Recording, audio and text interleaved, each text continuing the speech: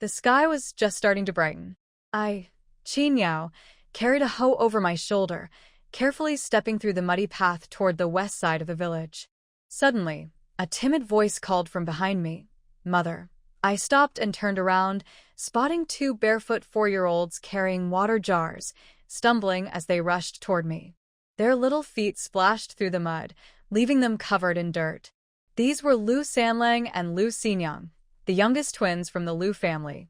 Early autumn's chilly wind blew through their thin, oversized hemp clothing, making their small, malnourished bodies shiver. "What are you two doing here?" I asked. Xinyang answered sweetly, "We brought you water, Mother." Sanlang, however, shot her a glare. "She's not our real mother." Second brother said we shouldn't call her that. Xinyang pouted, whispering, "But I want to call her mother." I sighed, feeling conflicted.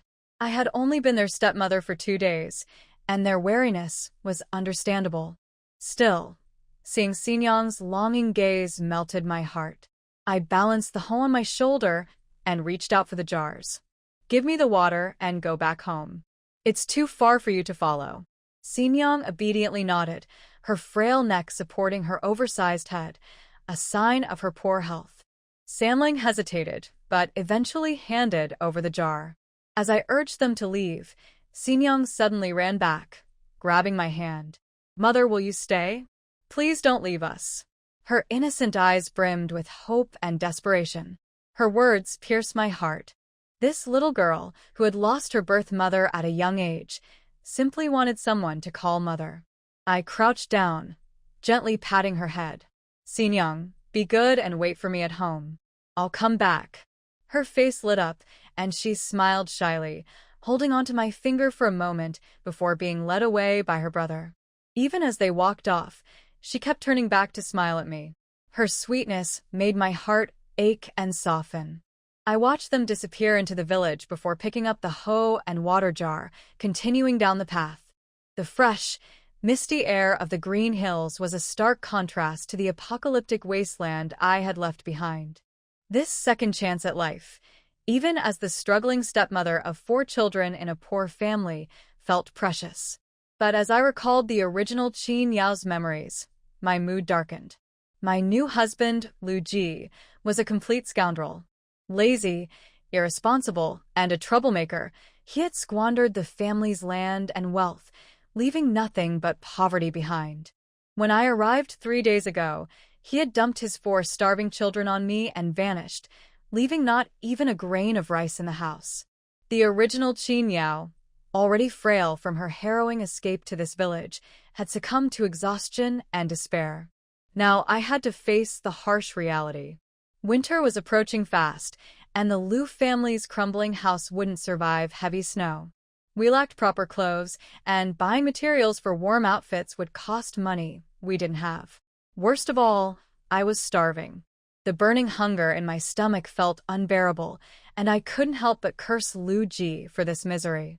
Still, I wasn't about to give up. I had a second chance at life, and no matter how hard it got, I resolved to make things better for myself and these children. We'd survive this together. I live in a village surrounded by hills, with fields carved out of the slopes. A small river runs through the center, and the surrounding mountains make the place feel isolated. It's not easy to get in or out. Today, I headed toward Lu Ji's farmland, which is far upstream and over a hill. As I walked along the riverbank, I entered the forest. Years of surviving the apocalypse made foraging second nature to me, and this forest felt like a treasure trove. The lack of zombies and mutated creatures here was a relief. However, my current body was much weaker than I anticipated. After just 10 minutes of walking, my legs wobbled and I had to stop and lean against a tree. Starving and lightheaded, I felt so desperate that even the dried leaves looked tempting to eat. Frightened by my own thoughts, I realized I needed food immediately. With some water from my jars, I regained a bit of strength. Hearing rustling nearby, I grabbed my hoe and followed the sound, only to watch a plump wild chicken escape, leaving behind a single feather, mocking me. Furious, I cursed Lu Ji in my heart. If he hadn't squandered everything, I wouldn't be starving like this. Thinking about those 4 kids at home, especially Xinyan's hopeful gaze this morning, gave me a burst of determination. I kept searching and stumbled upon a cluster of taro plants. The villagers avoided these, thinking their sap was toxic, but I knew better. I quickly dug out the taro roots, enough to weigh over 20 pounds. Too hungry to wait, I gathered dry wood and started a fire using my survival skills from the apocalypse. The taro roasted to perfection, its aroma filling the air. I devoured several, the soft, sweet texture soothing my burning stomach. Once full, I saved the rest and kept digging, eventually harvesting nearly 60 pounds of taro. Using vines, I fashioned a makeshift net to carry the taro, along with my hoe and jars, and began the trek back to the village. Along the way, I noticed the villagers' pitying looks. They probably thought I was pathetic, reduced to eating what they considered poisonous. But I didn't care. My priority was getting home to check on those kids. As I approached the dilapidated straw house, I heard shouting and crying. A crowd had gathered, and in the middle of the chaos was Lu Ji, my useless husband, being chased by villagers armed with hoes and sticks. He was hiding behind his 2 eldest sons, using them as shields. The boys, Daliang and Erlang, tried to protect him, even though he didn't deserve it. Seeing those kids pushed to the ground while their younger siblings wailed at the door filled me with rage. This man, who had failed them as a father, dared to use his children to save himself. I tightened my grip on my hoe and quickened my pace. It was time to step in and take control of this mess. The chaos began when a group of men chased after Lu Ji, my so-called husband, shouting about debts. He was running for his life, his patched gray robe flapping, his hair tied with straw coming undone. Even in his sorry state, his handsome face turned heads. But I wasn't fooled. His good looks masked the heart of a scoundrel. As they cornered him, a villager raised a knife to strike. Without thinking, I stepped in, grabbing the blade mid-swing and tossing the man backward. Everyone froze in shock, including Lu Ji, who quickly hid behind me, crying for help. But instead of helping him, I slapped him across the face. The sound echoed, and the crowd stood stunned. My anger flared as I looked at him, then at my stepchildren, 2 boys bruised on the ground, and the twins sobbing at the doorway. This man, well-fed and unharmed, had left us to starve. My patience snapped. Grabbing Lu Ji by the collar, I kicked him forward toward the angry debt collectors. "He's the one who owes you. Tie him up and take him," I said coldly, tossing them some rope. Lu Ji screamed, pleading that I was his wife, and we were supposed to support each other. I ignored him. They tied him up, and as he kept shouting, I stuffed a rag in his mouth. Looking at the men, I told them calmly, "Take him. If you can't get your money back, you're welcome to beat him to death. I won't stop you." The men stared, unsure if I was joking. "I mean it," I added, meeting their eyes with a deadly calm. My tone left no doubt. I wouldn't shed a tear if they followed through. With Lu Ji out of the way, I turned to my stepchildren. The boys had only minor injuries, and the twins clung to me, frightened but trusting. I reassured them, promising to protect them. As I held Xinyan's tiny hand, she called me mother, her voice filled with innocence and dependence. At that moment, I realized I had fully stepped into this new role. I wasn't just their stepmother. I was their protector, their anchor. No matter how hard it got, I would make sure these children had someone they could rely on. When the debt collectors asked if they should really take Lu Ji away, I nodded firmly. "Take him," I said, showing no hesitation. The men were shocked but didn't want to seem weak, so they carried him off, tied up like a bundle, despite his loud protests and struggles. The village kids, and even some adults, stared as this unfolded. Lu Ji, my so-called husband, wasn't just unloved. He was despised. Not even his children chased after him with much strength. When they tried, their frail bodies quickly gave up, leaving them standing helplessly near an old tree before returning quietly to watch me work. Shortly after, Lu Ji's father and brothers arrived, having been called back from the fields by a messenger. The old man's face was tense as he asked, "Where's Lu Ji?" I greeted them politely, calling each by name, then answered calmly. He went to pay his debts. His second brother didn't buy it. With what? He'd rather spend his last coin on peanuts than pay anyone. I looked at them all and said evenly, no money? Then he'll pay with his life. Their shock was immediate, but I wasn't in the mood to explain. I simply added, if you want him back, pay his debts yourselves. I have nothing to give. The truth of my words was plain to see in the state of the house, barely standing, with no food or money in sight. Even Lu Ji's youngest brother, Lu Fei, who was only 14 and known for his temper, grumbled that they shouldn't bother. Why should we? His wife doesn't even care, so why should we?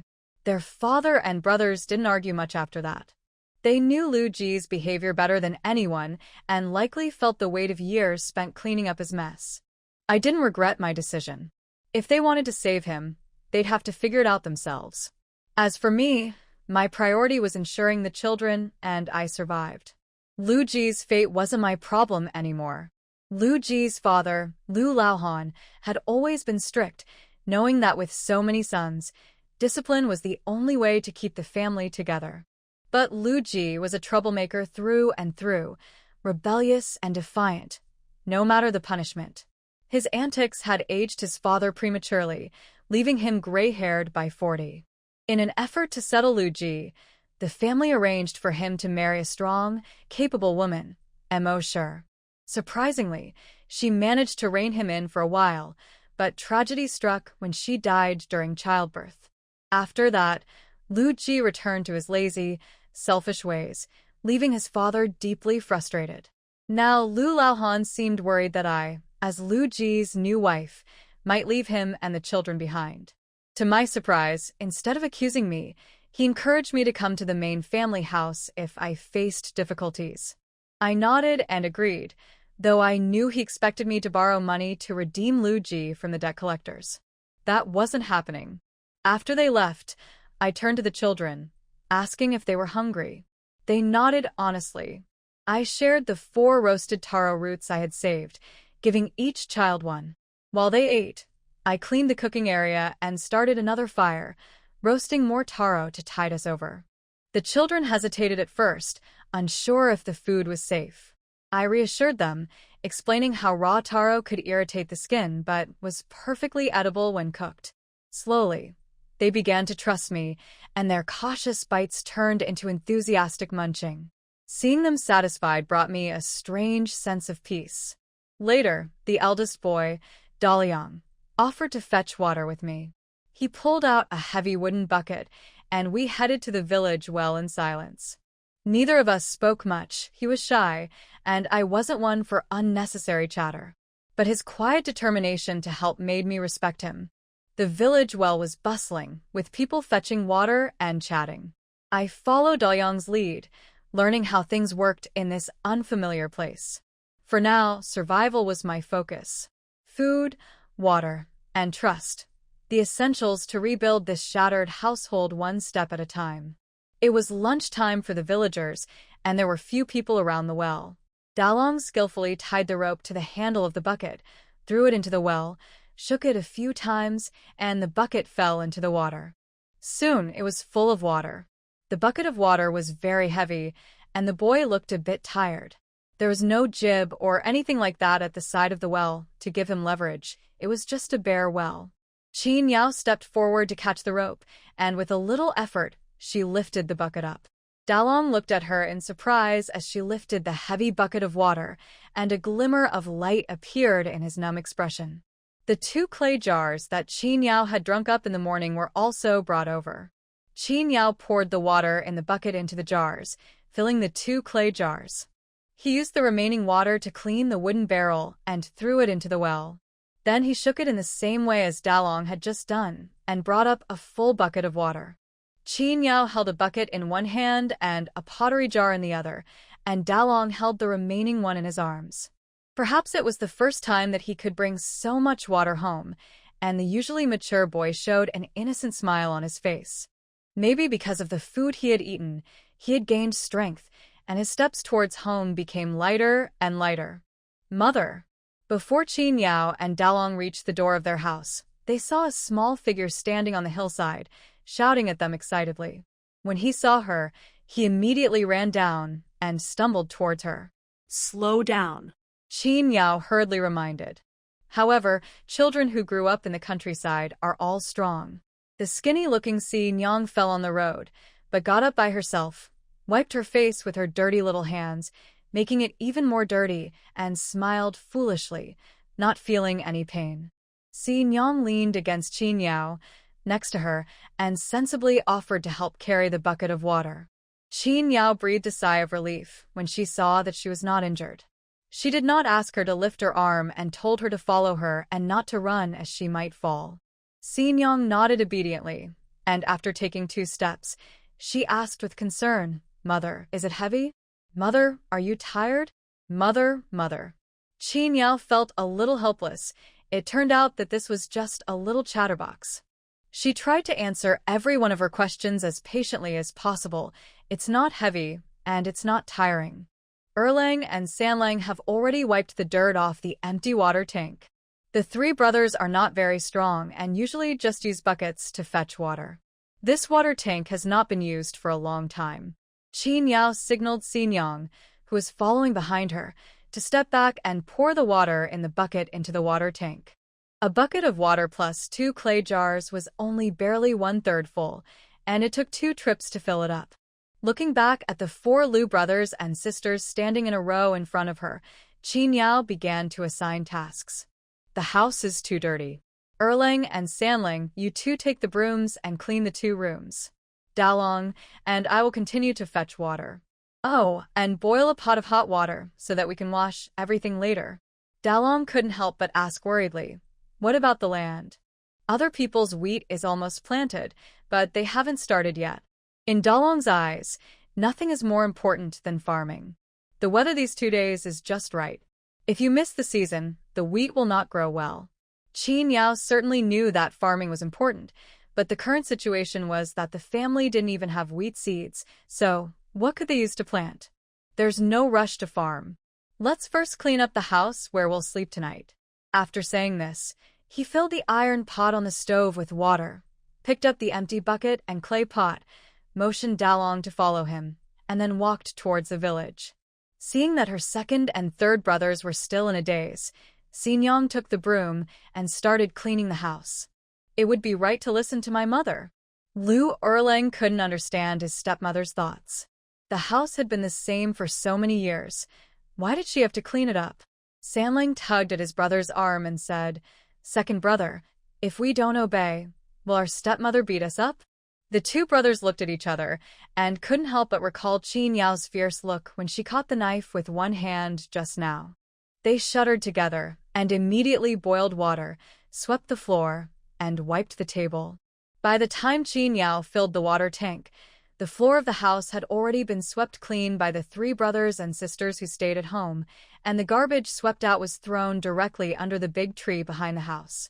A lame low table in the main room was also wiped clean, and the ground in front of the door was swept, leaving only the spider webs high up that were not cleaned due to height restrictions. Qin Yao checked it and was quite satisfied. The water in the pot had just boiled, so she took out a heavy old wooden basin from under the bed, added hot water, and called Si Nyang and Sanlang into the house to take a bath first. The sun is shining brightly now, so you won't catch a cold if you take a quick shower. The twins' hair had not been washed for who knows how long, and it was all tangled together. If Qin Yao had a pair of scissors, she would definitely cut it all off. Unfortunately not. Qin Yao helped Si Nyang take off her clothes and let Sanlang take them off by himself. Although they were only 4 years old, they had no mother or father to take care of them since they were young, so they had learned to dress and put on shoes by themselves a long time ago, and could even help their brother work in the fields. Si Nyang happily jumped into the basin of water, while Sanlang covered his clothes and hesitated. Qin Yao was in a hurry, and the sun didn't always stay in the sky. She said in a serious tone, "Sanlang, hurry up." She urged him on, moving her hands non-stop, pushing the baby into the water and rubbing it. It looked very ferocious, but she controlled the strength, and Si Nyang didn't feel any pain at all. But in Saburo's eyes, it was another horrifying scene. The child was covered in a thick layer of mud. The water turned muddy after just one wash. Qin Yao immediately went outside and ordered, "Delang, add some more water to the pot." He urged the kid in front of him again. "Come in." Samling's face flushed red. He covered his private parts with his two little hands, stepped into the basin, and looked like he was about to cry. Qin Yao was helpless. "Why are you crying?" "I don't eat people." Samling woohoo. "My stepmother is so scary." Qin Yao pulled up his arm and started rubbing the mud. She was sweating from the heat and only wanted to wash the two kids quickly. She didn't care about Samling's little mood. She finished the first wash for the two in no time. The family was so poor that they didn't even have a towel. Qin Yao could only let them continue to wear their dirty clothes. She took the dirty water out to pour it out, quickly changed it for a basin of clean hot water, and washed them again before she was barely satisfied.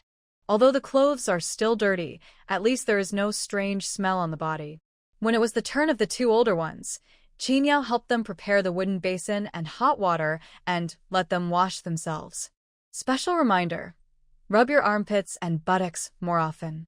You don't need toilet paper here, there is no paper and you can't afford it. Villagers mostly use leaves and sticks, picking them as needed. Those who are more careful will break the bamboo into 2-finger-wide bamboo pieces, slightly polish off the burrs, and break off a piece each time they use it. A long piece can be used for 5 or 6 days. Of course, the Liu family couldn't use bamboo strips given their conditions. Just now, she helped the two children take a bath, and the scene was so sad. Dalong and Erling's faces turned red, and they responded in a mosquito-like voice, saying "I know" and going into the house to take a shower. Seeing that there was still some water in the water tank, Qin Yao also used a wooden bucket to get some hot water, went into the house, and wiped herself. Although she couldn't take a bath, Qin Yao was satisfied just to wipe herself given the current conditions. After wiping her body, Qin Yao took a hatchet and went to the mountain behind the house to cut a few branches to make a simple clothesline while the sun was still shining. She took out the caked bedding at home, knocked it, and dried it in the sun to remove the musty smell and moisture. Qin Yao didn't stop for the whole afternoon and was busy around the house. After drying the bedding, take down the bedboards and the straw on the bed and take them to the door to dry. There was an episode in the middle. When Qin Yao was turning over the straw, she unexpectedly found a nest of dead mice from it. It was extremely exciting. After finishing all this, he used a bamboo pole to make a broom and went into the house to sweep the cobwebs and scrape the wall. The mud fell down, and the wall became visibly thinner. The quality of this tofu dregs is so great that even a heavy rain, let alone a heavy snow, can wash it away. What kind of life did you live in the past? Is this how people live? Qin Yao couldn't help but complain after her face was once again covered with dust from the fallen wall mud. This isn't the end of the world with natural disasters and zombies happening one after another. It's unbelievable that life could turn out like this. The Liu siblings, who had already washed themselves, blushed when they heard this and lowered their heads in shame. They curled up their bare feet and tried to dig the ground. Because their father Liu Ji didn't take care of things, the kids didn't know how to take care of themselves. The other children in the village didn't want to play with them because they thought they were dirty and smelly. Even if they did nothing but walk closer to everyone, they would still be scolded. Having grown up in such an environment full of malicious discrimination, the 4 brothers and sisters were very sensitive and couldn't help but think too much. They felt that Qin Yao despised them and silently took 2 steps back. After doing all this, he turned around and saw 4 children looking at him with shame and anger. What's wrong? Qin Yao was a little confused. She didn't mean to them, did she? The 4 siblings all shook their heads. Qin Yao wiped her sweat, put her hands on her hips, and asked Dalong, "Do you know where I can find some dry straw?" Dalong nodded and asked Qin Yao what she wanted the straw for. Qin Yao speechlessly pointed at their bare feet and the rotten straw sandals on her feet that could fall apart at any time. Dalong understood, and Erlang, Sanling, and Xin Yang's eyes lit up. Was their stepmother going to make straw sandals for them? In the late apocalypse, resources are scarce, and even a pair of shoes can become a fought for resource. There was an old man living next door to Qin Yao who specialized in making straw sandals and selling them in exchange for supplies. When she finished her tasks and had some free time, she learned a few tricks from him. Although not as exquisite as those sold on the market, it is completely fine for daily wear. Qin Yao followed Dalong and Erling, sneaking like thieves to the rice field that old man Liu had just harvested. There were still a few piles of straw that had not been moved back in time. Qin Yao raised her eyebrows. Is it okay to just take it away? Dalong didn't say anything, but from his skillful hand speed, it could be seen that he often did this. Erlang said confidently, Dad said that what belongs to Grandpa is his, and what belongs to him is what belongs to us brothers. It is only natural to take what belongs to our family. Qin Yao stared in astonishment. What a mess Lu Ji was teaching. But looking at the handful of straw in her arms, Qin Yao chose to shut up. Signaling to the two brothers to hurry up, the three mothers each held a handful of straw and disappeared in the field in a short while. Lu Ji's home is remote, and when they got near his home, the three of them slowed down their pace. The main reason was that the two younger ones behind Qin Yao could not keep up and were panting, as if they were about to die. The taro they had just eaten at noon was completely digested after this trip. How come you run so fast? Dalong asked curiously, panting. Qin Yao answered seriously, because I am older than you and have longer legs. Dalong didn't believe it, but he didn't dare to ask more questions. Erling took a breath and took 2 quick steps to catch up with Qin Yao. Will you make shoes for us? Can you also weave straw sandals? This job is only done by the elderly in the village. He and his brother tried to learn it secretly before, and were almost beaten. Qin Yao suddenly stopped. The two brothers following behind her hurriedly stopped and avoided bumping into her stomach. But his tanned face was still a little red. What happened? Qin Yao held all the straws in one hand and used her free hand to slap one of them on the head. What are you talking about? You are so rude. You should call me Auntie. The two of them were stunned for a moment, then felt relieved and called out, Auntie. Qin Yao smiled with satisfaction. That's good enough. Now that we're home, put down the straw and help me tear off the crispy outer layer, leaving only the strongest part in the middle. The two brothers said, oh, and put the straw under the eaves. They are all very obedient children. Qin Yao is secretly satisfied. In fact, if they are asked to call her mother, not only will they be unhappy about it, but they themselves will also feel uncomfortable. The title of aunt is fine. Sanlang and Xinyang, who were waiting for them in the house, heard the noise at the door and opened the door and walked out. Qin Yao called the brother and sister and asked them to call her aunt from now on. Sanlang was a little confused. Didn't he have to call her mother? Erlang glared at his younger brother and said, Idiot, just call her auntie, it's fine. They have their own mother. Who would call a woman they don't know as mother? De Lang patted the straw fragments on his hands, came to Sanlang and Xinyang, and urged them. Sanlang, Xinyang, call me auntie. Sanlang said, Auntie. After receiving his task, Sanlang smiled shyly, nodded, and happily picked up a small piece of firewood as a stick. He stood beside the straw pile and watched them carefully. Xinyang suddenly rushed over, hugged Qin Yao, and cried, I want my mother, I want my mother, I want my mother. Dalong looked at Qin Yao awkwardly. His sister was too young to reason with him. Besides, Qin Yao was right in front of him and was just about to make straw sandals for them. But he said that she was not their mother and asked his sister to stop making a fuss. It didn't seem good either. Qin Yao sighed softly, waved her hand to signal the embarrassed boy in front of her to tear the straw, and gently pulled the small pendant on her thigh away, coaxing her. You can call me mother, call me auntie, whatever you want. Just be good, okay? Xinyang immediately raised her little hand to wipe away the tears on her face and smiled brightly at Qin Yao. Yeah. Xinyang is such a good child. Qin Yao gently wiped the tears from her face, pointed at the threshold, gave her a handful of straw as a toy, and told her to sit still and watch everyone work and not to run around. There is no yard or fence at home, and the children can run away in the blink of an eye. I have to keep them under close watch to feel at ease. After settling the younger one down, Qin Yao led the two older ones to start making straw sandals. There are special racks for making shoes, but the current conditions do not allow it. Qin Yao used a hatchet to cut a few branches and used them as supports, which she could use to weave. To make straw sandals, you must first process the straw and weave it into thin straw ropes before you can put it on a frame to weave it into straw sandals. Dalong and Erlang were not very strong, and the ropes they made were very loose. The only thing they could help with was the pre-processing of the straw, and Qin Yao had to do the rest of the work by herself. Qin Yao spent the entire afternoon twisting the rope, her palms almost sparking from the twisting, before she finally finished twisting all the straw she had brought that day.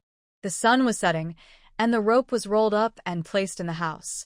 Qin Yao didn't even have time to drink a sip of water before she immediately asked the children in the house to bring the fluffy bedding and straw back to the house and remake the two beds.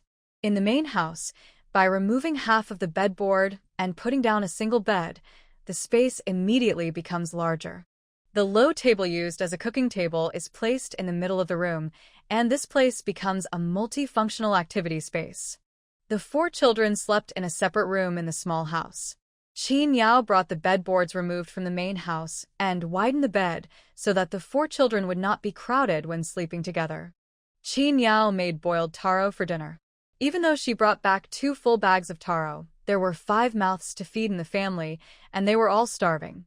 After 2 meals, only half of the 50 kilograms of taro was left. This was because Qin Yao restrained herself and didn't dare to eat more. Otherwise, if she was only 80% full, she wouldn't have had even half of the food left. After Lu Dalong and his companions had eaten their fill, they discovered that there was only a little food left, and they regretted not having restrained themselves. Qin Yao didn't think too much about it. There were still a lot of taro in the mountains. If she dug them all up, they should be enough to eat for a month. In the short term, she doesn't have to worry about starving to death. That is, taro cannot be stored under the current temperature and humidity conditions and can only be dug when it is needed to be eaten. Qin Yao was glad that no one here ate it, otherwise the free food would have been wasted. At night, Qin Yao, who had eaten and drunk her fill, began to weave straw sandals in front of the torch. I felt a little unfamiliar at first, but after I became proficient, my hand speed became very fast. The twin brother and sister yawned continuously. Qin Yao asked them to go to bed, but they refused. They stared at the straw sandals in her hand, waiting to put on new shoes. Qin Yao felt both distressed and helpless, so she just let them go. The villagers here have no nightlife at all. In order to save on lighting costs, they go to bed when it gets dark. Lu Ji's home was in a remote area, and it was quiet all around. Only the occasional howling of wild animals in the mountains could be heard. It might be because of this atmosphere that Dalong and Erlang suddenly remembered their rascal father, who was carried away. They glanced at Qin Yao weakly, wanting to say something but stopping themselves. Finally, Dalong couldn't help it. When he was about to ask Qin Yao when she would go to redeem his father, Qin Yao finished the first pair of straw sandals and handed them to him. Adults and young should follow the order of seniority. This pair should be given to Dalong first. Qin Yao said, then picked up the straw rope and continued to weave the second pair. She was very tired that day, so after knitting one more pair for herself, she was ready to rest. Dalong was about to ask, but he held it back. However, seeing the pair of tightly woven straw sandals that looked sturdy and comfortable to wear, the young boy took them off the table in surprise and put them at his feet to show them off under the envious gazes of his younger brothers and sisters. I don't know whether Qin Yao did it intentionally or unintentionally. The size is just right. This is a pair of straw sandals. Although they are far inferior to cloth shoes, they are the best for Dalong, who has almost no shoes to wear. He picked up the straw sandals, looked at them again and again, and finally held them in his arms, cherishing them, planning to wash his feet and wear them again tomorrow. Although Erlang and the other two were envious, they knew they all had a share, so they waited patiently. Unfortunately, Qin Yao only made 2 pairs tonight. The 3 siblings could only go back to their room to sleep with regret, looking forward to tomorrow. The next morning, Lu Dalong was awakened by the noise of her getting up and wanted to go with her, but Qin Yao refused. It would be faster for her to go alone, but if Lu Dalong went with her, she would have to spare some energy to take care of him. Qin Yao went early and came back early, digging 2 bags of taro. Her goal at this stage is to get better as soon as possible and let the wild beasts in the mountains go for now, waiting for her to recover and get all the equipment before coming back. So, after digging 3 days' worth of taro, we decided to go down the mountain. After all, the body is the capital of revolution, and we cannot treat it too badly now. The children at home had already prepared breakfast and would not eat until she came back. This was beyond Qin Yao's expectations. She didn't expect that the 4 brothers and sisters would prepare dinner for her. Maybe it was because she brought the food back, so she was assumed to have the right to distribute it. Half of the taro left over from yesterday was cooked, weighing about 8 or 9 pounds. Qin Yao took the bulk, and the 4 children divided it according to their appetite. Si Nyong stayed close to Anyang and fed her from time to time. Qin Yao took a small bite, and the little girl smiled with her eyes curved. She leaned her little head against her back and happily ate the sweet and sticky taro in small bites. After finishing breakfast, Qin Yao picked up the straw rope and started the day's craft work under the expectant looks of Erling and his 3 children. This time I had more time, so I finished making 3 small straw sandals in one day and also made an extra pair in adult size. Several children washed their feet very carefully, put on new shoes, and walked around the yard with contented looks on their faces. There was an unconscious hint of closeness in the look they gave their stepmother Qin Yao that they themselves did not even notice. Erling walked over wearing new shoes, looked at the extra pair of straw sandals, and asked tentatively, "Annie, can I take these shoes to the village to sell them?" Qin Yao's first reaction was surprise. "Can this be sold?" Erling was not sure, but he wanted to give it a try. "Even if I can't sell it for money, it's good to be able to exchange it for some vegetables for my family." Qin Yao didn't expect that this boy had such a business acumen. It might be that poverty forced them to learn how to survive early on. Qin Yao nodded and agreed. Erling greeted his eldest brother and the twins with surprise. The 4 siblings carefully held a pair of straw sandals and walked towards the busiest well in the village. The water tank at home was empty again. Qin Yao picked up the lonely bucket in the corner, locked the door, followed the 4 brothers and sisters, and fetched a bucket of water. She did not expect the 4 siblings to be able to sell the straw sandals, but she did not interfere and just watched secretly. Unexpectedly, after Erling shouted for a while, some people actually came to look at the straw sandals, and after some bargaining, they exchanged them for a bunch of green vegetables and a loofah. The 4 brothers and sisters were delighted and ran to Qin Yao with the vegetables they had exchanged to claim credit. Qin Yao smiled and raised her thumbs up to the 4 people. Looking at the back of the woman who changed her straw sandals, an idea came to her mind. Perhaps she could make a few more pairs of straw sandals and exchange them with the villagers for some daily necessities. They may have extra necessities such as oil, salt, sauce, vinegar, tea, pots, pans, and seasonal vegetables grown by farmers themselves, but she has an urgent need for these things. Qin Yao had already complained enough about Lu Ji's family's poverty yesterday. There were not even 5 complete pairs of bowls and chopsticks in the whole house, and there was only 1 bucket for fetching water. The water tank was extremely small, so she had to fetch water 4 or 5 times a day to get enough water, which was a complete waste of time. Let's set a small goal first and return with a wooden barrel and a shoulder pole. Early in the morning, Qin Yao stood in front of the 4 brothers and sisters with her hands behind her back and gave a serious speech, just like a military training instructor. Dalong and Erling nodded seriously, full of enthusiasm. The twin brother and sister were still young, and they nodded their heads confusedly, looking ready for battle. Qin Yao smiled and looked at Dalong and Erling. "Let's go to your grandfather's field to borrow some straw first, and then pay him back when we make money. What do you think?" The 2 brothers looked at each other, and without any hesitation, turned around and ran towards Old Man Lu's fields. There are 5 people in the family, and the division of labor is strict. Dalong and Erling were responsible for transporting the raw materials, Sanlang and Sinyang were responsible for pre-processing, and Qin Yao was responsible for twisting straw ropes. In less than a day, a large roll of straw rope was piled up in front of the door, enough to make at least 10 pairs of straw sandals. When the sun set, Dalong and Erlang ran back breathlessly and empty-handed to report, "Auntie, all the straw in the field has been moved." At the same time, in the Liu family's old house, Old Man Liu brought a bowl of bitter tea with a few froths floating in it, sat on the doorstep, and looked towards the east end of the village. After a while, two figures, one big and one small, ran over from there. "Master, all the straw in our fields has been stolen." The boy shouted angrily before he even got close.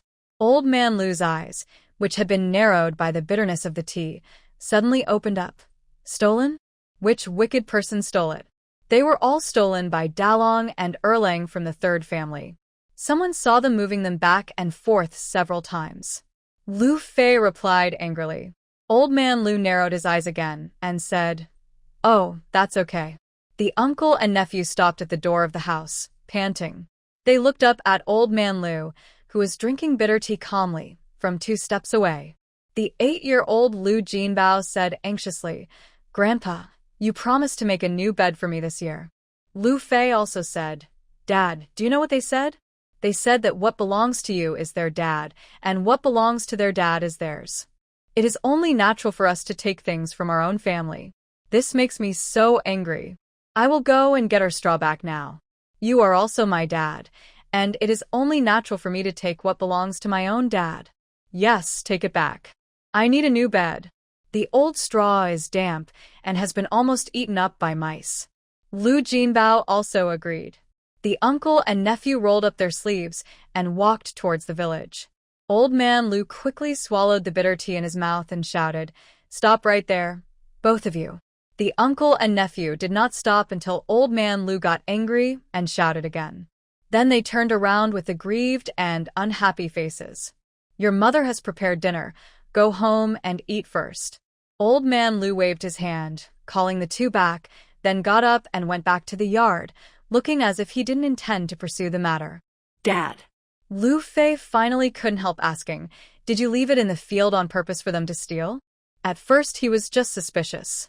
After the rice was harvested, it was taken home to dry in the sun, and he was afraid that it would be stolen by those cunning people in the village. But my father insisted on keeping 1 acre of land, saying that he should focus on the wheat in the field first, and there would be no need to worry about harvesting it later. Now it seems that it was deliberately left for the third brother's family to steal. Then I saw that the old man didn't refute it and felt guilty. Liu Fei was furious, aggrieved, and angry. He chased after Old Man Liu and started to criticize his father. "We don't have enough straw to make a bed. The straw under Jinbao's bed has been eaten by mice. It's getting cold. How can we sleep on that bed? It's fine if you don't feel sorry for him, but Jinbao is the eldest grandson in our family. Don't you, as a grandfather, feel sorry for him?" He never got stuck and could speak in one breath without giving you a chance to interrupt him. Old Man Liu tried to hold it in, but he couldn't help it. Suddenly, he turned around, raised the bitter tea bowl in his hand, and was about to throw it at him. "You little rascal! How dare you talk to your father like that? I can do whatever I want with my land. Why do I need you to bother with me?" Liu Fei puffed out his chest and questioned fearlessly, "Dad, why are you so biased? What's so good about Liu Lao-san?" Old Man Liu's eyes bulged instantly. "What's good about him?" "He's bad in every way. I wish I had never given birth to this evil son." At the end, he added, "And you, Liu Fei, this evil creature, if you talk back to me again, I will beat you to death for being such an unfilial son who disobeys his elders." After saying that, he raised the tea bowl and was about to beat Liu Fei. Fortunately, the family members came over and separated the two of them, and Liu Fei escaped. Old Man Liu sat in the main hall angrily. His stepwife Zhang winked at her youngest son, telling him to go inside and stop arguing with his father. At the same time, she leaned on Old Man Liu and sighed, "I know you are worried about the third son. The third son is really something. He has to pick on Lin or Bao when he can pick on anyone else. But it's a good thing that it's Lin or Bao. I've never heard of anyone dying because of debts they couldn't pay. They were all sent to the farms or mines to work as collateral to pay off their debts. This third brother has been a rascal for so many years. It's time to let him suffer a little." Maybe his character will change. If it were an ordinary stepmother, she would not dare to say such words, for fear that the old man would think that she was unkind and wanted to harm the children in the family. But Zhang had been in the Liu family for 16 years. Except for the eldest son Liu Bo, who was old enough to support himself, the rest of the children, Liu Zhong and Liu Ji, were all raised by her. The grace of raising them was there, and she was even more grateful to them than her own children. If he didn't really want to do good for Liu Ji, he wouldn't have the heart to teach him a lesson. Zhang had already guessed about the straw in the field, but she didn't say anything. The weather was getting colder, and the third brother's family had only a new daughter-in-law who had just arrived and knew nothing. If they didn't leave some straw for them, how would they survive the coming winter?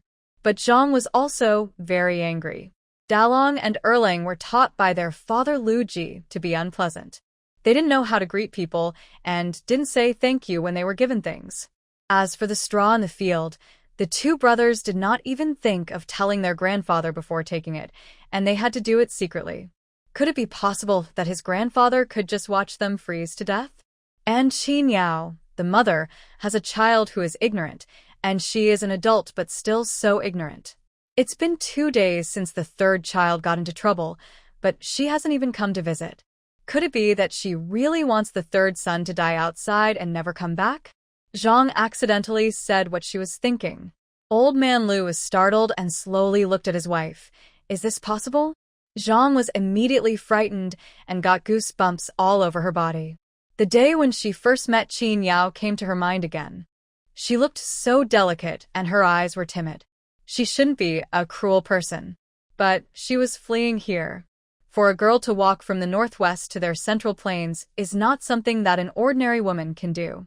Having seen so many dangers, what if my heart has become hardened? Finished. Old man Liu and Zhang looked at each other and had a bad feeling. The two daughters-in-law prepared the meal and asked their parents-in-law to come over for dinner. They had been busy planting winter wheat these days, and the men in the family had been exhausted, so the two daughters-in-law made the meal a little more sumptuous. Usually it was porridge with bran steamed bread, but today, in addition to that, there was also a big bowl of egg and loofah soup. Jin Bao, the son of Liu Bo's family, and Jinhua, the 5-year-old daughter of Liu Zhong's family, held the half bowl of egg soup they were given and drank it with snorting gusto, finding it so delicious. The other people in the family were also very happy, and the bitterness of hard work was much less. Only Old Man Liu and Mrs. Zhang had no appetite for the fragrant egg soup. All they could think about was what Qin Yao, the new daughter-in-law of the third brother's family, was doing at the moment. The more she thought about it, the more frightened she became. Zhang put down her bowl and sent her eldest grandson, who had already finished his egg soup, Jin Bao, go to your third aunt's house and see what they are doing. Come back and tell me. Liu Jinbao responded with an "oh." Before leaving, he thought of the straw and looked at Liu Fei again. Uncle, should we go to Uncle San's house to get some straw? Liu Fei scooped up another half bowl of egg soup and ate it with a steamed bread made of fine bran. He ate a mouthful of soup and a mouthful of steamed bread, chewing it like an enemy, and ignored him. When Liu Jinbao came stealthily, Qin Yao was preparing dinner in the almost open-air kitchen. Today, she exchanged a pair of straw sandals for a handful of green vegetables and a loofah. Qin Yao, who hadn't eaten fresh vegetables for a long time, was drooling. Light a fire and set the pot on the stove. Pour a ladle of water in. When the water boils, add the loofah and half a handful of washed green vegetables and stew a vegetable soup. She hasn't cooked for 10 years. In the apocalypse, everyone eats dry food and only boils a pot of water occasionally to make instant noodles, so Qin Yao's cooking skills are basically non-existent. But looking at that pot of soup, Liu Dalong and his two siblings stared with wide eyes and swallowed their saliva, as if there was some delicious food cooking in the pot. There was no oil, salt, sauce, or vinegar at home. Qin Yao found a small clay jar with a layer of salt crystals on the wall. She scalded it with boiling water and dissolved it into the pot, and it barely had some flavor. Take a spoonful with a wooden spoon and taste it. The vegetables grown by the farmer are indeed different from those grown in the greenhouse. The soup is sweet and fresh, and it is surprisingly delicious. Mother, is it delicious? Xingyang asked eagerly, swallowing her saliva. Qin smiled at them and motioned to Dalong and Erlang to prepare the bowls and divide the pot of soup into 5 portions, 1 bowl for each of the 5 members of the family. On an autumn night, there is nothing more satisfying than drinking a bowl of steaming vegetable soup with cooked taro. Samling whispered, "Brother, it would be nice if we could drink vegetable soup and eat taro every day." Dalong touched his brother's head and told him to eat quickly and not to think too much. Erlang glared at his brother and said, "You are useless. Are you satisfied with a bowl of vegetable soup?" "I am not. I want to eat white rice with fatty meat in the future." Qin Yao thought he was going to talk about his great ambitions, but after hearing that, she raised her eyebrows. Just this? However, considering the living standards of the villagers in Liujia village, white rice and fatty meat are already the best. In a family like Old Man Lu's, even during festivals, they may not be able to eat a full bowl of white rice and 2 slices of greasy meat. After the meal, Qin Yao asked the 2 older ones to help the 2 younger ones wash up, and then come over to help her make straw ropes. Although the 2 brothers are not very strong, after some practice they can make a useful rope. Qin Yao picked up the simple homemade stand and began to weave straw sandals by the firelight. In the past, to save trouble, I made toe-thong straw sandals. They were fine for daily wear, but if I really wanted to work in the fields, I couldn't wear them with exposed toes. So, this time she was going to weave straw sandals that could wrap the feet. As the work becomes more refined, the speed naturally slows down, but considering the market conditions in Liujia village, Qin Yao would rather spend more effort. If the products in Liujia village cannot be sold, they can be sold in other villages, and there will always be people who will buy them. In fact, there are many people in the village who can weave straw sandals, but not many have the free time to do so. In addition, it is the busy autumn planting season, and every household is trying their best to compete with God for the season, which allowed Qin Yao to take advantage of this opportunity. As for the 2 acres of land of Lu Ji's family, let's talk about it later. Having enough food is more important right now. The taro in the mountains is not enough to support them through the winter. Thinking of this, Qin Yao didn't care about the burning sensation in her palms and sped up her weaving. Lu Ji's home is not far from the river bank. The sound of gurgling water is clearly audible.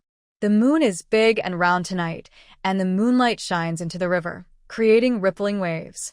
The mountains were quiet. Qin Yao took a deep breath and her heart calmed down involuntarily. She really likes her current environment. Although I still couldn't sleep well at night and would jump up reflexively at the slightest noise, I felt lucky as long as I came to my senses and realized that I was no longer in the end of the world. Qin Yao raised her eyes and looked towards the river. She saw a small figure staggering towards the village in the moonlight. In fact, she noticed the boy as soon as he approached.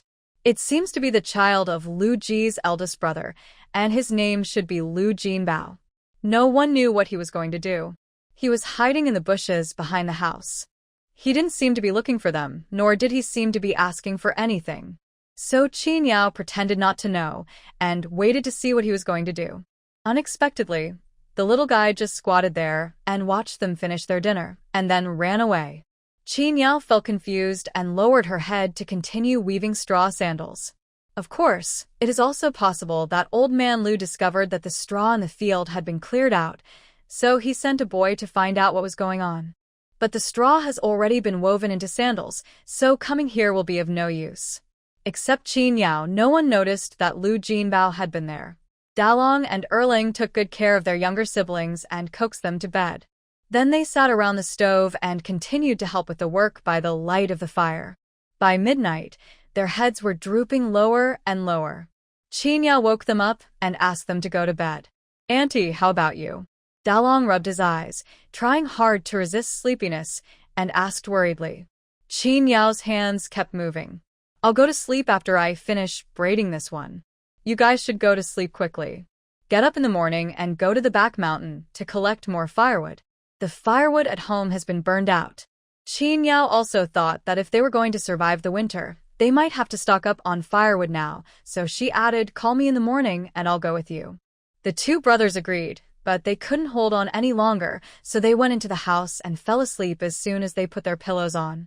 When Qin Yao finished knitting the fourth pair of shoes, the last flame in the stove went out. She put away the 4 pairs of men's straw sandals she had made and put them in the house, bolted the door, and then fell into a deep sleep in the last of the moonlight. This sleep felt very short. Before I could finish my dream, there was a cautious knock on the door. "Auntie, auntie?" The 2 brothers were calling quietly at the door, but if Qin Yao hadn't been alert and had a light sleep, she wouldn't have heard them. "Wait a minute, I'll be right there." Qin Yao responded, and reluctantly sat up from the not-so-comfortable bed. She patted her face to wake herself up, put on her shoes, tied her hair, picked up the rope of the hatchet, and walked out of the room. There was a tattered little backpack at home, and Dalong was already carrying it on his back. The mountains here are very dangerous for the 2 brothers. They dare not go into the mountains to collect firewood, but just pick up some fallen branches that others don't want at the foot of the mountain. When they had time, they would pick up a backpack. The 2 brothers would carry it on their back while the other held it and take it home to burn for 2 days. "Because I can't take much each time, and I can't stockpile firewood like other families do." On the way to the foot of the mountain, Qin Yao asked curiously, "How did you spend the winter in previous years?" Erling looked at his brother, then at Qin Yao, and then he said tentatively, "There is a charcoal cellar in the village.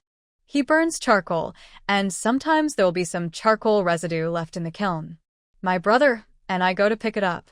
"Picked it up?" Qin Yao curled her lips. "I'm afraid it wasn't stolen?" The 2 brothers were suddenly speechless. Qin Yao looked at the 2 of them and warned them seriously, "Don't steal other people's things anymore. Let's store more firewood ourselves. There's no need to do these things anymore." The 2 brothers, whose self-esteem had been pierced, were still unaware at this moment. When they saw many more broken branches under the woods ahead, they happily ran over to pick them up. Qin Yao stopped the 2 men and asked them to come back and go up the mountain with her. There are only a few small animals in the small forest where villagers chop firewood. As long as the adults keep an eye on them, it is safe. Dalong and Erlang were a little confused, but still followed her up the mountain. Qin Yao first cut 2 branches to make a tripod for Dalong, and then went deeper into the forest to chop wood with a knife. She was very fast, throwing firewood as thick as a child's arm one after another from the grass, and soon she had accumulated a pile. Dalong and Erlang looked at each other in surprise. It was a lot of firewood, but soon they realized that it was too much. Well, the stepmother must be planning to cut more and then carry them back home slowly. She took 2 steps on the spot and felt that the weight was still not enough, so she picked a few pieces of firewood from Dalong's firewood rack and stuffed them in.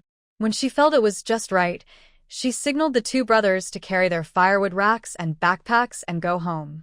Dalong had never seen a 3-legged firewood rack. The villagers tied the firewood together and carried it around. Those who were strong would carry it on their shoulders. He had never seen a fork like this used. Qin Yao had no choice but to put down the load, pick up the firewood rack and place it on Dalong's small shoulders, letting him hold her feet on both sides. The firewood weighing more than 10 pounds was dispersed by the firewood rack from a single point to the entire shoulder. Dalong was surprised to find that it was much easier to carry. The backpack was filled with fine firewood that Qin Yao had chopped in advance. It was useful for starting a fire. Although the basket looked full, it was actually not heavy, only about 8 or 9 pounds. It's totally possible for Erlang to carry it on his back. "Can we go now?" Qin Yao asked. The 2 brothers nodded, feeling the joy of harvest. Especially when he saw the 2 large bundles of firewood on Qin Yao's shoulder pole, he was both surprised and impressed. They have never seen anyone who bears more responsibilities than their stepmother. The mother and her 2 sons came down from the mountain and had to pass through the village fields to get home. The villagers first noticed the firewood across Dalong's shoulders. When they got closer, they found that there was a fork on the firewood. Dalong was holding his 2 extended legs and carrying them on his shoulders so that he could walk easily. Why didn't they think of making a firewood rack before? It doesn't look difficult, just a piece of wood across 2 branches. It saves effort on the shoulders. Then, his attention was unconsciously drawn to 2 large bundles of firewood that were moving by themselves. That bundle of firewood was equivalent to 2 bundles of others, weighing at least 250 to 260 kilograms in total. Oh, isn't that the new young lady from Lu Laosan's family? The villagers discovered that there was another person in the 2 mobile firewood rooms, but because of his thin body, he was blocked by the firewood. What surprised them even more was that this person was actually Qin Yangzi from Lu Laosan's family. How can she be so strong? The villagers in the field stared blankly as the mother and her 2 children walked past them. Only when they disappeared from view did they slowly drop their jaws in surprise. Later, the news that Lu Laosan had married a strong woman spread throughout the village. In the evening, when Qin Yao led the 4 brothers and sisters to set up a stall near the village well with the straw sandals they had made, she had already become the powerful female demon in the villagers' mouths. At this time, everyone had finished their farm work in the fields, and there was still some time before dinner, so they all liked to gather at the village well to rest for a while, and there were quite a lot of people. Some children were playing under a big tree near the well. When they saw Qin Yao appear, they screamed, "Ah!" and ran away in all directions. They hid behind their parents and grandparents, looking at her with fear and curiosity. Qin Yao raised her eyebrows. What a coincidence. This was a good spot for her to set up a stall. Put it on. Qin Yao raised her chin towards the 4 WIFF signalmen standing in a row in front of her. Sanlang and Si Nyong spread the tattered straw mat they had brought from home under the tree. Dalong and Erling took off the 10 pairs of straw sandals strung in their arms and spread them out. Qin Yao tidied it up again, put a wooden sign on the ground, and wrote a few words in black charcoal. Straw sandals are 3 cents a pair. Clap your hands and you're done. Although they were afraid of the powerful female demon, the villagers couldn't help but gather around out of curiosity to see what the mother and her 5 children were doing.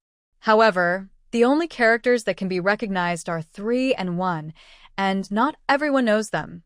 Only a few people know them. Qin Yao patted Erlang on the shoulder. After observing him for the past few days, she found that Erlang was the most shameless and the most outspoken boy.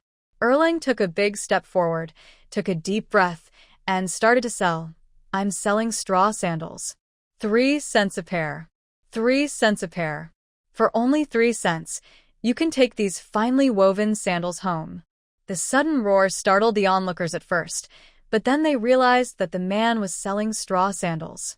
Erlang continued to shout at the top of his voice, 3 cents. You won't suffer any loss. You won't be cheated. Just 3 cents. Just 3 cents can take away the comfortable and durable finely woven straw sandals. If you don't have money, you can exchange it for something else. 3 cents for a pair.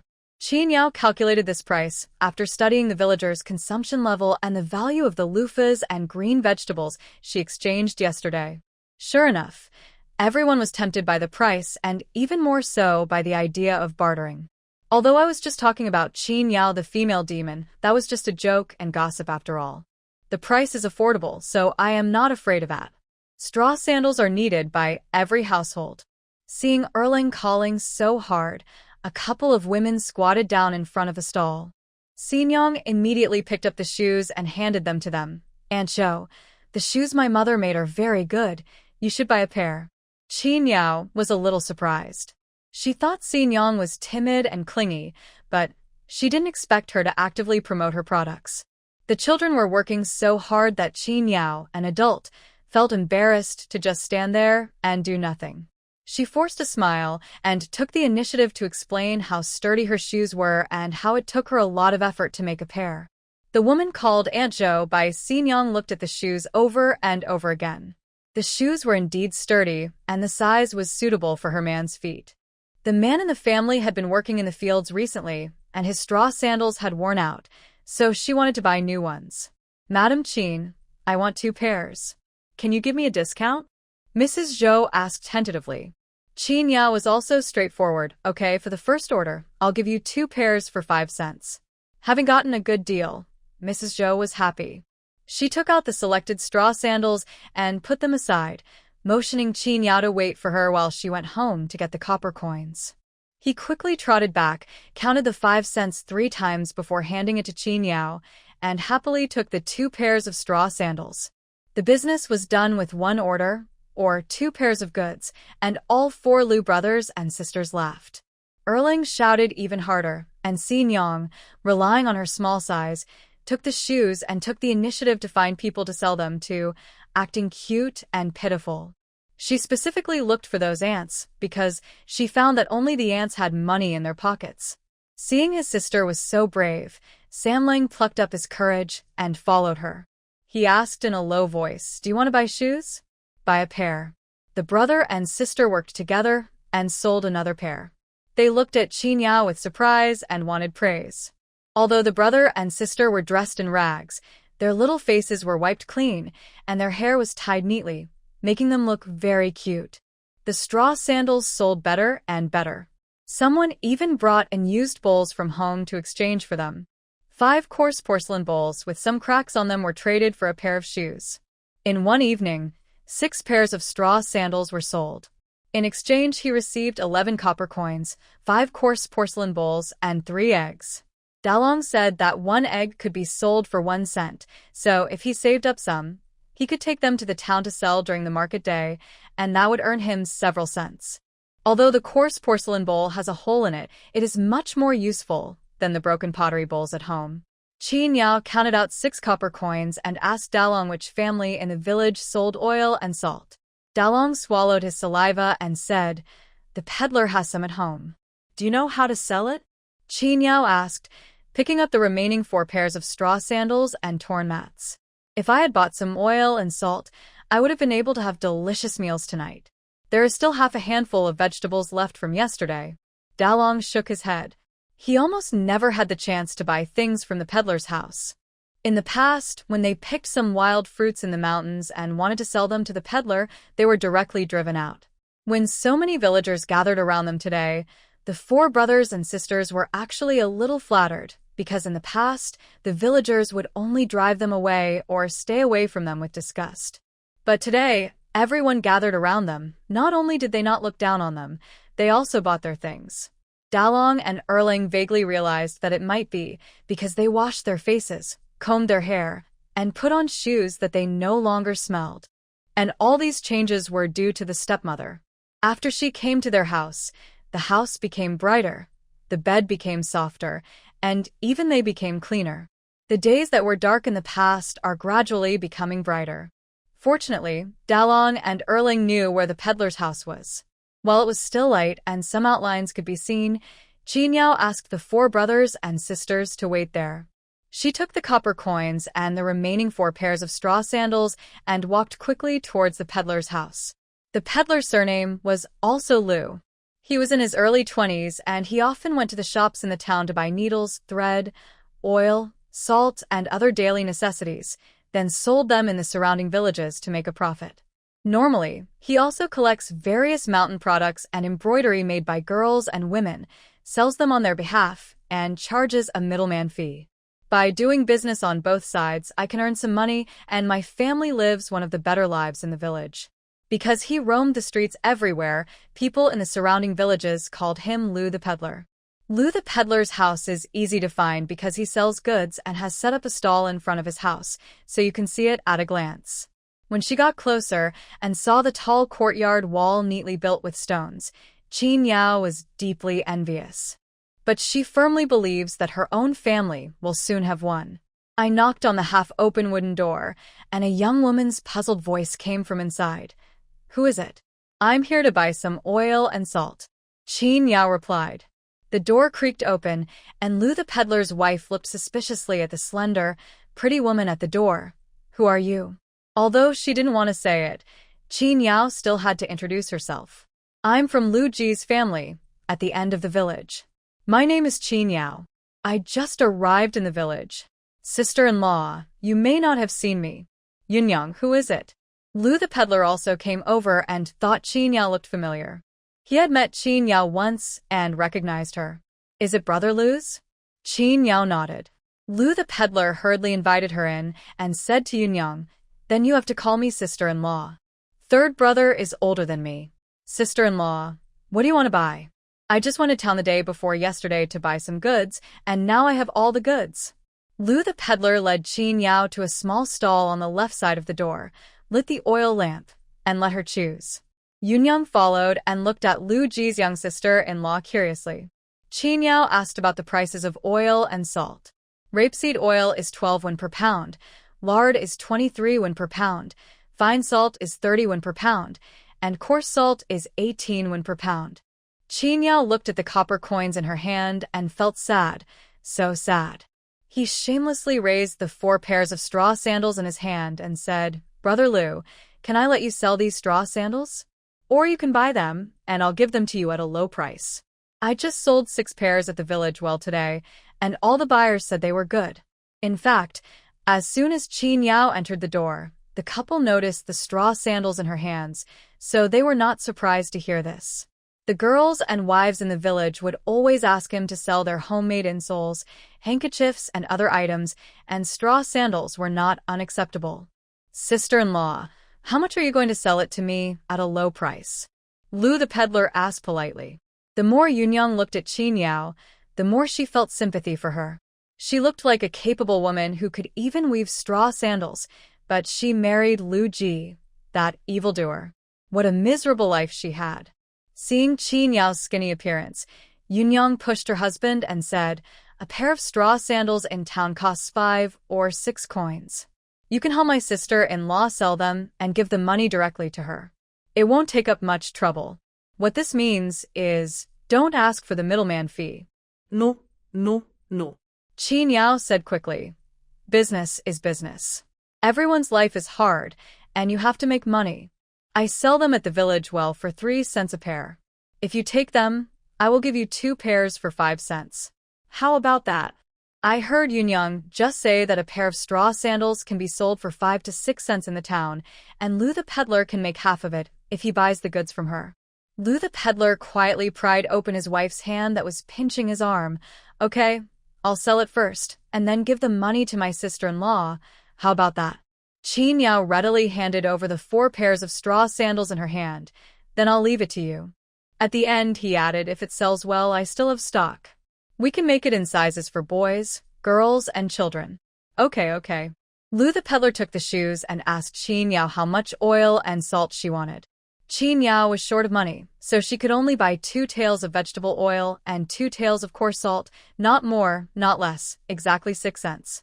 She didn't bring any containers, so Yunyang kindly lent her a bamboo tube to hold the oil and wrapped the coarse salt in a banana leaf and handed them all to Qin Yao. "Then I will ask Dalong to return the bamboo tube to you tomorrow morning." As Qin Yao left with the oil and salt, she thought to herself, this peddler couple are pretty nice people. When they arrived at the village well, the 4 Lu brothers and sisters immediately surrounded her, looking excitedly at the bamboo tube and banana leaf in her hands. They smelled the vegetable oil and their stomachs growled, as they were already starving. Qin Yao raised her chin and said, "Let's go home and cook." The 4 brothers and sisters nodded in unison, their eyes sparkling, and trotted all the way home, especially looking forward to today's dinner. As soon as he got home, Dalong replaced the original ceramic bowl, took out another one, covered it with straw, and planned to use it to hold the eggs. Even though they drooled at the sight of eggs, they never thought of eating them. If you save up this precious stuff and sell it for money, you can buy more brown rice and have more meals. So, Dalong excitedly went to the kitchen to find Qin Yao with a bowl padded with straw. Just as he was about to speak, his eyes widened instantly. Qin Yao skillfully cracked 3 eggs, put them into boiling water, stirred them with chopsticks, sprinkled a handful of salt, added a drop of vegetable oil, and finally added a handful of wild onions that she had just caught by the river. In an instant, an extremely tempting and fresh fragrance hit her face. Lu Dalong, who couldn't remember the last time he had eaten meat, swallowed hard. Then, he poured out the straw in the bowl without hesitation. Qin Yao divided the pot of soup into 5 bowls as usual, ensuring that each person had 3 or 4 slices of egg drops in their bowl. The taro has been roasted. Put it in the fire in advance when cooking. When the dish is ready, the taro will also be cooked. Qin Yao stir-fried half a handful of green vegetables left over from yesterday with a little bit of oil. It was a small bowl, but it looked green and appetizing. The food with oil and salt was different. Qin Yao said, "Let's eat." There was no other sound in the room except the sound of eating. After dinner, Dalong cleaned up the dishes and washed them. Qin Yao moved the straw rope to the door and continued weaving straw sandals in the light of the torch at the door. The children at home licked the oil foam at the corners of their mouths, actively doing what they could and looking forward to having such a good meal tomorrow. With the encouragement brought by food, everyone was full of motivation. In the morning, Qin Yao took Dalong and Erling to the mountain to chop firewood and store it. I would weave straw sandals at home at noon, and in the afternoon when the villagers returned home from the busy farming season, I would take the sandals to the village well and set up a stall to sell them. 2 days later, he went to Nanshan alone and came back digging enough taro for 3 days. The rest of the time, he was either weaving straw sandals or selling them. The first group of people who bought straw sandals found that the straw sandals made by Qin Yao were comfortable and sturdy, and they also wanted to buy a pair for their family members. However, because the shoe sizes were not suitable, they placed several orders. Thanks to Qin Yao's great strength, the straw ropes she weaves are tighter than those of ordinary people, and she has better control over the strength. The straw sandals she weaves use more materials than others and are more solid. Lu the peddler took the 4 pairs of straw sandals that Qin Yao had asked him to sell to the town to sell. A sharp-eyed farmer bought 2 pairs at once and took them home. Lu the peddler sold the remaining 2 pairs at 5 cents a pair, taking half of the profit. There are also people who haven't bought one yet who asked him when he will come again, and they want one too. So, Qin Yao received another order from Lu the peddler for 5 pairs of straw sandals for men and women and settled the money for the previous 4 pairs of sandals, a total of 10 cents. Sales in the village have been pretty good in the past 2 days. In total, I sold 12 pairs of shoes, including the spot goods and the pre-orders, and made a profit of 36 cents. Including the 10 copper coins this time and the 5 copper coins left before, Qin Yao now has a total of 51 copper coins in his hand. 51 cents may seem like a lot, but it's not enough to buy even a thin quilt. Qin Yao should have been happy that Lu the peddler had opened up sales channels, but the fact was that the raw materials she had left were only enough for the order of 10 pairs. The goods had to be delivered first, and the payment would be later. She had to wait until Lu the peddler sold the goods first before he could pay her. It would take 3 hours to go back and forth from Liujia village to the nearest Jinshi town if one could walk quickly. If she took the goods to the town to sell them herself, a whole day's work would be wasted. Weighing the 2 options, the only option is to let others make more money. After seeing off the peddler Lu, Qin Yao counted out 6 coins and handed them to Erling. The peddler Lu is back. Go to his house and buy 2 kilograms of brown rice. Can the food be improved again? The 4 siblings all looked over, full of anticipation. Erling took the money excitedly and ran towards Lu the peddler's house. Stop! Qin Yao shouted. You didn't even take the pottery jar, and you want to scoop the rice back with your hands? He gave Dalong a wink, and Dalong quickly picked out a clay jar filled with water and handed it to his brother. In the end, he was still a little worried, so he turned around to look at Qin Yao and asked in a low voice, Annie, can I go with Erling? Qin Yao waved her hand and said, Go quickly and come back soon. San Lang and Si Nyang sat on the small wooden block that Qin Yao used to chop firewood, with their hands on their cheeks, watching their brothers' backs as they left, licking their lips in anticipation. They are both young and look even younger, so Qin Yao doesn't let them work, wanting to keep the 2 little ones in good health. If conditions permit, Dalong and Erlang would also be taken good care of, but there is no way the conditions do not allow it now. Thanks to these 2 little helpers, she was not completely in the dark these days. She had no one to ask when she wanted to do something. Dalong and Erlang quickly bought the brown rice, and the 2 brothers hurried home excitedly. After eating their fill with Qin Yao these past few days, they looked much better. When Lu Bo came back from the fields with his son Jin Bao, he saw the 2 brothers running towards him and was a little afraid to recognize them. He called out tentatively, De Lang, Erlang? The 2 boys stopped and turned to look over. Erlang even tightened the pottery jar in his arms, looking alert. I breathed a sigh of relief when I saw it was my uncle. Lu Bo came over and asked suspiciously, Where are you 2 going? It's going to rain in 2 days. Have you finished planting the wheat at home? The 2 boys said nothing, looked at him, then looked at Lu Jinbao, turned their heads, and ran away. Lobo sighed helplessly. He wanted to take care of his two poor nephews, but when he saw the two brothers keeping silent, he felt like he was being ignored and was very annoyed. Forget it, let them be. Even their own father doesn't care. Lu Jinbao asked, Dad, we don't have to go to the fields tomorrow, right? Lu Bo hummed and said, No, I'm done planting. I've been busy for a while, and I can finally take a break. Lu Jinbao was overjoyed. He finally didn't have to work in the fields. The father and son worked in the fields for a whole day. Although Lu Jinbao was just a helper and the main labor was done by his father, for an 8-year-old child, the physical exertion of the day was also incredible. The two men returned home hungry. The women had just prepared the meal. Old Man Lu and Lu Zhong and Lu Fei, who had gone to work on another piece of land, came in shortly after. Without saying anything, the whole family picked up their bowls and started eating. While we were eating, there was a knock on the gate. Seeing the person coming, everyone in the Lu family was surprised. Qin Yao stood at the door, pushed out Dalong and Erlang who were hiding behind her, patted the two brothers on the back, and said, Call someone.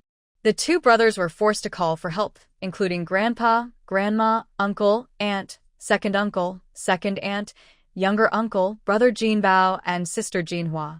The Lu family members who were having dinner in the yard finally reacted and stood up in unison.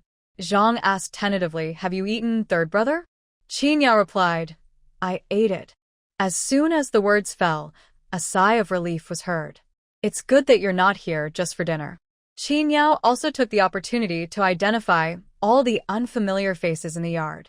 The short one with a round face is the eldest sister-in-law, Ms. He, and the tall one with a pointed face is the second sister-in-law, Ms. Chiu. The middle-aged woman who just asked the question should be my mother-in-law, Zhang. Qin Yao led the two children in and smiled at everyone at the table. Everyone continue eating. Don't worry about me. I have something to talk to my parents about, and I'll leave after that. The two elders were excited. Did the third elder finally remember to borrow money to redeem the person? The two elders pretended to be confused, signaled the family to continue eating, and asked Qin Yao and her son to enter the main room. After more than a decade of struggling in the apocalypse, Qin Yao could certainly see the emotions in the two elders' eyes changing from surprise to disappointment to indignation. But so what? Lu Ji should have been beaten half to death by now. Having lived in the apocalypse for so long, Qin Yao has also developed her own way of survival. That is, she will deal with anyone or anything that may threaten her life in advance to ensure her own safety. Given her current situation, the best solution is for Lu Ji to die. Otherwise, she would be burdened with an unknown debt of unknown amount and a useless husband who might not be dead but would require a huge amount of medical treatment to be cured. Qin Yao has some kindness, but not much. All of this was Lu Ji's own fault. What does it have to do with her? From Yao Nyang's perspective, she is the victim who deserves the most sympathy. So, Qin Yao pretended not to feel the two elders' emotions and continued to talk about buying wheat seeds. As soon as Dalong and Erling got home, they told her about their encounter with their uncle Lu Bo. Qin Yao thought about it and decided to plant the 2 acres of land. If they didn't plant, they would have nothing. If they planted, maybe they could harvest some food after getting through this winter. Haven't you started planting wheat yet? Old Man Lu looked at the sky worriedly, not knowing when it would rain. Qin Yao said, I was busy before and my family was in that situation. I just calmed down a little in the past few days. I thought about planting those 2 acres of land. No matter what happens next year, there will be some harvest. Dad, I've never farmed before. Please give me some pointers. What Qin Yao said was true. The situation of her original family was actually quite good. If it had not been for natural disasters or wars, and with so many brothers and sisters and lots of land, it would never have been her turn to work in the fields. Moreover, because his uncle worked as an accountant in the county town, he could recognize quite a few words. As for herself, she's fine with killing zombies, but forget about farming. Old Man Lu didn't expect that she couldn't even farm, but he didn't know what to say. He kept the matter of his third son in his heart, and seeing Qin Yao's indifferent attitude, he felt a little angry. He gave Zhang a wink and asked her to get the wheat seeds. Fortunately, he had distributed some extra seeds earlier, and there were some left after planting the fields at home. Otherwise, he would not be able to give them to Qin Yao when she came to ask for them. In fact, everyone in the Lu family's old house didn't have a good life. Their clothes were patched up, and they only ate brown rice. This old house has only a few more rooms and an extra wall than Qin Yao's shabby, thatched house. The father and his sons in the family worked hard from the beginning of the year to the end of the year, and could barely support the 9 people in the family. What's more, there was Lu Ji, that unscrupulous guy, and the little money saved was basically used to cover his own mess. After all, he is my own son. If he really encounters a life-threatening situation, how can a father be so cruel as to ignore it? Zhang handed the jar of wheat seeds to Qin Yao and told her how deep to dig the field, how to sow the wheat, and how to cover the soil carefully. It can't be too deep, and it will be washed away when it rains if it is too shallow. She was just short of going down to the field to teach Qin Yao how to farm. Qin Yao wrote down these details and thought confidently that it didn't sound difficult, and she should be able to do it if she tried it tomorrow. Qin Yao took out 5 copper coins and said, "I have never bought wheat seeds, so I don't know if these are enough." Zheng's eyes widened as if she had seen a ghost. Qin Yao had just come in and said she came to buy wheat seeds, and she thought it was just a polite remark. After all, the 3rd brother was such a person, it was good enough that he didn't ask them for money. But now it seems that the 3rd brother and his wife really don't seem to be from the same family.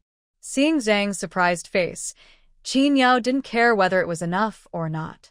She put the money in her hand, took the wheat seeds, called the 2 brothers Dalong and Erlang who were staring at others eating and swallowing their saliva, asked them to say goodbye to their grandparents, and turned to leave. After walking a few steps, the brothers Lu Bo and Lu Zhong suddenly caught up with him. Qin Yao looked at them warily. Were they coming to ask her to return the straw? As for the straw, I will return it after the days are over. Qin Yao was in the wrong in this matter, so she spoke first to explain the situation. Lu Bo and Lu Zhong were stunned for a moment, then realized that she had misunderstood them and waved their hands, saying that the matter should be forgotten. Qin Yao didn't plan to give up. Life was hard for every family, and even a few bundles of straw were very important to the farmers. "You have to pay it back," she said seriously. Seeing how persistent she was, Lu Bo let her go. He didn't expect her to get it back anyway. He and Lu Zhong each took out a handful of copper coins from their waist pockets, and the 2 brothers put them together and handed them to Qin Yao. "We don't have much, but the 3rd brother's life is important. You use it to redeem him first, and we can find a way to deal with the rest," Lu Bo said with a frown. Lu Zhong also added, "Mother said that Lin Erbao has an illegal mine. If you provoke him, he will not kill you directly. He will just throw you into the mine to work to pay off the debt. The 3rd child may be fine. He has learned his lesson this time, and he will learn it in the future. You 2 need to live together to have a good life. You are the only woman. How are you going to live in the future?" Lu Zhong felt that the latter sentence was a little inappropriate, so he stopped talking. Qin Yao raised her eyebrows. It was incredible that Lu Ji, who was in such a bad state, still had his family to support him. Dalong and Erling both looked at Qin Yao, hoping that she would take the money. However, Qin Yao pushed the money back and said no need. "This money is not enough to redeem the person. It would be a waste of money if you take it. You should keep it for yourself." After saying that, he turned around and strode towards home, his eyes becoming increasingly cold. Dalong and Erlang looked at their 2 uncles hesitantly, and then concentrated on chasing Qin Yao. "Hey!" Lu Zhong chased out a few steps helplessly. He didn't know how the mother and her 2 children could run so fast. They disappeared into the night in the blink of an eye. He had to stop and looked back at Lu Bo helplessly. "Brother, this money? Why wouldn't she want it?" Lu Bo was also confused. The 2 brothers went back home and told their husbands that Qin Yao refused to take the money. Mrs. He and Mrs. Chiu breathed a sigh of relief. But the 2 old people in the family were very angry. Old man Lu slammed the table in anger. This is not someone who wants to live a good life with the 3rd child. As a woman, Zhang could probably understand some of Qin Yao's thoughts. If the third brother didn't change, he would be a bottomless pit. Forget it, forget it. Let's think of another way. Zhang sighed helplessly as she carried Old Man Lu on her back. A strong wind suddenly blew up at night. The whistling sound of the wind was like a baby crying, very creepy. Qinyao woke up from her sleep, and when she opened her eyes, she saw the bright starry sky. The strong wind was still howling, and the few thin beams on the roof were shaking constantly. Qinyao heard the sound of wall paint falling down, and the whole house felt like it was about to collapse. Not good. Is this house going to collapse? Mother! Xinyang's scream came from the next room. Qinyao quickly suppressed her shock, got out of bed, put on her shoes, opened the door, and ran out. Dalang, Arlang, Sonlang, Xinyang, come out quickly. Xinyang was so scared that she kept calling Nyang. Dalang pretended to be calm and hugged his younger brother and sister in his arms. Qinyao heart choked. They didn't even know how to run. She rushed forward, picked up Sanlang and Xinyang, and shouted to Dalong and Erlang, come out. The house is going to collapse. In the open space, Qinyao had 2 children holding her tightly. The 5 of them huddled together tightly, looking worriedly at the small house in front of them, the thatch of which was flying in the strong wind, as if it would collapse at any time. Wait and wait. Wait and wait.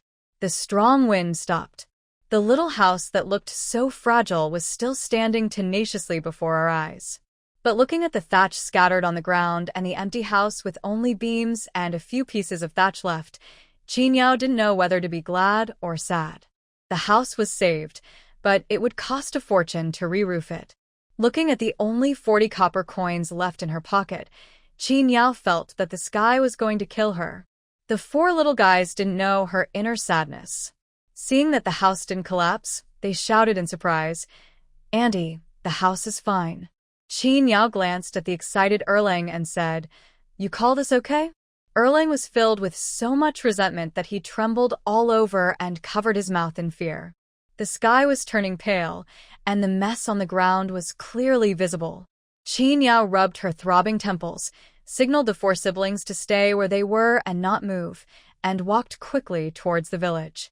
Qinyao knocked on the door of the Lu family's old house. Having just finished planting all the land yesterday, the men of the Lu family were just thinking about taking a break, and were still sleeping at this moment. Mrs. Chiu got up to relieve herself. She heard a knock on the door, and went to open it. She saw Qinyao appear in front of her with an expressionless face. It was still dark outside, and she was lucky she wasn't scared to death. "Is there something wrong?" Mrs. Chiu, who had managed to calm herself down, asked carefully. She didn't know if it was because it was too dark or for some other reason, but she couldn't help but feel scared when she saw the new daughter-in-law of the 3rd brother. Mrs. Chiu was also stunned for a moment, but now she reacted and her expression changed. She asked with concern, "Is he okay?" Qinyao shook her head and said it was okay. Only then did Mrs. Chiu breathe a sigh of relief and hurried into the house to wake up her husband. The noise in the yard alarmed Old Man Lu and Mrs. Zhang, and the 2 old people got up and put on their clothes. Old Man Lu was shocked, but when he heard Mrs. Chiu say that the person was fine, he finally felt relieved.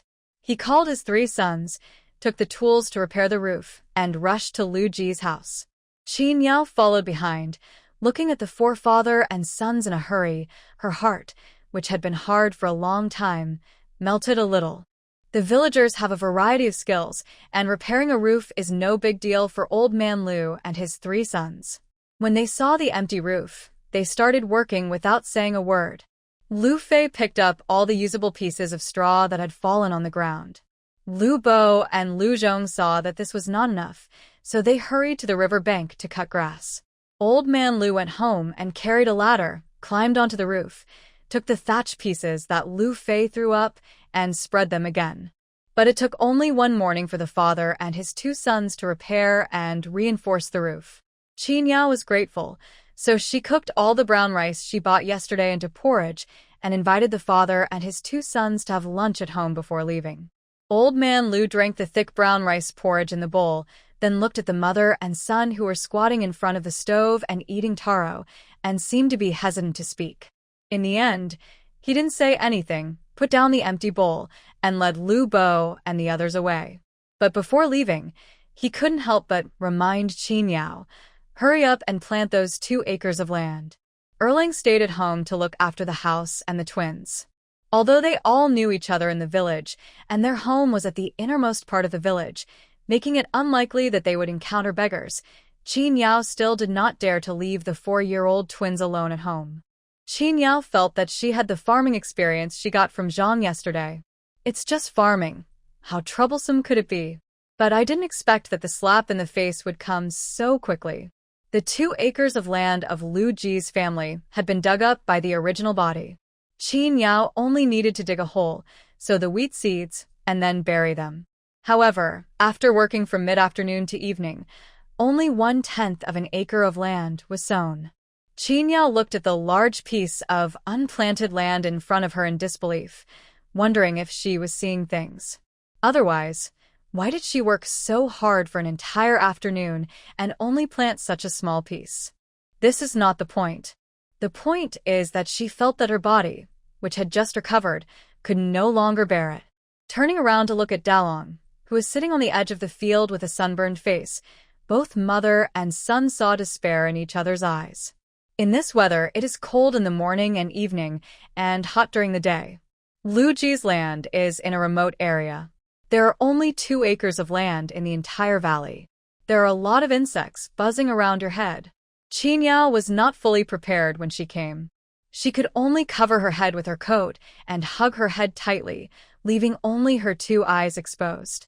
But the mother and son's exposed ankles and insteps were covered with mosquito bites. They were itchy, but they didn't dare scratch them for fear of scratching their skin, which would make it even more uncomfortable and was particularly torturous. Even if the wasteland in the mountains has been hoed, there will be a few stones and tree roots popping up from time to time. They have to be thrown out before sowing. The straw sandals on my feet were not easy to walk in the fields. After a few steps, the soles of my feet were covered with heavy mud, which restricted my movement speed. Farming is a repetitive process that is boring and tedious. There were dozens of hoes in front, and Qin Yao was digging vigorously. When she hit the rocks, sparks flew. Even Qin Yao, who was very strong, felt her arms swell and ache. After that, I sowed seeds again and again, bending down, standing up, and bending down again. After repeating this hundreds of times, my waist couldn't take it anymore. With my face covered in clothes, it was hot and stuffy, and every time I moved a step, all kinds of discomfort came up, and it was extremely painful. Qin Yao insisted on staying until the sun went down, thinking that since she was already here, she stayed there. I thought I had worked so hard that I should have planted most of the seeds, but to my surprise, I only sowed a tiny portion.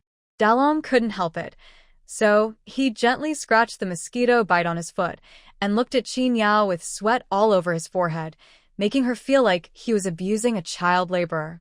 Thinking about having to experience this extreme torture again tomorrow, Qin Yao almost wanted to go back to the end of the world.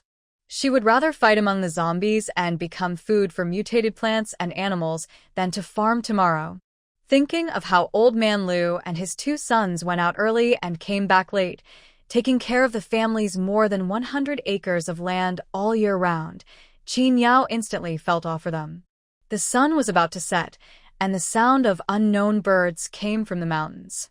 Dalong stood up and looked at Qin Yao with some fear. "Auntie, it's getting dark."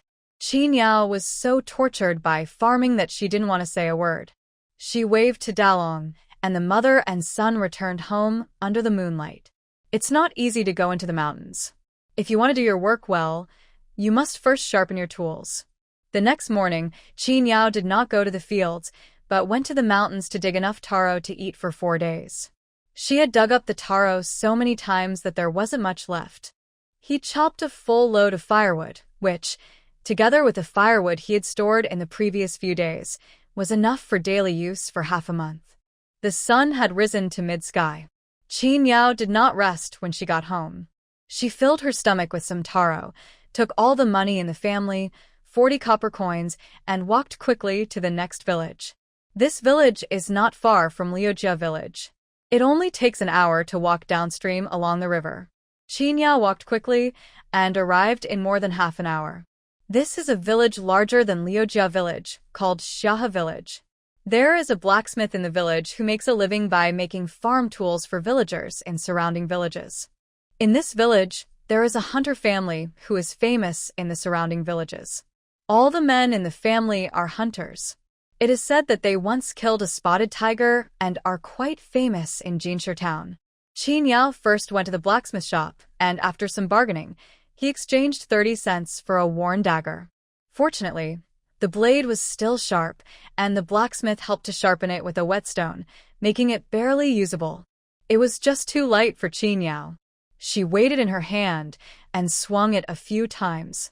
The big and wide moves didn't seem to require any skill, but the strong sound of the wind made people dare not touch it. The blacksmith looked at her in surprise and said, "Young lady, you are really good at using a knife." Qin Yao put away the knife and gave him a faint smile. "Master, do you know where the hunter's house is?" Of course, the blacksmith knew that they were all from the same village, and he pointed to a solitary house on the hillside to the east. Qin Yao said, "Thank you," and turned around and strode off. It was noon, and the door of the hunter's house was ajar. Qin Yao shouted twice at the door, and an energetic old woman came out. Thinking that she was here to buy meat, she waved her hand and said that the meat was gone and had been taken to the town. Qin Yao immediately realized that the person she was looking for was not at home, so she tentatively asked the old woman when the man in the house would return. "Aren't you buying meat?" the old woman asked suspiciously.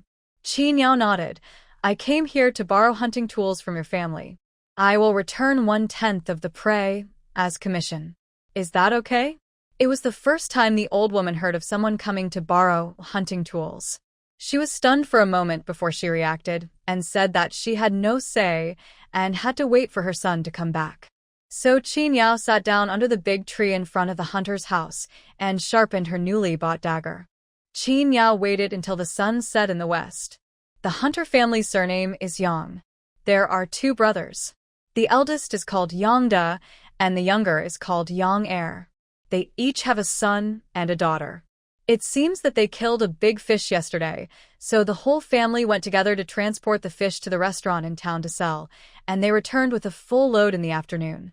As soon as they arrived, Grandma Yang told her 2 sons about Qin Yao. The villagers were very wary of outsiders, but Qin Yao was from the next village, and they knew about Liujia village. The 2 brothers walked towards Qin Yao suspiciously. They didn't say they didn't want to lend the money, but they were afraid that Qin Yao would damage their things. Of course, the key point is that I don't believe Qin Yao can really catch prey. It's said to be 1/10 of the reward, but if they catch nothing, wouldn't it be a waste of their hunting equipment? If I fail to hunt it, I will compensate you for the corresponding repair costs according to the degree of damage. Qin Yao said sincerely. She thought that if the 2 brothers didn't agree, she would start playing the victim to gain sympathy. But her luck seemed to be good. Seeing her poor appearance, the 2 brothers felt sorry for her and waved to her, asking her to come in and choose. Their family is a hunter family, and they make a living by hunting. They have all kinds of hunting tools at home, and they are all well maintained. Having made a big harvest yesterday, they don't plan to go again in the near future. They want to wait until winter comes to go into the mountains once more, and then spend the winter in hiding. The deep mountains here are not the ones that have been overexploited for tourism in later generations. There are man-eating beasts in the mountains here, and there are countless poisonous insects and snakes. There are no roads in the undeveloped deep mountains. If you don't know how to identify the direction, there is a high possibility that you'll get lost in the mountains. Every time the Yang brothers went into the mountains, there was a risk of losing their lives. Therefore, they have now purchased a few acres of land, intending to let their younger generations become farmers in the future. No matter how tiring and hard farming is, it is better than losing their lives. Qin Yao picked up a bow, the one Yangda usually used, which was the largest, heaviest, and most powerful. The 4 boys and girls of the Yang family followed Qin Yao and watched her choose curiously. When they saw that she chose Yangda's sword, they felt that she was overestimating her own abilities. She seemed still unsatisfied, and skillfully picked up the string tightening tool to tighten the bowstring. Seeing Qin Yao pulling the bow again, Yongda's heart tightened, fearing that she would break his beloved bow. Qin Yao took a feather arrow from the quiver and put it on the string. She gestured a few times in the Yang family's yard, scaring the Yang family so much that they followed her around, fearing that they would accidentally become her target. Qin Yao put away the bow and arrow with satisfaction. That's it. Even though people let her choose freely, she still needs to have some self-awareness and not go too far. A bow, 30 arrows, a dagger, and some ropes from home. That's about it. Madam Qin, are you born with supernatural powers? When seeing Qin Yao off, Yongda asked curiously. Qin Yao thought about it, nodded, and said nonsense. I have been strong since I was a child. The two young brothers looked at her in surprise and cried with envy. When sending Qin Yao to the village entrance, Yongda said a little worriedly, "It's getting dark, and the area is not peaceful recently. Bandits are rampant. It's probably not safe for a girl like you to go on the road alone. How about I go to the village chief's house to borrow a cow and send you back?" Qin Yao pointed to the bow and arrow on her back and said, "With them, I am safe." The two brothers smiled. They were just being stupid. Qin Yao hurried and finally arrived back at Liujia village before it was completely dark. She didn't know whether she was lucky or too poor, but she didn't encounter any of the bandits that the Yang brothers mentioned along the way. You know what? She is actually a little looking forward to it. Maybe there will be some unexpected gains. When she arrived at Liujia village, Qin Yao did not rush home, but went to the Lu family's old house on the way. Seeing her carrying a bow and arrow and holding a dagger in her hand, people in the old house were a little confused about what she was going to do. Being poor, Qin Yao had become thick-skinned. She said directly, "I really can't farm. I plan to go into the mountains tomorrow. It will take at least 3 to 5 days, or at most 7 to 8 days.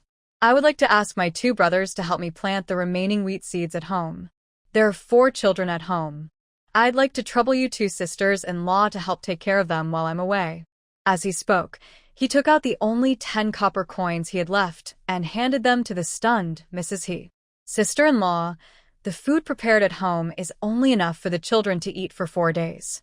I'll have to trouble you to help take care of the rest. I know it's not enough, so I'll owe you the extra first and I'll make up for it later." After explaining everything, he left decisively, leaving the Lu family's old house with everyone, young and old, in disarray in the wind. Qin Yao got up before dawn. She boiled a full pot of water in a bamboo tube and cooked 10 taro as big as children's fists. She put these 2 things in a bag woven with straw ropes and began to prepare her travel. He poured out more than half of the salt in the jar and put it into a small bamboo tube and put the flint in his pocket to carry with him. He rolled up a 10-meter-long bundle of straw ropes and tied it to his side, carried the bow and arrow on his back, wrapped the handle of the dagger with rags again, held the knife in one hand and carried water and food in the other, and put out the fire in the stove. Everything was ready. As the sky began to turn pale, we headed towards the mountains in the north. As soon as she left, the door to the side room opened gently. Dalong and Erlang held their younger brother and sister's hands and watched the gray figure gradually walking away in the thick morning mist. They wanted to chase it but forced themselves to hold back. The stepmother told them last night that she was going to the mountains to hunt, which would take at least 3 to 5 days, or at most 7 to 8 days. She told them to take good care of themselves at home, and that they would have meat to eat when she came back. San Lang and Xin Yang were still young, and when they heard that there was meat to eat, they were just happy and didn't think about anything else. However, Dalong already knew some things. Hunting is not something that ordinary people can do. The mountains are deep and dense, and they are full of ferocious wild beasts. Every winter, the villagers dare not let their children go out because the hungry wild beasts will come down the mountain to eat people. They really do eat people. Last winter, a family who lived in a remote area of the village lost their daughter to a wolf. When they found her, only a few broken bones were found. During the brief time they had spent together, Dalong only vaguely knew that his stepmother was stronger than an ordinary person, acted decisively, and was very imposing. But he also didn't know whether his stepmother could handle it if she encountered a ferocious beast. In fact, compared to this, Dalong has a darker idea in his mind. He always felt that his stepmother was looking for a reason to abandon these four burdens and leave alone. But seeing the expectant looks in Erlang, Sanlang, and Xinyang's eyes, he couldn't bear to say this guess. Maybe he was overthinking it. Because of Qin Yao's instructions, Lu Bo and Lu Zhong dragged the reluctant Lu Fei to the third brother's house at dawn, took the remaining wheat seeds, and went to the fields with hoes. At the same time, Qin Yao had entered the outskirts of Beishan. She first found a sunny place, sat down, drank some water and ate something, rested for a while, and then walked towards the depths of the forest with all her strength. Hunting is a matter of luck. If you are lucky, you'll come back with a full load. It's just bad luck, so it's not surprising to return empty-handed. However, for professional hunters, finding traces of wild animals is a basic skill. Few people come into this deep mountain. Occasionally, someone wants to hunt for some meat to satisfy their hunger, but they only go around the outer circle. There is no road deeper into the mountains, so Qin Yao had to carve out a path for it. She did not hide her movements. Her goal was clear, and she was looking for a stronghold. Qin Yao felt like a fish in water after entering the mountains. The environment, which was similar to the mutated jungle in the apocalypse, allowed her to quickly enter the hunter state. Birds and small animals in the forest ran past Qin Yao from time to time. Qin Yao put the knife on his waist and took out the bow and arrow. Once again, when a bird was startled and flew overhead, he put the arrow on the string and shot it into the sky. He only heard a bird scream, and then a gray shadow struggled and fell from the bushes. Qin Yao pushed aside the wild grass in front of her that was as tall as a person and hurried towards the direction of the fall. A gray bird with an arrow in its wing was struggling and wailing in the fallen leaves. I still need to practice my accuracy. Qin Yao pulled out the arrow with a little regret, picked up the fat gray bird that couldn't fly, tied its wings with a rope, put it around her waist, and continued to move forward. As she walked, she used the animals and birds she encountered to regain the familiar feel of her hands. By the evening, her body was covered with all kinds of half-dead animals. There were pheasants, wild birds, baby squirrels, and a nest of rabbits. This nest of rabbits was really an accident. She was originally chasing a squirrel running up a tree, but unexpectedly a rabbit had suddenly appeared on a small mound in front of her. Qin Yao saw that there was no reason to let go of this prey that had come to her door. With lightning speed, she found several rabbit holes nearby, sealed them with stones, leaving only one exit, and burned a handful of wet fallen leaves. When the smoke was smoked, all 7 rabbits in the nest ran out and were captured alive. The rabbits in this litter are all quite big, and you can tell they are from a family. The 2 big ones are chubby, and the 5 little ones are also growing up very well, with shiny gray fur. Qin Yao doesn't like eating rabbit meat, but she loves rabbit skin very much. She can make clothes, gloves, and scarves from it to keep her warm in winter. Because she had to carry this litter of rabbits, Qin Yao could only stop in a nearby sheltered valley. The taro they brought had been eaten, and only 1/3 of the water was left. A stream was seeping out from the rocky walls of the valley. Qin Yao used a stick that could be found everywhere in the woods to dig a small hole. After waiting for a while, the water accumulated and formed a small puddle. It was already dark, so she built a fire and killed the bird, which was already exhausted from struggling, and roasted it for food. Qin Yao had consumed a lot of energy today, and one bird was far from enough to replenish her energy, so she roasted the pheasant as well. The roasted meat was covered with a layer of fat, and it was full of freshness and fragrance when you took a bite. Qin Yao, who hadn't eaten meat for a long time, ate it voraciously. In a short while, she had eaten a bird and a pheasant cleanly. After eating, Qin Yao added some firewood to the fire and took a rest. She wanted to conserve her energy. The temperature difference between day and night in the mountains was large, so Qin Yao could only cover herself with dead leaves, which could both keep her warm and hide herself from being discovered by large beasts foraging in the middle of the night. Fighting at night is full of disadvantages for humans who cannot see at night, so we should avoid it if possible. It was not quiet in the deep mountains. The sounds of wild beasts could be heard from time to time, as if they were beside her, yet also as if they were far away. Qin Yao's body was instinctively very alert, and she would wake up from time to time. In the middle of the night, it started to rain from the sky. The fire was put out, and a gust of cold wind blew over. Qin Yao shivered with cold and woke up instantly. 7 live rabbits were tied together by their feet, and they became very anxious when it started to rain. Fearing that they would attract large wild animals foraging for food, Qin Yao had no choice but to kill them all, breaking their necks directly to preserve their good fur to the maximum extent. As for whether the meat tasted good or not, Qin Yao no longer cared. After dealing with the rabbits, the rain got heavier and the valley could no longer block the rain. Wild animals don't like to come out on rainy days, so Qin Yao left in the rain and continued looking for a cave. Qin Yao was soaked all over, tired and sleepy, but she didn't dare to rest. She left the dead rabbit and sundries in the cave, and immediately came out to look for the broken branches hidden under the fallen leaves that were not so wet, and returned to the cave to light a fire. With the fire, the temperature in her body, which had been rapidly decreasing, finally slowly warmed up. Qin Yao then had time to observe the cave she was in. This is a naturally formed cave. The entrance is low and narrow, and you need to bend down to enter. It is very hidden. If I hadn't felt the wrong wind direction when I passed by, I would have almost missed it. The space in the cave is not big, only about 5 or 6 square meters, but the height is good, and there is barely enough space for standing. And there is no animal feces here, which means this is not the home of some animal. When Qin Yao woke up, the rain had subsided. The woods were wet and filled with white mist. In such weather, not only animals but also people will not go out. Qin Yao remembered that Old Man Liu had said before that it would rain in the next 2 days. It seemed that this old farmer was quite good at predicting the weather. I just don't know if it will affect wheat planting. But she didn't have time to worry about that now. She first picked a rabbit, skinned it, took out the meat, put it on the fire to roast, and ate it for breakfast and lunch.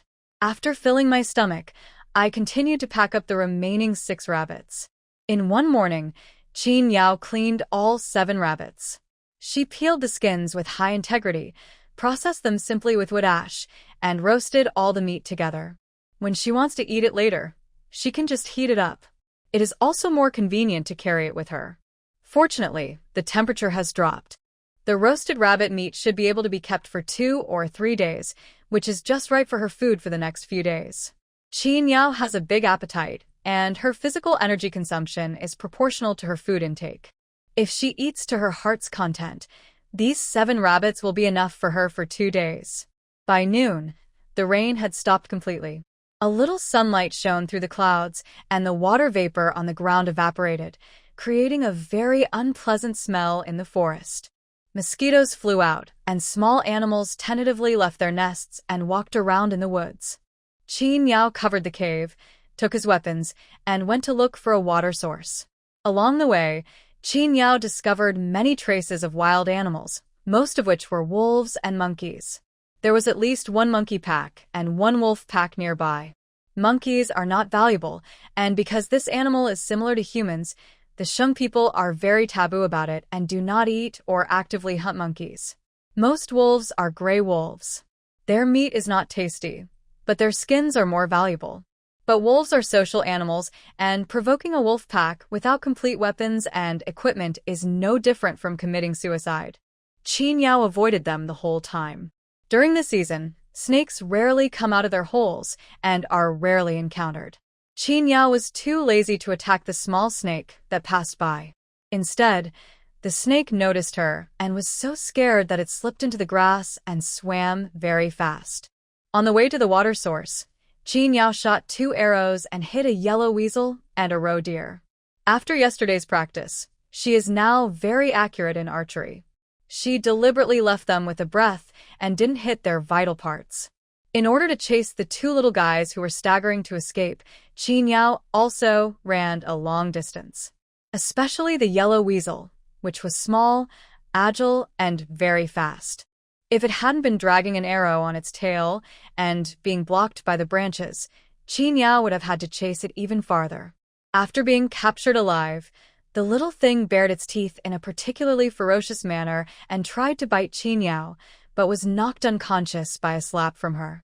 The roe deer was not stupid, but because few people set foot in the deep mountains, it was so focused on chewing the leaves that it didn't notice the hunter approaching. Qin Yao shot an arrow at its front thigh, and it started to run wildly in pain and fear. But it was big in size and a big target, so it was much easier to catch than the yellow weasel.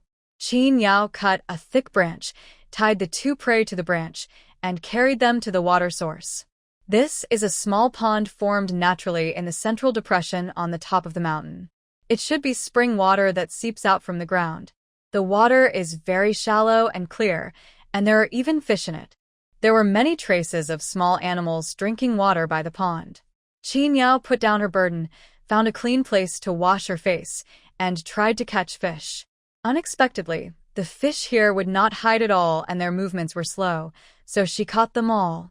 After a while, Qin Yao caught 6 fish weighing 2 or 3 pounds. She strung them all together with a straw rope and hung them on the other end of the shoulder pole. She also filled a bamboo tube with water so that she could have a snack for night. Dusk is when the wild animals in the mountains are most active. Qin Yao left the water source early, picked up today's prey, and hid nearby to observe the situation.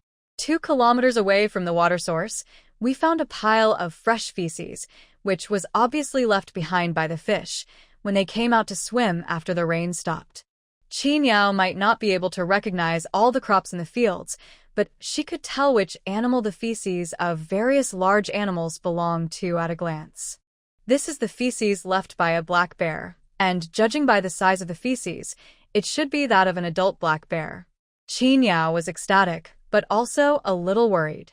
Bears have very sensitive hearing, and at this season, food is plentiful, so black bears that are fattening up for hibernation generally don't appear, so it's not easy to catch a black bear.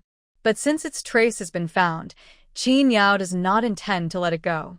It was getting dark, and Qin Yao returned to the cave with today's catch. While grilling fish as a snack, she was thinking about how to lure the black bear out. But the weather was not good, and it started raining again at night. And this time, it rained intermittently for 2 days in a row. Qin Yao lay in the cave, looking at the struggling spoor and yellow marten, as well as a few pheasants and squirrels she had caught, and was unwilling to go down the mountain like this. Without hesitating for too long, she decided to stay in the cave and continue waiting for the opportunity. 4 days have passed since Qin Yao entered the mountains. It rained on and off for 4 days.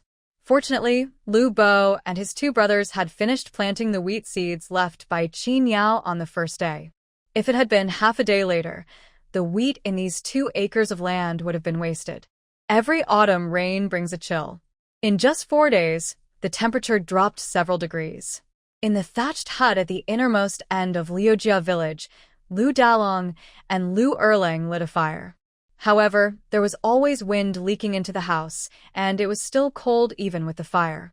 In the end, the 4 thinly dressed brothers and sisters moved directly to the bed, wrapped themselves in quilts, and warmed themselves by the fire. Only then did they feel a little warmer. The taro that Qin Yao left behind was gone after she ate half of it this morning. It had been raining outside, and the ground was muddy. Dalong and Erlang wanted to go out to dig some wild vegetables, but couldn't. If they got caught in the rain and caught a cold, they would have no money to buy medicine and would die. It has been several days since I last saw Qin Yao. Xingyang counted the days on her fingers and asked every day, "Brother, when will my mother come back?" Today, after she had finished bending her 4 fingers, she asked again, "Brother, why hasn't mother come back yet?" Sanlang asked his second brother in a low voice, "Will she never come back?" Jiro glared at him and said, "Don't talk nonsense. She will be back when the rain stops." Sanlang was quiet for a moment, then couldn't help but frown and asked worriedly, "Brother, do you think she has been eaten by a wild beast?" As soon as she finished speaking, Xingyang burst into tears. "What was Xingyang? I don't want my mother to be eaten by wild beasts." When she cried, the other 3 people in the room fell silent. After 3 seconds of silence, Sanlang couldn't hold back his tears and started crying too. He raised his hands to wipe away his tears and said with a sob, "Annie doesn't want us anymore. She must have run away." Erling looked at Dalong worriedly. "Brother, did she really run away?" Dalong looked at the crying twins, and then at Erling, who was filled with anxiety. The suspicions he had had in his heart for many days seemed to be confirmed. A feeling of bitterness and anger of being deceived and abandoned surged in his heart. He was about to grit his teeth and yell at his younger brother and sister to stop thinking about her. Dalong on Nalong. "Open the door. I'm your aunt. Have you eaten? I steamed some brown rice buns. Come out and get them." The door slowly opened, and seeing Sanlang and Xingyang crying, Hideseo asked in surprise, "Why are you two crying? Is it because I'm late and you're hungry?" As he said this, he hurriedly took out the brown rice steamed bread covered with gauze from the basket and handed it to the two children. He then said to Dalong and Erlang, "I don't know when the third wife will be back. If you want to eat in the next few days, come to the old house. She left me some copper coins to buy food and asked me to take care of the food for you four." Dalong looked up in shock. "She left money for you? Didn't you abandon them and run away secretly?" Mrs. He nodded. Seeing the twins chewing their steamed bread with big mouthfuls and forgetting to cry, she muttered in a low voice, "Your stepmother is really the same as your father. She is thicker-skinned than the rammed earth under the city wall. She only left a few copper coins, but I don't know how much more I will have to pay to deal with you four mouths.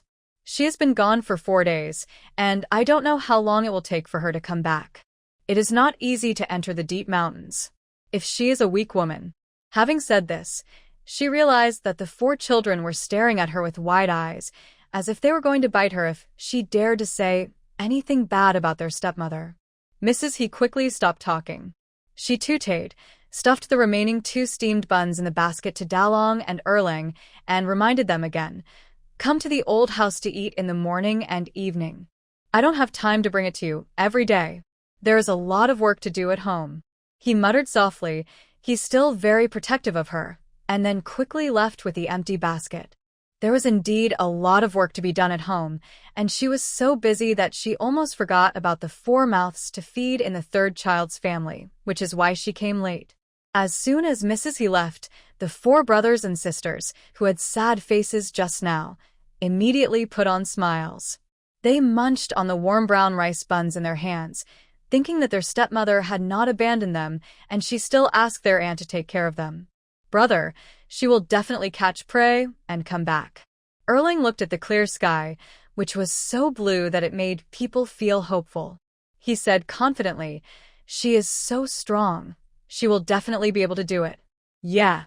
Dalong looked up at the endless layers of rolling mountains in the north, and the corners of his mouth curled up. "Eat quickly. After eating, boil some water and wipe your face. It's so dirty." Dalong urged his younger brothers and sisters. The 3 little ones giggled at him. They had been burning a fire in the house before, and their faces were covered with black smoke, like cats. Xingyang finished eating first. After that, she sat obediently on the doorstep, waiting for her brothers to boil water so that she could wash her face first. The little girl crossed her legs and raised her little face so that her elder brother could clean her. She mumbled, "A Nyang likes clean and obedient children the most. See Nyang, listen to a Nyang and be a clean and obedient child." Dalong cleaned up the 2 little ones and told them to stay in bed to prevent them from catching a cold. Although the sky was clear, it was still a bit cold outside. After cleaning themselves up, they saw that the open-air stove was dirty from rain and fallen leaves, so Dalong and Erling silently picked up the brooms and began to clean the house. In the past, no one taught them to pay attention to hygiene, so they were all dirty. But now someone tells them that they should rinse their mouths and wash their faces every morning and evening, wash their feet before going to bed, wipe their eating bowls clean every time, and keep the stove clean so that they will not get sick from eating. She also taught them how to weave straw ropes, and would explain anything new to them. It was also from her that they learned that taro was not a terrible poison, but a life-saving food. She is like the backbone of this family. They feel at ease with her around. Dalong paused in his cleaning, surprised to find that his stepmother had only been there for a few days, but he was already thinking of relying on her.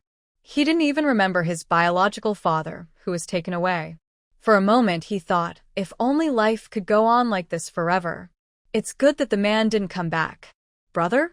Erlang called his brother. He didn't know what was wrong with him.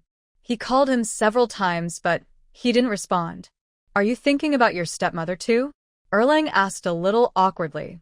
Dalong came back to his senses and nodded randomly. He was afraid that his dark thoughts would be discovered by his younger brother. Then, I was filled with self-blame, thinking that I was very unfilial and should not have such thoughts. Erlang whispered, I don't know how my stepmother is doing now. The setting sun dyed the whole sky red, and Dalong looked towards the north mountain again. Achoo!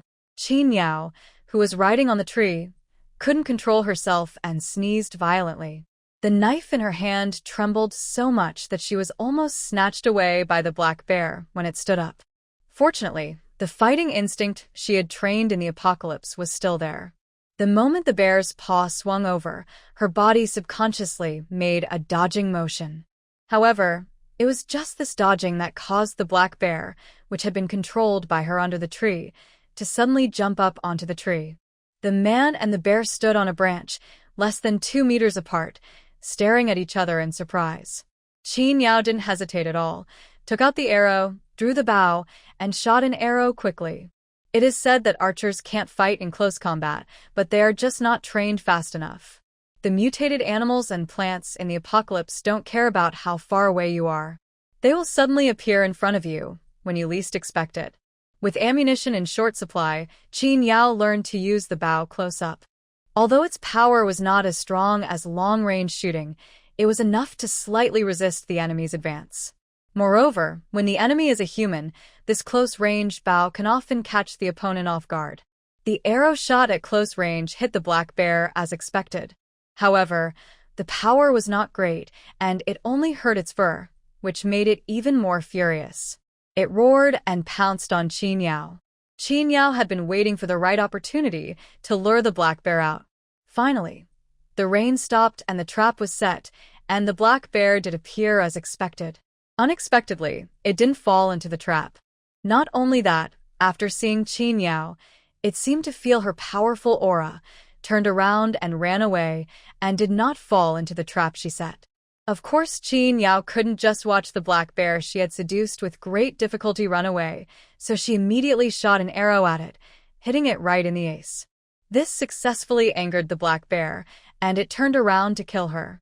In this way, the man and the bear fought back and forth for more than 10 rounds in this not-so-dense forest. When the black bear pounced on her, Qin Yao had already put on a sharp dagger. Behind her was the most fragile end of the branch, which could not bear the weight of a person. She will never retreat, and she won't retreat. He turned sideways, bent his knees, raised the knife and used 90% of his strength, aimed at the only white part of the black bear's abdomen, and slashed hard. Roar, roar, roar. A tragic roar was heard that shook half of the mountain range. Qin Yao hooked the branch with one hand and held the bloody knife in the other. She jumped from the branch and stabbed the black bear, which was lying on the ground and rolling in pain, with the weight of her whole body. After a short howl, half of the knife handle appeared on the black bear's neck, and the knife was deeply inserted into its throat. Blood flowed out from the back of its head, soaking the black rotten soil beneath its body. The black bear died unwillingly. After Qin Yao dragged the black bear back to the cave, it was already completely dark. The black bear weighed about 700 kilograms, and Qin Yao found it difficult to carry it, so she made a simple stretcher out of branches and dragged it back. This stretcher is quite useful. Qin Yao decided to use it to pull down the mountain all the prey hunted these days early tomorrow morning. The wounds on the black bear's body have a strong smell of blood, which can easily attract other wild animals foraging for food. Although Qin Yao didn't suffer any injuries in the fight with the black bear just now, she had consumed a lot of her physical strength. In addition, she had to carry the prey down the mountain tomorrow, so she had to conserve her energy tonight. Throughout the night, there were occasional tentative howls of wild beasts from the surrounding woods. Qin Yao did not dare to slack off and lit 2 fires outside the cave to be on guard at all times. Sensing the approach of danger, they immediately shot arrows to warn others and tried not to leave the cave.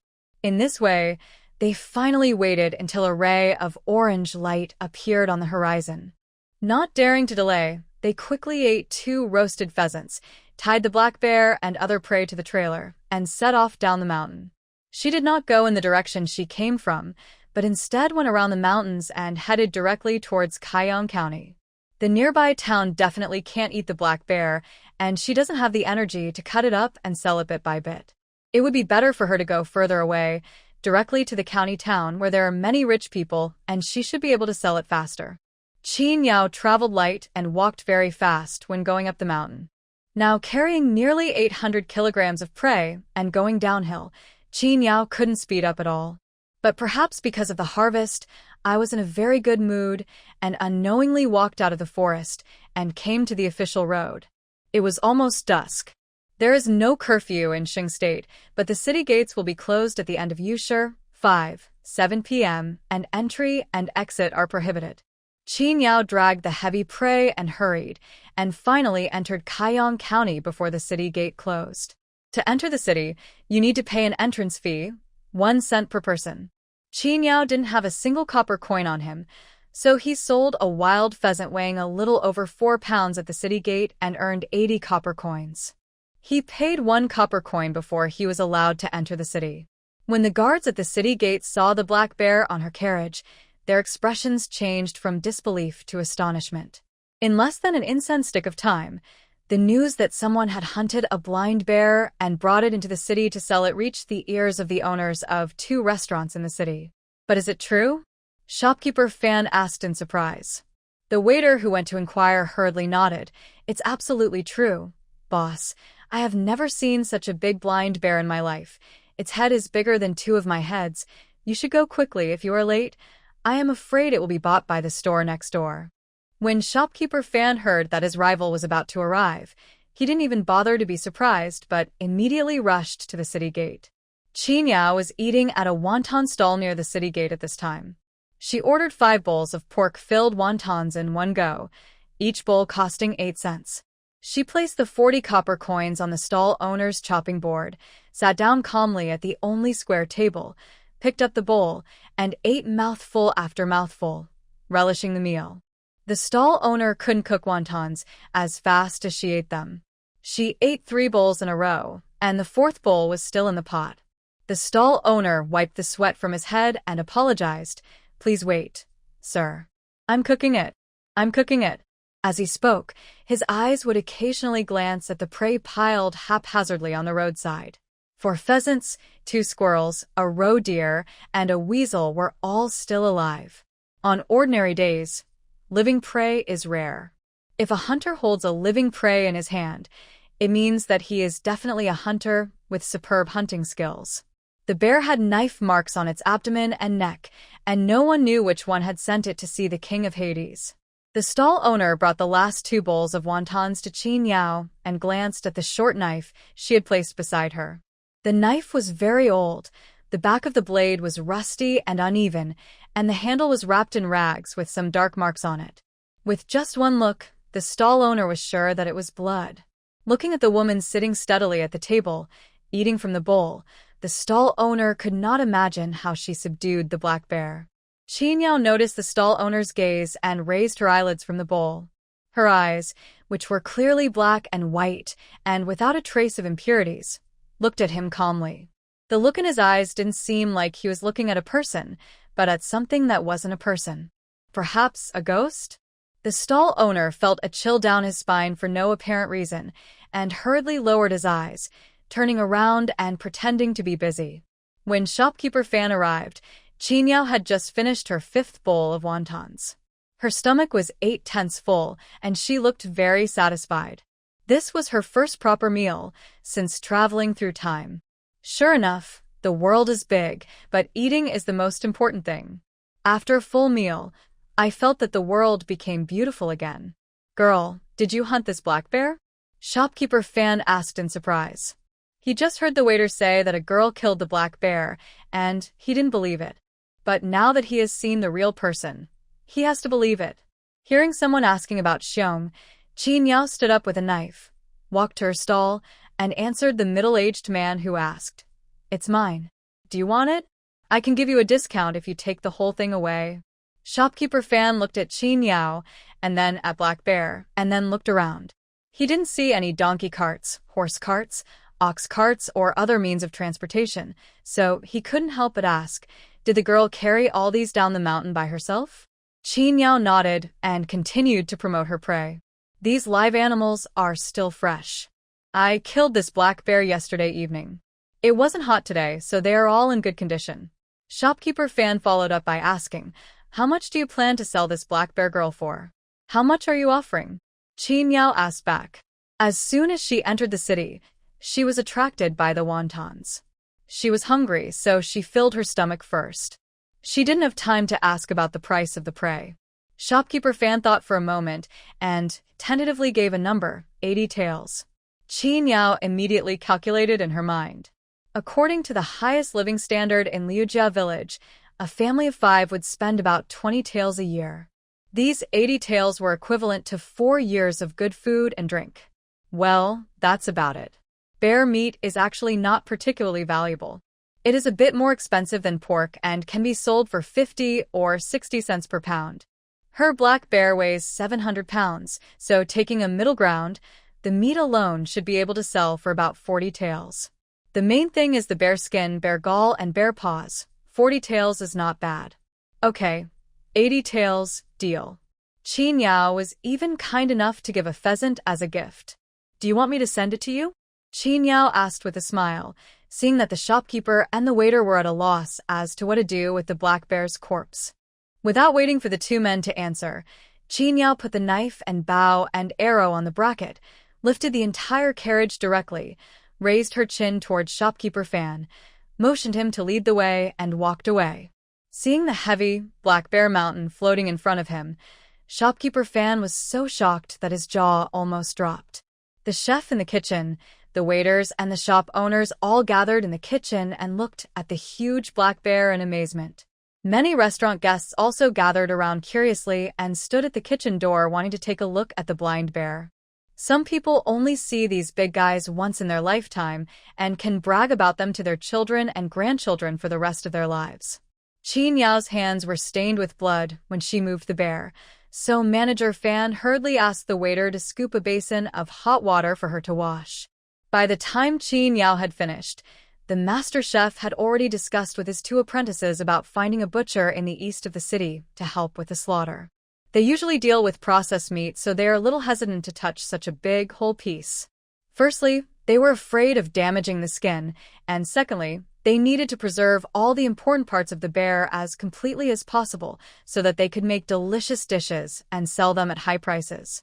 Killing a pig is a technical job, let alone killing a bear. When you hire a butcher, you have to pay him a fee. Qin Yao was about to go to the lobby to pay the bill, but when she heard the words coming from the kitchen, she leaned forward and asked, "I can kill a bear, skin it, and remove its tendons. I don't want any wages. Just give me a midnight snack and a place to sleep for the night.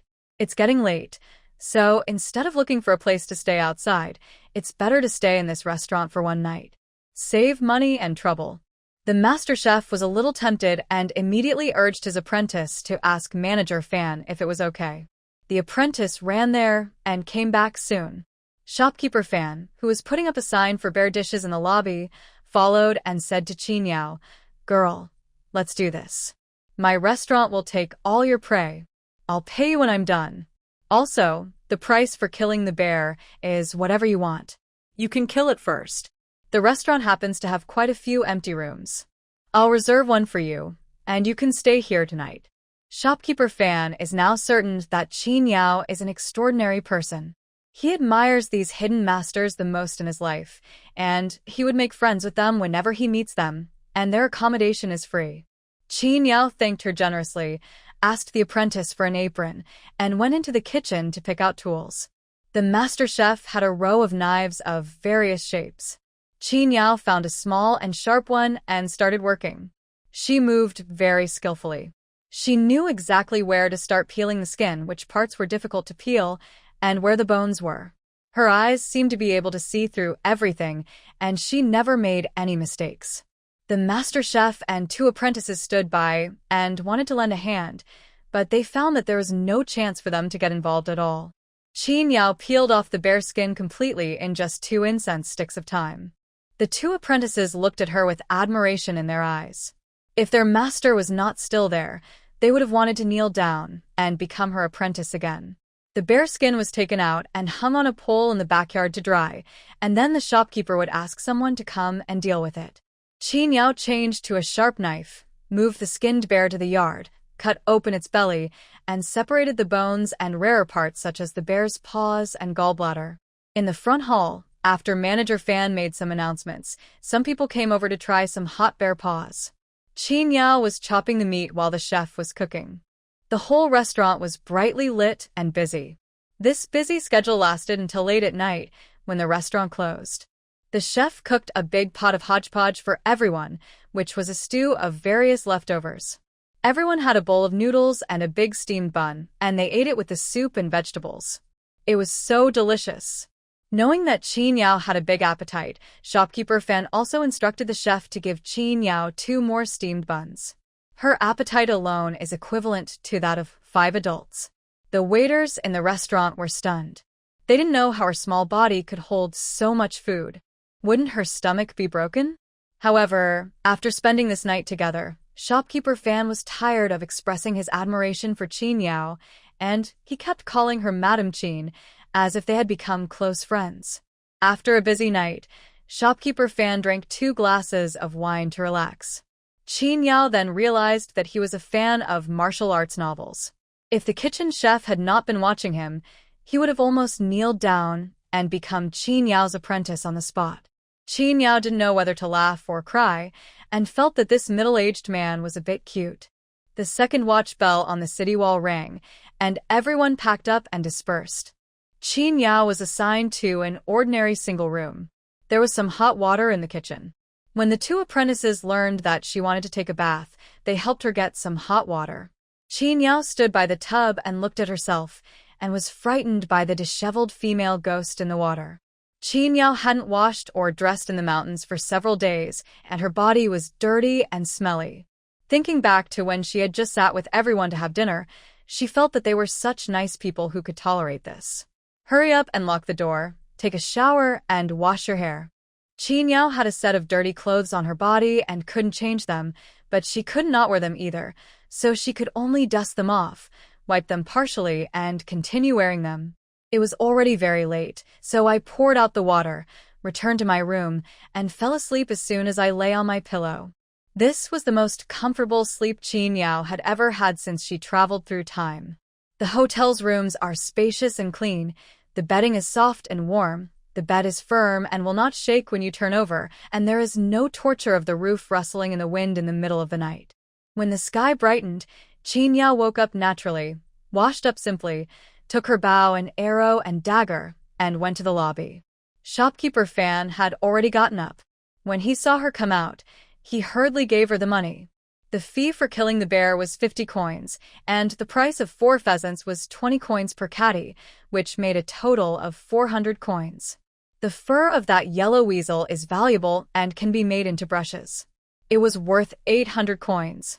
The 2 squirrels were worth 80 cents each, for a total of 160 cents. The roe deer weighed 75 catties, and 1 catty cost 40 coins, which was exactly 3 taels of silver. Qin Yao still had 7 rabbit skins. She originally wanted to take them home and ask someone to make them into vests to wear in winter. But then she thought that the skins had to be processed before they could be made into clothes, which was too troublesome, so she sold them all. The shopkeeper gave 900 coins for 7 gray rabbit skins. Together with Black Bear's 80 taels of silver, the total was 85 taels and 310 coins. Shopkeeper Fan gave Qin Yao for 20 liang silver ingots, 5 liang of broken silver, and 310 copper coins, which he put in a cloth bag and handed to her. The purse was in my hand. It was heavy and quite big. Qin Yao now has some understanding of what the term rich means. In the era without paper money, it was really inconvenient to take money out. No wonder rich people used horse-drawn carriages when traveling. Otherwise, it would be impossible to enjoy shopping with a large box of heavy copper coins. However, ordinary people only carry a few pieces of silver when they go out, which does not affect their movements. If you are traveling across continents, there will be money houses that will issue bills, and you can use the bills to exchange for bills of exchange at local money houses and withdraw the money, saving the trouble of carrying money on the road. There were so many things the family owed, from small things like needles and thread, pots, bowls, and oil lamps to large things like tables, chairs, benches, beds, as well as clothes, quilts, rice, flour, etc. We had nothing and had to buy everything. Qin Yao toured the entire Kaiyang County and bought everything she needed. 400 kilograms of fine rice, 100 kilograms of fine flour, 50 kilograms of soybeans, and 50 kilograms of millet, a total of 600 kilograms of food, enough for her and her 4 children to eat for 4 months so that they can get through the winter well. These fine rice, refined flour, and millet were more than twice as expensive as brown rice and coarse flour and cost 4 taels and 8 cents of silver. Of course, the main reason is that Qin Yao has a big appetite and can eat as much as 5 people. If it were other families, 600 kilograms of grain boiled into porridge could last for more than half a year. Don't ask her why she doesn't save money and buy brown rice and coarse noodles. Because she couldn't swallow that stuff at all. The so-called brown rice should be more appropriately called rice bran. It contains only 40% rice, and the remaining 60% is rice bran. The same goes for coarse noodles, almost half of which are bran, and the noodles steamed with water will choke your throat. Although there is an extreme shortage of supplies in the end times, the dietary structure is different from that in ancient times. People are so poor that they really cannot afford to eat. Once there is food, it is either instant noodles, biscuits, etc. that can be stored for a long time, or food from agricultural bases. Rice bran has long disappeared from the human diet. So, let alone brown rice and coarse noodles, even whole grains that are meant for weight loss will feel tasteless to modern people after just a few bites. Since she has that ability, Qin Yao doesn't plan to mistreat her stomach. Not being able to eat properly is even more uncomfortable than being chased by mutated zombies. After buying the food, Qin Yao went to the cloth shop and bought 3 10-pound quilts, 3 thin quilts, and 3 palm bark mats. He also weighed 5 pounds of cotton and bought a piece of the cheapest white cotton cloth, a piece of blue cotton cloth, and a piece of red coarse cloth. The red color is saved for making new clothes for the new year. If they are dressed up well, they will definitely be very pleasing to the eye. A piece of cloth was 15 meters long and about 1 meter and 2 meters wide, which was enough for their family of 5 to wear 2 sets of clothes, with some left over. Qin Yao didn't know how to make clothes at all, so she bought needle and thread and planned to go home and find someone to help her make them. Qin Yao saw that the price was reasonable and then looked at her own linen clothes, which were so dirty that they were unbearable to look at. She decisively picked out a set for herself and also bought one for each of her 4 children. Each person got a pair of shoes. Qin Yao wore leather boots, and the 4 children wore cloth shoes, all of which were half-worn. Her shoes did fit her feet, but the people were used to living a simple life, so the sizes were a bit larger, and the 4 pairs of shoes for the children were not the correct size. But children grow fast, so just wear socks and put thick insoles on them, and they will fit their feet. Qin Yao also bought some socks, insoles, headscarves, and hairbands. It cost 10 taels of silver to get all of this. When checking out, Qin Yao gasped and thought that the cloth was too expensive. No wonder everyone bought the materials and made it at home. After leaving the cloth shop, Qin Yao went to the grocery store and bought all the daily necessities such as oil, salt, sauce, vinegar, pots, pans, and bowls. However, I couldn't find a store that sold ready-made furniture, so I could only accept custom-made carpentry jobs. The furniture had to be put aside temporarily, and I would find a nearby carpenter to help me make a few pieces after I returned to the village. After buying all the things, Qin Yao rented an ox cart at the north gate for 30 cents, took the driver to load the purchased food, and set off back to Liujia village with a full cart. The ox cart was full of things, and there was no place to sit, so Qin Yao walked with the driver. The road from Kaiyang County all the way to Jinshi town is a government road. Today the weather is clear and the road is relatively easy to drive on. Qin Yao counted the remaining silver in her hand as she walked. This cartload of stuff cost her 18 taels of silver, and now she had 67 taels and 3 cents of silver left. Qin Yao planned to save 50 taels and not use them for emergencies. She planned to use the remaining 17 taels to make some decent furniture, repair the broken hut, reinforce the walls, build 2 more rooms, build a washroom and kitchen, and then build the wall. The most important thing about walls is that without them, there is no privacy at all. You won't feel safe leaving things at home, as you'll always be worried that someone might steal them.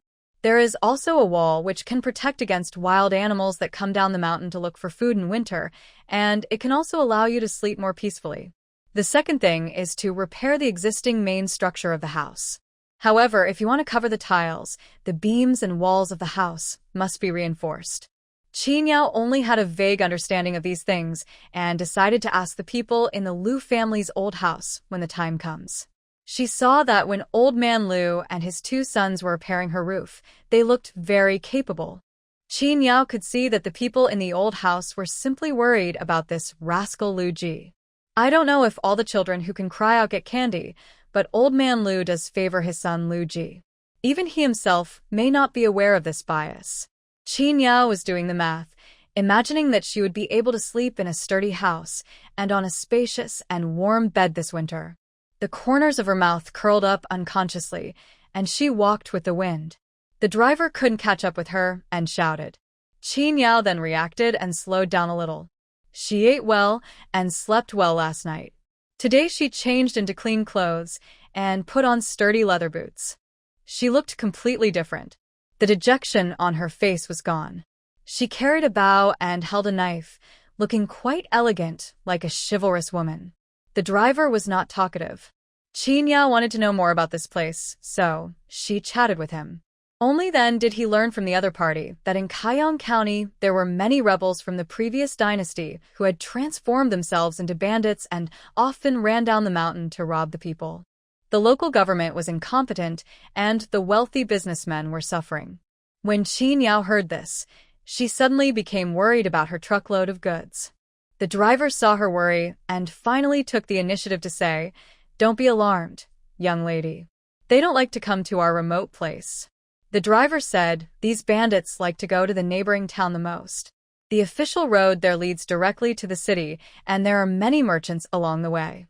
They want to make money, so they naturally go there. But young lady, you'd better be more careful when you go out alone on weekdays." He heard that many decent women were abducted to the mountains and tortured and humiliated to death by these bandits in extremely brutal ways, so he kindly reminded Qin Yao. "Thank you for the reminder. I understand." Qin Yao nodded gratefully to the driver. She would be more careful. It seems that the public security situation in ancient times was not much better than in the apocalypse. The journey was relatively smooth for the two, except that the wheels got stuck a few times. But with Qin Yao there, they were able to push the car out, and in the evening, the two arrived at Liujia village smoothly. This bad feeling started when I entered the village and met the first group of villagers. When they saw her car full of goods, they were surprised at first, but because they were not familiar with each other, they did not say anything. But the hesitant behavior made Qin Yao have a bad feeling. Afterwards, we drove past the village well. At this leisurely time before dinner, there was no one here. Mrs. Zhou came over from the fields in the north, carrying a basket of freshly picked vegetables. When she saw Qin Yao, she was surprised at first, then called out to her. "Where have you been these days, sister-in-law? Where did you get this huge cart of food?" "Forget it. You should go home quickly to see your Lu Lao-san is back." "Lu Lao-san is back. Alive or dead?" Qin Yao was about to say this, but then she felt it was inappropriate to ask it, so she nodded to Mrs. Zhou, turned around and urged the driver to go faster, and strode towards home. I hadn't reached my home yet. Just as I got to the river and was about to cross the bridge, I saw a crowd of people gathered in front of the thatched cottage on the hillside. Among them were people from the Liu family's old house. Old Man Liu and the 3 Liu Bo brothers were talking to someone, and sentences like "please give us a few days, and we will definitely find a way to compensate you" could be heard faintly. Qin Yao's heart suddenly skipped a beat, and she had the urge to turn around and leave. However, it was too late. Sister, he saw her and shouted in surprise. Sister-in-law, you are finally back. A circle of people standing in front of the house all looked towards the bridge. A path parted in the crowd, and Lin Erbao's familiar face appeared again. Qin Yao tightened the knife in her hand, told the driver not to be afraid and to wait there, and walked forward alone, asking unhappily, "Why are you here again?" He was murderous and seemed very dissatisfied that Lin Erbao had sent Lu Ji back alive. Yes, Lu Ji is still alive. He was in a half-dead state, wrapped in tattered sackcloth, covered in bruises, and lying on the ground in a dazed state. Especially the handsome face that he was proud of now looked horrible. The 4 brothers and sisters of Dalong were surrounding him and trying to wake him up. When they saw Qin Yao appear, their eyes lit up and they almost subconsciously shook off Lu Ji and ran towards Qin Yao. "Mother!" Aunt. The 4 siblings came up behind her, looked at her new clothes, then looked at the full ox cart on the bridge, and knew that she must have caught some prey, and they were overjoyed. Qin Yao's expression eased slightly when facing the 4 children. She patted their heads one by one and said in a gentle voice, "De Lang and Erlang, take your brothers and sisters into the house." The 4 siblings looked hesitantly at the man lying on the ground. Qin Yao said again, "Go in, I'm here." Dalong looked at Qin Yao deeply, as if to make sure that she would take care of the man on the ground. After a few seconds of pause, he obediently led his younger brother and sister into the house. As soon as the 4 siblings closed the door, Qin Yao raised the knife in her hand and put it on Lin Erbao's neck at an extremely fast speed like the wind. Huh. The villagers and the Lu family who were watching were all shocked by her action and gasped. The brothers brought by Lin Erbao immediately raised their weapons, surrounded Qin Yao, and wanted to take action. "Whoever dares to move will be killed," Qin Yao shouted. The blade on his neck gave off a chill, and the bloody smell on the handle penetrated his nose. Lin Erbao's face was covered with goosebumps, and he quickly shouted, "Stop it. Don't move." Then he looked at Qin Yao coldly. "Madam Qin, what do you mean by this?" Qin Yao glanced at the half-dead man on the ground and said, "I would like to ask you what you mean first. We agreed not to send her back alive, so what is this?" Lin Erbao was also a little angry. "Lu Laosan is right. You are really a vicious woman. I sent the person back alive out of kindness and you are not grateful, but you actually want to kill me." Qin Yao laughed. "You sent the person back. But what about the debt? Is it written off?" "Of course not." Without even thinking, Lin Erbao responded sternly. Qin Yao narrowed her eyes dangerously. At this moment, her murderous intent was strong, and she really wanted to take the lives of Lin Erbao and the others. Lin Erbao felt a chill in his heart when he was stared at by her. He really didn't expect that there was such a shrewish woman in Lu Laosan's family. The last time he saw Qin Yao, he just thought she was a strong and fierce woman. Today he realized that this woman's background was by no means simple. She actually knew martial arts, and her martial arts skills were very advanced. If he had known this earlier, he would not have come here in person today. But just when he wanted to persuade Qin Yao not to be impulsive, she actually put away the knife and stretched out her hand. Lin Erbao was stunned by her. He subconsciously touched his neck. It was still there, and there was no blood. He let out a long sigh and asked blankly, "What are you doing?" "I owe you." Lin Erbao hurriedly waved away the brothers who wanted to take advantage of the opportunity to attack Qin Yao, not wanting to see if their 3-legged cat skills were enough for this shrew. He glanced at Qin Yao many times and slowly took out the IOU he had just shown to Old Man Lu and others. There are 2 lines of characters written crookedly on the IOU, which are Lu Ji's handwriting. When he was young, Old Man Lu thought that the master in the school could educate this rebellious son well, so the whole family tightened their belts and forced him to go to school for 2 years, where he learned a few strokes of dog crawling. It says that Lu Ji borrowed 22 taels of silver from Lin Erbao and agreed to repay the principal with interest in 2 months. If the loan is not repaid by the due date, 1 tael of interest will be calculated for each day in arrears. The date of signature is July 30th. It is now October 28th, 28 days past the appointment date, and I have to pay 50 taels back with interest. It just happens to be the same as the 50 taels of unmoved savings she had reserved. Should we do this? Old Man Liu and his family were busy from the beginning of the year to the end of the year, and relying on the output from the fields and the money saved by the women in the family from weaving, they could only save 2 or 3 taels of silver at most. This debt is an unimaginable astronomical figure for any villager in Liujia village. If Lu Ji wasn't lying on the ground with bruises all over his body, Old Man Liu would have wanted to kick this rebellious son to death with his own hands. Qin Yao was no exception. She clenched and unclenched her fists, and her back teeth made a clattering sound that sounded extremely scary. Lin Erbao quickly snatched back the IOU, took 2 steps back, and said helplessly, "Our money didn't fall from the sky. My brothers and I have elderly parents, wives, and children at home. Our whole family depends on us for survival. If we don't get this money back, we won't be able to live well." The way he said this made it sound as if Qin Yao was bullying him. Mrs. He and Mrs. Chiu looked at the ox carts loaded with goods on the bridge and wanted to ask Qin Yao if she had a good harvest this time in the mountains. Perhaps she could use it to pay off her debts. But before he could open his mouth, Old Man Liu and Zhang glared back at him. Qin Yao looked at the crowd of people around her, closed her eyes and sighed, then waved to Lin Erbao, "Old Man Liu, and Zhang, let's talk for a moment." Old Man Liu and Zhang looked at each other and nodded. The 2 elders just understood that the 3rd son's wife was really powerful. She was not even afraid of Lin Erbao. Maybe she had a way. Lin Erbao was extremely panicked, but he couldn't lose face for his eldest brother in front of his subordinates. He raised his chin towards Qin Yao and went to talk to her in private. The 4 of them came to the back of the house, away from the villagers' inquiring gazes, and Qin Yao spoke first. "Dad, Mom, I asked you 2 to come here because I want you to help be a witness." Old Man Liu asked in confusion, "What are you witnessing?" Qin Yao gave him a look that said you'll know in a moment, and looked up at Lin Erbao. "I'm doing you a favor for this money, so give me a number for how much you want to pay back. As for the 50 taels, I tell you clearly, it's impossible." She knew that Lin Erbao had someone above him, and although the money was borrowed in the name of Lin Erbao, it was definitely not his.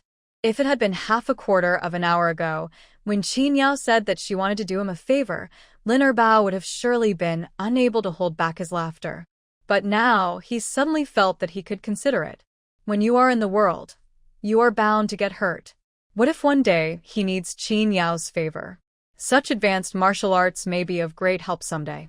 Lin Erbao was weighing the pros and cons, and Qin Yao didn't force him and waited patiently. Old Man Liu and Zhang stood next to each other in the corner, their hearts pounding, and they were so nervous that they were about to jump out. The waiting time is always unbearable.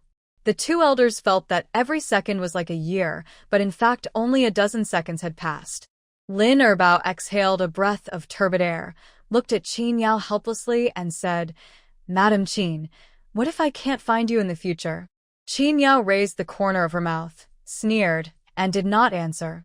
Lin Erbao realized that he had no choice.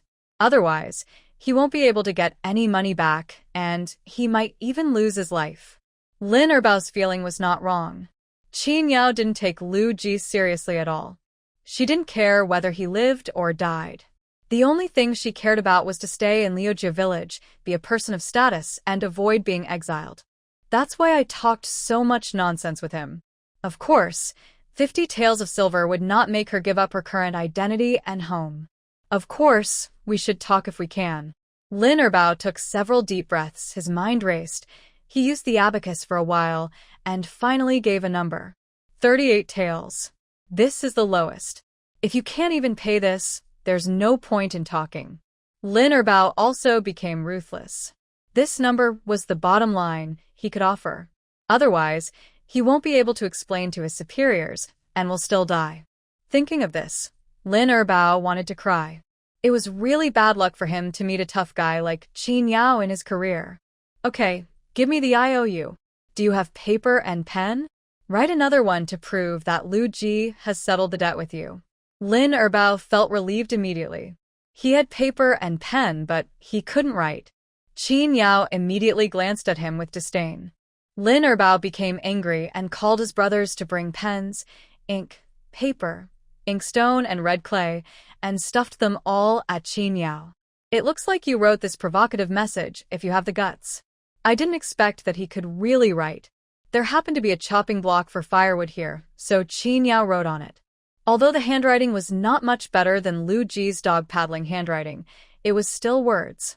With a few strokes, Qin Yao rewrote 2 copies of the note for the payment, signed by Lin Erbao and Lu Ji respectively.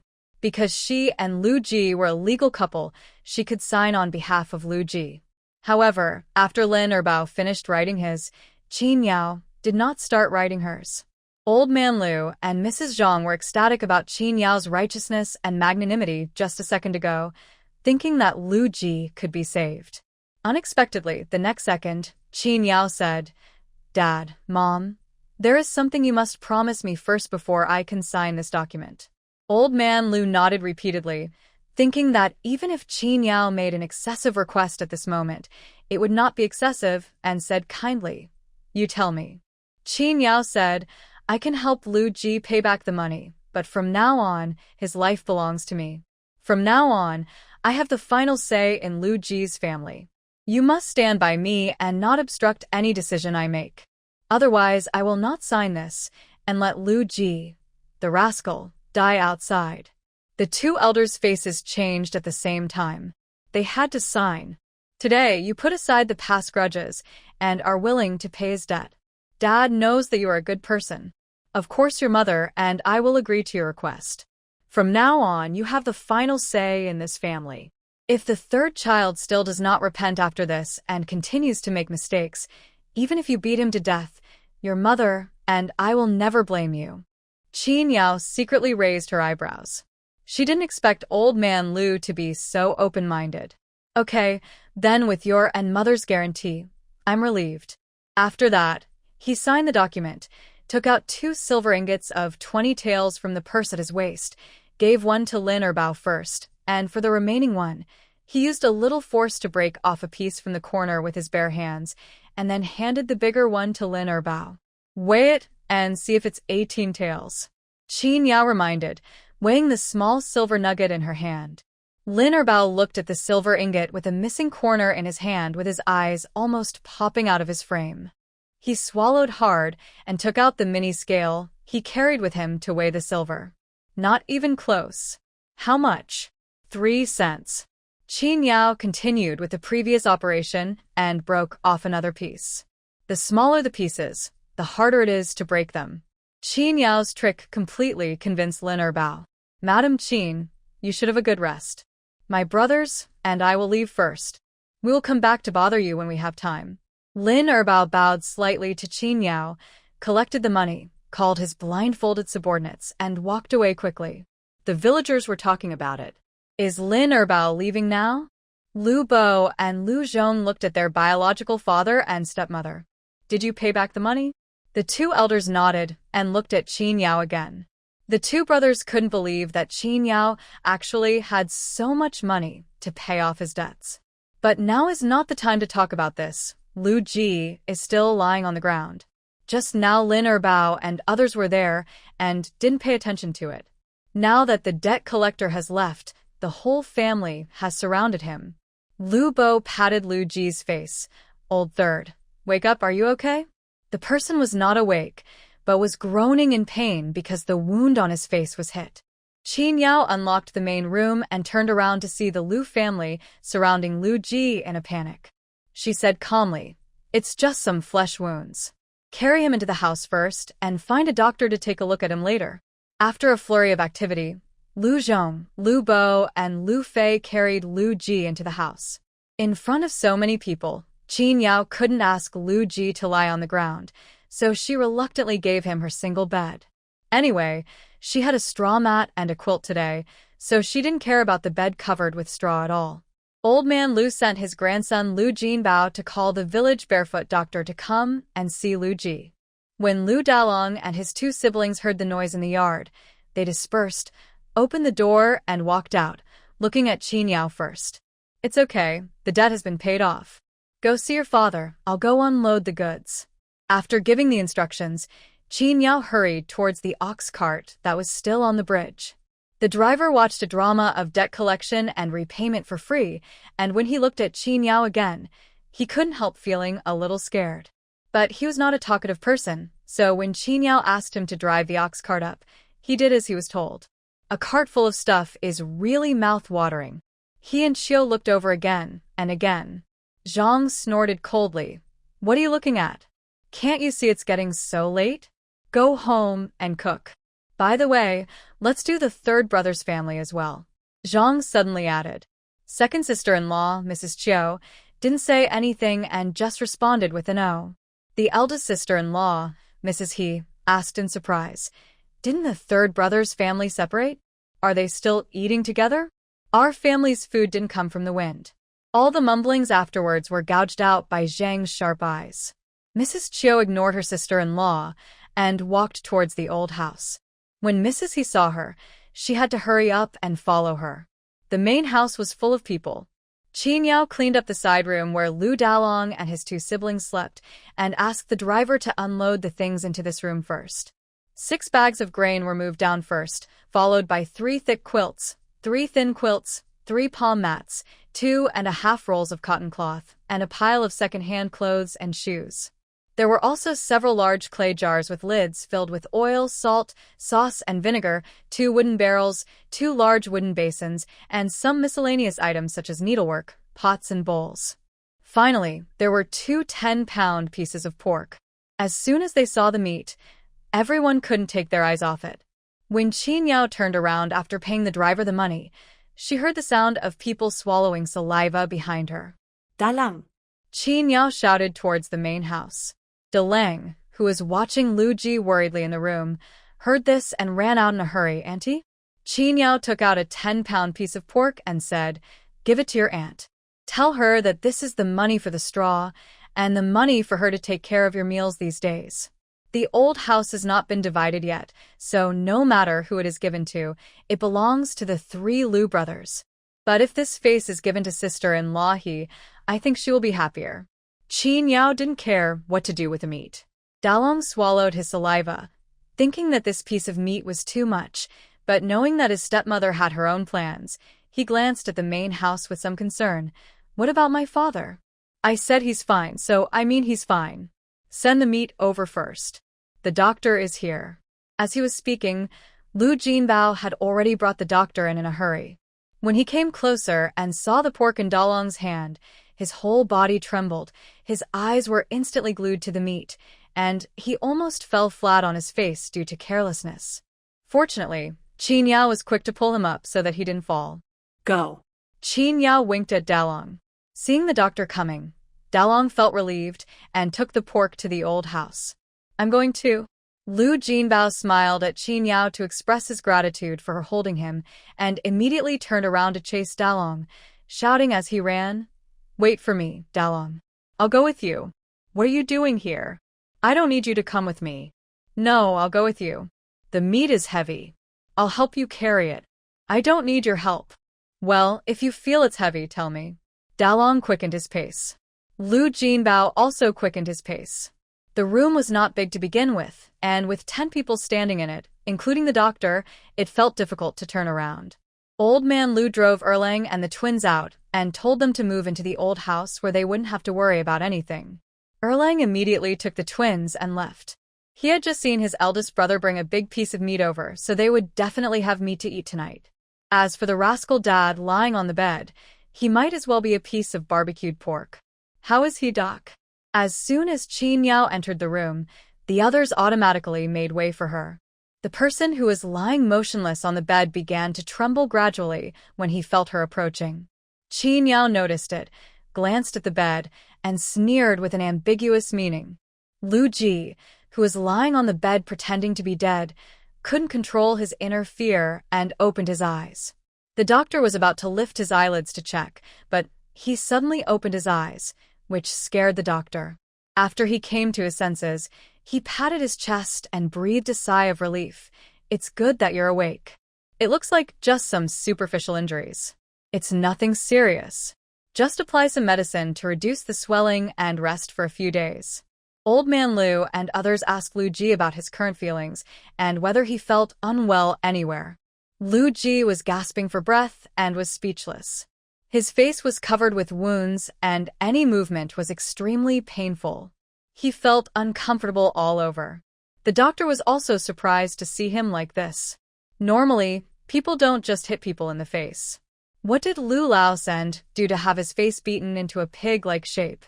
However, although it was strange, the doctor didn't ask anything and just asked the Lu family to send someone to go with him to get the medicine. He happened to have some anti-inflammatory and analgesic herbal medicines at home, which he usually picked from the mountains. The price of the medicines was much cheaper than that in the pharmacy in town. Old Man Lu sent Lu Zhong and the doctor to get the medicine and asked Zhang and Lu Fei to go home first. Then he asked Qin Yao for a basin of water and asked Lu Bo to wipe Lu Ji's body. Qin Yao stepped out of the house and listened attentively to the conversation between the father and his two sons in the room. Lu Ji took a deep breath and said with difficulty, "Brother, can my handsome face be healed?" Old Man Lu was just about to wipe him with a dry towel, but when he heard this, he almost couldn't help but slap him in the face. "It's already this hour, and you still care about your face? Can you eat or drink with that face?" Lu Ji knew that he was in the wrong, and his face was hurting from talking, so he didn't say anything. However, he was still very persistent and asked Lu Bo to lift up the basin so that he could look at it. But when he saw the pig's face reflected in the basin, he couldn't hold it in and screamed wildly. "Ah!" Qin Yao said coldly, "Lu Ji, you are disturbing my ears." The room suddenly became quiet. Lu Ji didn't really faint just now. He had been in the business for so many years, and pretending to be faint was his unique skill to avoid being beaten up. Therefore, he heard everything about the confrontation between Qin Yao and Lin Erbao, as well as what happened between Qin Yao and Old Man Lu and Zhang behind the house. Knowing that his father was going to sell him to the evil woman Qin Yao, Lu Ji felt dizzy and almost fainted. Thinking about the cruel words Qin Yao said to Lin Erbao without caring about his life or death, Lu Ji felt that he would die at her hands sooner or later. So, when Old Man Lu was about to turn around and leave, he grabbed his father's hand with all his strength and said with tears in his eyes, "Dad, I want a divorce." Old Man Lu turned around in horror, unable to believe that Lu Ji would have such ungrateful thoughts. People just helped you pay off your debt, and you actually want a divorce? Old Man Lu's eyes were red as he fiercely said word by word, "Lu Ji, if I hear you mention the word divorce again, I will beat you to death and then kill myself, lest my Lu family ancestors blame me for raising such a rascal like you." Dinner was ready, and Lu Jinbao ran over to call Qin Yao and the others to go to the old house for dinner. "Grandpa, Dad, my mom fried a pot of twice-cooked pork, so we have meat to eat today," Lu Jinbao said excitedly, even happier than on New Year's Day. "Because the meat today is even bigger than last year's Chinese New Year. Grandma said that today, thanks to Third Aunt, if we want to eat, we can eat as much as we want." So Mother fried half a piece of pork and filled a whole pot with it. Just thinking about it, Lu Jinbao couldn't help drooling. He was afraid that if he arrived too late, the meat would be eaten by Dalong and Erlang, so he urged his father and grandfather to leave quickly. "Third brother's family, let's go over and eat. Let the eldest brother stay here to look after the third brother. Come back and let him take over after you finish eating." Old Man Lu greeted Qin Yao. Qin Yao shook her head. "No, I'll stay here. Dad, you guys go back and ask Dalong and the others to come back early after dinner. Just bring me a portion." As he said this, he went back to the house, found a bowl, handed it to Lu Jinbao, and asked him to give it to Dalong so that he could bring some food over later. Old Man Lu thought that she was deeply in love and had no idea how much Qin Yao ate. If she went, she wouldn't be full, and if she ate too much, there wouldn't be enough for others. It would be better for her not to go and cook a pot of rice at home and have a good meal. Zhang has been in charge of the family for more than 10 years, and what she is best at is measuring rice. She knows how much each person in the family eats every day and how much rice and dishes each person should have at each meal. Everything is fixed, ensuring that everyone in the family is about 70% full. If it is the busy farming season, those who work in the fields can eat more. This craft has now been passed down to the He family, who are even better than the Zhang family and can cook even the best rice crust. On the first night Yao Nyang arrived, she had a meal with Lu Ji at the old house and felt that she had broadened her horizons. Seeing that Qin Yao insisted, old man Lu didn't say anything else. He called his two sons, put away the medicine he got from the doctor, and told Qin Yao to remember to change it for Lu Ji twice a day, then went home. The noisy room finally quieted down. Qin Yao breathed a sigh of relief, rolled up her sleeves, and got busy. First, take out the oil lamp I bought today, light it, put it on the stove, and then make a fire to cook. She cooked a pot of thick white rice porridge. The aroma was very faint at first, but as the fire increased, the aroma became stronger. The fragrance of rice surrounded the house and drifted into the nose, making people hungry. Qin Yao pulled out a piece of firewood, turned down the fire, and put the rice on the stove to cook slowly over low heat. While the porridge was not yet cooked, she went into the side room and moved the 6 bags of grain to the main room, and then remade the beds for the 4 children in the house. The straw was thrown out of the door to be used for making fire, and the hard and smelly bedding was moved out and placed on the pile of straw at the door for the time being. He took out a newly bought straw mat and spread it on the bedboard, then covered it with a second-hand old bed sheet and a newly bought thick quilt. The whole bed looked brand new. There was still some space in the side room. Qin Yao hesitated for a while between going back to the main house to sleep and setting up another bed in the side room, and decided to stay in the side room. The main house does not have good privacy because it serves as a dining room, restaurant, and warehouse. As there was someone lying there, Qin Yao made a bed on the floor in the side room. The straw that had just been cleaned out was moved back and spread in the corner against the wall. A coir mat was placed on the straw, and a bed sheet was placed on the coir mat, and then a quilt was placed on it, which was also comfortable. After the bed was made, Qin Yao sorted out the remaining quilts and piled them on the bed, waiting to make them again after the furniture and the house were built. After thinking about it, he took a thin quilt to the main room and threw it directly on Lu Ji. He was wearing a tattered linen shirt when he came here. He continued to wear it after Lu Bo wiped his body clean. The bedding Qin Yao slept on before belonged to the Lu family. It was not warm at all, and it felt heavy on his body. He was already injured and could hardly breathe. In the past, he would have yelled like a big boss, but this time, he was very timid. He smelled the aroma of white porridge wafting in from outside and didn't dare to make a sound, even though his stomach was growling with hunger. He was afraid that Qin Yao would remember him and kill him while his family and brothers were away. Qin Yao looked at his face covered with swelling reducing herbs and shouted coldly, "Be careful not to dirty my new quilt." The quilt, which was originally covering the neck, was silently pulled down a little, revealing only a pair of black and white eyes on the face covered with medicine. He looked at Qin Yao pitifully and a little warily. Just before she stepped out of the door, she suddenly summoned up the courage to speak. "Ma'am, I was wrong." Qin Yao paused, turned around, narrowed her eyes slightly, and looked dangerously at the trembling man on the bed. Under such a compelling gaze, Lu Jiqiang pinched the scar on his leg to stimulate the severe pain, so as not to lower his head.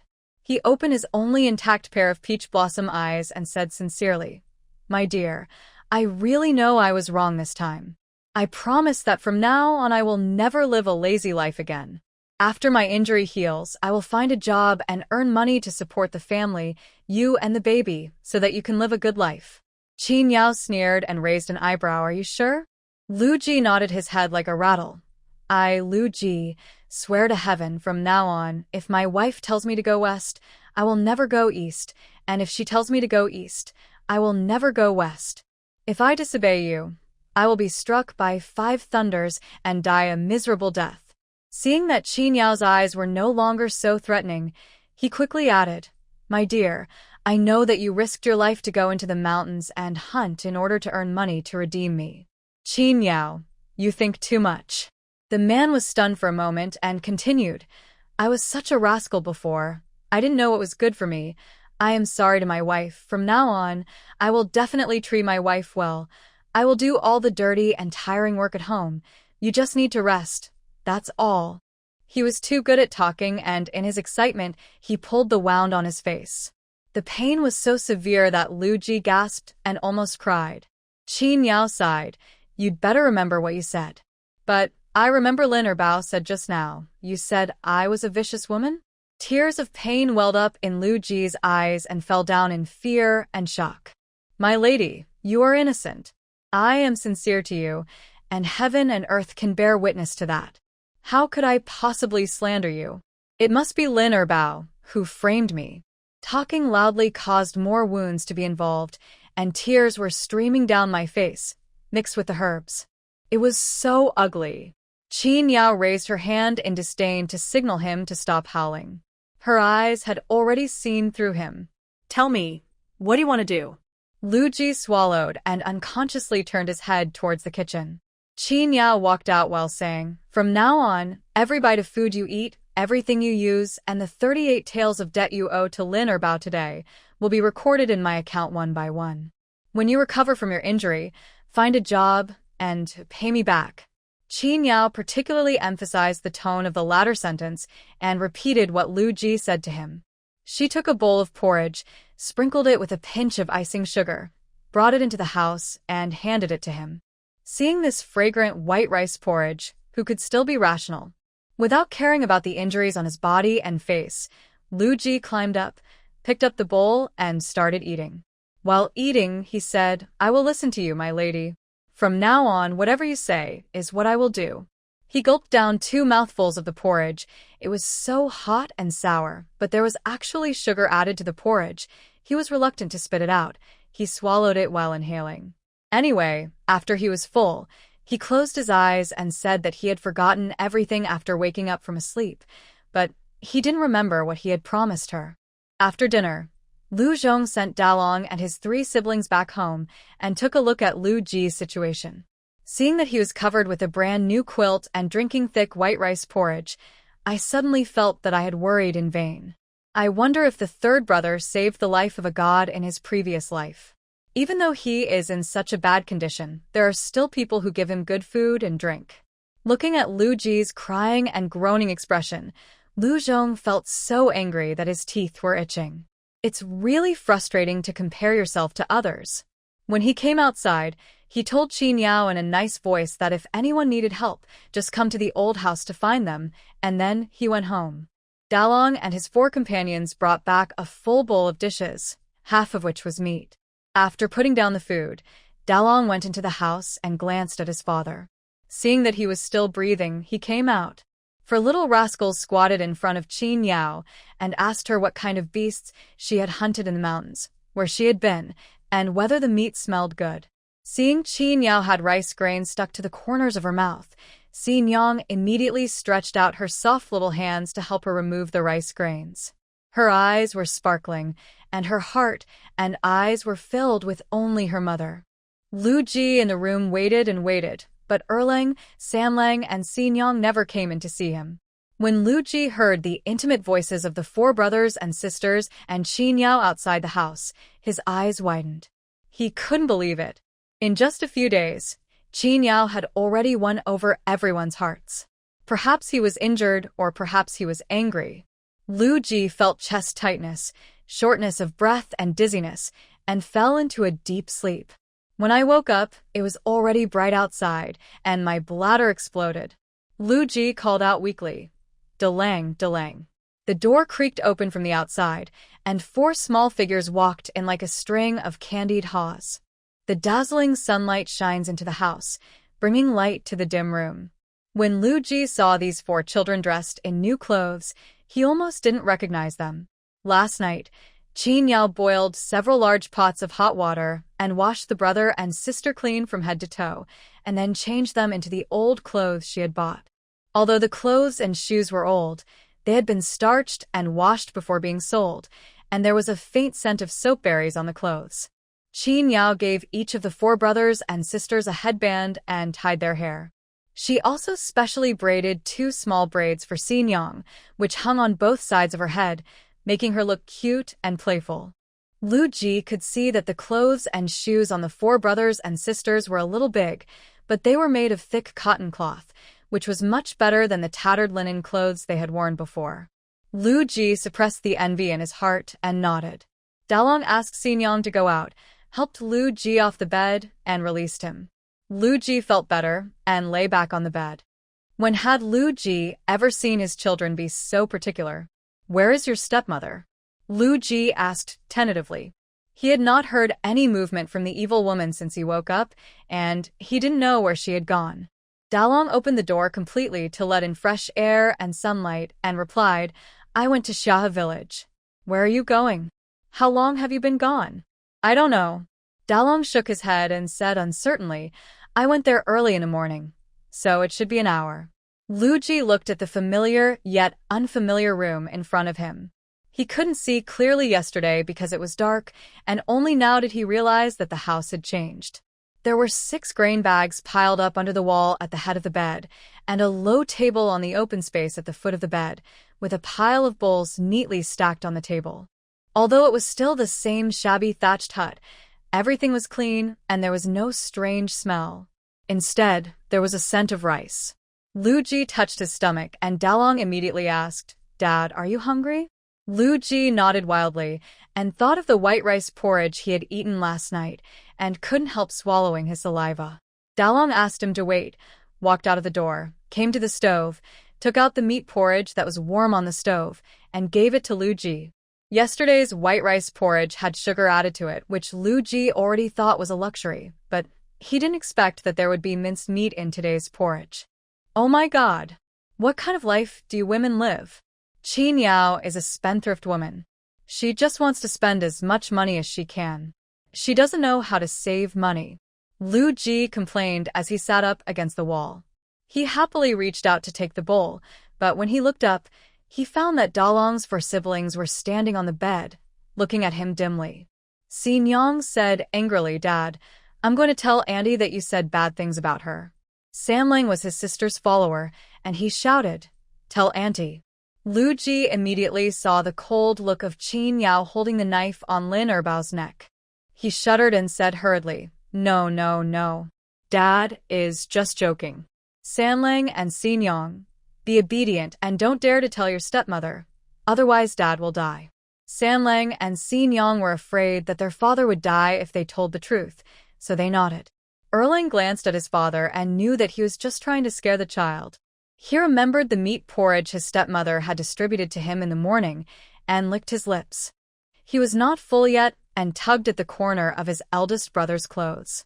Seeing his younger brothers and sisters staring at the bowl of porridge greedily, Dalong's heart softened and he told them, "Each of you take another sip, just 1 sip. Auntie said that eating too much will make your stomach bloated, so don't be greedy."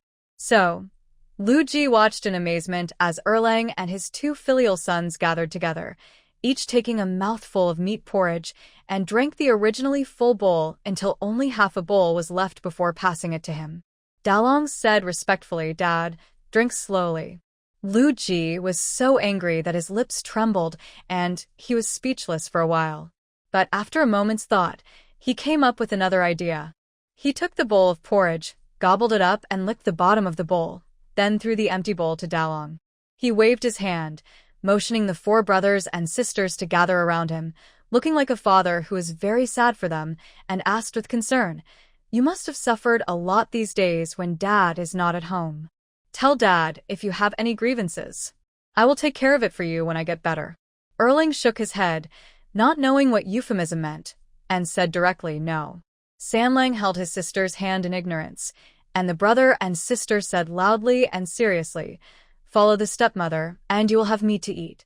Dalong glanced at his father's petrified expression, turned his head away, and the corners of his mouth curled up, but he quickly suppressed it, turned around with a serious face, waved his hand, and drove his younger brothers and sisters out. "Dad, you need to change the medicine," Dalong reminded.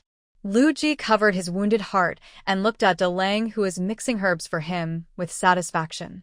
He said with emotion, "Son, Dad knows that you are the most filial." Dalong didn't respond. He mixed the powder with water and boiled it into a paste. He climbed onto the bed and helped his father change the medicine on his face.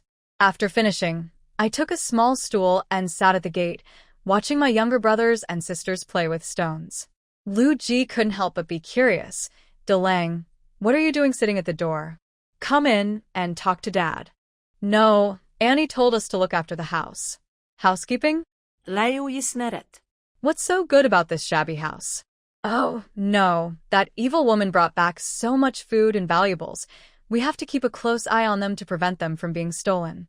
We are all family, and he has a share of these things too. Qin Yao came back at noon. She went to Xia village and returned the bow and arrows to the Yang family. The bow was still in good condition, except that 10 arrows were broken. Qin Yao also kept his promise and gave them 1/10 of the proceeds, 8 taels and 5 cents of silver, as the cost of renting the bows and arrows. The 2 Yang brothers were stunned. They didn't expect that she would give them more than 8 taels in one go.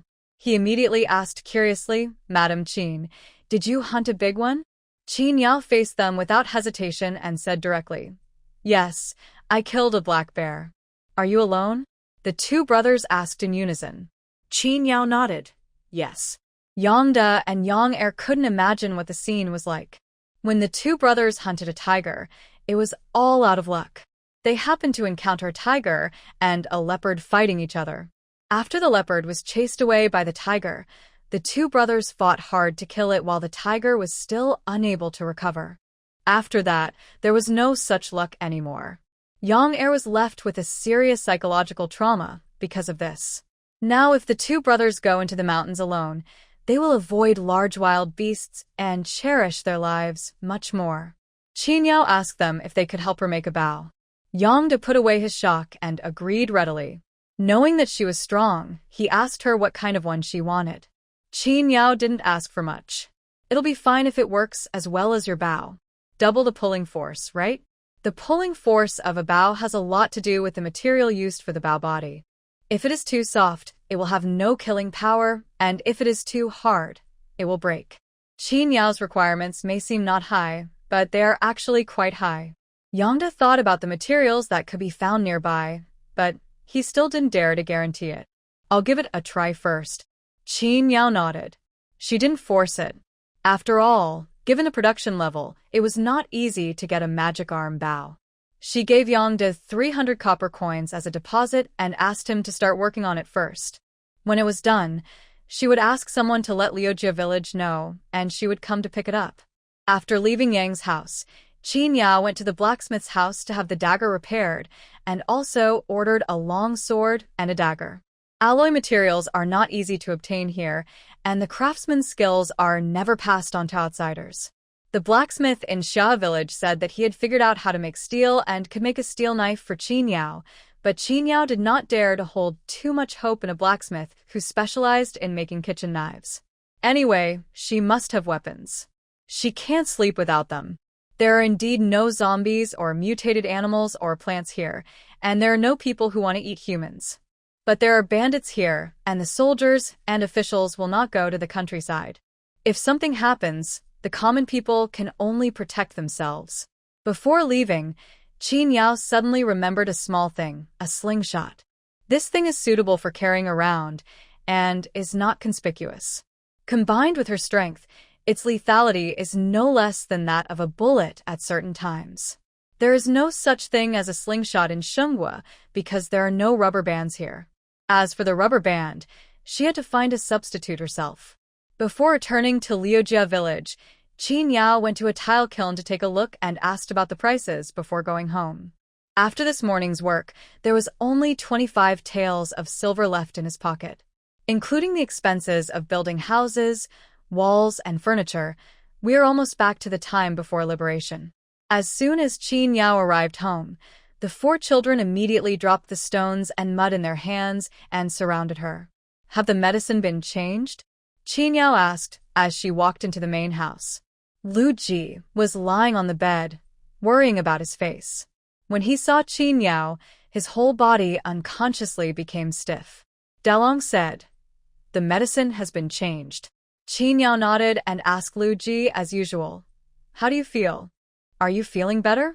Did you urinate or defecate today? What did you eat? How much water did you drink?" Lu Ji frowned slightly. "Is this caring? Right?" Seeing his father staring blankly, Dalong answered for him. I drank a bowl of water, half a bowl of porridge, and peed. Lu Ji's face flushed, and he stammered much better. Qin Yao took action and peeled off a piece of herbal ointment. Sure enough, the swelling and bruises were much lessened. It seemed that the medicine prescribed by the village doctor was quite effective. At this rate, we will be able to go out and start working in 3 or 4 days. After seeing Lu Ji, Qin Yao went to the kitchen to make lunch. The children ate the small ones, the adults ate the big ones, and she ate the extra large one. And lunch? How many meals a day do you eat? Lu Ji asked tentatively. Dalong gnawed on a fragrant white rice ball as big as his fist and raised 3 fingers. Lu Ji was shocked and happy, thinking that if he could have this kind of food every day, it would not be impossible for him to coax that evil woman. Take a bite of the rice ball in your hand. The soft rice is so delicious. After lunch, Qin Yao went out again. He brought the needles, thread, cotton, and 3 pieces of cloth and came to the Lu family's old house. Although the wheat has been planted, there are still a few acres of vegetable fields at home. Mid to early November is a good time to plant broad beans and peas. Zhang is selecting vegetable seeds in the main room, planning to plant them in a few days. Inside the house, the sound of looms clang-clang could be heard. He and Xiu were weaving in the house in a hurry. The court allocated a lot of land, and the villagers almost planted half of it for grain and the other half for mulberry trees. They produced both mulberry leaves and silk themselves. The 2 sisters-in-law were fast and could weave 2 pieces of silk a year in their free time. 1 piece of silk could be sold for 2 taels of silver.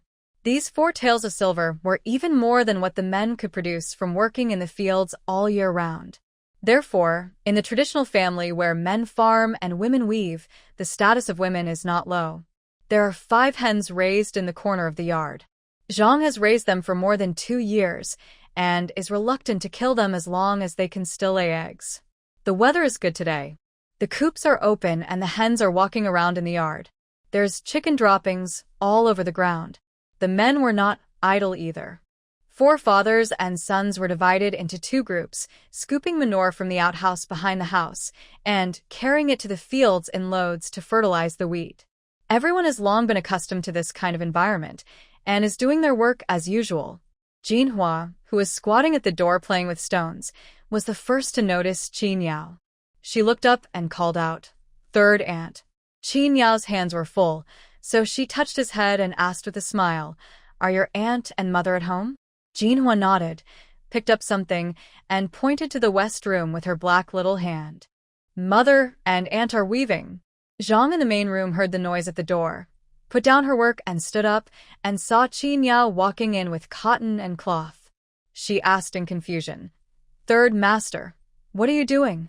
Zhang was not confident enough to think that this was given as a gift to honor herself, but that was why she felt it was strange. Before Zhang had time to be surprised that Qin Yao, a woman, couldn't even make clothes, she heard her say that she wanted to rebuild the house. "I did some calculations in my mind. I just bought so many things yesterday and paid off the debt for the 3rd brother. I still have money left to build a house. How much silver will it take?" During the 6 days in the mountains, they might have hunted something so big that they couldn't even imagine. Zhang was so shocked that she didn't know what to say. She could only shout to the back of the house, "Boss, come quickly. The 3rd brother's family is looking for you." He and Xiu in the west room heard the noise, stopped what they were doing, and came out. Qin Yao immediately rushed over with the cotton and cloth in her arms. "2 sisters-in-law, can you help me make some clothes? I have 3 pieces of cloth here. I will make a set of winter cotton clothes for my 4 children, Dalong and me, and then make a set of inner clothes for each of them. The red piece will be used to make New Year clothes for the 4 of them, which will be festive and joyful." Qin Yao spoke quickly, and before he and Xiu had a chance to speak, she had already stated all her requests. She assigned him the job, out of the blue. Even though he had just eaten the meat she bought yesterday, he still felt unhappy. Besides, they are busy weaving now, and if they help Qin Yao make clothes, it will take a lot of time. But soon, Qin Yao said, "When I bought the cloth, the shopkeeper helped me calculate. After making these 3 pieces of cloth and cotton for what I want, there will be a lot left. If the 2 sisters-in-law don't mind, I'll consider it as hard work fee. After hearing this, Mrs. He and Mrs. Chiu remembered to take a look at what kind of cloth she was holding. They are all made of cotton, and the cotton we bought is the best, fluffy and large, and it looks warm at first glance. The most special thing is the red cloth. Colored cloth is expensive. If, as Qin Yao said, they only make clothes for the 4 little kids, Dalong and his sister, with their tailoring skills, they can still make enough material for an adult set. Jin Bao and Jin Hua at home can each make one.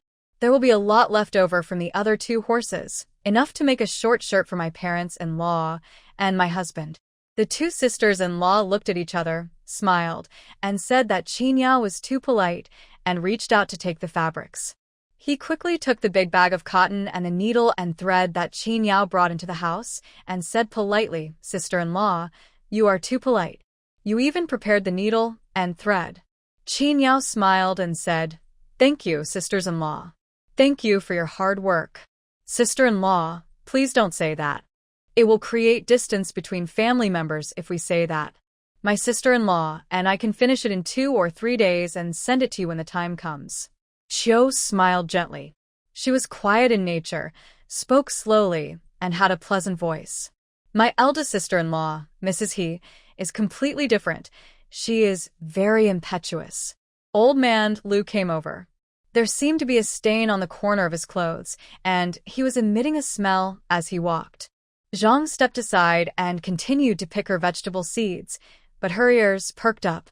Old man Lu sat down at the square table in the main hall, poured a bowl of water and drank it all in one gulp, then put the bowl down and asked in confusion, "Old third wife, what's the matter?" Qin Yao sat down on the bench opposite him and told him about her plan to build a wall and renovate the house, and asked Old Man Lu if he had any experience in saving money. Old Man Lu thought this was a good thing, but he had to ask how much budget Qin Yao had. "If we just want to build a wall, we can go to the river to pick up stones and pile them up as the foundation, and then go to the South Mountain to dig some soil to build the wall. It won't cost much money, but it will take some effort.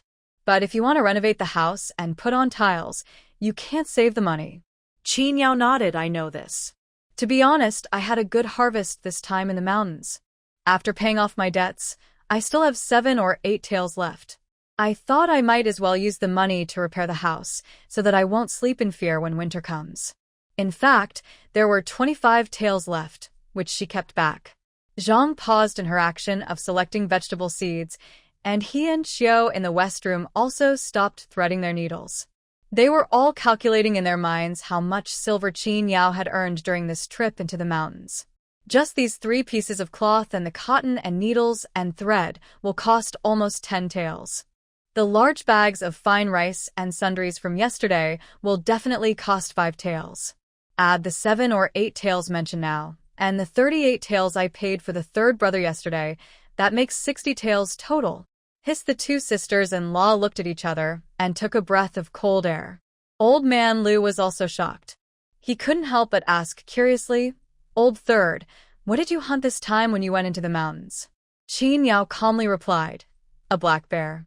There was nothing to hide. But whenever someone asked, she answered. For a moment, everyone in the old house stopped. Only the hens were still clucking in the yard. It was not until Qin Yao coughed that everyone came to their senses.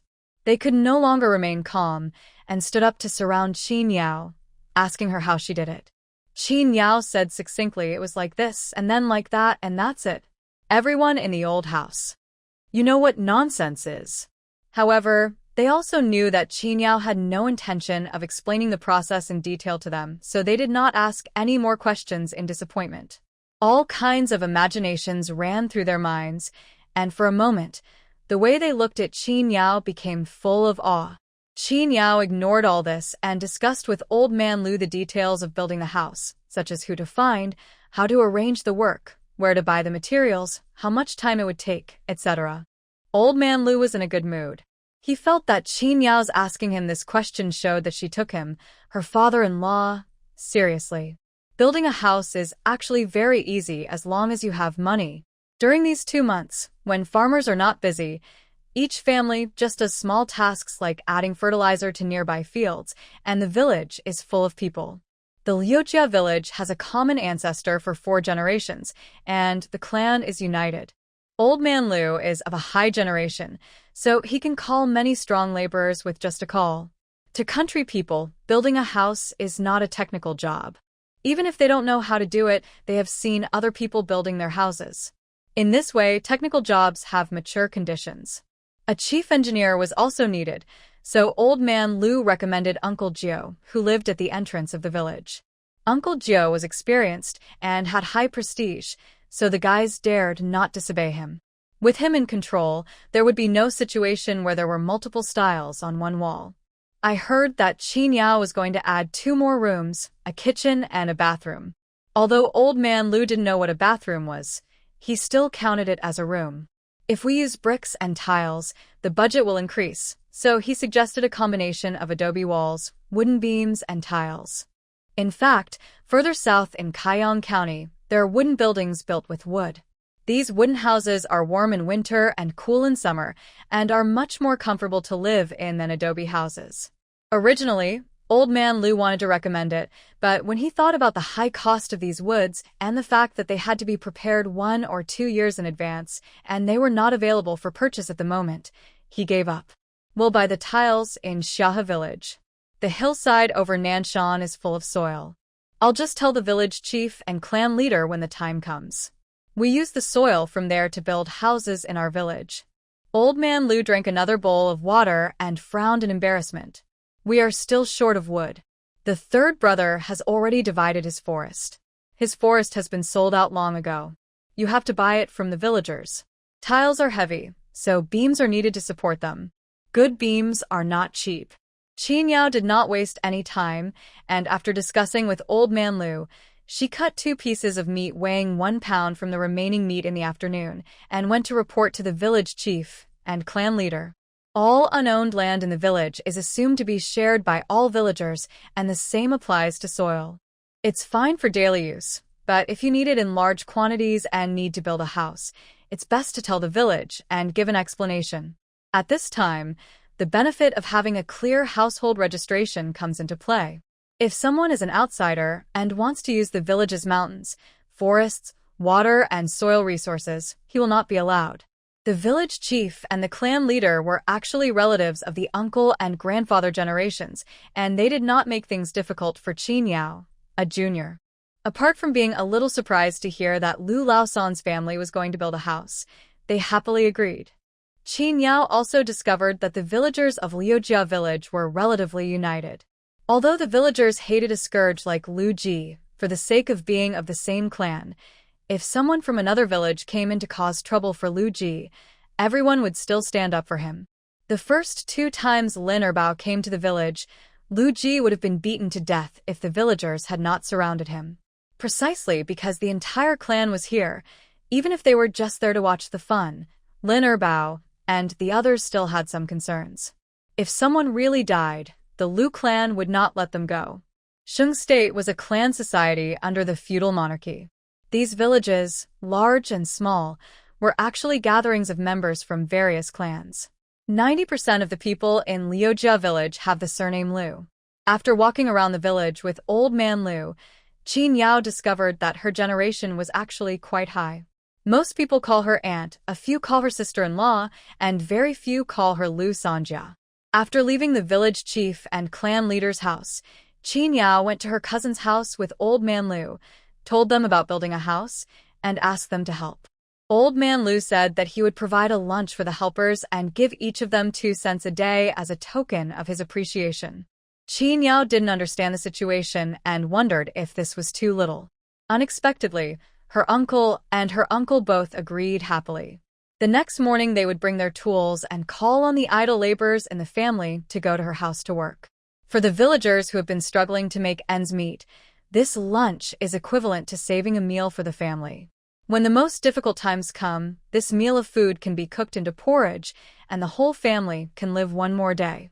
Qin Yao used to think that Lu Ji's family was the poorest in the village, but when she came to her uncle's house and saw the skinny women and children, she realized that this was a common situation. Due to the lack of production tools, intensive farming was impossible, resulting in low grain production. For families with large populations, it was very difficult to ensure that the whole family did not starve to death, let alone have enough to eat. Moreover, the land has not always been there. It was only after the new government came to power this year that the land was redistributed and the current land was created. Seeing Qin Yao's clueless look, Old Man Lu guessed that her family must have been well off before and sighed.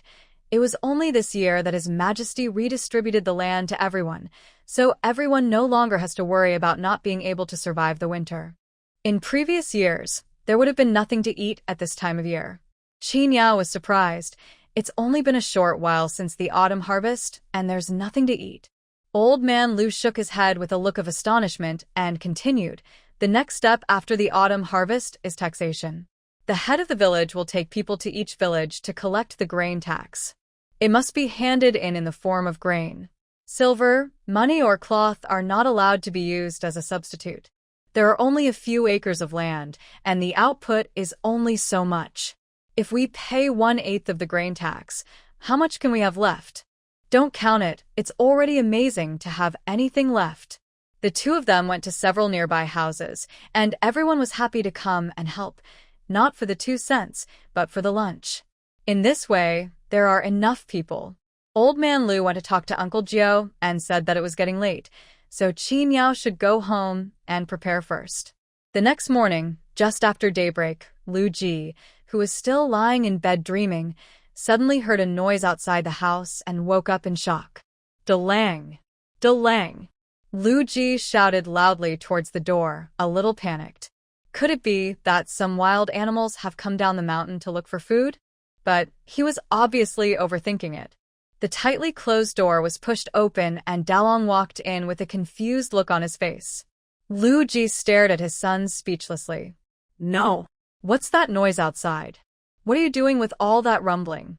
Dalong put down the chamber pot and replied, "My family is building a house, and my aunt is digging the foundation stones with her men." Lu Ji was a little confused. "We're building a house. There's plenty of work to do." After saying this, he gave his father an ambiguous look.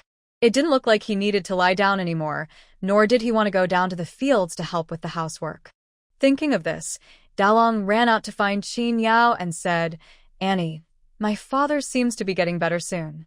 Qin Yao dumped the heavy stones on her shoulders onto the open space, and someone would take the stones to fill the foundation. She carried back more stones by herself than 3 grown men. Lu Fei and several other teenagers who were in charge of picking up stones by the river couldn't keep up with her speed. Qin Yao thought they still had to pick up the fruits by the river for a while, so she motioned for Dalong to follow her. She walked to the water tank next to the stove and scooped a ladle of cool well water. She drank it all in one gulp before asking, "Are you done?" Dalong nodded and said, "He can walk around by himself now. He saw it yesterday evening. While his stepmother was not at home, his father rummaged through everything in the house. He guessed that he was looking for silver, but he didn't find it. My stepmother always ties her purse around her waist. It would be strange if my father could find it." Qin Yao patted the boy's head and said, "Okay, I get it. You should go back to the house and rest with Erlang and the others. There are so many people working here, and they don't need a little kid like you." Dalong hummed a little embarrassedly, turned, and went into the house. There are a lot of things at home and no place to hide them, so he helps to keep an eye on them to prevent others from stealing anything when there are too many people around. Qin Yao watched Dalong enter the side room, then pushed open the door of the main house and walked in. Lu Ji had already gone back to sleep for a nap, and even though there was a lot of noise outside, it failed to wake him up. But I don't know why, my back felt colder and colder, as if I was being stared at by a giant snake with its tongue sticking out. Suddenly, Lu Ji woke up with a start, and when he raised his eyes, he met Qin Yao's cold eyes. "My wife, you scared me to death." Lu Ji patted his chest, gasped, and looked at Qin Yao with some resentment. Seeing how full of energy he looked, Qin Yao reached out and lifted the anti-swelling herbal paste on his face. The swelling had gone down, leaving only some bruises. It seems that Dalong was right. It is time to go out to work. Even if you can't do heavy work, you can still do light work like making a fire, cooking, and frying vegetables. Qin Yao dug out the clothes she had worn previously from the pile of old clothes. They had been rubbed with wood ash, and she didn't dare wash them with water, as they would surely be ruined. The bloody smell on the clothes has dissipated. It's a little small, but I'll just wear it. Put on your clothes properly, otherwise I'll catch a cold again. Qin Yao threw the clothes to Lu Ji and instructed, for the next month, there will be helpers at home. In addition to our 3 meals a day, we also need to prepare a meal for everyone at noon. Since your injury has not healed yet, you should do these light tasks first. If you have time after cooking, do the housework. As he spoke, he took out a string of copper coins from his purse and handed them to him, a total of 300 coins. There's no vegetables at home, so you can go buy some. I still have some pork left from the day before, and it will go bad if I keep it there any longer, so you can cook it all today. From now on, cook the meat every 5 days, making it softer in the morning and harder for dinner. By the way, I have a big appetite, so remember to cook more. I will be very irritable if I don't have enough. As for what he would do when he got angry, she didn't know. After giving the instructions, Qin Yao urged him to hurry up, then closed the door, picked up the frame, and walked towards the river.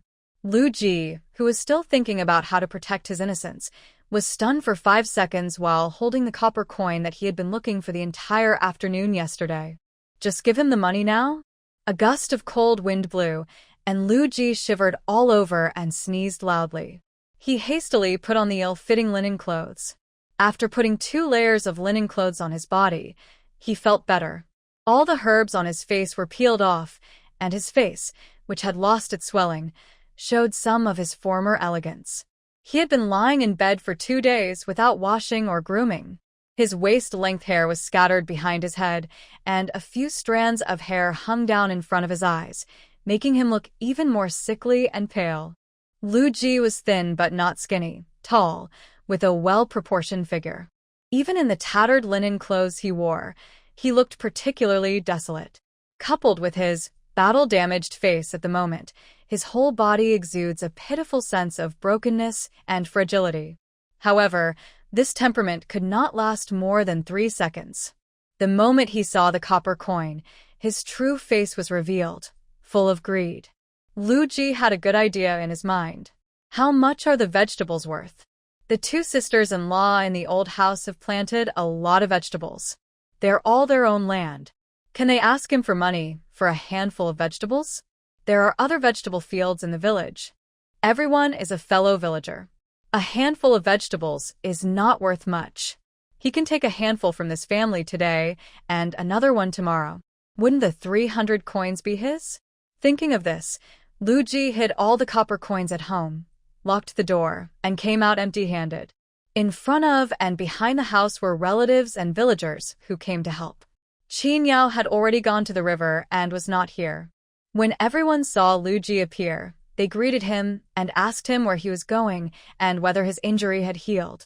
The 2 uncles' families praised Qin Yao and said that Lu Ji was lucky to marry such a virtuous woman. He was a scoundrel, but he could live in a tiled house. Lu Ji responded cheerfully to the first part, but when he heard the latter part, his smile froze instantly. Then he changed his mind and thought that this might also be a compliment to his own ability. He brushed away the flying hair in front of his forehead and said proudly, "That's right.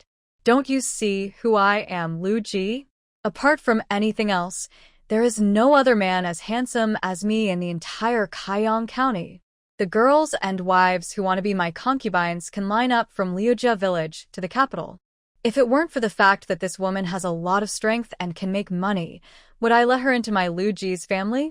Become my main wife?" The relatives fell silent for a moment, not even bothering to roll their eyes at him, and just focused on their work. Lu Ji didn't mind whether anyone showed up to support him or not. He had been lying there trembling with fear for 2 days. If he didn't let out a sigh of relief, he would go crazy. Jingjue was very proud. He walked towards the river with his hands behind his back, thinking that he looked handsome and unrestrained. He was thinking about which young wife's field he should go to and pick some vegetables from. I met Qin Yao, who was standing steadily on the bridge, carrying 2 full baskets of stones. Lu Ji's scalp suddenly felt numb. Qin Yao came over with a stone on her shoulder with an expressionless face. Lu Ji tried to force a smile. "My wife, you're here. I was just about to go buy some vegetables. Whatever you want to eat, I'll buy it and cook it for you." The other party did not respond, but just glanced at him lightly when he walked in front of him. This glance is very meaningful. Lu Ji's Adam's apple rolled, and he swallowed hard. She must have heard it. Lu Ji subconsciously raised his hands to cover his face, but was not hit. When he felt that the person had gone far away, he realized that his whole body was frozen. He hated it, hated that his body didn't obey him, hated that he broke out in cold sweat when he saw that evil woman. At this time, Lu Ji didn't know that there was an invisible thing called murderous aura. He paused for a few seconds before his body regained the ability to move. He jogged into the village, but was blocked by houses and trees. He wiped the cold sweat from his forehead and let out a long sigh. 20 helpers came to the house. At the Lu family's old house, except for Old Man Lu and Lu Bo, who were there to pour manure on the land, Lu Zhong and Lu Fei also came. Even 8-year-old Jin Bao came to help pick up stones. There is strength in numbers. Uncle Jiao was in command of the whole scene. Some people were responsible for digging the foundation, some were responsible for picking up stones, and some were responsible for digging the soil. We just started work today and are currently in the material preparation stage. After working for a whole morning, the outline of the foundation of the wall has been dug out, and the location of the additional house has also been determined. Qin Yao was very satisfied with this efficiency.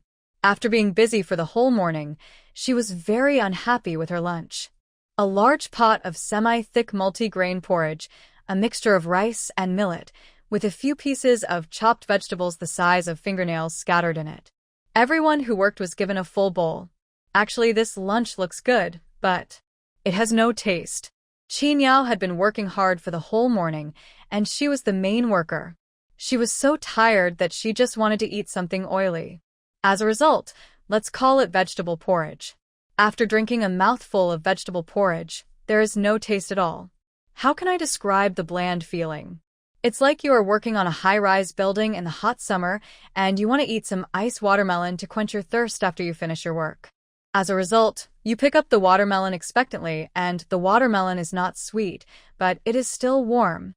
This kind of collapse made Qin Yao almost unable to hold back and stabbed the chef to death in front of all the relatives and clansmen. Qin Yao's favorite thing is eating, and her most hated thing is not being able to eat well. I didn't have a good meal at noon, so I had a gloomy face the whole afternoon, and my whole body exuded a murderous aura that kept away strangers. Uncle Jiao, who was always cursing at the young men in the Chong clan, started to lower his voice unconsciously when he saw her. Qin Yao threw a few fresh river fish into the bucket and said to the man holding a bowl opposite her, "Add some water to keep them alive. We'll give them to everyone for lunch tomorrow." Lu Ji asked curiously, "Where did you get this fish from?" He leaned over and took a look into the bucket. There were 5 fish, 4 big and 1 small. Without water, the fish were struggling in the bucket with their mouths wide open. Lu Ji hurriedly stood up and scooped a few scoops of water from the water tank into the bucket. After getting the water, several fish turned over and started swimming. Maybe the bucket was too small and a bit crowded, and the tails of several fish swam together. With a splash, the water splashed all over Lu Ji's face. Qin Yao looked at his stunned and embarrassed appearance, with a sarcastic smile on her lips. She found a dustpan to cover the bucket and pressed it down with stones to prevent the fish from jumping out. "I caught it in the river. I'll continue to be busy. Remember to cook the meat tonight." Before leaving, she emphasized her tone. Lu Ji wiped the water stains on his face, said "Oh," stood up and looked around in confusion. He actually didn't know how to cook at all. I was in a hurry to cook a pot of porridge at noon today, and I had long forgotten that she asked me to cook meat in the morning. At this moment, the piece of meat was hanging under the beam of the side house. Lu Ji hurriedly cleared the bowl and pot in front of him and walked over with some trepidation. "There are still 4 pounds of meat left. I bought it 3 days ago. If it weren't for the low temperature these days, it would probably have gone bad. Now he took it down and smelled it. The smell was gone, but it was no longer the fresh color. Holding the piece of meat, Luigi stood blankly in front of the window and pondered for a long time. He dug out all the memories about cooking meat in his head, only to find that his memories about the kitchen and food were very few. All I could think of were the meals that were already on the table. But if he can't cook the meat tonight, he might not survive the night. Thinking of this, Luigi couldn't help but feel sad. Think about him, a man of 7 feet tall, from childhood to adulthood. Has he always eaten ready-made meals? Besides, looking around the whole Shun country, which man would go into the kitchen to light the stove and cook? This is to humiliate him and make him be laughed at by all the men in the village. Qin Yao, this evil woman, is so cunning. Dalong and his 3 friends were playing hopping stones around the bed. They saw their father standing at the window, staring at him for a long time, and thought he was possessed by evil spirits. Erling called out tentatively, "Dad?" This gentle call woke up Lu Ji, who was immersed in sadness. As if he had grasped a life-saving straw, he turned around quickly, weighed the pork in his hand, and asked them if they knew how to cook meat. Even Sanlang and Xin Yang nodded and said they would do it. Lu Ji coughed twice uncomfortably, then assumed his father's authority and pointed at Dalong and Erlang, wanting to assign the task of cooking meat to them. He also planned to ask Sanlang and Xinyang to be responsible for washing and picking vegetables so that he only needed to stand in front of the stove to supervise. It was a nice idea, but he didn't consider whether the 4 children were willing to listen to him. Dalong said, "This is the job that Annie gave to you, Dad, and you assigned it to us? Then what do you do?" Lu Ji thought, "Of course I'll just lie down and watch you guys work." Dalong didn't want to see him acting like a scoundrel, so he lowered his head and continued picking up stones to play with. Erlang's eyes rolled around, and he came up with another idea. "Dad, I can teach you how to cook, but you have to share the copper coins that Annie gave you with us." "You little rascal, you're obsessed with money at such a young age." Lu Ji suddenly felt annoyed. Once the money comes into his hands, there is no reason to give it back. Forget it. Erling seemed to have expected this from him. He shrugged nonchalantly, squatted down, and continued playing with his younger brother and sister-in-law. The 4 of them didn't even look at him. Lu Ji almost fell backwards in anger. He walked up to the 4 people and asked quietly through gritted teeth, "Are you 4 still my children? I am your biological father, so how can I not appoint you guys?" Erling rolled his eyes at him and said, "Annie didn't assign us the job. If she had said so, my brother and I would have done it right away without saying anything. Right, bro?" Dalong nodded, without even raising his head. He was worried that his father would be divorced by his stepmother if he continued to be such a scoundrel. At that time, the stepmother will no longer be their stepmother and will no longer have the status to control them. Of course, if the stepmother didn't mind, the 4 of them would definitely follow her. The 2 brothers exchanged glances and reached an agreement.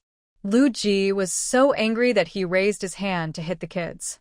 Sanlang and Xinyang opened their big eyes and looked at him innocently. Their 2 identical clean little faces were so pure and innocent. Lu Ji took a deep breath and raised his hand but couldn't bear to raise it down. He paced back and forth in the room restlessly, glancing outside from time to time, paying attention to Qin Yao's whereabouts, and then looking at the sky. He really didn't have much time left.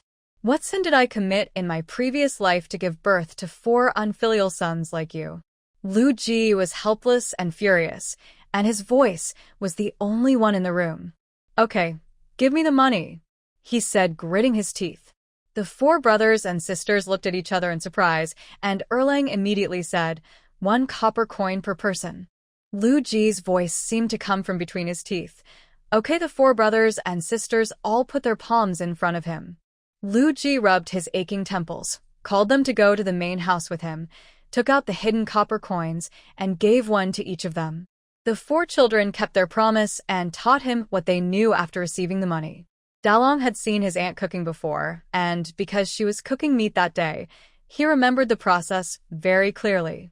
First brush the wok, then apply a thin layer of oil on the wok dry. Put the chopped fat into the wok first and stir-fry over high heat to release the fat. Finally, pour in the chopped pork belly slices, Add salt and sauce, and stir-fry before serving. Luji. That's it? Dalong nodded heavily. Yes, that's it. If there are other side dishes, you can also put them in and stir-fry them together. No matter what the dish is, as long as it comes with gravy, it will definitely taste good. Unfortunately, there were no vegetables at home, so Dalong didn't say anything. Dad. Dalong looked at Lu Ji seriously. Don't always make your stepmother unhappy. What if she wants to divorce you? What will you do? After saying that, he called his younger brothers and sisters and ran excitedly to Lu the peddler's house in the village, completely unaware of his father's furious look. Divorce me? Lu Ji slammed the stove. She's lucky enough that I didn't divorce her. After saying these harsh words, he quickly turned around to see if the other person was there. Seeing that she was not there, he started to show off again. The relatives and clansmen who were helping nearby saw him grinning and muttering at the stove alone, and sighed. It's really rare that we can actually see Lu Laosen going into the kitchen to cook for us. However, it seems that there is no man cooking in the village. It is the women in the family who are busy in the kitchen. If the man is forced to cook, there must be a tigress in the family. Dalong and his two siblings took the copper coins and went straight to Lu the peddler's house. The peddler hasn't come back yet, and his wife Yunyang is guarding the stall. This was the first time that the brothers and sisters stood under the stall, knocked on the door, handed money in, and bought maltose. Yunyang was a little surprised to see that it was the four of them. She had never seen them with money in previous years. Not only were they always dressed in rags, they also didn't care about anything. They were dirty and smelly, like beggars. Now, not only did they use copper coins to buy candy, they also cleaned up neatly. Yunyang was even surprised to find that the four children in Lu Ji's family were all good-looking. It was the first time for Dalong to come, so he was a little reserved. The other three were even more afraid to speak, and just looked at the eldest brother eagerly. Yunyang took the 4 copper coins and asked uncertainly, "Do you want 4? "Yes, 4. Dalong replied. Yunyang nodded, opened the sugar jar, broke 4 small sticks, twisted 4 candies, and handed them out. Dalong gave each of the chocolates to his younger brothers and sisters one by one, and he held the last one in his own hand. The 4 brothers and sisters smiled in surprise and couldn't wait to lick it with their tongues. It was sweet, with a wheat aroma, and tasted better than they had imagined. No wonder everyone loves to eat it, Dalong thought happily in his heart. Erling whispered, "It would be nice if Dad would ask us how to cook tomorrow. He will ask more." Dalong knew his father's level very well and was very sure of it. Even if he wants to get some money out of his father, I'm afraid it won't be that easy. Hey, Dalong, wait a minute. Yunyang suddenly remembered the straw sandals that Qin Yao had consigned earlier and hurriedly called the 4 brothers and sisters back. She took out 25 cents and gave them to Dalong, asking him to keep them well and not lose them. "This is the money your mother earned from selling straw sandals. Tell her that all the sandals have been sold. The total is 25 cents. Got it? Dalong and the others knew about this matter, and they nodded quickly to say they understood. Dalong put the money in his arms and asked Yunyang if she was okay. When she said she was, he left. Halfway through the journey, Xin Yang and Erlang had already finished their candy. Dalong had 1 bite left, and seeing the 2 of them looking at him eagerly, he smiled helplessly and handed the rest to them. But the 2 of them shook their heads sensibly. Xin Yang looked at her eldest brother with sparkling eyes and said, "Big brother, you eat." Erlang was drooling with greed, but he insisted that his brother finish the meal himself. Finally, only Sanlang was left.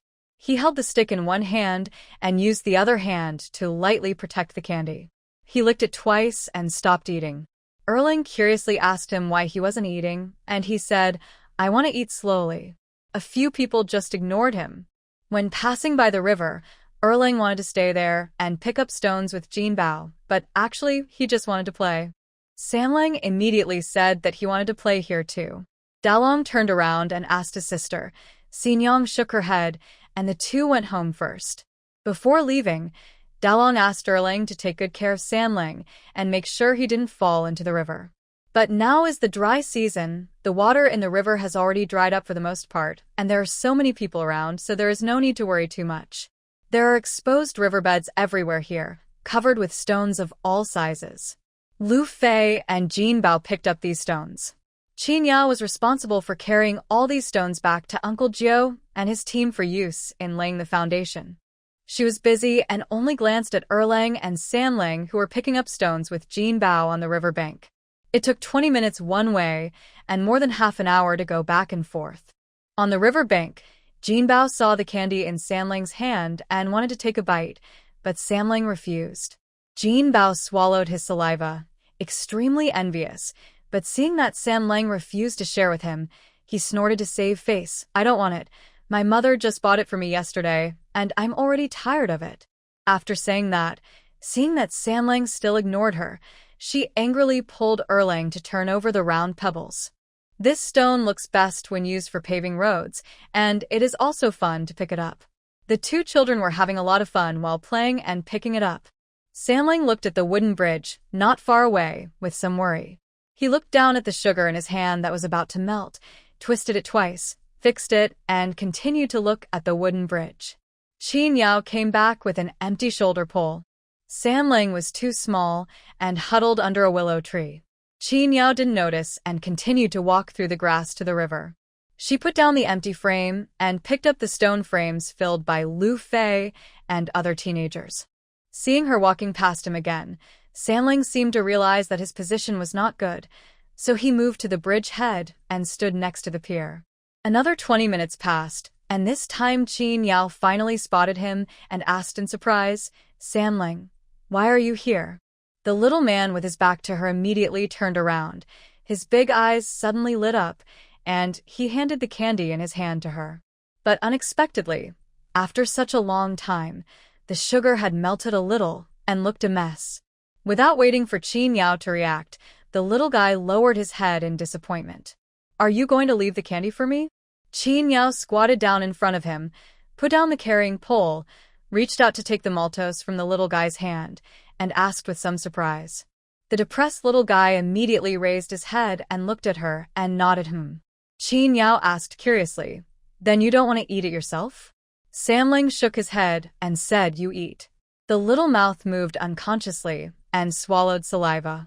This seemingly messy candy is already the best thing in Sanlang's eyes. It was also his first time eating it, so how could he not want to eat it?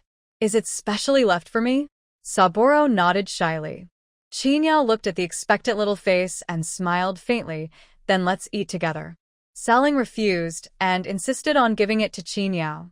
She tasted his malt sugar politely and gave the rest back to him, saying that she had had enough and asked him to help her finish the rest.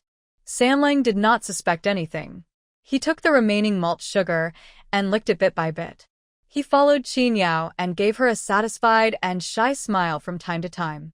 Qin Yao could see that the little guy just wanted to stick to her, but was too embarrassed to say it, so she told him to watch his way and not fall, and then let him go.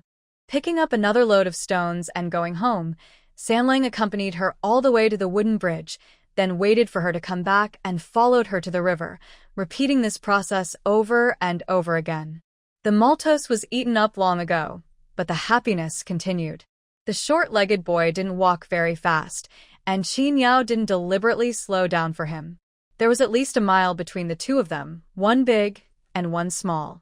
From a distance, it looked like there was a small tail following Qin Yao. It was getting dark. The relatives and clansmen who came to help had been busy all day. As soon as Uncle Joe called for a stop, they tacitly took their tools and went home for dinner. Qin Yao washed her hands and wiped her face before going into the house and sitting down.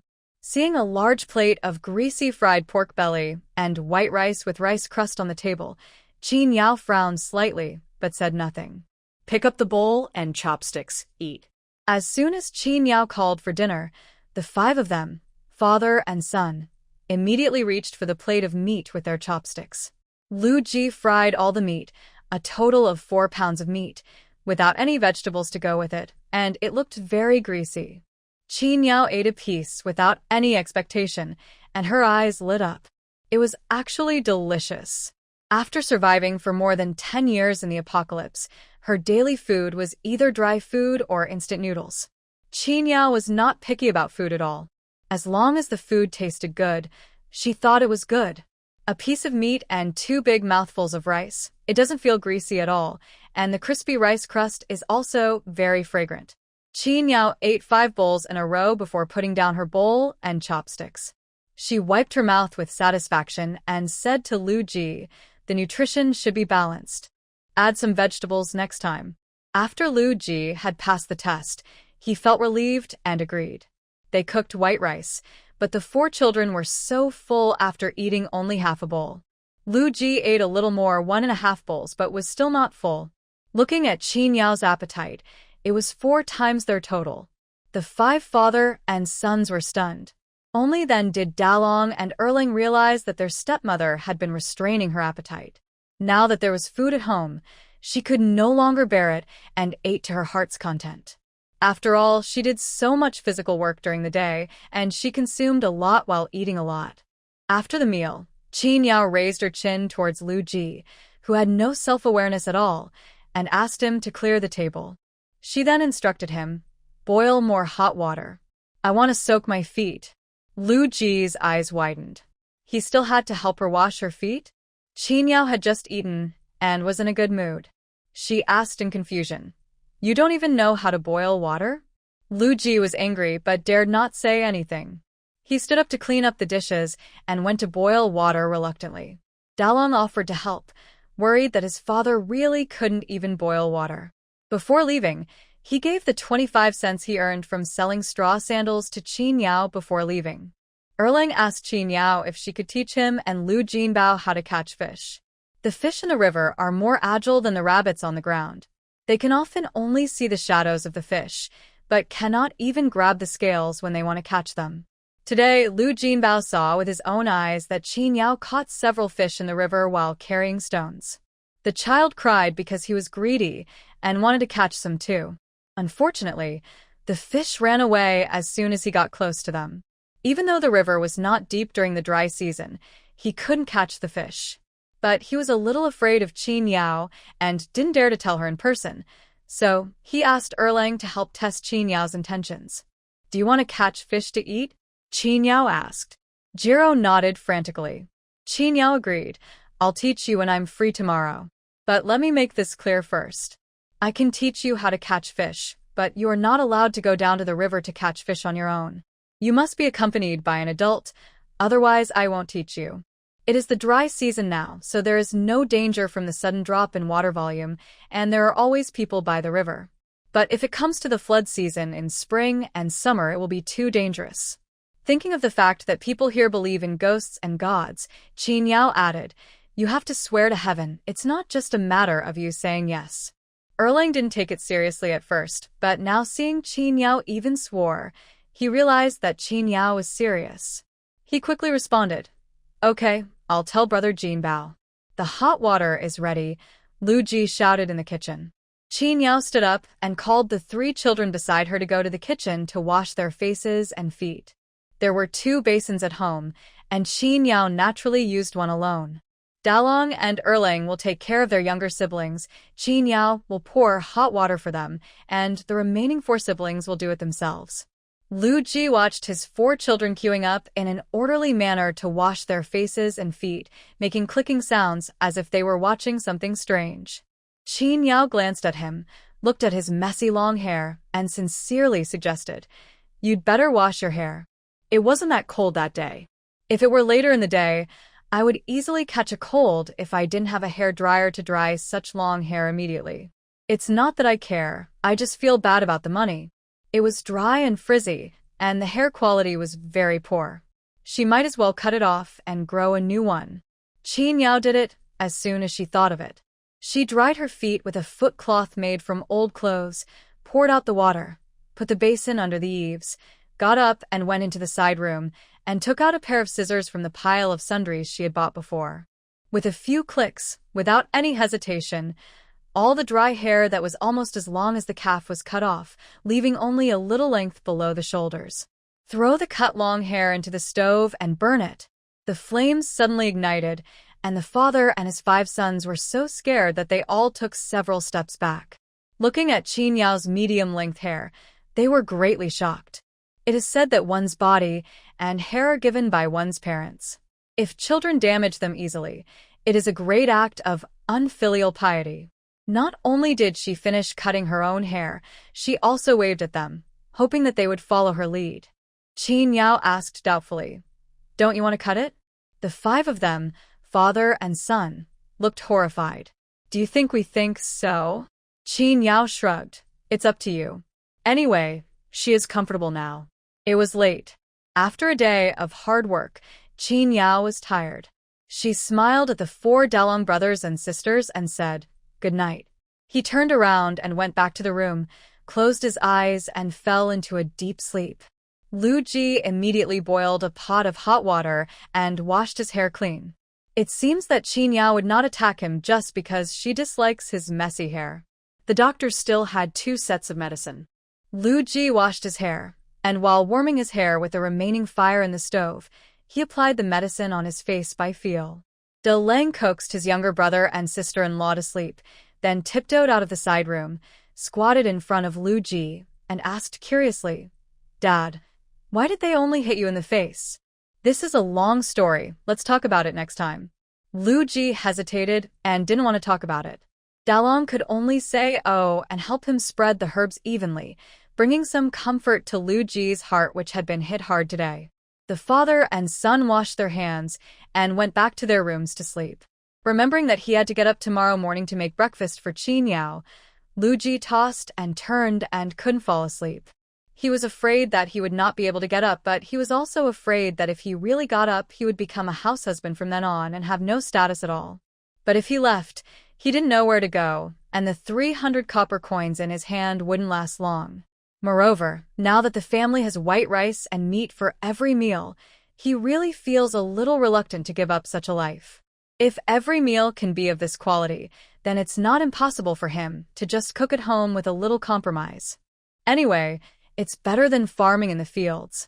Lu Ji's moral standards are immoral, and he decisively chose to lower himself from the moral baseline. The idea is great, but the implementation is not satisfactory. When Qin Yao got up, there was neither steamed buns nor noodles on the dining table. Instead, it was a bowl of watery noodle dumpling soup. She took a sip and found it very salty. The good mood that I had accumulated with great difficulty last night was instantly shattered. If it weren't for the fact that the 4 brothers and sisters of Dalong had eaten up their own portions, Qin Yao would definitely grab Lu Ji by the collar and ask him, "Do you know how to cook?" Lu Ji swallowed the dough he had ruined with difficulty, lowered his head, and tried to use this pitiful look to let Qin Yao know that he had tried his best. The helper had already arrived, so Qin Yao let him go for the time being, greeted Uncle Gio and the others one by one, and started a busy day. Perhaps in an attempt to salvage something, Lu Ji stewed all the fish that Qin Yao caught yesterday. Before stewing, he almost threw the whole fish into the pot, but Dalong discovered it in time and said that the fish had to be killed, which invisibly saved his life. Fish soup is fresh and delicious no matter how it is cooked. The porridge at noon is served with fish soup, and each person gets 2 or 3 pieces of fish. Uncle Gio was very satisfied with the meal and praised Lu Ji. "Sana, your cooking skills are improving very quickly. If you practice more, you may be able to be the head chef of a restaurant in town in the future." Lu Ji curled his lips and proudly went out with an empty basket.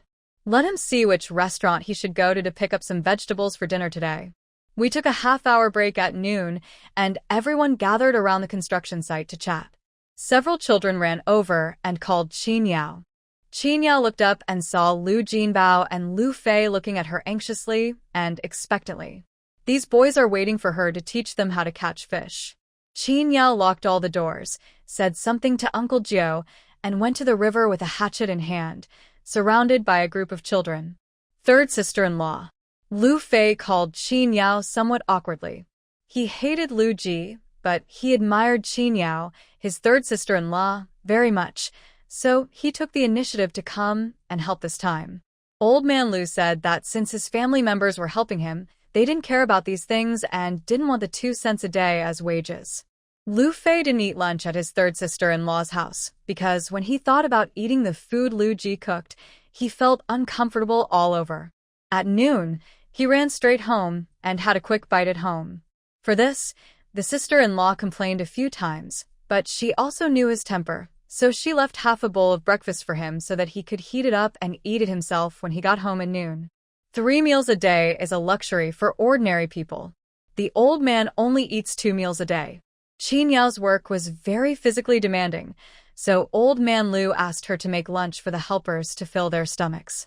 Lu Fei was obviously not full, so he was waiting for Qin Yao to teach him how to fish for a snack. When he gets the fish home, his sister-in-law won't complain anymore. Fish are all meat, and they are precious. There are many ways to catch fish, including fishing with a hook, a net, a harpoon, a cage, and bare hands. But no matter which one it is, it cannot escape one rule: stable, accurate, and fast. Qin Yao looked around, walked to the grove by the river, cut 3 branches, and sharpened one end to use as a harpoon.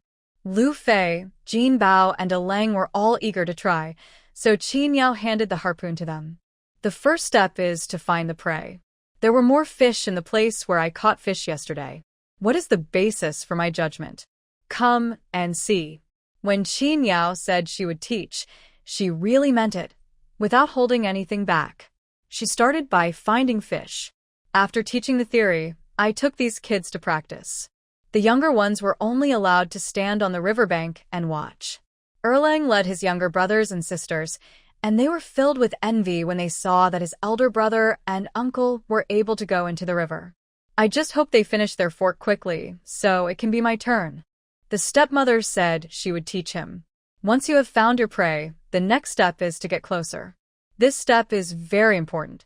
You must be steady, with a steady mind, steady hands, steady breathing, and treat yourself as part of the surrounding environment. Okay, uncle, go first and use the technique I just taught you on the shore to spear the fish. Qin Yao waved her hand, and Lu Fei held the sharpened branch, took a deep breath nervously, stared at the fish that was resting in the water plants less than a meter in front of him, held the branch with both hands, raised it high to gather strength, aimed in the direction, and stabbed it hard. Plop sound, water splashed everywhere. Because all Lu Fei's strength was concentrated on the branch, his whole body leaned forward, and he almost lost his balance. He shouted in surprise, "It's pierced." Dalong and Jin Bao looked over excitedly, but the water had calmed down. There was only a branch stuck in the water and 2 fish scales, but no fish at all. Not only were there no fish, but the other fish that had just gathered in the water plants were also scared away. Jin Bao immediately complained, "Uncle, you yelled too loudly and scared all the fish away. How can we catch them?" The fish that had just escaped from under Lu Fei's tree branch was hit by the branch she flew out of and floated on the surface of the river.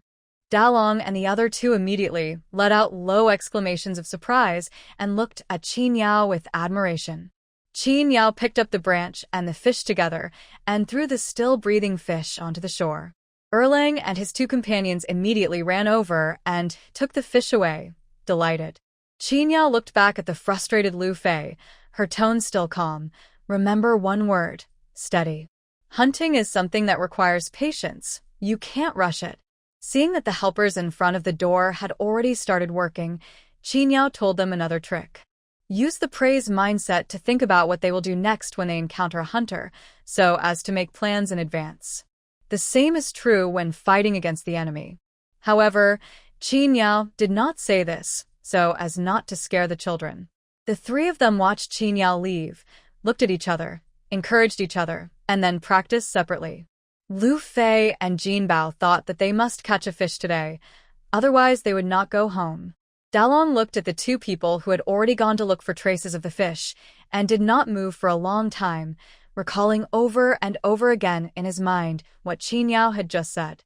When hunting, you must be patient and not impatient, because once you miss an opportunity due to impatience, the time for the next opportunity to come will be infinitely extended.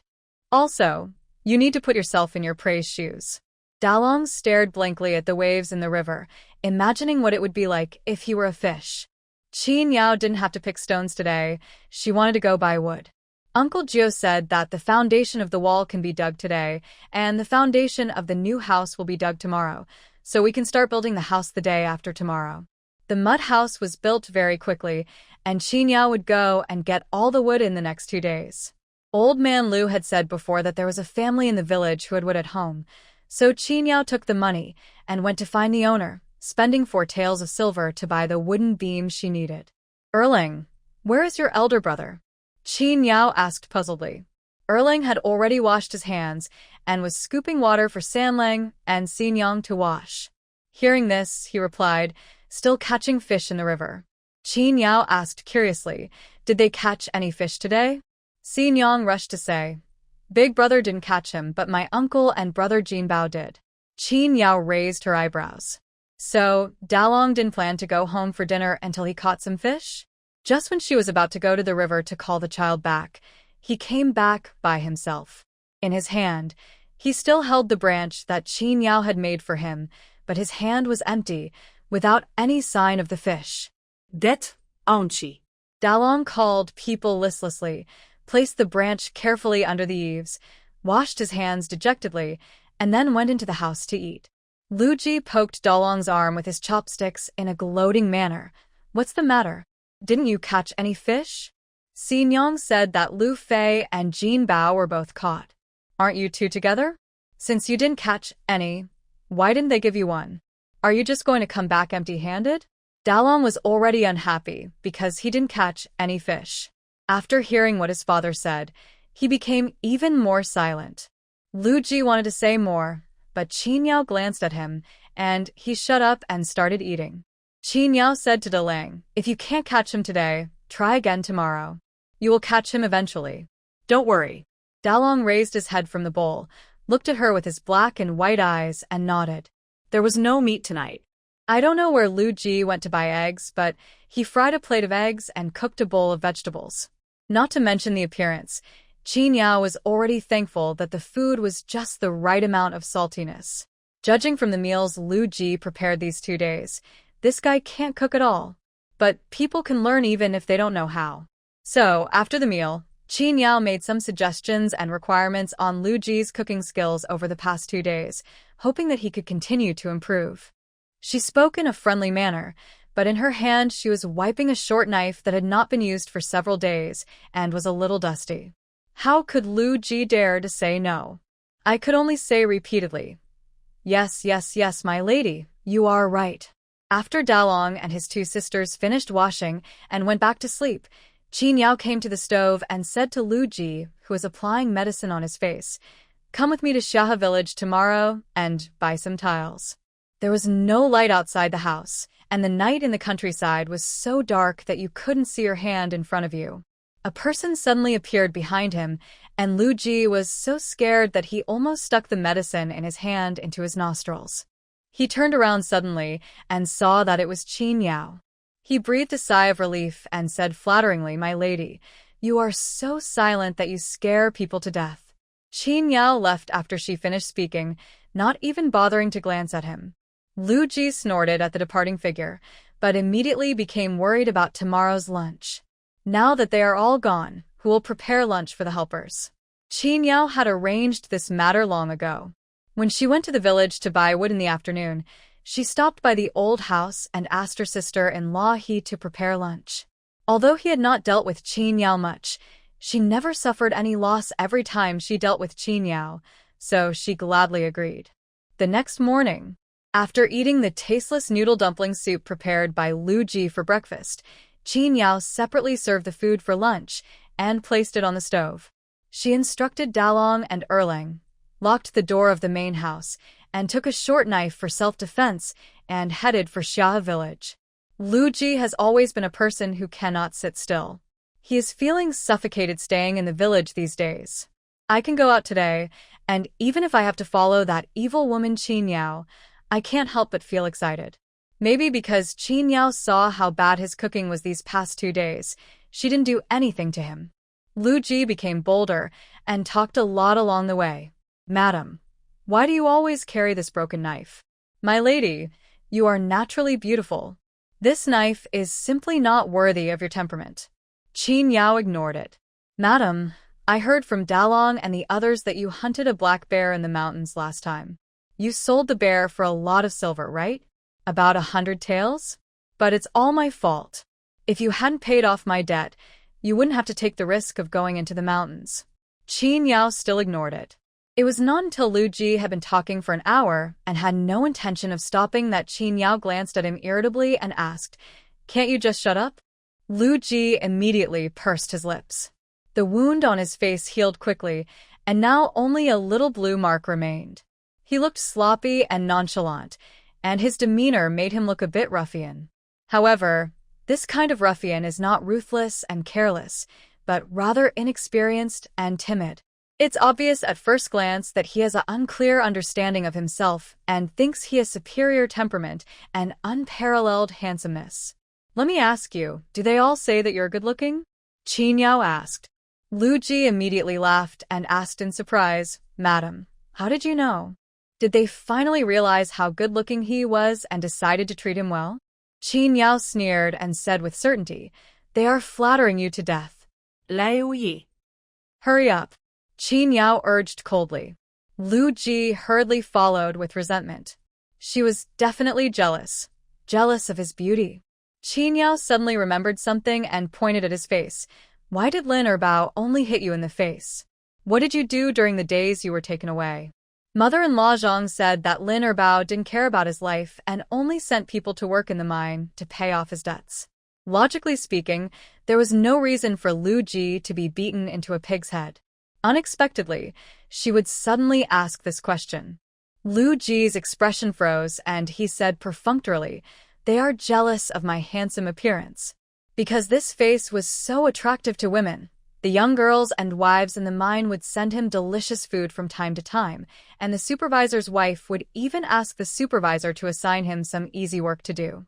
Don't you think these men must be mad? They were worried that their wives' spirits would be taken away, so they drove him down from the mine. Poor thing, he did nothing but talk to the women and make the girls and young wives giggle, but these men couldn't tolerate him. Sure enough, when men get jealous, they are much crazier than women.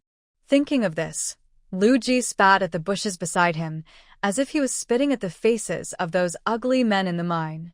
Qin Yao glanced at the angry Lu Ji suspiciously. "Are you sure you didn't do anything?" Lu Ji's face is indeed very good-looking, but his temperament is too poor and he is completely unable to arouse jealousy. Lu Ji puffed out his chest confidently. "Of course." Qin Yao twitched her lips, and she believed it reluctantly. As they were talking, they arrived at Xiahe village. Lu Ji was very attentive.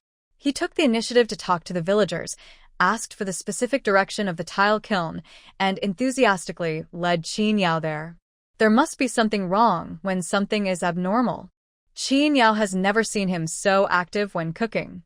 Sure enough, as soon as she arrived at the tile kiln and saw the charming proprietress, Qin Yao understood. As soon as he saw the proprietress, Lu Ji started saying nice things to her as if they were free, calling her little sister-in-law all the time. The proprietress felt offended at first, but when she looked up and saw how good-looking he was, she, who is always a bit aggressive, couldn't help but feel a little shy. Seeing Lu Ji reaching out his claws to touch other people's hands, Qin Yao's slap came quickly and violently. Thuh. With a crisp sound, just hearing the force, everyone around couldn't help but tremble. Lu Ji held the back of his hand, which was rapidly becoming red and swollen, and gritted his teeth to hold back the tears that were brewing in his eyes due to the pain. The proprietress looked over worriedly. "Little brother, are you okay?" Liu Yi nodded. Qin Yao smiled and shook her head. "He's fine." "Madam, how much are your tiles?" Qin Yao asked about the price. Business was the most important thing, so the lady boss didn't bother to care about Lu Ji. She took Qin Yao to look at the tiles and said, "It depends on how many you want. We have a tile kiln, and we sell them to people in the village. If you buy more than 200 pieces, the price will be more affordable." Uncle Gio had calculated for Qin Yao before that her house would need about 2,000 tiles to cover all the tiles. There might be some left over, but not too much. Qin Yao asked the proprietress to buy more first, and if there was any left, she could return it. She remembered that this was how her parents bought decoration materials before the end of the world, so she thought it should be possible here as well. But Qin Yao was lucky. The boss lady said that they had not had any returns yet, but if Qin Yao could guarantee that the items were returned in good condition, she could get a refund. If it's broken, we're not responsible. The lady boss kindly reminded me, it's better to have some extra because some of them might break during transportation. Then would you guys help deliver it? Qin Yao asked. The proprietress nodded. Where is your home? Let me see if it's far. As long as it's within our Jinshi town, it's fine. Qin Yao said, not far, in Liujia village. The proprietress smiled, assured that it was no problem, and asked Qin Yao how much she wanted. 2,000 pieces. What's the price? Well, if you want more, I'll give you 3 coins for 4 pieces. These 2,000 pieces will cost a total of 1 ounce and 5 cents, which is already the lowest price. It also includes delivery. The travel expenses are not small either. We have to make some money. The proprietress spoke very sincerely, and Qin Yao thought it was a good idea. She paid a 30% deposit on the spot and asked the proprietress to deliver it to her the next day. 2,000 tiles cannot be delivered in one trip. I have to make several trips. The sooner you deliver them, the better. The proprietress took note of it and gave Qin Yao a receipt written on a piece of wood. When the goods were delivered, she would check the receipt with the delivery guy and settle the remaining money, and the payment would be made. Qin Yao nodded indifferently. She first went to the blacksmith's house to ask how her weapon was going. The blacksmith thought she was in a hurry and was rushing him, so he quickly assured her, wait 2 more days, come pick it up in 2 days, and I'll make it for you. Okay, I'll come back in 2 days. Seeing that the blacksmith was extremely busy, Qin Yao had no choice but to leave. Madam, are you going back now? Lu Ji followed behind her and asked in surprise. He looked up at the sky. It was not even noon yet. He had finally come out for a trip, but ended up going to a tile kiln and a boring blacksmith shop. It must have been a wasted trip. Qin Yao kept walking. Do you know why I asked you to come with me? Why? Lu Ji asked sincerely. Qin Yao explained, I originally thought that the boss didn't have door-to-door delivery service, so I wanted to bring you here so that there would be an extra person to carry the bags. So you were lucky. Escaped. Lu Ji wanted to laugh, but he couldn't. He blew on the back of his still hot hand and was forced to follow Qin Yao home. The two of them remained silent all the way. The weather has been sunny these days, and the roads in the valley are relatively easy to walk on. The autumn is already in full swing. The woods on both sides of the road have been dyed with a layer of golden orange. The scenery is extremely beautiful, but it is too quiet. Even in broad daylight, it makes people feel uneasy when walking there. Lu Ji glanced at the woman striding ahead and secretly felt lucky that he was not walking this mountain road alone. He looked at the surrounding woods rustling in the wind, quickened his pace, and caught up with Qin Yao. My dear, do you think this road is particularly deserted? It's not even winter yet, so why don't people go out? I haven't seen anyone in half a day. Qin Yao looked around and didn't feel it was deserted at all. She had walked there alone before, and there was no other change except that the leaves had turned yellower. But seeing Lu Ji's cowardly look of looking for something to talk about, he asked sarcastically, Are you scared? No way. Lu Ji said nonchalantly, I just heard that there are a lot of bandits coming here this year, and I'm a little worried about being robbed. Forget it. You've taken my kindness for granted. He said this, but his body was honest enough to quicken his pace in order to keep parallel with her. The two walked for a while and entered another narrow valley through a gap. The wind was howling in the valley, and the sun above had disappeared into the clouds at some point, dimming the light in the entire valley. Lu Ji looked left and right, and always felt that something was strange. He is not one to keep secrets. He speaks out whatever comes to his mind. Ma'am, don't you really think this road looks spooky? When asking this question, Lu Ji was mentally prepared to be ridiculed. Unexpectedly, the person next to me suddenly stopped. I looked back at him and said, Yes. What?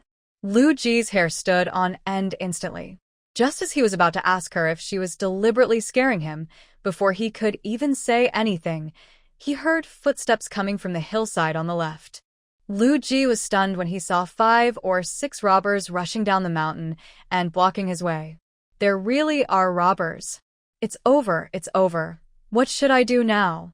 Oh my God, they still have knives in their hands. My wife. Give them all the silver you have. Our lives are at stake. I heard that these robbers are only after money.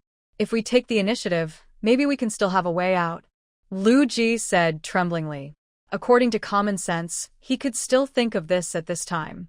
Although it was cowardly, it was already the best way for an ordinary person to survive. But Qin Yao is not common sense. She raised her hand in displeasure, signaling him to shut up. Lu Ji looked at the gap behind him and thought that if he turned around and ran, the other party would not have a horse, and he might be able to escape. But before he could make a move, Qin Yao had already started questioning the 6 robbers. Robbery? The people on the other side seemed to have not expected that the young couple would remain calm, and one of them laughed and said, "Young lady, you are not talking nonsense." Qin Yao asked again, "Money or life?" The arrogant man on the other side laughed and walked towards her and Lu Ji, saying as he walked, "I want both money and life." As soon as they finished speaking, 2 of them raised their knives and rushed towards them to kill them.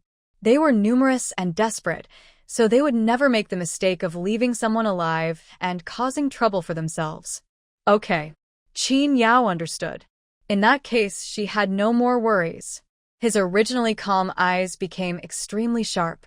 He clenched the knife in his hand, and like lightning, he slid the knife towards the neck of a robber. A faint smell of blood filled the valley. 6 robbers, all dead. Lu Ji blinked twice quickly. He didn't even know when the 6 people fell down. Anyway, in the blink of an eye, they were all dead.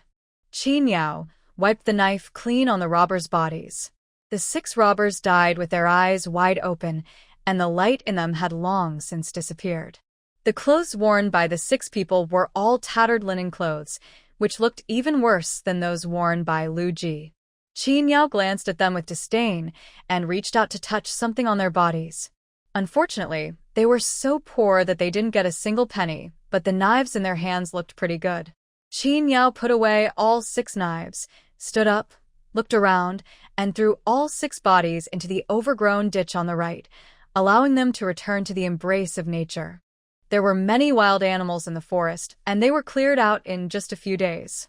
After quickly dealing with the 6 people, Qin Yao thought that there would be villagers passing by on a daily basis. She swept the bloody area with her feet and covered the bloodstains with sand and gravel so that if someone came, they would not be scared. Qin Yao clapped her hands. "By the way, do these 6 people look familiar to you?" She suddenly remembered, if it's someone from around here, it would be a bit troublesome. Lu Ji shook his head stiffly. "I thought, isn't it a bit deliberate that you ask after you've already killed the person?" He has remained silent since the incident. Qin Yao thought he was quiet and nodded. It's good that he is not from this area. There is a rule in Xinhua law that if a commoner encounters a thief on the road, it is not a crime to kill him. She raised her chin towards him and said, "Let's go." Lu Ji followed immediately, and when passing by the gravel that she had swept with her feet, he took a big step and jumped over. The 2 returned home one after the other, and it was already mid-afternoon. After he finished making lunch, she went back home. The clansmen who were helping were busy around the house. Tiles were delivered one after another, and with everyone's efforts, the new house gradually took shape. Qin Yao was surprised to find that the meals at home were much more delicious these days, and the house had become cleaner. Someone maintained the house every day to ensure it was clean. The man in the family is now basically at home every day. He doesn't go out to find a young wife to entertain the older girl. He manages the housework better and better, which is exactly what she wants. Qin Yao vaguely guessed that this should be related to what happened when she returned from Xiahe village that day. But what she didn't know is that as soon as the 2 returned to the village that day, Lu Ji immediately took out the hidden copper coins, grabbed a handful, and hurried back to the village. He first found Mrs. Zhou, and under her surprised look, gave her 10 copper coins. "What is this?" Mrs. Zhou was a little confused and a little scared. "Lu Lao Sand is not right today. Did he do something bad again?" Lu Ji said with a guilty look on his face. "Sister-in-law, I picked all the vegetables from your field a few days ago. Here is the money for those days. Please take it. But don't tell my wife that I picked the vegetables from your field." "What did you pick?" "It was obviously stolen." Mrs. Zhou was furious. "Okay, it turned out to be you. I chased those guys in the village and scolded them for 2 days, but no one admitted it. It turned out to be you who did it." Seeing that she was angry, Lu Ji quickly admitted his mistake. "Sister-in-law, don't be angry. I forgot to give you the money for a moment, so I brought the money back to you." Mrs. Zhou didn't know what kind of person this man was. She weighed the coin curiously and asked back, "Santa, the sun didn't even rise from the west today. You've really changed. You stole something and still came back?" Lu Ji quickly corrected. "What do you mean by stealing? I just bought them." "Sister-in-law, remember I bought the vegetables from you with money. It was definitely not stealing." After saying that, he gave her 2 copper coins, calling it hush money. Mrs. Zhou found that she could hardly understand the man in front of her. "Is this still the old Lu San?" Lu Ji repeatedly told his wife not to tell him about this. After Zhou Xiaozi nodded in agreement, he turned around and continued to rush to Grandma Wang's house at the village head. Granny Wang was sitting at the door sewing shoe soles. When she saw Lu Ji running over, her dim eyes suddenly opened and she shouted angrily, "Lu Lao Sen, you rascal! How dare you come to my house and steal my eggs?" When Granny Wang was young, she fell and broke her calf bone, which was not healed.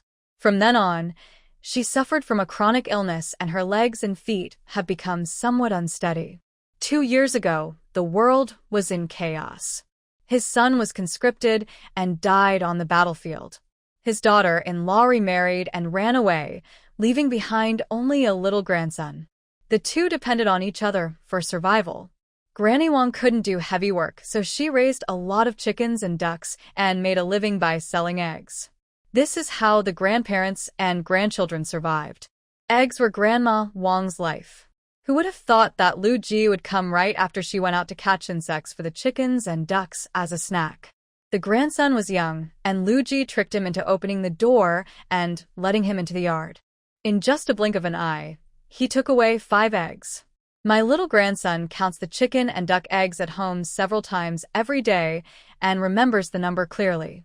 After Lu Ji left, he counted and realized that he had been cheated by Lu Ji. When Granny Wang returned home, what she saw was her poor grandson sitting at the door crying loudly.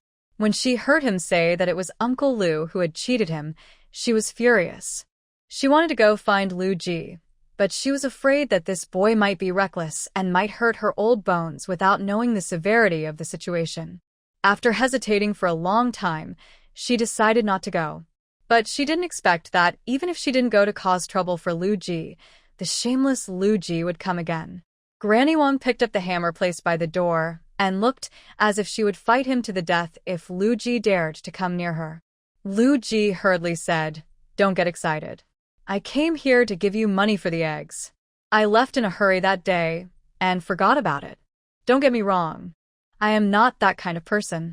After saying that, he counted out 5 copper coins, put them on the ground, and turned and left. After walking out for a while, she suddenly turned around and came back, scaring her little grandson who was about to pick up the money. The grandson ran back home and hid behind his grandmother. Lu Ji smiled in what he thought was a kind smile and handed over 5 coins. "I'll buy you 5 more eggs to give my wife as a snack in the evening. She's been busy these days, so I need to give her some extra food." Granny Wang was skeptical. Everyone knew that Lu Lao San was full of lies, and none of them were true. She asked her grandson to bring the money over. When she saw that Lu Ji actually gave her money, she suppressed her suspicion and took 5 fresh eggs and put them on the ground, letting Lu Ji take them himself. "Mother-in-law, the eggs from your place are much more delicious than those from other places. I'll come again next time." Lu Ji smiled brightly, picked up the eggs on the ground and put them back in his pocket, turned around, and breathed a long sigh of relief. "Now I can finally feel relieved. Even if the woman at home found out, she wouldn't be able to find fault with him. So we can't kill him." He had lived for 23 years and had never imagined that someone would kill someone in front of him as easily and casually as cutting melons and vegetables. "What's more unexpected is that I would actually marry this god of death into my family. If only he had known that he would do such a sin." Lu Ji looked up at the sky. He was regretting it now. When he passed by the old house of the Lu family, Lu Ji walked in with a sad face. For the first time in his life, he spoke kindly to his stepmother Zhang. The 12th lunar month arrived. The house was finally completed after a month and 8 days of construction. The walls of the original 2 rooms were replastered, and the new walls were neat and smooth. After the roof was reinforced, the thatched roof was removed and covered with green tiles. On the basis of the original house, 2 rooms were added on the east and west sides. On the west side are 2 slightly larger tiled houses, each of which is 20 square meters. One is Qin Yao's bedroom, and the other is the new bedroom for Dalong and his 4 siblings. All the furniture in Qin Yao's bedroom is new. A 1.5-meter bed, a 1.5-meter wide and 2-meter high wardrobe, 2 square boxes, and a set of office desks and chairs. Except for the bed and box, which are simple styles popular here, the rest of the wardrobe and desk were designed by Qin Yao herself. The wardrobe is square and does not require any carvings, just like modern minimalist furniture. The interior is divided into a hanging area and a stacking area. There are 4 drawers underneath, with space left on the top for quilts. The desk is a rectangular table measuring 1.2 meters by 60 centimeters, with 2 drawers and a simple wooden chair. The bronze mirror is very expensive, so Qin Yao couldn't bear to buy it, so it is temporarily unavailable. Apart from that, all the things needed for daily life are available. The remaining space can be slowly added when she wants something in the future. In the bedroom of the 4 siblings, there were 2 1.35-meter bunk beds that Qin Yao asked a carpenter to make. In this way, each of the 4 brothers and sisters has his or her own independent bed. In order to grab the upper bunk, the 4 brothers and sisters drew lots for a long time. In the end, the upper bunk was occupied by Sanlang and Erlang, while Dalong and Xinyang slept on the lower bunk. 2 newly built cabinets are placed between the 2 beds, which can be used for storage, and also have space for some daily necessities. There are 2 drawers under each bed, plus a cabinet, so the 4 brothers and sisters are allocated the same storage space. Under the window, there was a 2-meter-long and 80-centimeter-wide table, with 4 high stools, one for each of the 4 brothers and sisters. Because Xinyang is a girl, Qin Yao also considered that it would be inconvenient for her to sleep in the same room with her brothers when she grew up, so she made a threshold groove in the room for 4 people in advance into which the wooden board could be inserted. When Xinyang grows up a little, we can insert the door panels to create an independent small space, which is big enough for a single bed, a dressing table, and a small wardrobe. And the door has been reserved in advance. It is locked now, and when it is opened, it will be another door, a completely independent space. When it comes to decorating the rooms for the 4 brothers and sisters, Qin Yao has done a good job of making things fair. The carpenter bought the bunk bed because he thought it was exquisite and gave Qin Yao a big discount when he ordered all the furniture for the house. The 2 new houses on the east side are much smaller, with thatched roofs. One is 15 square meters, and the other is only 6 square meters. The larger one is a combination of a kitchen and a utility room, separated into 2 rooms, right next to the original side room. The original stove was knocked down, and a mason was hired to build a new stove with 2 burners so that cooking and frying could be done at the same time.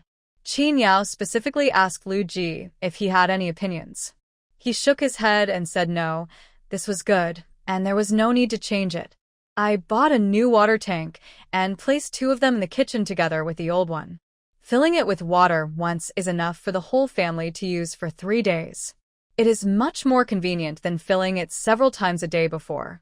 Of course, it would be even better if there was natural spring water on the back mountain that could be brought in. But because the project is too large, it can only be put on hold for the time being. The small room of 6 square meters is the bathroom. Uncle Gio spread all the tiles that were broken during transportation on the ground and used a wooden hammer to knock them flat one by one. Even if the ground got wet, there was no need to worry about it turning into mud. Qin Yao plans to use this place specifically for taking a bath. She can also put a toilet here at night to make it convenient to go to the toilet. Every household in the village has an outhouse, but because of superstitious beliefs such as feng shui, the outhouses are built far away, usually behind the house, about 30 meters away. Of course, the distance can also be 50 meters. Qin Yao had no choice but to follow the local customs and built her hut at the foot of the mountain more than 20 meters away from her home. When going to the toilet, you have to go through the back door of the newly built wall first, then go out the door and walk across a wasteland before you can go to the toilet. Fortunately, she had a shower room. If she felt lazy, she could just use it at home and then empty it in the toilet at dawn. Lu Ji moved from the main house to the side house, which became his room from then on. The room was filled with old furniture from his previous home. Those that could not be used were chopped up by Qin Yao to make fire. Although Lu Ji envied the new house and new furniture, he did not dare to say anything. He just complained quietly about the unfairness while cooking. It is he who does the laundry, cooking, and cleaning in this house, but he is treated worse than the 4 kids who run around everywhere every day. The former main house has become a living room for receiving guests and a dining room for eating. It is simply furnished with some tables, chairs, and benches, with no other decorations.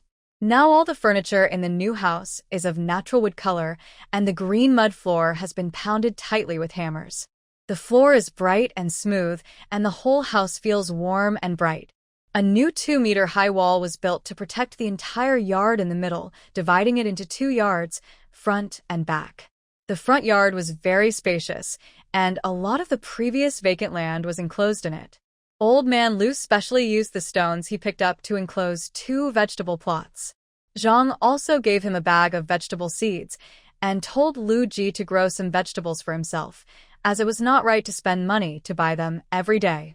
Qin Yao built a large sink at the kitchen door for convenient washing of clothes and vegetables. The sink used is a stone pig trough that my uncle no longer wanted. Qin Yao carried the heavy stone trough back by himself. After washing it, he used a pickaxe to chisel the 4 walls flat. Now he had a ready-made large single trough that was a full 1 meter and 2 meters long.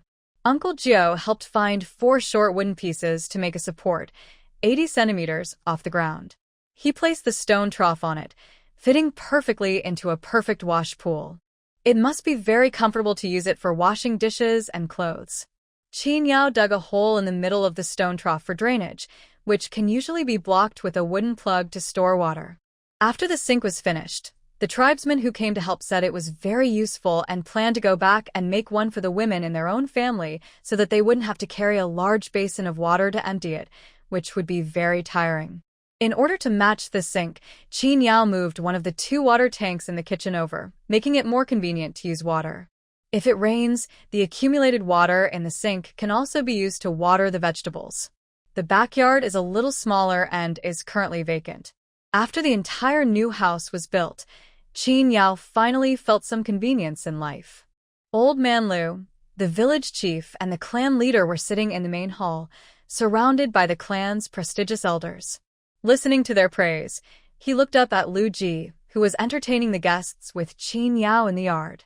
The worry that had been weighing on his mind for 23 years finally settled down. "Third brother," Old Man Lu shouted into the yard. Lu Ji squeezed through the tables and chairs in the yard, called the village chief and the clan leader first, and nodded to the clan elders with a flattering smile, and then came to his father. "Dad, what can I do for you?" Old Man Lu drank 2 glasses of wine and was a little tipsy. He held his son's hand in a rare and kind manner, pointed at the brand new house, and said, "Look, this bright and spacious house with solid green tiles is all thanks to Yao Nyang. Sanner, don't be angry if I'm telling you the truth. If it weren't for Yao Nyang, you would never be standing here now." The elders all nodded in agreement. Originally, they disliked Lu Ji, but now, because of the hardworking Qin Yao, they began to like Lu Ji more because of his unruly behavior. Lu Ji's mouth twitched slightly, and he felt aggrieved. He grabbed Old Man Lu's hand. "Dad, you don't know how hard it is for me." Old Man Lu glanced at him and said, "Why do you have to suffer? You have such a big house to live in, and such a good wife to manage the household. Don't be ungrateful." The old man raised his hand, looking like he was going to beat someone up. "Be nicer to Yao Nyang in the future. Living a good life as a couple is better than anything else. Don't do stupid things again, do you hear me?" Lu Ji had discovered it. Now, even if he said that Qin Yao killed people without blinking an eye, no one would believe him. Forget it, he thought desperately. If Qin Yao killed him one day, no one would find his body even if it rotted and stank. Old man Lu just assumed that his son agreed and was quite satisfied with his performance and attitude. He explained a few more things to him before letting him go. After the meal, the women stayed to help clean up the dishes. Taking this opportunity, Qin Yao, with the reminder of he and Qiu, got to know most of the people in the village. There are a lot of dishes to wash, and everyone uses Qin Yao's big sink. You don't know how to use it until you use it. You can wash dishes while standing without squatting, and your waist won't get tired. Moreover, to pour out the water, you just need to pull out the cork and the water will flow out by itself. There is no need for two people to carry a large basin of water to the door to pour it out. The sink is also large, with plenty of space for washing. Several people can sit together without feeling crowded. A large basin of bowls can be washed in just over 10 minutes. Qin Yao divided the remaining dishes into several portions and let the families who came to help take them away as a token of gratitude. Although it was leftovers, Qin Yao was generous and specially bought 20 kilograms of meat to cook. There was still a lot of meat in the leftover dishes. No one would dislike it. They just thought that Qin Yao was generous and not stingy. Several young women of the same age invited Qin Yao to work as a maid in their homes when she had time. Some people who knew Qin Yao was not good at housework joked, even if you can't use a needle and thread, it's good to sit and chat with everyone. Third sister-in-law is well informed. We love to hear about what's going on outside. Tell us more. The other women echoed, yes, yes, we love to hear new things. Feeling everyone's enthusiasm and sincerity, Qin Yao smiled and agreed. Okay, come when you are free. Don't look down on me. Everyone hurriedly asked how could they dislike it. They welcomed it very much. The yard was cleaned up and it was getting late, so each family took back the pots, bowls, tables, chairs, and benches they had brought with them and went home. Everyone in the Lu family's old house also dispersed afterwards. When the farmers at home are busy, they have to weave cloth and make shoes if they don't work in the fields. There is a lot of work to do. Qin Yao sent all the guests away, closed the door, checked every room, and returned to her room. She used a charcoal stick to scratch on a wooden board for a while, calculating the expenses during this period. It cost 10 taels of silver to repair the house, including labor and furniture. During this period, as the weather was getting colder, Lu Ji pitifully applied for a set of cotton clothes and spent another 3 coins of silver. But you know what? Clothes make the man, and he looks quite decent. In addition, his cooking skills have improved a lot recently, and he keeps the house in tidy order, so Qin Yao actually likes him. Sure enough, there are no ugly men in this world, only lazy men. Today she took out another 5 cents of silver to buy rice, meat, and vegetables. She used part of the food to cover the lunch consumption of the helpers, and the rest to prepare a banquet for the villagers to warm their houses. By the way, as the number of beds for Dalong and his 4 children increased, she prepared a set of bedding for the winter. There was no way to cover all 4 beds with winter quilts, and there was no need to, because when it was very cold it was warmer for 2 people to sleep in one bed. This set of winter bedding cost 5 cents of silver. Now, if I count it, I only have 13 taels and 7 cents of silver in my hand. The weather was getting colder day by day. When she had time, she took Lu Ji to chop a lot of firewood and piled it in the firewood shed on the left side of the entrance. It was enough to burn for 2 months. I have to buy some more charcoal. If you want to burn charcoal, you have to buy a charcoal stove, which costs money. I didn't stock up on vegetables at home for the winter, so I have to spend money to buy them. Money, money, money. Everything is money. Qin Yao threw the charcoal pencil away, lay down on the bed, and scratched her hair in annoyance. You have to find a way to make money long term. The family only has 2 acres of wasteland, which is equivalent to having no land at all. They have to buy food, clothing, and other daily necessities with money, and what they have left now will not last long. It's no wonder that Zhang and her 2 sisters-in-law tried to dissuade her from making do with what she had when they saw her spending all her money on the house. For example, if you don't build a shower room, you can save half an acre of low-quality land. There are many more. There is no need for bunk beds for 4 children. They can sleep on wooden boards placed on benches. In the end, she gave 1 to each person. How luxurious! But in the end, All of these were preserved thanks to Qin Yao's insistence. Home is a harbor for anchoring. Qin Yao feels that a good living environment is conducive to relieving mental stress. She is unwilling to save this money, especially now that I can live in a clean and warm house, and when I lie on the soft bed and relax, all the fatigue of the past few days has disappeared, and I feel so comfortable that I don't even want to get up. Boom, boom, boom. There was a knock on the door, and Lu Ji asked flatteringly from the outside, "Madam, are you free? I have something to discuss with you." Qin Yao stretched, sat up from the bed, and walked to the table. "The door is not locked. Come in." "Well, I'm coming in then." The door creaked and was pushed open. Lu Ji came to Qin Yao with a wry smile on his face and said embarrassedly, "Well, the money you gave me for buying groceries last time has been used up." Qin Yao was surprised.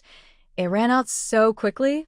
The smile on Lu Ji's face disappeared instantly, and he said indignantly, "My lady, you gave me 300 coins, not 3 taels. We have been eating out for a month and 8 days, 3 meals a day, which costs less than 10 coins a day. We also have to follow your request and eat meat every 5 days. I have been very stingy with these 300 coins, and I even lost my face and begged for food from the sisters-in-law of each family. Do you think I am easy?" Qin Yao listened to him quietly, raised her eyebrows, and asked, "How much do you want this time? We need to stock up on vegetables for the winter. If we don't have fresh vegetables, pickles will do." Lu Ji said, "I know about this. Madam, give me the money and I will buy it myself." After more than a month of hands-on practice, he could confidently say that no one in the family knew the kitchen better than him. Seeing how confident he was, Qin Yao motioned for him to say a number. When Lu Ji came, he had already made up his mind. He asked Qin Yao to give him 400 coins. In addition to 3 meals a month, he also wanted to stock up some vegetables that were easy to store, such as radishes and cabbages. By the way, Lu the peddler's wife is the best at pickling pickles. When you have time, go ask her for some. When it snows and it's inconvenient to go out, white porridge with pickles is also a good meal. When it comes to money, Qin Yao was frugal and spent money where necessary, so she readily gave Lu Jisai some silver. Copper coins are mostly used in the countryside, and loose silver dimes are also used, but not much. Lu Ji secretly curled his lips as he held the silver dimes, thinking that he would have to exchange them for copper coins again. Lu the peddler has a lot of change at home, so next time you want to buy oil or salt, you can go to his house to exchange it for change. If it is someone else, the exchanger will charge 2 or 3 cents as a replacement fee, which is not cost-effective. The two of them didn't know when it started, but they reached a model of getting along where the woman works outside and the man works inside. But it seems that there haven't been any major conflicts yet, and Qin Yao feels it is acceptable overall. She has requirements for food and accommodation, but is too lazy to do these complicated things. Lu Ji, this useless guy, can't do anything, but he is good at housework. Although preparing 3 meals a day may not seem like a big deal, the repetitive work day after day is what Qin Yao hates the most. It's a complete waste of her time and energy to spend on housework. It would be better to go into the mountains more often to chop some firewood and hunt, which would allow you to exercise at the same time. Over the past month, the family has had good meals, and the 5 members of the Lu family, father and son, have all gained a lot of weight. The 2 little guys, San Lang and Xin Yang, finally had some baby fat on their faces. When Qin Yao saw them, she couldn't help but pinch them. The 2 little ones are very attached to her. They don't cry when their faces are pinched, but smile at her instead. Tell me, who can resist pinching them? Qin Yao walked out of the room and came to the backyard, where she saw Dalong and his 4 siblings fighting with sticks. She took a stick from the pile of firewood and joined them. The 4 children looked at her in surprise and immediately, in tacit understanding, all pointed their sticks at her. Over the past month, Qin Yao discovered that the children in the village were mainly divided into 2 groups. One group is over 7 years old. The boys follow the adults in the family to work in the fields, while the girls help with housework at home within their ability and learn weaving and making clothes from the female elders. Another group is those under the age of 7 who have no schooling and cannot do any work. All day long, a large group of little kids gather in the open space by the village well and play wildly. It was very free and very happy, but it seemed like a forced freedom because they had nothing else to do. But this only happened in peaceful years. 2 years ago, when the world was in chaos, every household stayed indoors and children stayed at home, hungry and without the energy to play. But whether it is an older child or a younger child, the trajectory of their life seems to have been determined. Girls learn housework and needlework and other household management skills, and when they reach a certain age, they get married and have children, and the cycle continues. The boy was almost the same, busy in the fields all his life until he died of old age. In this era of clear class divisions, farmers are farmers all their lives and seem to have no chance of advancement. No, there are, but it's difficult. That is reading. But this is something that makes the villagers feel scared when they hear it. Qin Yao had previously asked why Jin Bao and Jin Hua were not sent to school to learn to read. As soon as these words came out, the expressions of everyone in the Liu family's old house changed. He said awkwardly, "Sister-in-law, you can read and write, and you must have had a good life in the past, but look at our family situation. How can you afford to go to school? You still have to go home to farm. It's a waste of money." Zhang, who was selecting vegetable seeds for Qin Yao in the house, sighed. "The school is in the town, and it takes 3 hours to go back and forth. There are people in the village who want their children to learn a few words so that they can find a job in the town in the future. But we have so many fields to farm. Our baby is so young and the roads are not safe, so we have to pick him up and drop him off every day. I don't have time to deliver it.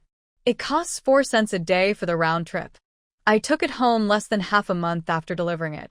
The money in my hand can't stand such a rush. Now he is as old as our 4th son. He is very good at farm work and has just got engaged. His life seems to be going well.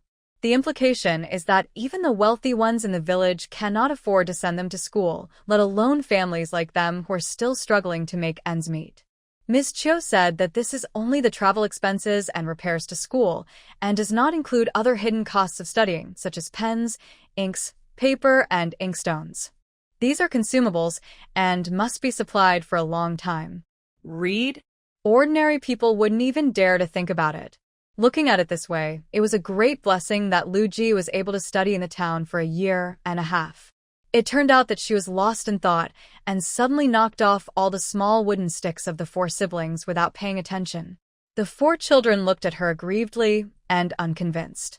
Qin Yao gave them an encouraging smile and motioned for them to pick up the sticks. "Come again." The children are still very competitive. With 4 of them, they don't believe that they can't beat their stepmother with a stick alone. However, the reality was cruel. Qin Yao held the stick in one hand and leaped easily in their encirclement, like a slippery fish that could not be touched at all. Soon, San Lang and Xin Yang were exhausted and gave up breathlessly. When Erling saw that our side was so weak, most of his anger went out, and his stick was directly hit away by the wooden stick swept by Qin Yao. It flew over the high wall with a swoosh and landed in the grass outside the yard. Oh. Erling waved his hands angrily and had to retreat. He stood at the foot of the wall with San Lang and Xin Yang to cheer for the only remaining eldest brother. Qin Yao was a little surprised that Dalong could hold on until now, and this young boy was not as anxious as the remaining 3. He spent a month fishing in the river but failed to catch any fish, but it did help him develop patience. Qin Yao saw that he was sweating profusely, but still refused to give up.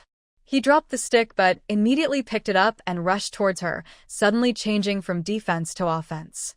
Taking advantage of his height, he swung directly at the young boy's wrist.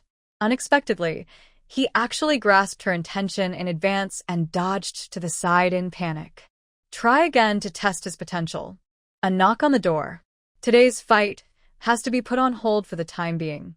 Lu Ji had just gone out, and Qin Yao asked the 4 children to go back to the house and wipe their sweat. "It's windy. Don't catch a cold." I watched them enter the shower room, which was also a washroom. There was a long rope nailed to the wall with their face towels hung on it for them to use. Qin Yao then threw the stick in his hand back into the pile of firewood and went to open the door. At the door was a thin old man with gray hair, leading a donkey. When he saw Qin Yao, he asked, "Is this Lu San or Lu Ji's family?" Qin Yao nodded. "Yes, who are you looking for, old man?" "Then you are Madame Qin, right?" The old man asked with certainty. Qin Yao nodded again. I am. The old man found the person and breathed a sigh of relief. He told Qin Yao that he came from the town to deliver some things to his relatives in Liujia village. When he passed by Xiahe village, he met the Yang brothers. The two brothers asked him to give a message to Qin Yao.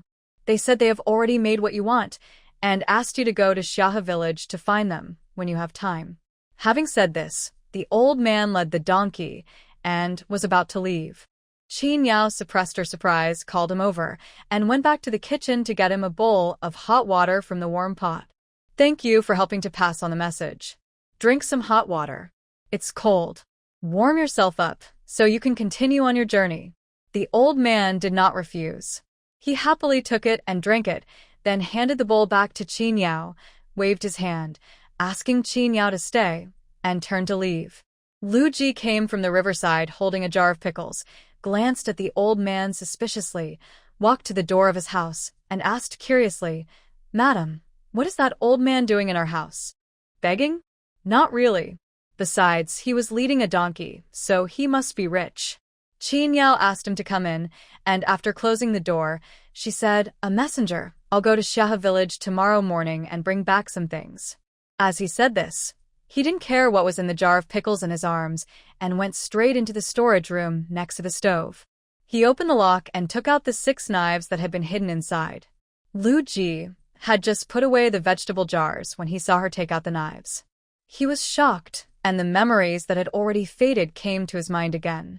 The scene of ruthless killing and killing one robber after another with a knife suddenly emerged, scaring Lu Ji. He quickly turned to face the stove, grabbed a handful of firewood and threw it into the stove hole, mumbling in a pretentious manner, Ask Dalong to help watch the fire. This kid only knows how to play with that broken stick. If I come back later, the fire will be out.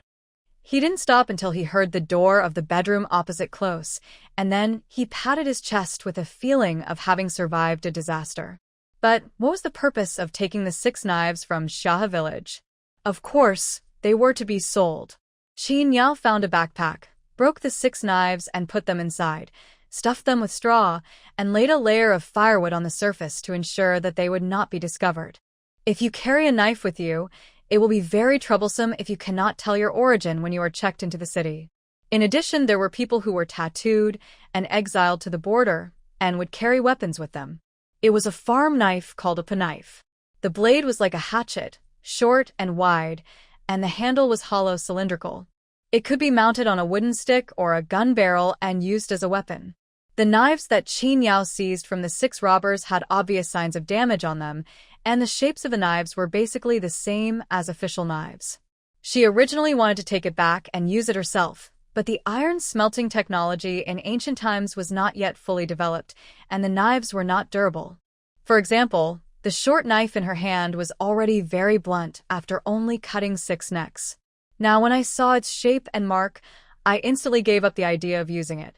She didn't want to commit suicide, but it would be a pity to throw it away. She was going to Xiahe village, so she might as well sell it to the blacksmith. Anyway, the blade had been broken, and no trace could be seen. Together with her original blunt dagger, they were all recycled, which should bring her 2 taels of silver. Qin Yao had already taken back the long sword and dagger that she had made from the blacksmith.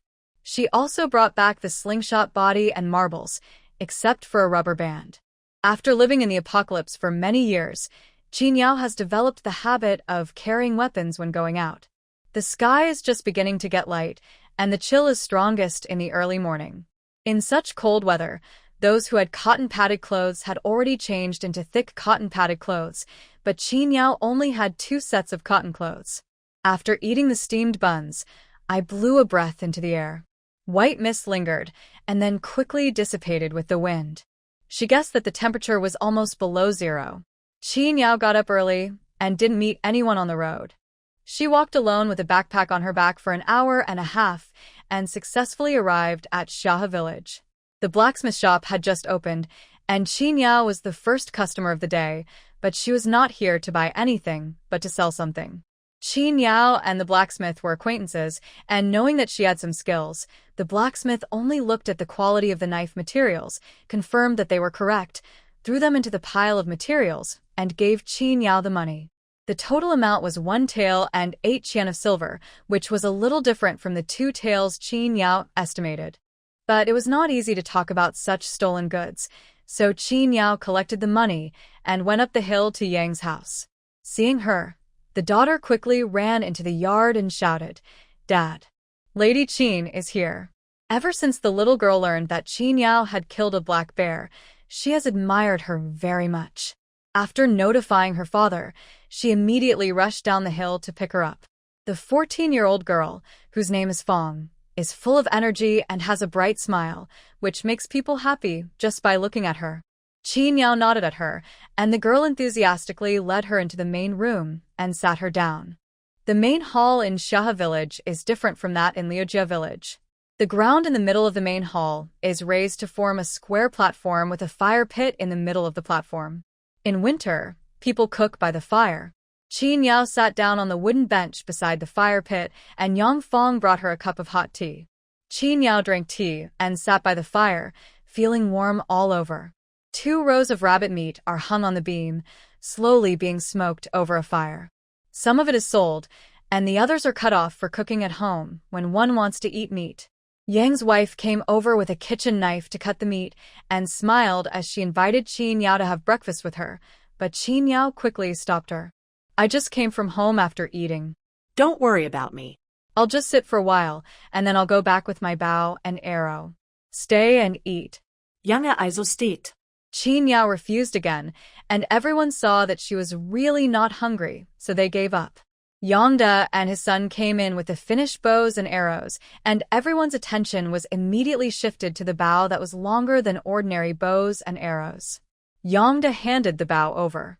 Qin Yao took a closer look at it in the light of the fire, and suddenly her eyes lit up. Yongda also made 20 arrows for Qin Yao, put them in a quiver, and gave them to her. A good arrow is very expensive. The material of the arrowhead and the tail feathers on the arrow are 2 important components that cost a lot of money, not to mention the technology of making arrows, which are not passed on to outsiders. Qin Yao was ready to pay a high price, but Yongda said, "Just give me another 5 taels of silver." Qin Yao knew that there was definitely more than this. "Isn't this enough?" Yongda waved his hand.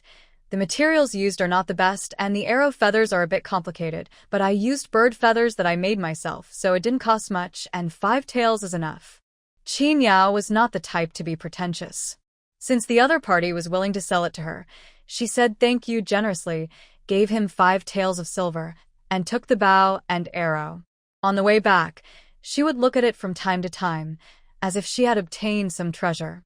She pulled the bowstring and released it again and again, unwilling to shoot the arrow, so she pulled the empty string several times, making a vibrating buzzing sound. You can imagine how powerful it would be if an arrow was placed on it. Qin Yao didn't dare to say that she could shoot through a person's body with 1 arrow, but it was still easy to shoot through a roe deer with 1 arrow. In fact, with her arm strength, this bow is quite light. If she uses the god arm bow and special long arrows, she can shoot through a warhorse. She walked to the valley where she encountered robbers last time. This time, she did not encounter robbers. There were few people walking on the road. They were villagers from nearby villages. Qin Yao walked away by herself and no one greeted her. Behind us came an ox cart loaded with goods and a few people sitting on it. The road was narrow and could only accommodate 1 ox cart. Qin Yao moved to the side of the road and heard several people in the car talking about something. They seemed to be coming from the county town. She vaguely heard some words such as ox, government, and end of the year. Qin Yao listened carefully and found out that the government of Kaiyang County raised 8 cows, and each cow consumed 1 won of grass money every month. Now the government can no longer afford it and plans to sell all the other cows and keep only 1. On the 15th day of the 12th lunar month, the government planned to take the cattle to the cattle and horse market to dispose of them. The government raises cows, feeds them lavishly, and doesn't do much work, so they must be good. There was a villager in the car who was a little tempted. He thought of going to the city to have a look. If the price was right, he would buy 1 and take it home. This would make it easier to farm the land next year. The remaining few people heard this and expressed their envy. The ox cart gradually drove away, and Qin Yao was left behind. She was a little surprised that raising a cow was so expensive. It would consume 1 or 2 silver coins worth of fodder a month. No wonder there was a saying like the cost of feeding 1 cow or horse is as much as the cost of feeding 5 people. But on the 15th day of the 12th lunar month, did the government only sell live cattle? Would they kill old cattle and sell their meat? Maybe. She could buy a piece of beef tendon to use in place of the rubber band for the slingshot.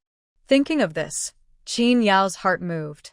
Counting the days, it was 5 days later. I haven't bought the charcoal for the winter yet, and I think I should also prepare some New Year's goods. It's a good opportunity for me to go to the county town to buy some. With only 10 taels and 1 xian of silver left in her hand, Qin Yao was not in a hurry anymore. With a good bow in hand, she will not starve to death even if she goes hunting. As for the 5 people in the family, the 4 children were well behaved, but Lu Ji would definitely be kicked out of the house after the new year to make money to pay off his debts. At this time, Lu Ji was lying in his room, fantasizing that one day he would tame the evil woman in the family with his beauty, let her work like a cow and a horse for him, and make money for him to spend. Little did he know that he only had 1 month left on his probation. 2 miles away from Liujia village, Qin Yao saw a group of sparrows looking for food in the fields. She hunted 6 of them with marbles and brought them home as a snack. However, it was my first time using marbles with my bare hands, so I used a little too much force, and the 6 sparrows were a little broken. But no matter how chopped the sparrows are, they are still meat. Lu Ji happily took these disgusting sparrows into the kitchen to clean them up, but secretly cursed Qin Yao in his heart for being cruel and ruthless. He looked back several times in the kitchen and saw Qin Yao gesticulating proudly, with a bow in the yard. He couldn't help but ask sarcastically, "Where did you get the bow and arrow?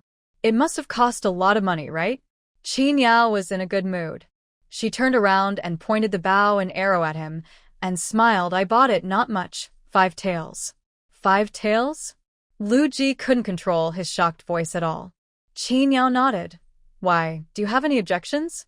Lu Ji thought she was unreasonable. Can a broken bow be eaten or worn? She actually wanted 5 taels of silver? Oh no, it could shoot him through too.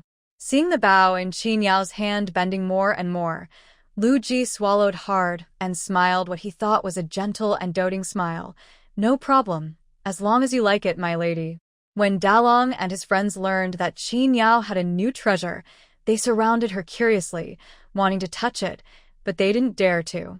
Qin Yao took the initiative to hand the bow and arrow to Dalong and asked him to try it. The young boy was extremely surprised, but soon frowned. The bow was so heavy and hard that he couldn't pull it open at all. Ha ha ha. Qin Yao laughed unceremoniously. Until the young boy was about to get angry and embarrassed, he waved for him to come to him, half knelt down, held his hand, drew the bow, put the arrow on it, and let go. Swoosh sound of breaking through the air was heard in the yard, and a feather arrow flew out as fast as lightning. With a thump, it was nailed firmly to the pile of firewood and trembled for a long time before it returned to stillness. Wow. Xingyang opened her mouth wide and looked back at her stepmother and eldest brother. Her little stars of admiration were about to fly out. Erlang immediately shouted that he wanted to come too. "Okay, come one by one." Qin Yao agreed readily, without any favoritism, and asked each of the 4 brothers and sisters to come one at a time. Every time an arrow was shot, exclamations of "wow" and "Mom is so great" could be heard in the yard. However, after the novelty wore off, Erlang was obviously more interested in the fried sparrows coming from the kitchen and slipped into the kitchen. Samling didn't seem to like to move around.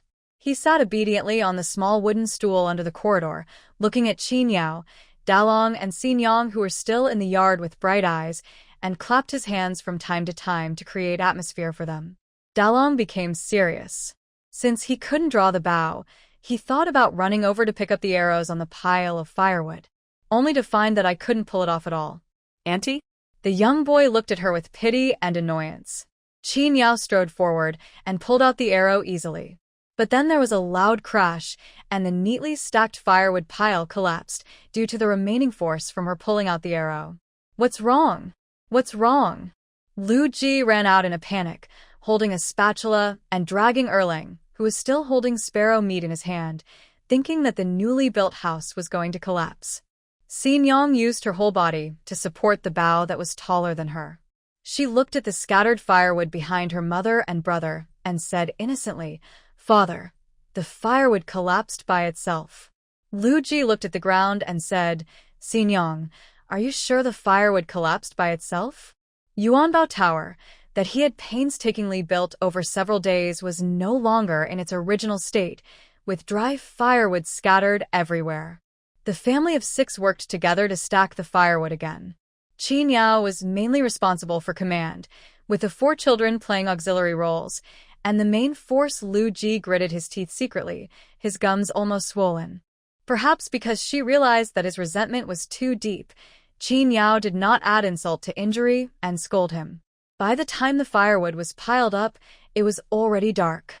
Qin Yao put the bow and arrow away and hung them up in the bedroom. She led the 4 children to the main room to wait for dinner. By the way, he threw the sparrow meat back in Erling's hand and called him over to teach him a lesson.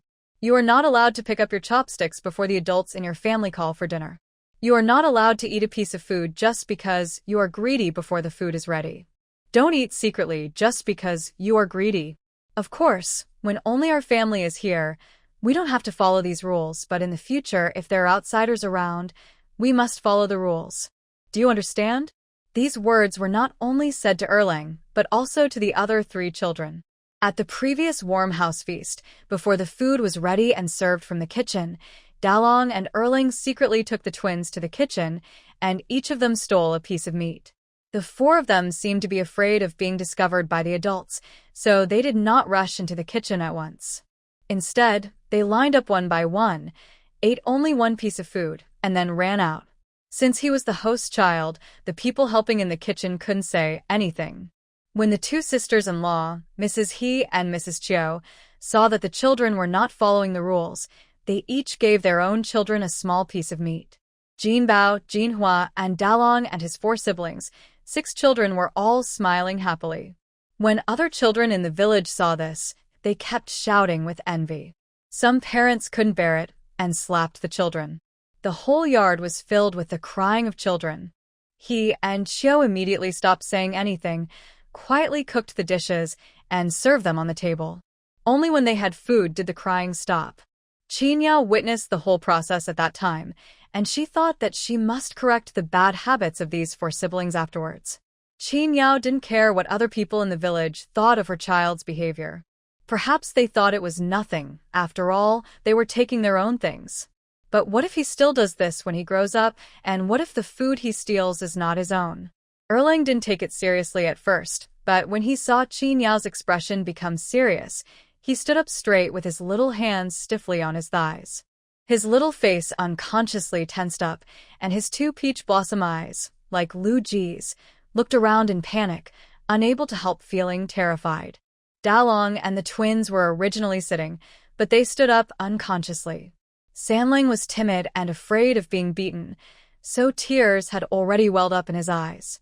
Xin Yang licked the corner of her mouth unconsciously. Her heart was full of energy, and she was actually savoring the taste of the meat. Dalong felt that he was the eldest brother and must set an example, so he stretched out his hand. "Auntie, I was wrong. I shouldn't have secretly brought my younger brother and sister to the kitchen to eat. You can beat me. This is my fault alone. It has nothing to do with Erling and the others." Jiro was anxious brother? It was clearly his idea. He was the one who dragged Sanlang and Xin Yang to act pitiful, and the eldest brother took them to eat secretly out of pity. Dalong pushed his brother behind him and continued to look at Qin Yao and said, "Auntie, I won't dare to do this next time." Qin Yao glanced at Erling first, and her eyes clearly saw through the conspiracy between them. Erling felt guilty and wanted to tell everything, but he was afraid of being beaten, so he lowered his head and avoided her gaze. The 4 children stood nervously in front of their stepmother, fear in their eyes. Qin Yao was a little helpless, but her serious expression did not relax at all. She said in a deep voice, "If you know your mistakes, you must correct them." As a punishment, you are not allowed to eat meat tonight. This will teach you a lesson. Huh? The 4 children were in disbelief, wondering if they had heard it wrongly. Xingyang asked in confusion, "Aren't you going to be beaten, mother? Do you want to be beaten?" Qinyao raised her eyebrows and asked back.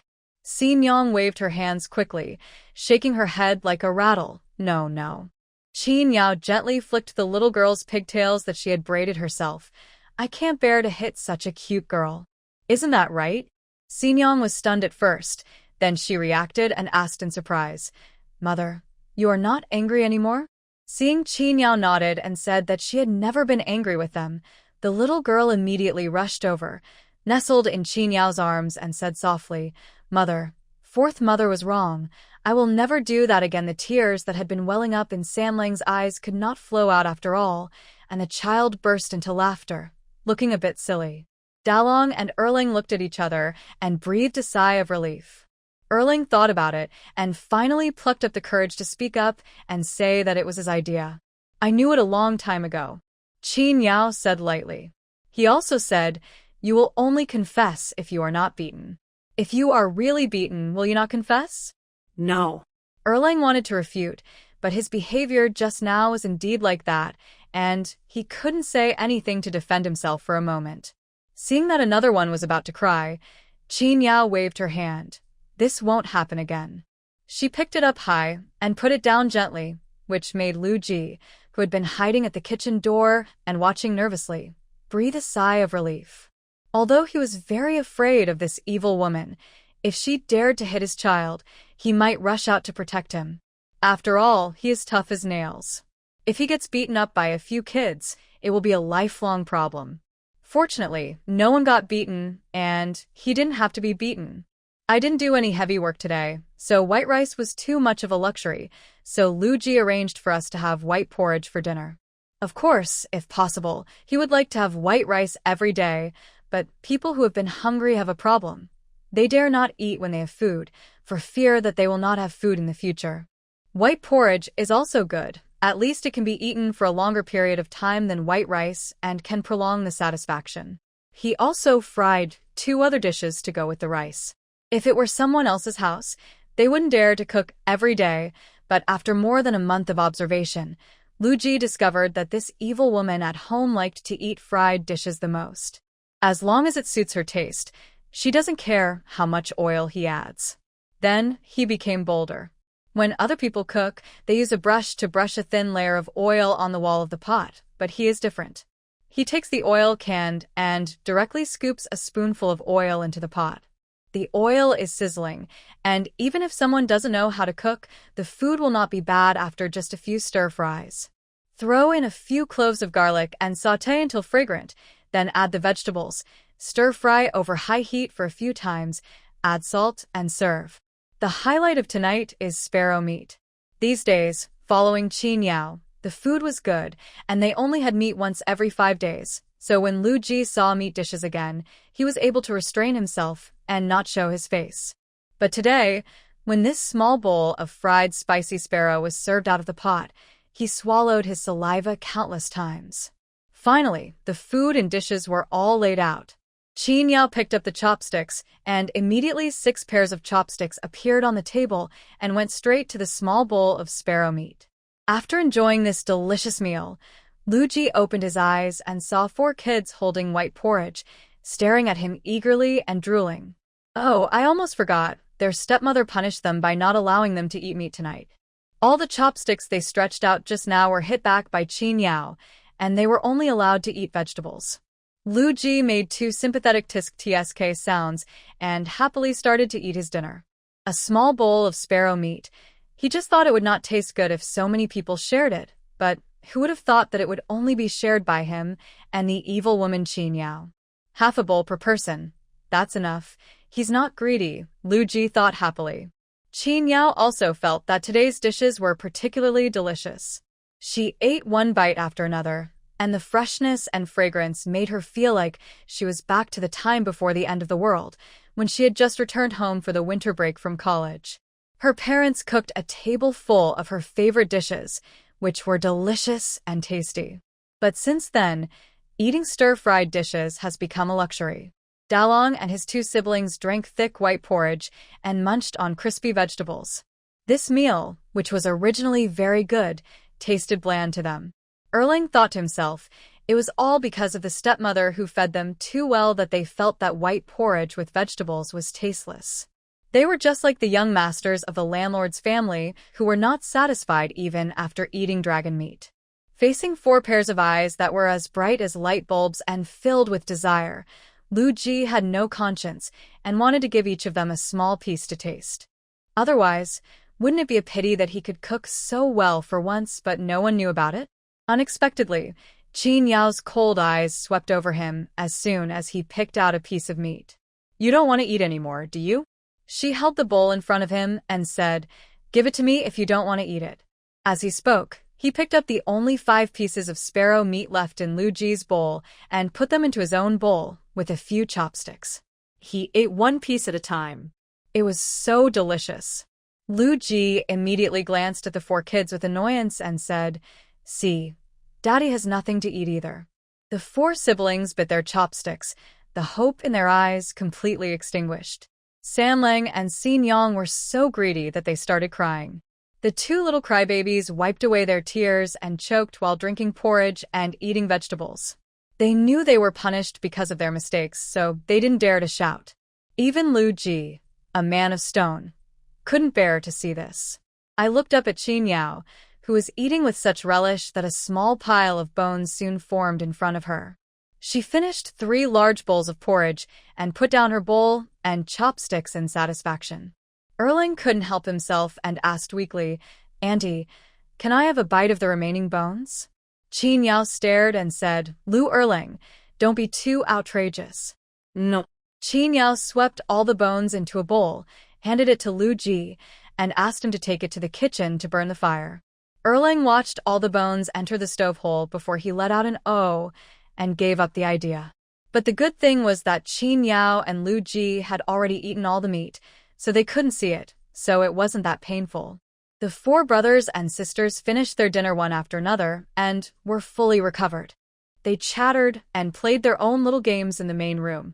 Qin Yao waited for Lu Ji to come back after washing the dishes and cleaning the stove, then said, "On the way back today, I heard someone say that the county government office will sell cattle on the 15th.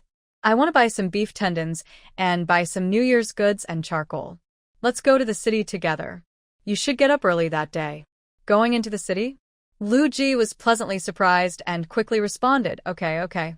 He loves going into the city. The 4 children who were chattering nearby quieted down. Dalong asked curiously, "Dad, is the county town far away?"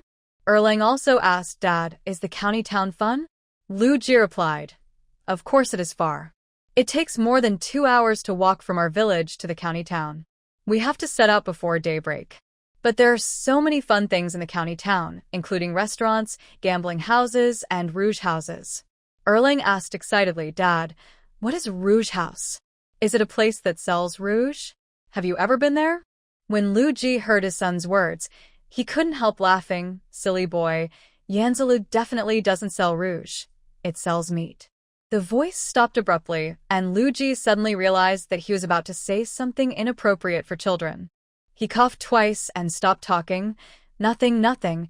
There is nothing fun in the county." "But it sounds like fun," Dalong thought doubtfully. Erling didn't wait for an answer and asked again, "Dad, have you ever been to Yanzila to buy meat?" Lu Ji glanced at Qin Yao hurriedly, waved his hand to signal his son to shut up and stop asking questions, turned around and said he would go to the kitchen to boil water. Unexpectedly, Qin Yao also asked with interest, "Have you been there or not?" "That's for sure. I haven't been there." Lu Ji lowered his head and shook his empty sleeves. For someone like him, his mother would kick him out if he just sat at the door. The 3 brothers and sisters of Dalong were still full of beautiful fantasies about the Yenji Tower, thinking that when they grew up and could go to the city, they would definitely go and see it. Although he was eager to go to the county town together, he knew that his short legs would definitely hold them back, so he was sensible and didn't say anything. He just followed Lu Ji and asked him what there was in the city. Qin Yao seriously considered, "How about going to the city with the whole family?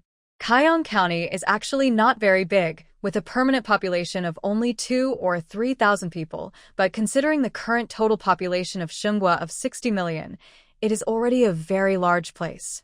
Before the prosperity of the country, the chaotic times lasted for several decades.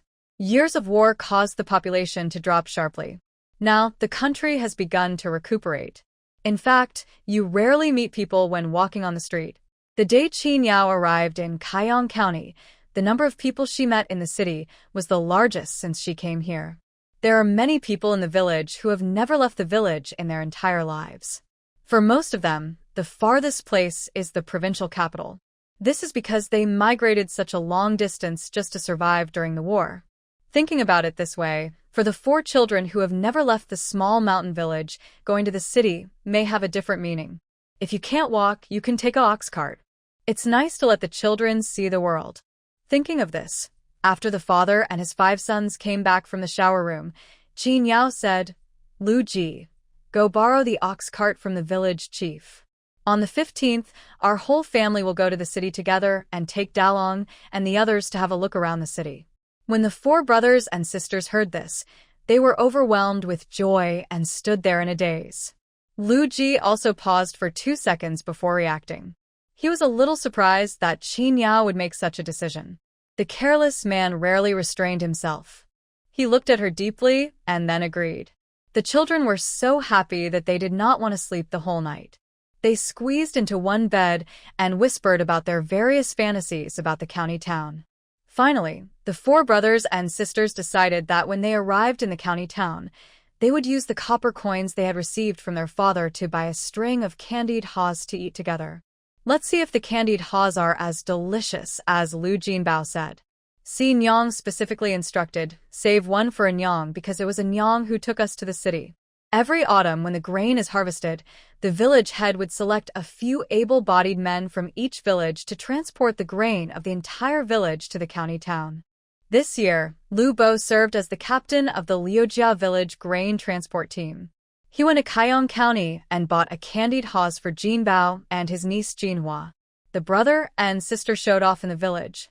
At that time, the family was very poor, with their mother dead and their father not caring about them.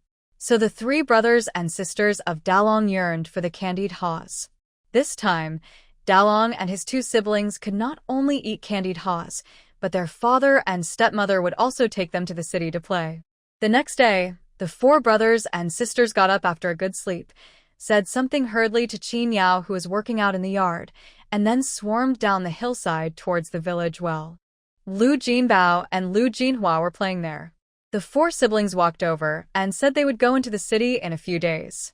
Lu Jinbao and Lu Jinhua didn't believe it and said they were lying. Dalong said, "My father has gone to the village chief to borrow a bullock cart." It's true. It seems a bit like showing off. Xinyang also said, "Let's go to the city and buy some candied haws ourselves." The children around heard this and were filled with envy. Someone asked Xinyang if they could also try the candied haws.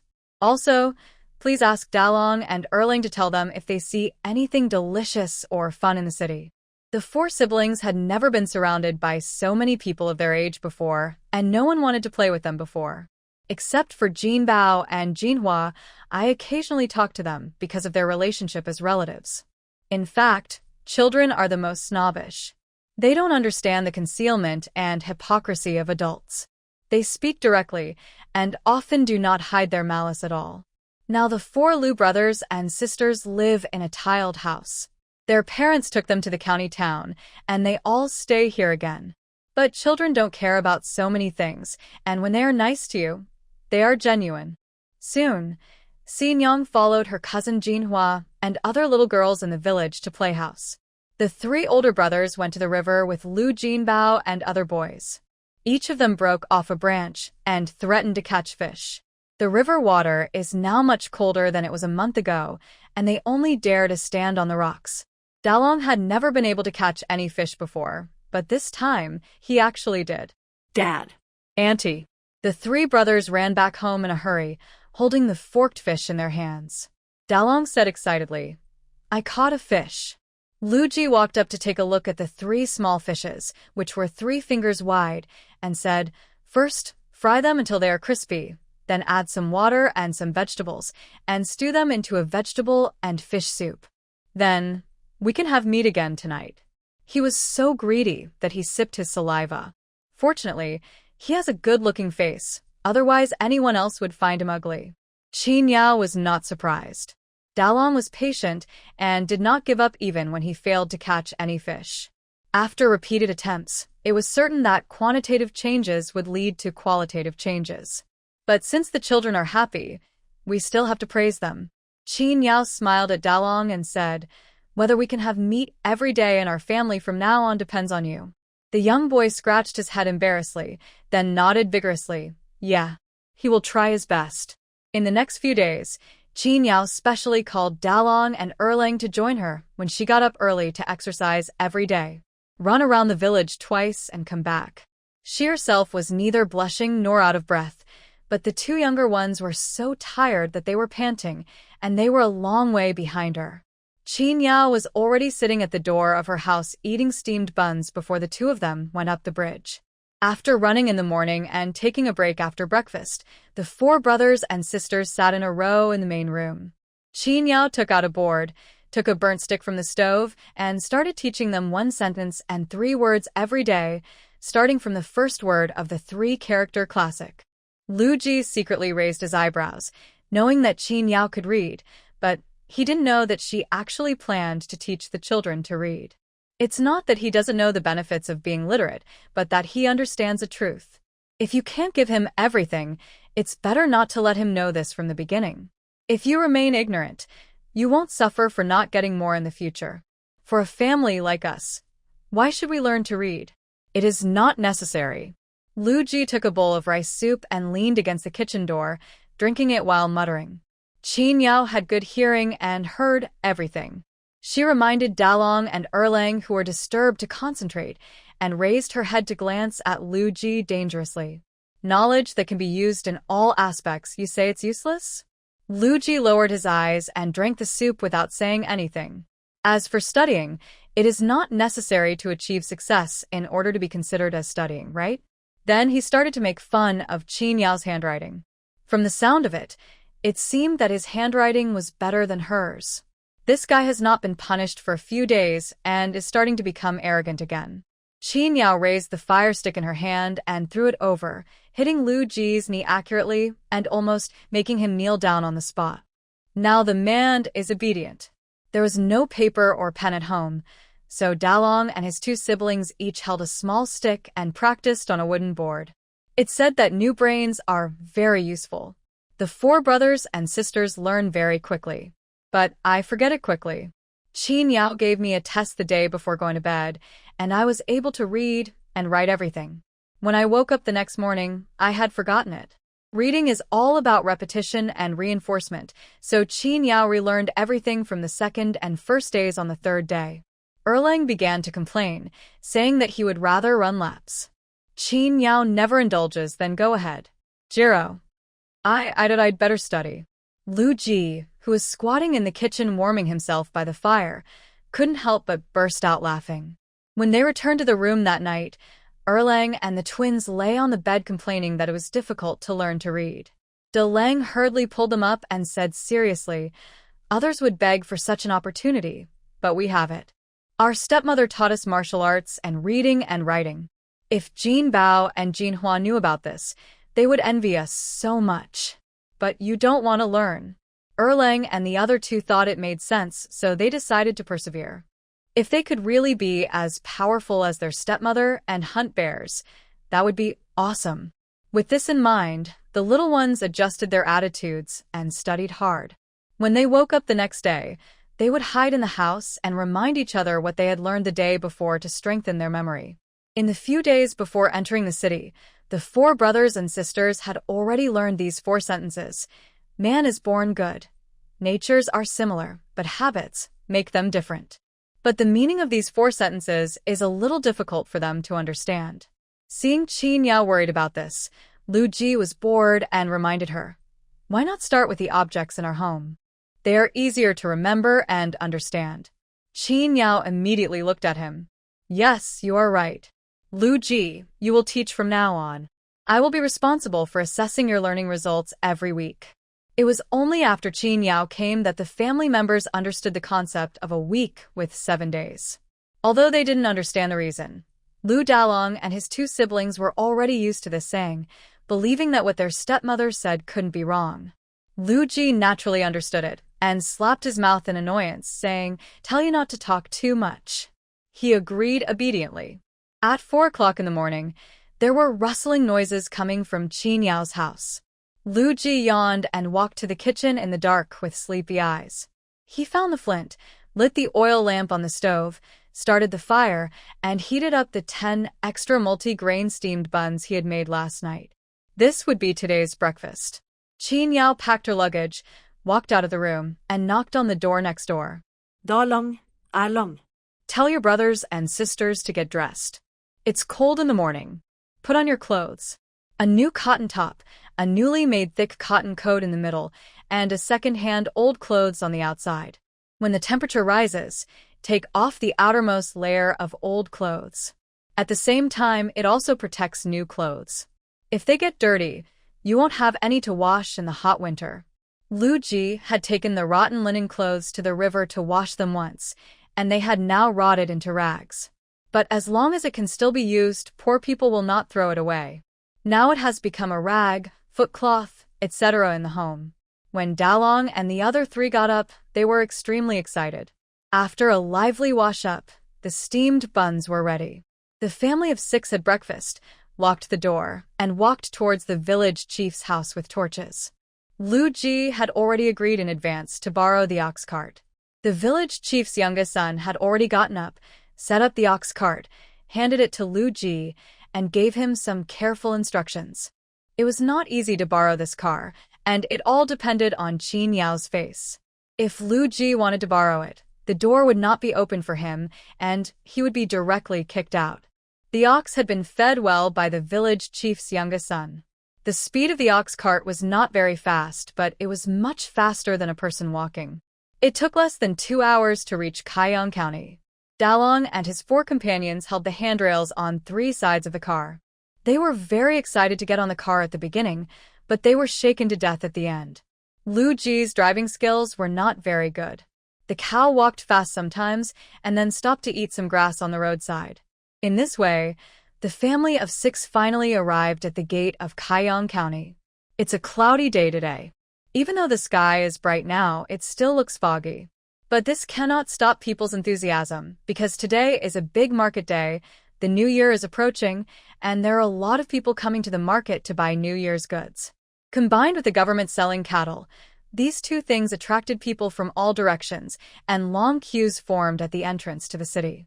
Lu Ji thought that his family had arrived early, but he didn't expect that there were people who arrived earlier than him. He had no choice but to line up obediently behind the long line entering the city. The entrance fee is still 1 penny per person. Except for infants who cannot walk, anyone who can get out of bed and walk on their own cannot be exempted from the entrance fee. Therefore, there are very few people who bring their children with them. Most of them are couples or fathers and sons, brothers, or adults from the same village. Dalong and his 3 friends were sitting in the carriage. Even a city gate was enough to make them curious.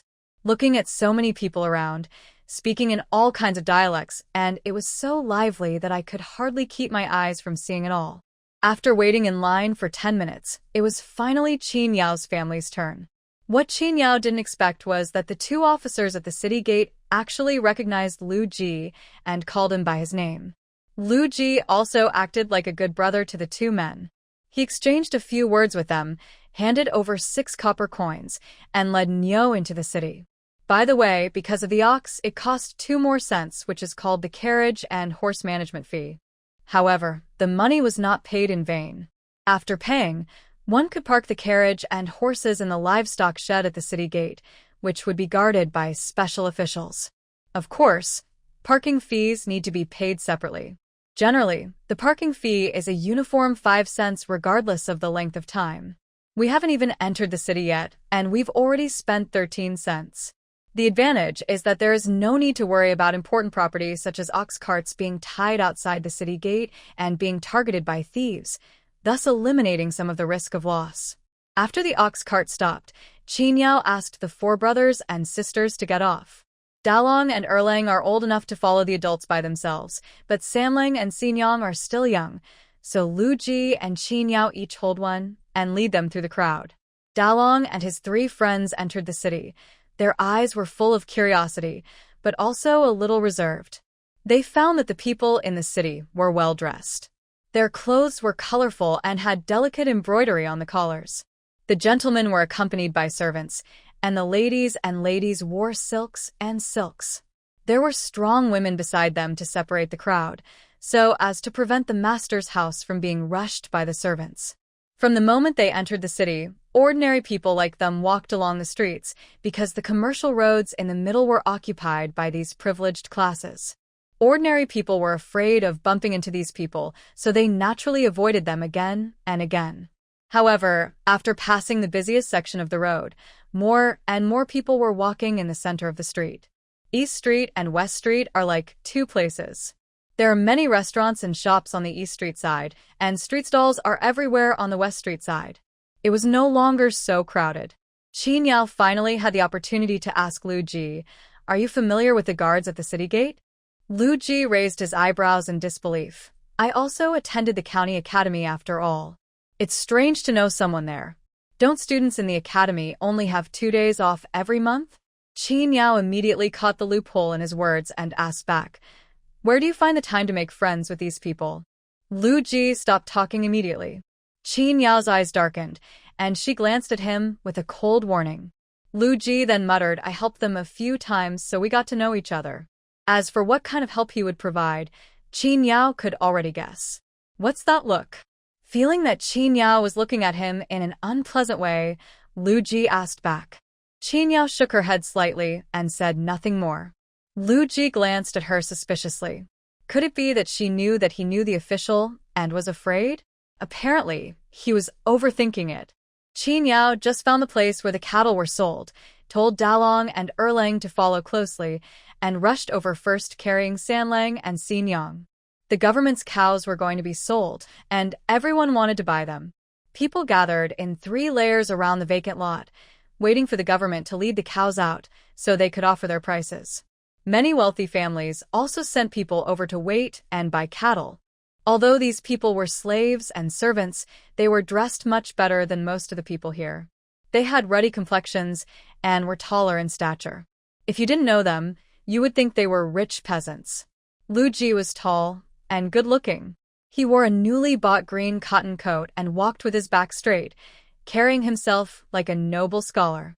Some people even thought he was a student at the academy and actually gave way to Qin Yao's family of 6 to enter the first floor. Dalong was surprised. He didn't expect his father to be doing so well in the city.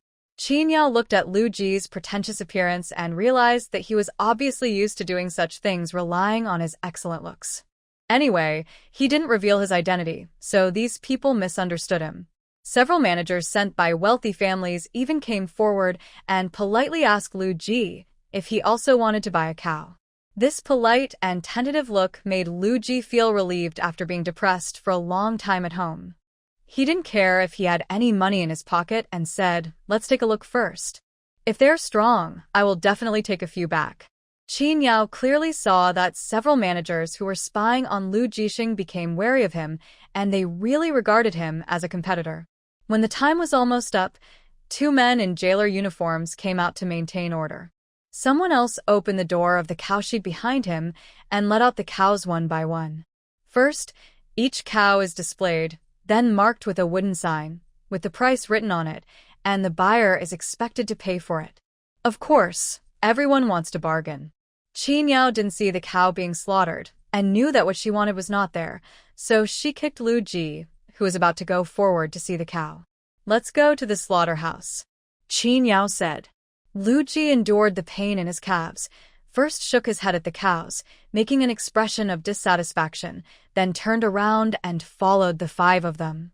Qin Yao pushed Sanlang and Xinyang into his arms and said, "There are many people here.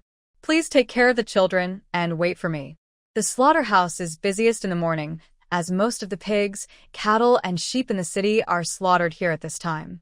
Beef is the hardest to come by, because oxen are of great value, and they will only be slaughtered when they die of illness or are no longer able to work. Qin Yao felt that she was lucky. Someone came to slaughter cows today, and she killed 2 of them. The animals are killed and sold immediately, with stalls set up in various places for free trade. Qin Yao bought the tendons of the 2 cows for 50 cents. The most important thing before going into the city was accomplished smoothly. Qin Yao was in a good mood. She returned to the father and his 5 sons who were waiting on the street, and went to buy charcoal while taking the children for a walk. Xingyang was held in her father's arms. She was the first to spot the man selling candied haws, and immediately tugged at her father's collar. "Father, buy some candied haws." Lu Ji thought he was being asked to buy some, so he glanced at Qin Yao first.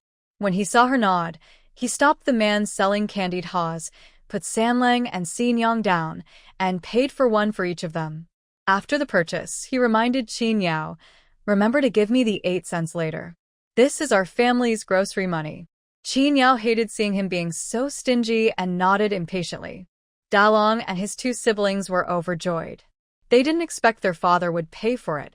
They had originally wanted to use the 2 cents they had earned from teaching their father how to cook to buy one for themselves. Now everyone has one.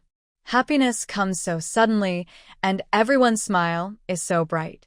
"Mother, you eat first." Xingyang stood on tiptoe, held up the candied haws high, and looked at Qin Yao expectantly. The red hawthorns are covered with a layer of shiny sugar syrup, which looks particularly tempting.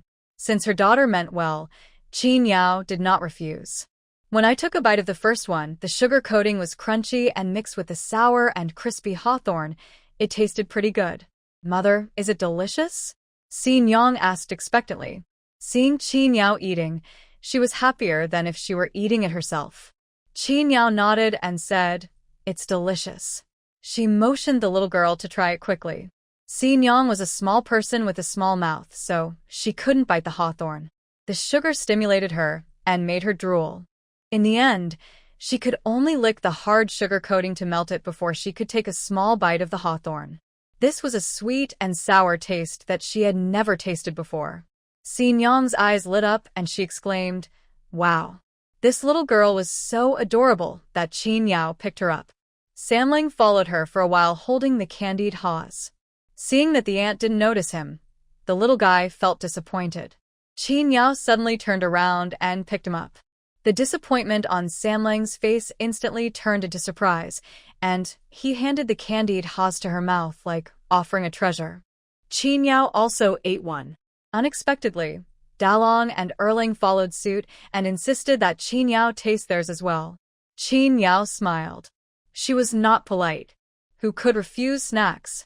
After eating 2 more candied haws, Qin Yao sighed in satisfaction. "Not bad, not bad. I'll buy more next time I come." "Still buying?" Lu Ji covered his empty wallet. He couldn't buy any more. Qin Yao tooted at him. The 4 children also made faces at him. He paid for it, but he didn't even get to eat a single candied haws. How unfair. "Dad, here you go." Dalong felt sorry for his father and was afraid that his stepmother would dislike him because of his deep resentment, so he gave him the 2 remaining candied haws in his hand to comfort him. Lu Ji was actually quite easy to please. He immediately licked the candied haws like Xingyang and showed a satisfied smile. "Dalong, your father has not raised you in vain." Lu Ji put his arm around his eldest son's shoulders and said with relief. Dalong smiled, but still reminded him, "Dad, you never raised us for a day. Since I was born, you didn't care about the family affairs. You always ran to the city. Every time you came home, you asked Mom for money. You never gave a penny to the family. It was Mom who raised me." Qin Yao was walking in front and turned back in surprise when she heard these words. The smile on Lu Ji's face froze instantly, and the father and son looked at each other. Dalong moved away first, and both father and son fell silent. "When buying charcoal, I unexpectedly met an acquaintance. Linnerbao, why are you here?" When Lu Ji saw him, he was like a frightened bird, and his hair stood on end. Qin Yao also looked at Linnerbao, who was holding a little girl, curiously. The loving look he gave the little girl was not the same as the fierce debt collector she had seen before. Seeing Qin Yao with her family, Lin Erbao asked with a smile, "Madam Qin, are you going into town to buy New Year's goods?" Qin Yao nodded and glanced at the little girl next to her. The little girl looked about 7 or 8 years old, neatly dressed, and obviously well taken care of by her family. "Dad, who are they?" The little girl asked Lin Erbao curiously. "Dad's friend." Oh. The little girl didn't ask any more questions. They also came to buy charcoal and had already bought all of it. Lin Erbao picked up the backpack full of charcoal and prepared to say goodbye to Qin Yao's family. Qin Yao remembered something and motioned for him to step aside to talk. She then asked Lu Ji what he wanted to do when he borrowed money from him. 20 taels of silver is not a small amount. The answer given by Lin Erbao was a little unexpected to Qin Yao. It wasn't gambling or drinking, it was being cheated. The swindler lied to Lu Ji, saying that he knew someone in the yamen and Lu Ji was literate, so he planned to recommend him to get a job in the county yamen. Lu Ji was desperate and tried every possible means. He actually believed it and immediately ran to borrow money and gave it to the good brother. As a result, the man took the money and ran away. And it wasn't just him who was deceived. Several other poor students in the academy were also deceived. However, others were not as bold as Lu Ji and only borrowed 5 or 10 taels of silver. Their families also had land as collateral, so there was no problem. After watching Lin Erbao and his daughter walk away, Qin Yao turned back and gave a meaningful look to the obviously flustered Lu Ji, saying word by word, "There is no such thing as a free lunch, only traps." When Lu Ji heard this, he knew that she had revealed all her secrets. He was a little annoyed. He picked up the load of charcoal he had bought and walked forward with big strides without saying a word. Seeing that gloomy look, the 4 brothers and sisters of Dalong, who were originally smiling, realized that something was wrong with their adults and restrained themselves. Qin Yao felt that Lu Ji's face was probably made of a city wall. As soon as he heard that it was delicious, he squeezed over. "The main point is, I have no shame, so you can't condemn me with morality." 6 bowls of delicious wontons were served, and the children's eyes widened. A bowl cost 8 cents and contained 15 wontons with plenty of meat filling. Dalong and his 3 siblings thought it tasted better than candied haws. They think anything related to meat is the best. Sanlang and Xinyang ate up such a big bowl of wontons. Qin Yao took a look and realized that she would not be able to sleep at night, so she must have been holding it in. Qin Yao didn't allow the 2 of them to drink the remaining soup and finished it in 2 big gulps. Lu Ji was waiting to pick up the leftovers, but he didn't even get a single mouthful of soup. He was so depressed. After lunch, Qin Yao asked Lu Ji to take the children back to the car first and went to buy some New Year's goods alone. Add some oil and sauce, and buy 20 kilograms of meat. When the time comes, make lard from the fat and freeze the lean meat outside and eat it slowly. Qin Yao saw that some people were growing bean sprouts and selling them, so she decided to try it herself so that she could have an extra vegetable to eat in the winter. He bought a piece of red paper, some incense, candles, 2 red lanterns, and a bag of fodder to feed the cows. There was only 9 taels and 5 cents of silver left in Qin Yao's pocket. "It hurts to think that I would spend 6 cents of silver for a trip into the city. Everything in this ancient world is so expensive." If Qin Yao doesn't find a way to make money, she feels like she will run out of money. Having an ox cart is convenient. It can carry people and goods. When Qin Yao returned the ox cart to the village chief's house, she touched the ox again and again, feeling greedy and wanting it. "Unfortunately, I can only look at it now because the money in my pocket does not allow it." A family of 6 returned home with a full load. As soon as they entered the yard, the gloomy sky suddenly brightened. "It's snowing." White snowflakes fell down, and soon the ground was covered with a light layer of white, which made a rustling sound when walking on it. A family of 6 huddled in the main room, warming themselves by the charcoal pot that had just been lit, and were thankful that they had returned at just the right time. The snow is falling very fast. Overnight, the earth was covered with a layer of white silver light. The temperature dropped sharply and real winter arrived. To resist the severe cold, every household stayed indoors. In order to save firewood, Qin Yao's family only cooked 2 meals a day. They cooked the lunch together in the morning and heated them on the charcoal stove at noon.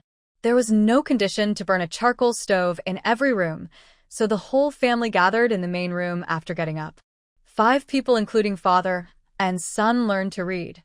After doing 200 push-ups, Qin Yao started thinking about how to make money. Qin Yao began to recall the online time travel novels she had read when she was in school. How do the heroines who travel through time make money? The most common one is cooking delicious food. Among them, pig offal appears frequently because of its low cost and the fact that it can be easily sold for a lot of money. Qin Yao was also somewhat moved, but reality gave her a hard slap in the face. First, she couldn't buy the spices for making offal.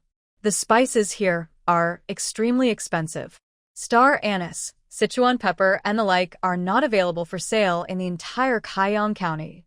Only officials and wealthy businessmen can afford it, and private transportation and logistics routes are still used. Secondly, there are less than 1,000 people in the villages within a dozen miles.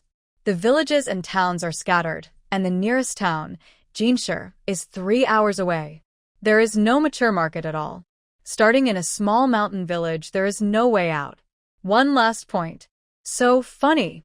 No one in the village can afford to raise pigs, and there is no raw material at all. Pig offal is also meat. The thrifty working people can even fry grasshoppers and leeches and serve them on the table, let alone mere pig offal. Give up the pig and water route. Qin Yao crossed out the option of getting rich by selling pig offal on the small board. She continued to think about other delicacies. Tofu seems like a good choice. However, as the saying goes, there are 3 major sufferings in life: rowing, forging iron, and making tofu. She didn't know if she could endure it. Wait, she saw people growing bean sprouts in the county, so they wouldn't be able to make tofu too, right? Thinking of this, Qin Yao decided to test the children at home. Does anyone know what food can be made from soybeans? Qin Yao lifted Lu Ji from the teaching seat, sat on it herself, and asked with a smile. Jiro actively answered, I know. Qin Yao nodded encouragingly and motioned for him to speak. Erling said soybeans can sprout, and they can also be made into tofu pudding and tofu. My aunt makes tofu and sells it in the winter, and people in the village exchange soybeans with her for New Year's Eve dishes. Dalong added, It's hot pot. Tofu and meat are very delicious when stewed in hot pot. He had eaten it twice when his mother was still alive, and he still remembers the fragrance. Qin Yao rubbed her throbbing eyebrows. Not only was the tofu road blocked, but there was even hot pot here. Moreover, people in the village mostly engage in bartering, and it is normal to exchange soybeans that are more than raw materials for tofu. If you think about it carefully, it would be better for her to continue making straw sandals. Dalong and Erling looked at the stepmother anxiously. Didn't they answer correctly? Why did the stepmother look so dissatisfied? Qin Yao forced a smile and gave them a thumbs up. Congratulations, you got the answer right, but you only get the Spirit Award. The 2 brothers looked forward to asking, What is the Spirit Award? Qin Yao gave a thumbs up again. This is it, it's great. The 2 brothers stood there awkwardly, not knowing whether they should laugh or not. However, it was difficult to laugh. Qin Yao waved at Lu Ji. You continue. Lu Ji took a deep breath to avoid being mad at himself. The class was going well, but she had to mess it up. Qin Yao returned to her seat in the corner and continued to look down in thought. But before she could figure it out, the new year arrived. It snowed for several days. On New Year's Eve, the sky suddenly cleared up. The snow on the eaves melted and dripped down into water, and then froze into ice under the eaves. The snow stopped, and the children who had been detained at home finally regained their freedom and ran out one after another.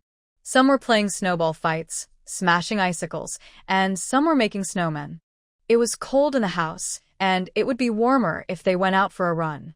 Their parents no longer locked them up and prevented them from going out. The village chief took a few strong young men from the tribe and went door to door to count the number of people. At the end of the day, 2 frozen old men were carried out from a low-thatched hut that was leaking air from all sides.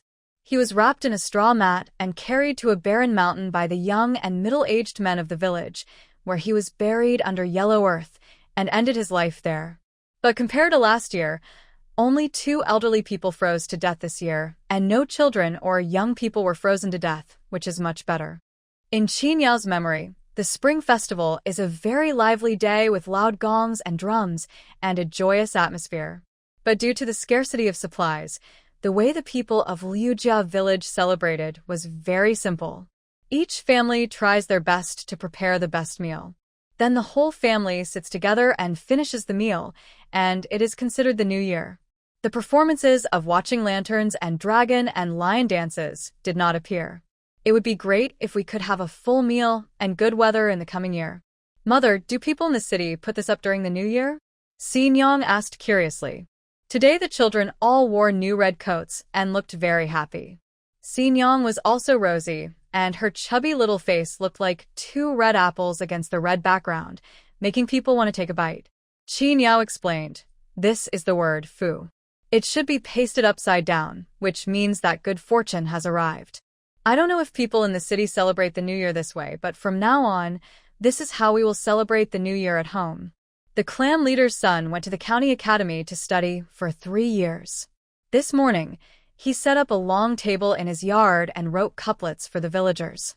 The villagers would bring 2 eggs or a bowl of rice, along with red paper they had prepared, and ask the clan leader's son to help write a couplet for good luck. Early in the morning, Qin Yao asked Dalong and Erling to exchange half a bowl of fine rice for a pair of couplets. Now she pasted them together with the word fu and hung a pair of red lanterns she had bought before under the eaves of the main room. The atmosphere was just right. Lu Ji stood at the door, looking over the couplets posted on both sides of the door again, and snorted. This calligraphy is not much better than what I wrote. As expected, he made tofu.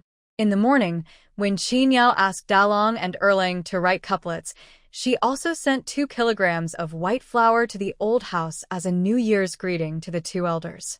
At noon, Jin Bao and Jinhua brought over a bowl of freshly baked tofu. Qin Yao wanted to give them soybeans, but they refused. So Qin Yao had no choice but to give each of them 2 copper coins as a ward-off evil spirits and watch the brother and sister run home happily. There was still snow on the road, and the 2 fell several times along the way. It seemed that they were not hurt, and their cheerful laughter could be heard from far away. "Dinner is ready," Lu Ji shouted in the main room. Qin Yao closed the courtyard gate, pushed open the tightly closed door of the main room, and walked in. A charcoal fire was burning brightly, with an iron pot on top. In the pot, there was stewing meat, tofu, bean sprouts that Qin Yao had grown herself, and the last cabbage in the house. Such a full pot of stew, cooking steaming hot, makes the room feel warm just by looking at it. The 4 children couldn't wait any longer. When they saw Qin Yao sitting down, Lu Ji asked expectantly, "Have you eaten?" Qin Yao nodded.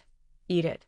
The children happily picked up the bowls and chopsticks, and those who could pick up the food did so themselves. Those who couldn't pick up the food, Sanlang and Xin Yang, asked their father for help respectively. It is said that one cannot eat hot tofu in a hurry. Dalong and Erling were panting because of the heat. Moreover, the tofu was cooked for a long time, and the flavor of the gravy was absorbed into it, making it delicious. Qin Yao had no choice but to get up and go to the kitchen to fetch a kettle of cold boiled water so that she could take a sip to soothe the burnt mouth. She was talking about the children, and when it was her turn, she was panting from the heat, and the room was filled with the sound of giggles. When the atmosphere was just right, a cry of "There are horse thieves" was suddenly heard. Qin Yao's eyes darkened, and she put down her chopsticks. She knew that this New Year's Eve dinner would not be enjoyable. What happens? Lu Ji didn't even have time to put down the bowl and chopsticks in his hand. He stood up nervously and asked, "Why are there horse hoof sounds?" He rushed out to check, but came back in a panic within half a minute, put down his bowl and chopsticks, moved a stool, and went to pick down the 2 red lanterns hanging high. While picking the fruits, he controlled his voice and said, "The bandits are coming into the village to steal our things. Hide quickly." When the 4 children heard this, they were so frightened that they froze. Lu Ji threw the lantern on the table in the main room and was about to find a place to hide someone, but he found that Qin Yao was not in the room. He hurried to her bedroom, and sure enough, Qin Yao was there. The horse thieves are coming. Afraid that she didn't know, he shouted loudly. Qin Yao stuffed the purse into her arms, quickly put on convenient leather boots, stuffed the dagger and slingshot into her waist, slung the quiver over her shoulder, pulled out the long knife on the table with one hand, picked up the bow and arrow hanging on the wall with the other, and strode out. When she saw Lu Ji, she glanced at him first. "What were you yelling about?" She had heard it a long time ago. But now is not the time to get angry, so she calmly told him, "We don't have a cellar to hide in. We can only rely on this newly built wall to defend ourselves and keep them out. Send the 4 children back to the house first. I'll find something to block the door. Our house is remote, so they may not come over."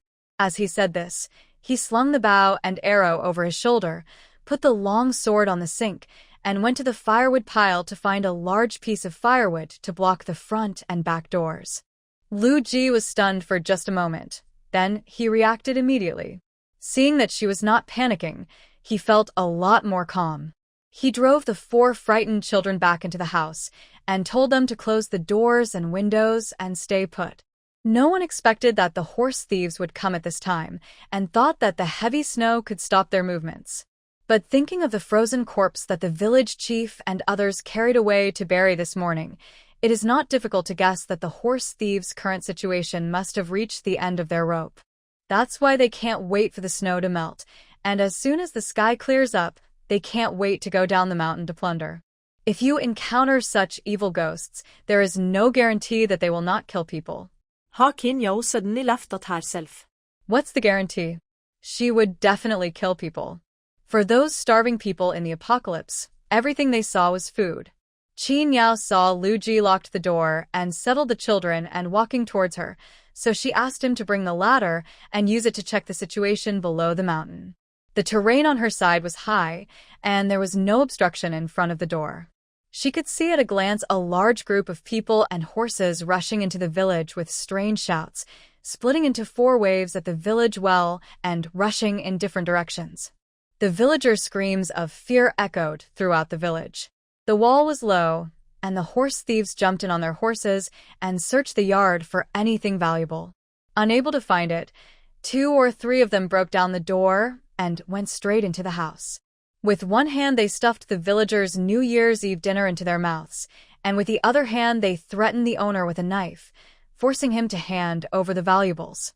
It was inevitable that some people would want to resist, but the result was that the horse thieves stabbed them with a knife.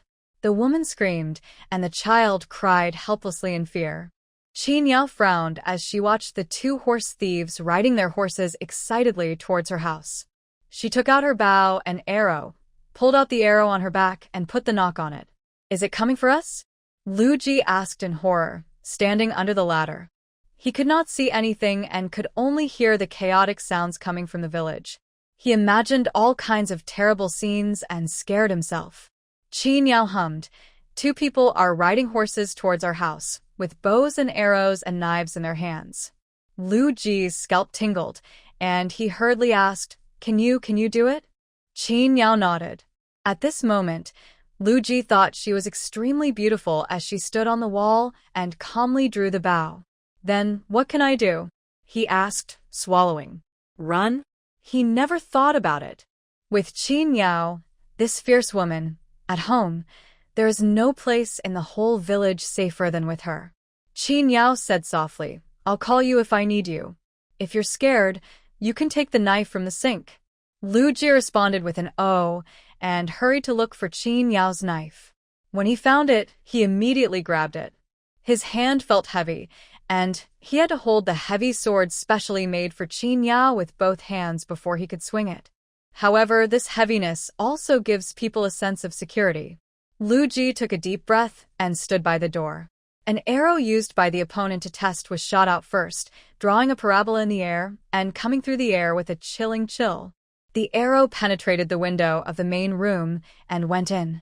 If there was someone in the house, I wouldn't even dare to think about it. The courtyard was very quiet, and the expected screams of fear from the flying arrows did not come out. The 2 horse thieves looked at each other on their horses, then dismounted and strode towards the gate. At this moment, the bow in Qin Yao's hand turned sideways, and the bowstring that had been stretched tight suddenly loosened. 2 arrows shot out at the same time, separated in the air, and hit the 2 running horse thieves. The other one was lucky.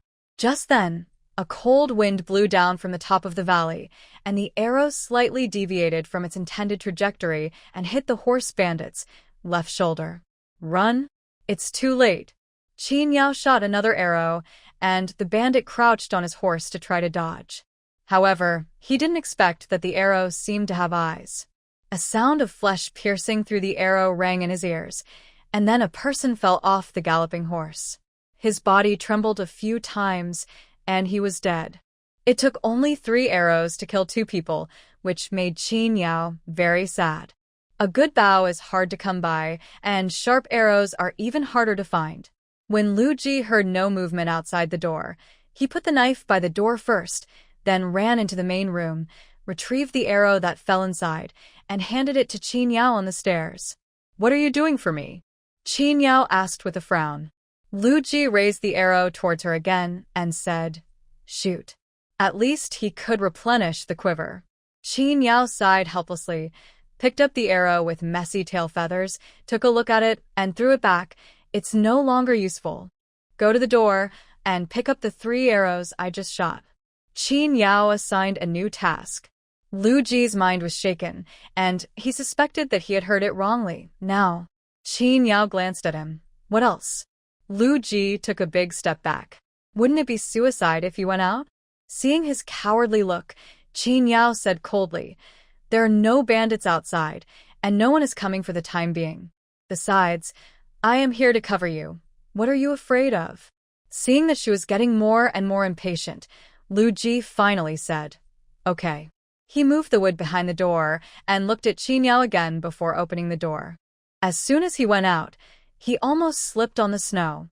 He slipped to the side of the horse bandit and saw the 2 big eyes that were still open and groaning Aya. He covered his eyes with one hand and touched the arrow with the other hand. He pulled it out and threw it into the yard quickly. Then he ran to the river again, not daring to look any more, picked up the arrow from the bandit's body, ran back home quickly, slammed the door shut, and sat down behind the door, gasping for breath. After resting for a while, he felt that he had done a great job, so he looked up at Qin Yao, who had already come down from the wall, asking for praise. Unexpectedly, the 3 arrows he brought back were even worse than the one shot by the horse bandits. The arrowheads were stained with flesh, the wooden shafts had cracks, and only the tail feathers were intact. What Qin Yao wanted were these feathers and arrowheads. She broke the 4 arrows with great force, recovered the 4 arrowheads and 3 complete tail feathers, and took them to find Yongda later, where she could also make arrows. Lu Ji didn't understand but was greatly shocked. He thought to himself, how could this be possible? However, whenever he remembered that the arrow was hung with human flesh, he felt like retching. Qin Yao looked at him with evil taste. "Can't stand it? Look at the blood on your hands. Even more disgusting." Lu Ji. "Qin Yao, thank you." She walked up and patted his shoulder. "Just get used to it. Compared to the rotting zombies, this is nothing." Qin Yao heard that the noise in the village seemed to be getting louder and louder, so she climbed up the ladder again. Unexpectedly, there were still those blind people coming towards her house. 2 ownerless horses were taken away, and the 2 dead horse bandits did not even bother to collect the bodies. Instead, they abandoned the horses, and 4 or 5 people charged towards the mountain. Qin Yao took one look and shot several arrows, all of which hit their targets, and all 5 men fell down. The bandits behind didn't expect that there was an archer in this small village. They were so scared that they retreated and quickly returned to the village. The horse bandits value speed and efficiency.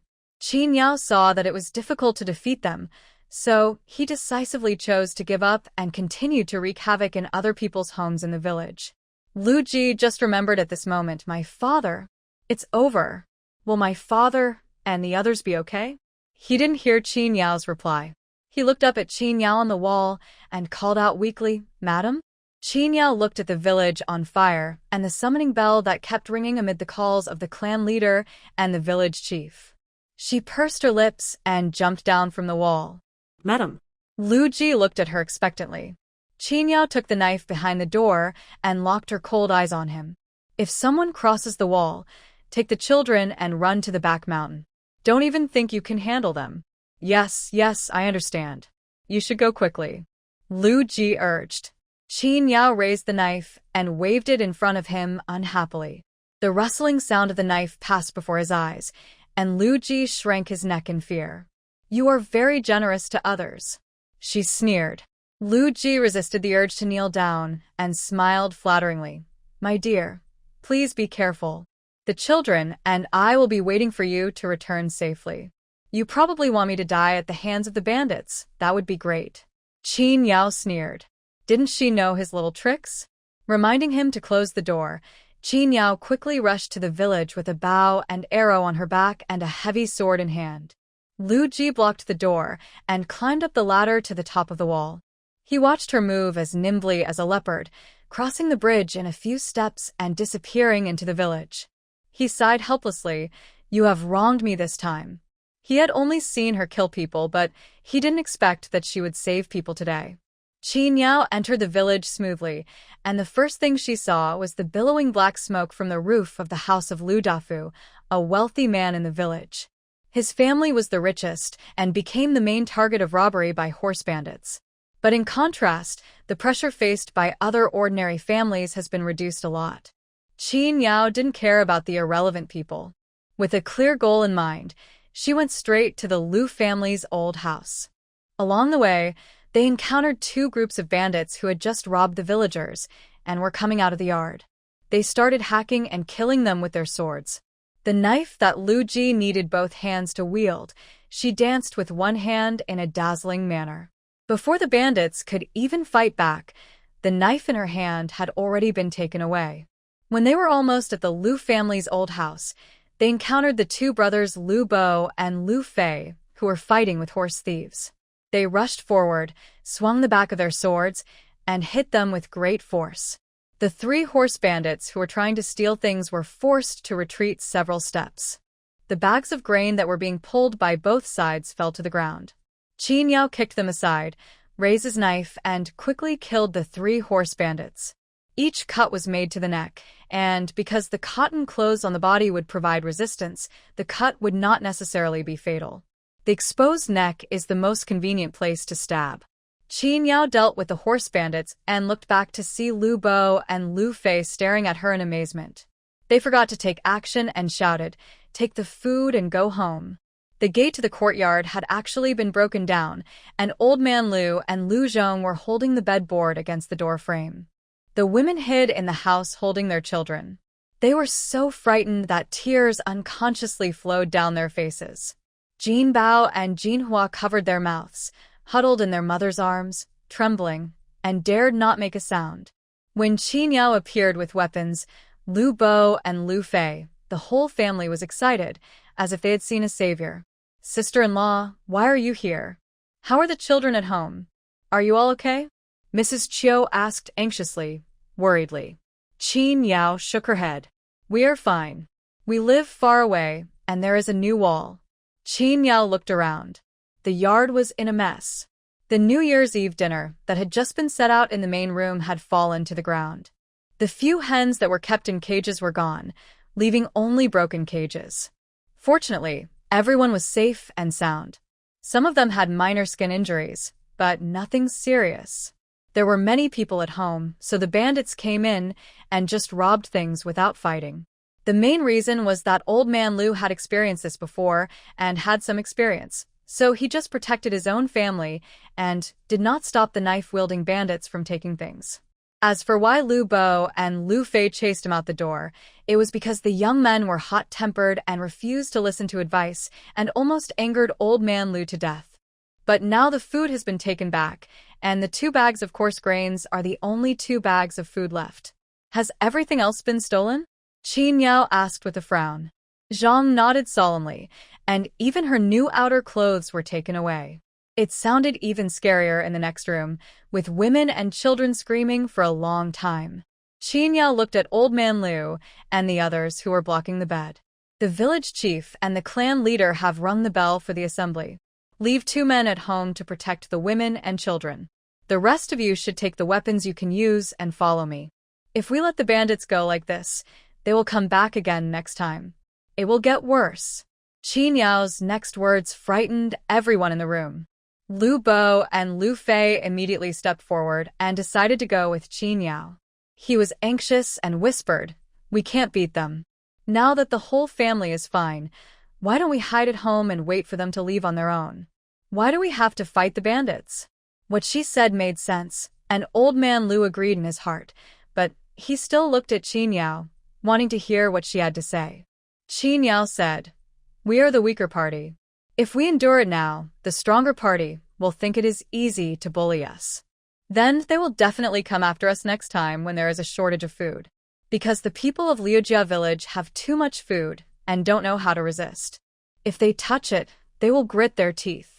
Then, before the next robbery, they will seriously consider avoiding our village and choose a weaker one instead of continuing to come after us. It's just such a simple truth. The truth of how a weak person survives in the face of a strong force." He stopped talking.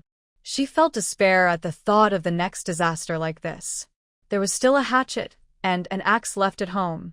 Lu Bo and Lu Fei took them, followed Qin Yao nervously, and trotted all the way to Lu Dafu's house. There were suddenly fewer bandits on the road, but at the doorsteps of the farmers they passed by, there was a tragic scene. When someone saw the 3 of them, Lu Fei said that they were summoned to kill the horse bandits. A dangerous thing, once someone takes the lead, will inspire courage in people's hearts. Afterwards, more people followed them spontaneously with farm tools in their hands. When they arrived near Lu Dafu's house, Qin Yao and the other 2 were already followed by more than 20 young people from the village. The horse bandits were gathering at the doorstep of Lu Dafu's house, carrying out food in a steady stream. All the manpower was concentrated here, which made it seem that there were fewer horse bandits on the road. These horse bandits had no fear of resistance from the villagers, and they openly transported goods on horseback in front of Lu Dafu's house. When they suddenly saw Qin Yao and others appear, the tall thief leader with a fox fur hat on his head was stunned for a moment, very surprised. Surrounding them were the bodies of Lu Dafu's father and mother, and his 3 sons with broken legs. Under the threat and coercion of the thieves, Lu Dafu took out all the money and grain hidden in his home, just to pray for the safety of his wife and daughter. The moment Qin Yao and the bandit leader's eyes met, the sharp arrow in her hand shot out immediately. This arrow was the signal to take action. The villagers around her immediately wielded their hoes, sickles, and axes and chopped at the bandits who were delivering food at the door. The shouts and cries of killing instantly resounded throughout the village. Qin Yao's arrow shot off the bandit leader's hat. He was angry and shocked. He didn't expect that a woman could be so powerful. But she was just a woman after all. He sneered and quickly called on the bandits on horseback to kill Qin Yao. Qin Yao sank his body, gathering strength on the spot, and then his body shot out like a cannonball, leaping high, and slashed at the bandit leader's head. The thief leader raised his eyebrows, but still underestimated his enemy. He just raised his hand and swung his ape arm to knock Qin Yao down. But he didn't expect that his arm was not facing more than 100 pounds, but a force of 10,000 pounds. She was extremely strong, and with this kick, she actually knocked a 180 kilograms man to the ground. Qin Yao never held back when killing people, and he immediately chopped down with his knife. Under the horrified gazes of the bandits and villagers in the yard, an arm flew down. In an emergency, the bandit leader chose to sacrifice an arm to save his head. Withdraw. The thief leader tried his best, roared, grabbed a villager nearby, pushed him towards Qin Yao, and stopped her. There is such a terrifying woman in this small mountain village. If I had known, I would not have come here. The severe pain from the broken arm aroused the thief's desire to survive. He ran out desperately and jumped on his horse to escape. The big boss was about to run away, and he had a broken arm, so the other minions were instantly defeated. Lu Fei was so excited that he shouted, "Let's fight them and get all the stuff back." Everyone responded in a panic, and even stripped the clothes off the horse bandit. The sound of horse hooves rumbled, and the greedy bandits followed the leader on horseback and rushed out of the villagers' encirclement. The greedy ones wanted to take some things before leaving, but were all kept back by the angry villagers. Several people are dealing with one person, using hoes and sickles together. Lu Bo rushed into the yard and asked Qin Yao if she still wanted to chase him. Qin Yao said in a deep voice, "Chase. Of course, we must chase. The thief leader must die." After saying that, he rushed out. Lu Bo hurriedly called on the villagers to follow, and a group of villagers chased the horse bandits all the way to the village entrance, and then took the small road. But two legs cannot outrun a four-legged horse, and will eventually be left far behind. Only Qin Yao chased them all the way, and finally aimed at the back of the bandit leader and shot an arrow fiercely. She wanted to shoot another arrow, but the bandits had already turned into the valley.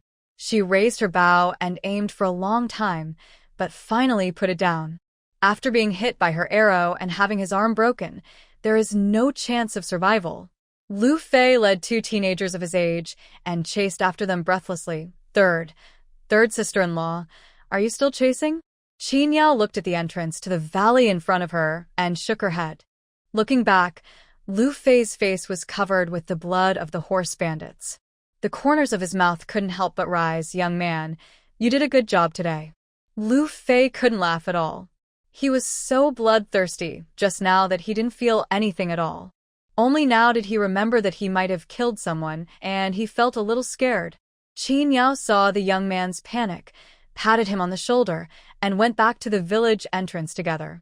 Lu Dafu immediately rushed out of the crowd, knelt in front of Qin Yao, and excitedly thanked her for her help. Qin Yao helped the man up, looked at the burning backyard of Lu Dafu's house, and reminded him, "Put out the fire first." Lu Dafu responded with a sigh, and the villagers spontaneously joined the firefighting team. By the time the sun set, the fire was out.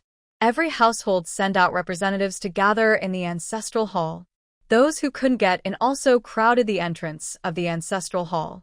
"Madam Qin is here," someone shouted, and the village chief, clan elders, and Lu Dafu's family, who suffered the most damage, all stood up in the ancestral hall.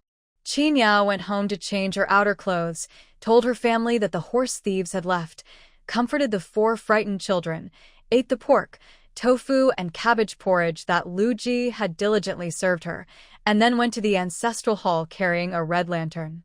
Lu Ji and his 4 children all came, but unfortunately they were not able to enter the ancestral hall. However, because of Qin Yao, the villagers at the door gave Lu Ji a seat. Maybe it was because of the dark night, but everyone looked at Lu Ji with a much gentler look in their eyes. Lu Ji was flattered. When had he ever been treated like this in the village? He didn't know what happened in the village yet. The villagers told him how Qin Yao killed the bandit leader and made him flee. Lu Ji opened his eyes wide and looked at Qin Yao in the ancestral hall in disbelief. He didn't expect that she was not afraid of even the thief leader. The 4 brothers and sisters of Dalong showed admiration. It turned out that their stepmother was so powerful. Qin Yao sat down on the empty bench in the ancestral hall and pointed at the corpses of the horse thieves outside the ancestral hall and asked, "Aren't those corpses going to be dealt with?" The village chief explained that he had sent someone to report to the police, but the fastest the police would arrive would be at dawn. "We have to wait for the officials to arrive before we can decide what to do with these corpses." Qin Yao nodded to show that she understood.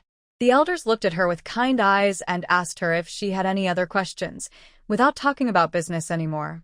Qin Yao smiled and shook her head. The patriarch stood up, and his eldest son took a notebook, paper, and pen to count the losses and casualties of each family. The atmosphere during this process was depressing, and except for the people being asked, everyone else remained silent. It's the new year, and no one can be happy when something like this happens.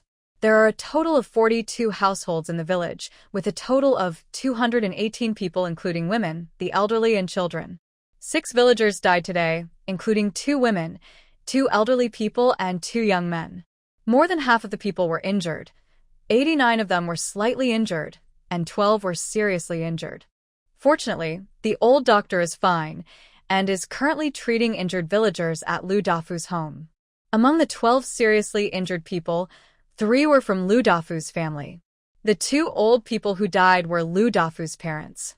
Everyone in the Lu family's old house was fine. Lu Bo and Lu Fei only had minor injuries of varying degrees. They went to the old doctor to get some medicine and would be fine after taking 2 doses. Zhang bowed to the sky again and again at home, thanking God for his blessing. Old man Lu sneered, "If you want to thank someone, you should thank the 3rd brother's wife." Zhang nodded in agreement and glared at Old Man Lu, but she did not dare to disrespect God. Old Man Lu's eyes became moist as he looked at his home that had been raided by the bandits. He took a deep breath, suppressed his emotions, rolled up his sleeves, and began to clean up. The situation is similar for every household, except that some are just as miserable while others are exceptionally miserable. The clan leader took stock of the situation and reported the property losses of each family. Since the horse bandits ran away, there was basically no loss of livestock and food, but most of the silver and money could not be recovered. Speaking of this, we have to mention Qin Yao again. If she hadn't taken the lead today, the situation in the village would be unimaginable. Lu Dafu, in particular, thanked Qin Yao first and then the villagers in front of the elders. He said, "If it weren't for Madame Qin and the others, my whole family would have been killed by the bandits. Now we have saved our lives and food. I want to give half of my food to the villagers who came to my house to help me, Lu Dafu." Lu Dafu's move made everyone very excited. Some villagers who were afraid at the time and did not stand up regretted it so much that their intestines turned green. Qin Yao understood why Lu Dafu did this. One is that he really wanted to thank you. Secondly, all the food hidden in his house was taken out by the bandits, which was equivalent to exposing it to everyone. Usually everyone only knows that Lu Dafu's family is wealthy and most of the fields in the village belong to him, but no one knows the exact number. Now this number is clearly laid out. At the moment, everyone is still immersed in the matter of the horse bandits and has not realized it, but after calming down tonight, they will remember it. It's scary to think about what kind of vicious wolves would be attracted by so much food. Now his 3 sons are all seriously injured. If anything happens, he will be unable to cope with it. It would be better to divide the food to avoid being targeted by others. Moreover, in this way, those who get the food will spontaneously support his family and deter those who have ulterior motives. The villagers had just experienced an attack by horse bandits and now needed to be appeased. Lu Dafu's move helped the village chief and elders solve this problem. No one objected, so Lu Dafu found some trusted villagers to move the grain from his home and distributed it in the ancestral hall. Qin Yao was given a bag of bright yellow, high-quality millet, weighing 50 kilograms, which was equivalent to half a tael of silver. Lu Ji and his son's eyes lit up. Qin Yao handed the rice to him, and Lu Ji immediately took it, not forgetting to praise her. "My wife, there is no one kind-hearted person in this family. How can you do it?" Qin Yao didn't even bother to roll her eyes at him. She motioned for the 4 younger ones to follow her and left. Lu Bo and Lu Fei each carried a bag of rice weighing 50 kilograms, which was 100 kilograms in total. After husking, most of the rice was left, which made others envious. The 2 brothers caught up, but they couldn't walk fast with all the food on their shoulders, so they could only shout, "Sister-in-law, wait a minute. The 2 families are going the same way, so we can walk together and have some companionship." Qin Yao stopped, and Lu Ji also stopped. He heard that his elder brother and his younger brother Lu Fei also drove away the bandits with weapons today. He couldn't help but raise his eyebrows and looked at the 2 of them in surprise, saying jokingly, "I didn't expect that you, elder brother, could be so heroic. I used to think that my second brother was more arrogant, but I didn't expect him to be so cowardly today." Lu Bo knew his temper and didn't bother with him. Lu Fei was not going to tolerate him, and sneered, "If it weren't for my 3rd sister-in-law, you Lu Lao-san would have been scared to the point of peeing your pants. How dare you say that about my second brother? Do you have any shame? Isn't your second brother my second brother? We are one family, but look at this kid, he is talking about 2 families' matters." Lu Ji smiled at Qin Yao with a magnanimous look as if he was not going to argue with a little kid. As he said this, he moved closer to Lu Fei and touched the grain bag on his shoulder. He found that it was rice and became even more proud. Patting his shoulder, he said, "Xiaomi, orange-yellow, out of the shell." Lu Fei couldn't stand his teasing and looked at his elder brother angrily. "Brother, why don't you take care of this person?" All right. Lu Bo was also annoyed. "Shut up." Lu Ji then took 2 quick steps away from Lu Fei. Qin Yao asked, "Have you recovered all the food that was stolen from your home?" Lu Bo hummed, "We found them all, except for one of the 4 hens. We don't know if it was taken away by horse thieves or someone picked it up and killed it for food." Mother said the 3 remaining hens were frightened and worried that they wouldn't lay eggs. "Oh, by the way, Dad and Mom asked me to tell you that you should come home for dinner tomorrow morning because Mom's going to kill a chicken for us.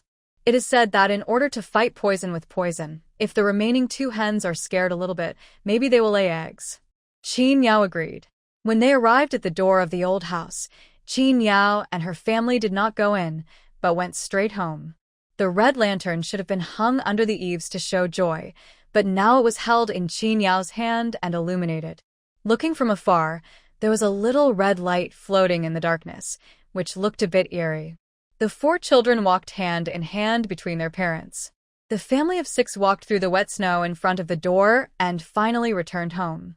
Lu Ji moved the rice to the storage room next to the stove and instinctively started working in the kitchen, lighting a fire and boiling a large pot of hot water. The whole family gathered around the stove, drank hot water, warmed themselves up, and then went back to their rooms to rest. After a tiring day, everyone was exhausted and fell into a deep sleep as soon as they lay down. In the early morning, before daybreak, a large group of soldiers in official uniforms, riding on tall horses and carrying torches, entered the valley, forming a long dragon of torches on the winding path. Qin Yao was initially awakened by the sound of horse hooves, and then heard some noise coming from the ancestral hall. He guessed that the soldiers had arrived and continued to pray. When she woke up, the officials had already left, leaving only 2 small runners at the ancestral hall to talk to the villagers about what had happened. Lu Ji woke up the 4 children, asked them to put on warm cotton clothes, quickly washed up, and then urged Qin Yao to go out. He was eager to join in the fun and to go to the old house to drink chicken soup. The 4 of them, father and son, were running wildly on the road that had melted snow into ice. Qin Yao watched them fall down one after another, but she felt nothing in her heart and even wanted to laugh. Erlang blamed Sanlang, and Sanlang weakly said it was his eldest brother. Dalong glared at his biological father angrily, saying that he was the culprit. Xingyang yelled, "I don't want to play with you anymore." She got up, patted her ace, and stood there aggrievedly waiting for Qin Yao to come over. She followed her mother. The horses and corpses left behind by the bandits had been taken back by the officials. When they arrived at the ancestral hall, Qin Yao and others realized that before the bandits came to Liujia village, they had already looted a nearby village called Wangjiao earlier. The population of the village over there was about the same as that of Liujia village, but because there was no one to take the lead like Qin Yao, they were unable to resist at all. Their food, livestock, money, women, and children were all robbed. When the bandits left, they set fire to the ancestral hall in Wangjiao. Such evil deeds are really horrifying to hear about. What's even more frightening is yet to come. The horse bandits that came to Liujia village yesterday were just a small team. This group of horse bandits has hundreds of people and is a robbery gang with certain organizational capabilities. After the main team finished robbing Wangjiao, they returned to the mountain village to celebrate, leaving behind a small team that came to Liujia village yesterday to continue searching the surrounding villages. Upon hearing this information, Lu Ji broke out in a cold sweat. Everyone was thankful that only a small team came yesterday, otherwise the tragedy in Wangjiao would have happened in Liujia village. However, the 2 officers who stayed behind also said that the county magistrate received a report last night, and before the new year had even passed, they immediately sent people to issue notices to the nearby villages and towns of Kaiyang County to remind the people to pay attention. At the same time, we have asked the prefect for instructions, asking the military camp stationed near the government office to immediately reorganize the troops and go to suppress the bandits. It sounds like it makes people feel more at ease. At least the government is still in charge. There is no point in ignoring it. This is no longer a group of fugitives committing crimes individually, but a gang of bandits, which is completely different in nature. When the Shang kingdom had just established a new dynasty, it was the time when the imperial power was most concentrated. If the court knew that the various prefectures could not even deal with a group of horse bandits and the emperor was angry, it would be a big trouble. After finishing their duties in the ancestral hall, the two runners took only 2 white flower buns sent by the village chief's wife and resolutely refused Lu Dafu's offer of lunch. Before leaving, the 2 men glanced at Qin Yao and seemed to think that she was not superhuman. They nodded at her, jumped on their horses swiftly, shouted "Gee," and rode away. It's all right, go away. The snow is about to melt, and we are still busy with spring plowing. The village chief walked to the entrance of the ancestral hall, waved his hand, and signaled everyone to go home. Speaking of spring plowing, Qin Yao was shocked. Thinking of the 2 acres of wheat fields with unknown conditions, even the fragrant chicken soup that Zhang had been cooking for the whole morning seemed bland. Seeing that she didn't move, Lu Ji, who had already finished his bowl, shamelessly came over and asked if she wanted him to help her drink it. He didn't mind. Qin Yao shouted coldly, "Get lost." Lu Ji, okay, over the next month, officers and soldiers came 2 or 3 times. Each time they came, they just asked questions like how many bandits there were, what they looked like, and whether they could find their whereabouts. The snow had completely melted, the weather was getting warmer, and the river level was rising. Qin Yao did not allow her children to play by the river. Dalong and Erlang's daily morning run resumed as the snow melted. The first thing to do before spring plowing is to harvest the wheat planted in late autumn last year to make room for planting rice. Regarding this matter, Qin Yao and Lu Ji strangely reached a tacit understanding of "I won't tell you if you don't mention it." February is already halfway through, and farmers are busy in the fields. These days, all members of the Lu family, young and old, men, women, and children are out at the old house. Even Jinhua, who is just 6 years old, had to go out with the adults, carrying a small backpack on her back. While the adults were busy in the fields, she and her cousin Jinbao would cut wild vegetables on the ridges of the fields and bring them home to feed the chickens.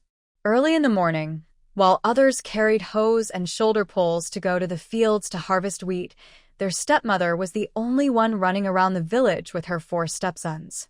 After running, Qin Yao could occasionally be seen carrying the 2 extra large buckets she had ordered from Carpenter Lu and going to the village, well, to fetch water.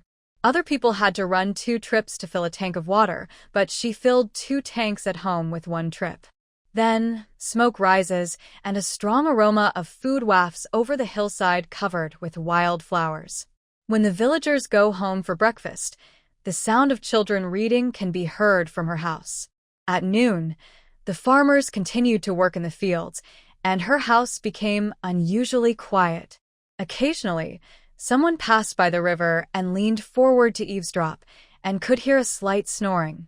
In the afternoon, there was another burst of hee-hee-hee sounds of martial arts practice in the yard. The smoke from the hillside rose the earliest. Before the sunset, the smoke had already drifted onto the roof. When the farmers returned home carrying their farm tools in the moonlight, the small courtyard on the hillside was already silent, and the whole family had fallen asleep. What kind of life is this? Just eating and drinking, sitting and watching the clouds roll by in the sky. It is a life that even gods dare not imagine. Finally, Old Man Lu could no longer sit still. After harvesting all the wheat at home, he immediately sent his second daughter-in-law, who had just become pregnant and was sitting idle, to ask about the situation. "Just ask the third brother if we can survive like this. If we don't harvest the wheat and plant the land, are we going to starve?" Lu Zhong watched his wife take their daughter out and looked at the anxious Old Man Lu, adding fuel to the fire. "Dad, don't you see whether there is more grass or wheat in those 2 acres of land? The third brother's family didn't take care of it for the whole winter. I don't think they can harvest more than a few kilograms of grain. The fields reclaimed from the wasteland were originally inferior and barren land. If they were not carefully managed, there would be no hope of producing anything. When Old Man Lu heard this, he stood up and said, "I'm going out for a while." Even though he didn't say where he was going, everyone knew he was going to find the third brother.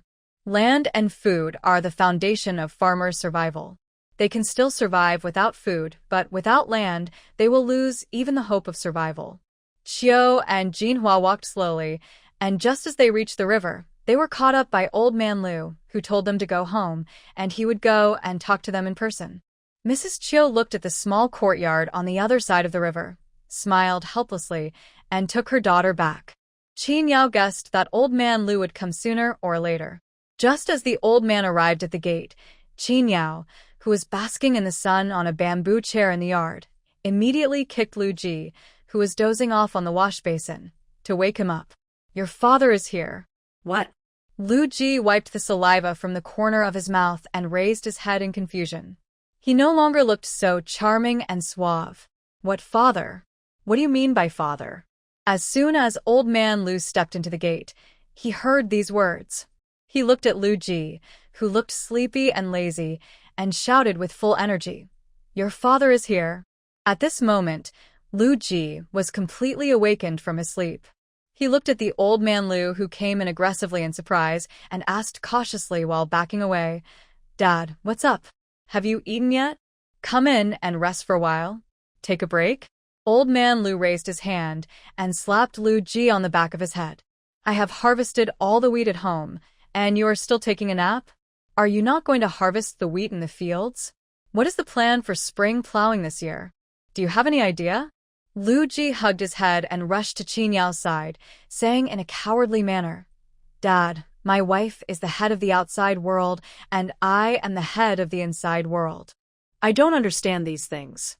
Why are you hitting me? Ask her." Qin Yao stood up uncomfortably and coughed twice. Knowing that she couldn't avoid what was coming, she forced a smile at the corner of her mouth. "Dad, don't hit someone who smiles at you, let alone the other person's daughter-in-law." Old Man Lu took a deep breath and tried to put on a kind look, but his twitching eyebrows made him look very irritable. "Please sit inside." Qin Yao raised her hand and pointed to the main room. While Lu Laohan was in the house and his back was turned away, he kicked Lu Ji, who was standing beside him. "Go. Bring Dad a bowl of hot water. You have no sense at all." Lu Ji rolled his eyes to the sky and waved his fist at Qin Yao's back in defiance. He glanced out of the corner of his eye and saw 4 little heads stacked on the windowsill, smiling with their teeth showing. "What are you looking at?" "Have you finished practicing your calligraphy?"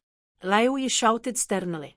The 4 little heads immediately shrank back and continued to sit in front of the big desk, using branches as pens and writing in a wooden tray filled with fine sand.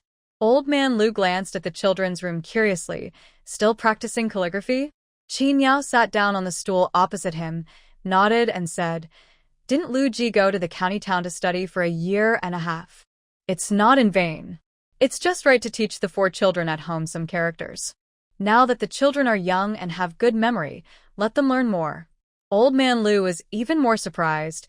Can he still be a teacher? Lu Ji came in with hot water and placed it next to Old Man Lu, revealing a smug smile. "This is not difficult. Just teach them to read and write. They will learn after practicing." It was easy to say, but only Qin Yao knew that he was so angry at the 4 kids that he almost wanted to hang himself.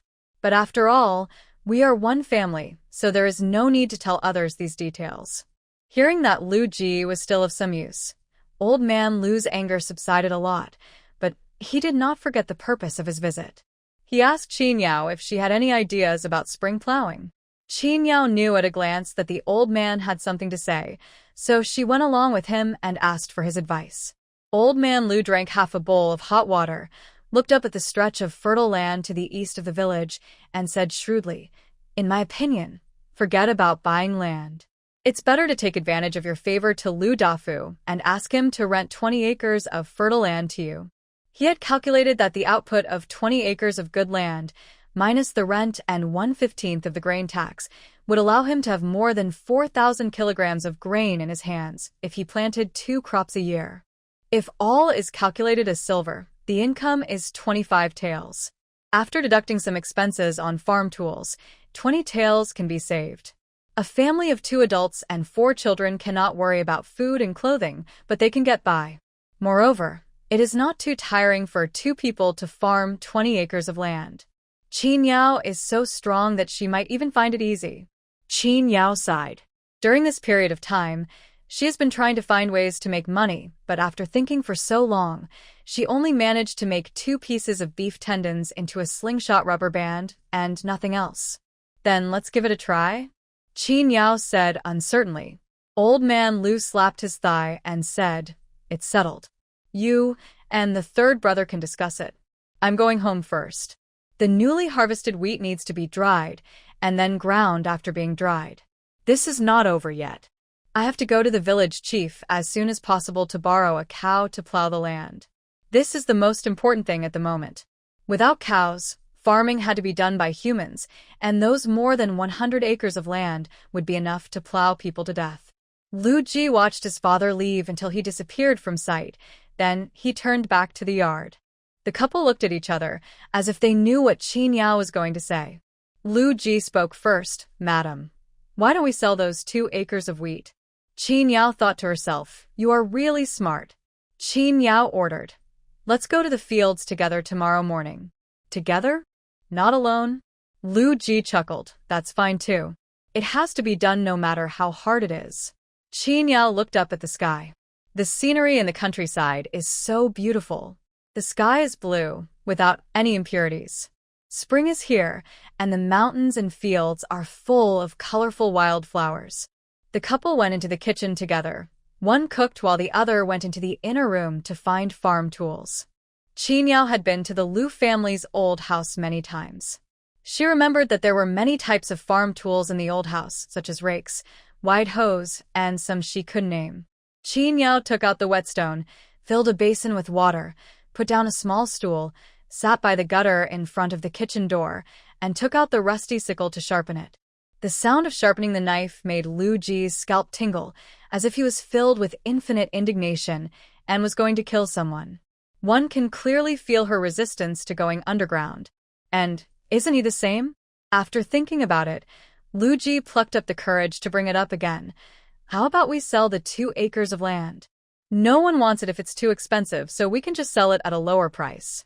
Anyway, my lady, you know how to hunt. If you go into the mountains in the fall and kill a bear, it will be enough for our family to enjoy a good life for the whole year. Why bother with all this hard work?"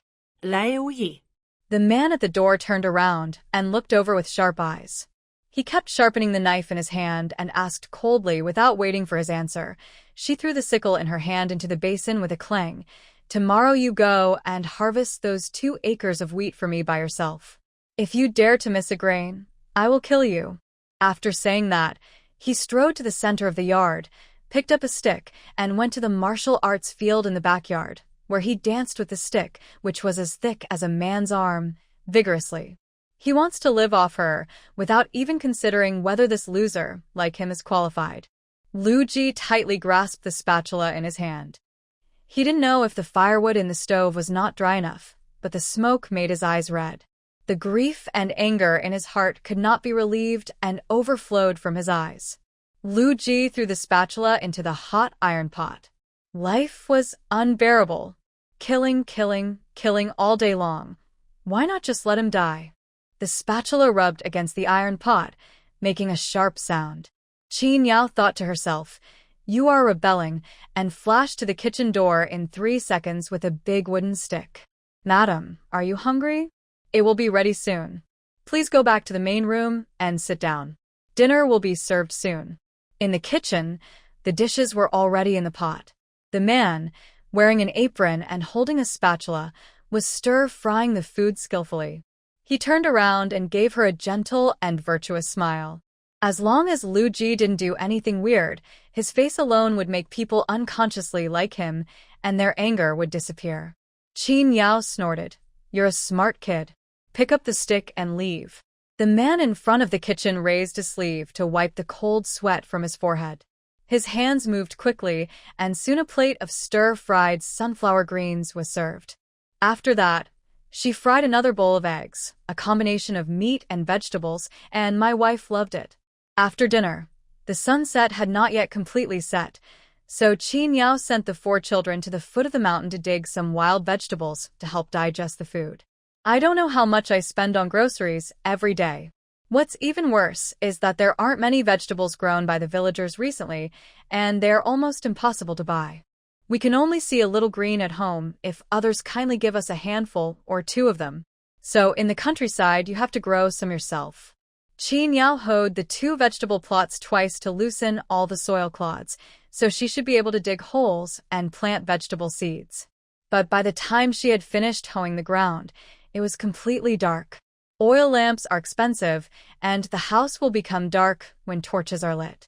I couldn't bear to burn down the newly renovated house, so I put it aside. The next day, Lu Ji woke up at daybreak, but his body was extremely reluctant to leave the warm bed. He was forced to get up only when a warning cough came from Qin Yao's room. First, steam the noodles that were fermented in the kitchen last night. While they're steaming, pick up a broom and sweep the yard from front to back, and clean up the garbage in the main room and the washroom. The noodles will be cooked just right. No one in the family had woken up yet, and he was lucky enough to get the first bite of the hot steamed bun. After filling his stomach, he found a piece of cloth, put 4 steamed buns in it, filled a bamboo tube with water, took a shoulder pole and a sickle, and with a heroic expression on his face, he went out and went to the fields. This time, I was there from morning till night, and only returned in the evening when the sun was about to set. Qin Yao was not idle during the day. In addition to daily exercise, she also planted 2 vegetable plots in the yard and watered them. I even stuffed my nose with a piece of cloth and scooped some jean kala from the toilet to water the seeds as a snack, hoping that they would sprout and grow quickly. As soon as Lu Ji came back, he caused a sensation in the village. She heard the noise without having to leave the yard. The 4 brothers and sisters of Dalong ran out immediately. Qin Yao put down the dung scoop in her hand and walked out.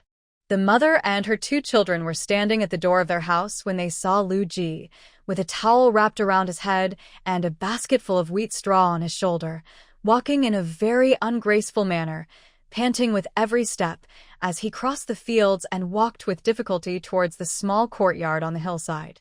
The villagers in the field were all stunned and talked about it. Was this the Lu Laosan they knew? It was definitely him. As soon as he saw the front door of his house, Lu Jidwa couldn't move even a step. God knows how long the mountain road was, and he had to carry so much wheat back, and he almost died along the way. On the way back, he had cursed himself hundreds of times. Lu San, why didn't you sell these 2 acres of land at the beginning? Now you are really hurting yourself. As his breath failed, he fell to the ground along with the burden on his shoulders. He lay on the straw, gasping for breath and rolling his eyes, unaware of the time. Qin Yao clicked her tongue twice, because she knew how tiring it was to work in the fields, and looked at Lu Ji with rare sympathy. The 4 children gathered around worriedly. Some brought water, some wiped the sweat, and some offered comfort. This treatment is unparalleled. Have you ever seen people who come back from the fields carrying wheat so pampered? They put down their load and turned around to continue to carry the next one. Qin Yao walked up, lifted him off the straw, took the load, and carried the 2 large bundles of straw into the yard. Lu Ji stared in amazement as she lifted up the wheat straw with one hand, which was about to crush him. He really wanted to ask her why she tortured herself if that was the case. However, I didn't dare to ask, so I could only crawl into the yard and shout, "I'm hungry, food." Qin Yao was too lazy to cook and didn't know how to cook, so she just cooked a pot of porridge. Lu Ji took a look at the unappetizing porridge and asked weakly, "Madam, can you allow me to add some sugar?" Qin Yao nodded for the sake of the 2 bundles of wheat in the yard. The 4 children immediately followed their father and added half a spoonful of sugar each, so that the porridge tasted sweet and delicious. Qin Yao felt that the 4 children at home were easy to take care of. They were not picky about food at all. They would eat whatever was given to them and never complained. They could even help pick wild vegetables. Looking up at the basket of wild vegetables hanging on the beam in the kitchen, Qin Yao planned to fry them for lunch tomorrow to see how they tasted. "I haven't eaten enough vegetables, and I haven't been able to go to the toilet comfortably these days." Xingyang kept humming for a long time this morning, and then she came back with tears in her eyes and said, Mom, My stomach is bloated. Qin Yao touched it with her hand and found that it was definitely constipation. This matter can be big or small, and most villagers don't care. Even if a child may die as a result, they simply can't care given the frequency of going to the fields. Qin Yao was worried, so she immediately gave Dalong 20 copper coins and asked him to go to Dr. Lu's house to get some convenient medicine. After drinking the white porridge in the evening, Qin Yao cooked the medicine. There were 6 people in the family, and each person had a small bowl. Drink porridge these days, it's easier to digest, Qin Yao decided. The forefather and his 2 sons had no objection. As long as they were full, it was fine. Besides, the porridge they cooked was 100 times better than that made from coarse rice. After Lu Ji finished drinking the medicine, he slumped down on a chair in the main room, looking as if he was in a trance. He chatters all the time, which Qin Yao finds annoying. It suddenly became quiet today, and the house felt a bit deserted. She went to the shower room to take a hot bath, scooped 2 buckets of hot water and put them in, and asked Dalong and the other 3 to go in and wipe their bodies and wash their heads. For fear of catching a cold, the whole family didn't take a shower or wash their hair during the whole winter. Only she couldn't bear it, and washed her hair twice. It was okay when the weather was cold, but now that the temperature has risen, the smell on my body is so bad. If I don't wash it, it will be pickled. Qin Yao sat at the door of the main hall, holding a dry towel and wiping her hair. How much wheat is left to be harvested? When Lu Ji heard her question, his eyes lit up a little, and he said weakly, "We have already harvested 1 acre today. We will harvest another acre tomorrow, and it will take another 2 days to harvest them all." The voice became quieter, and after a moment of silence, he appeared behind Qin Yao and carefully grabbed a corner of her clothes. "My wife, please forgive me. If you keep doing this, I will die in the field tomorrow." Qin Yao was startled by him, frowned, and pulled out the corner of her clothes. "If you didn't die today, you definitely won't die tomorrow." Lu Ji began to cry miserably, lifting up his sleeves and trouser legs. "My wife, please have some pity on me. Look at my body, there is no good flesh left. It is full of wheat thorns and poisonous mosquitoes. They bite me so hard that I feel dizzy. Now, when I think about having to go again tomorrow, I would rather be beaten to death by you." Qin Yao sneered. Then just beat me to death. I won't have to suffer anymore." Lu Ji suddenly lay down on the ground, demonstrating what it means to be shameless and invincible. As the 4 brothers and sisters of Dalong just came out of the bathroom after taking a shower, they saw their father rolling on the floor of the main room, 3 circles to the left and 3 circles to the right, acting like a scoundrel to the fullest. It's just astonishing. Qin Yao was also stunned. It took her 5 seconds to react, and she kicked the maggot off the ground. "Why are you crazy? It's just harvesting wheat. Is it that serious?" Qin Yao raised an eyebrow and shouted. Lu Ji huddled against the door frame, his head hanging, his shoulders drooping, his peach blossom eyes flushed red, his lips biting his sleeves, and he replied weakly, "As for Qin Yao." She was convinced. Seeing that Dalong and the other 2 had come out, she pointed to the bathroom and urged them in disgust, "Go take a shower. You stink." Lu Ji only moved a little bit, holding onto the door frame with both hands. He looked as if his whole body was broken, and tears welled up in his peach blossom eyes. Qin Yao had to admit that she felt a little bit pitiful, but he still shouted coldly, "Go. Tomorrow you will be in charge of harvesting, and I will be in charge of picking. We will try to get all the remaining wheat back in 1 day." She added this. Lu Ji's dim eyes suddenly lit up. He excitedly reached out to grab her hand, but she dodged it. He awkwardly withdrew his hand, grinning with joy. "My lady, I knew you were kinder than the Buddha." I immediately became excited and went to the kitchen to pour the hot water in the pot into the wooden bucket, then carried it to the shower room to take a shower. Qin Yao helped Sanling and Xin Yang dry their hair. Seeing that the moon had risen, she patted their little butts and said, "Go back to the house and go to sleep." He also told Dalong, "I will cook an extra pot of porridge tomorrow morning and put it on the stove. You can eat breakfast and lunch by yourselves and practice your calligraphy at home."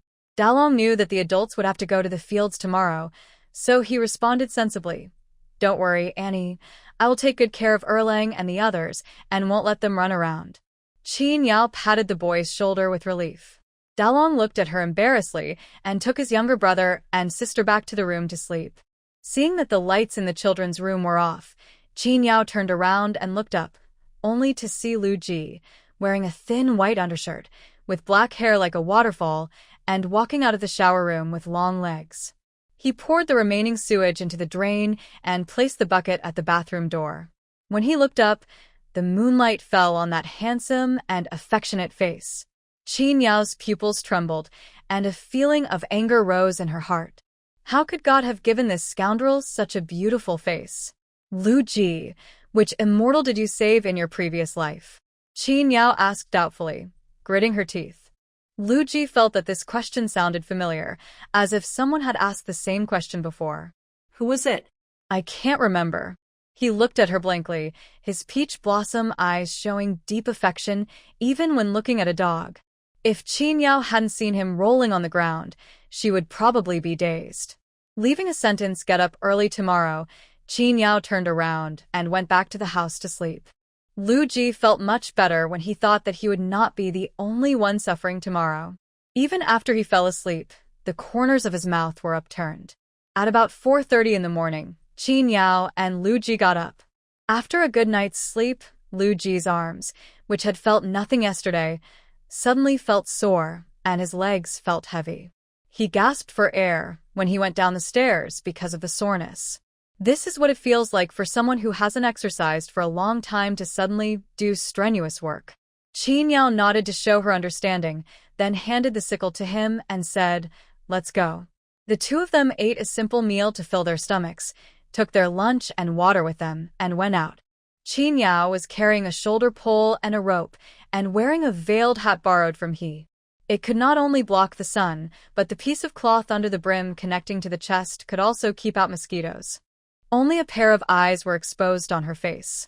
I also wore light shoes and socks on my feet, and tucked all my trouser legs into the socks and fastened them with straps.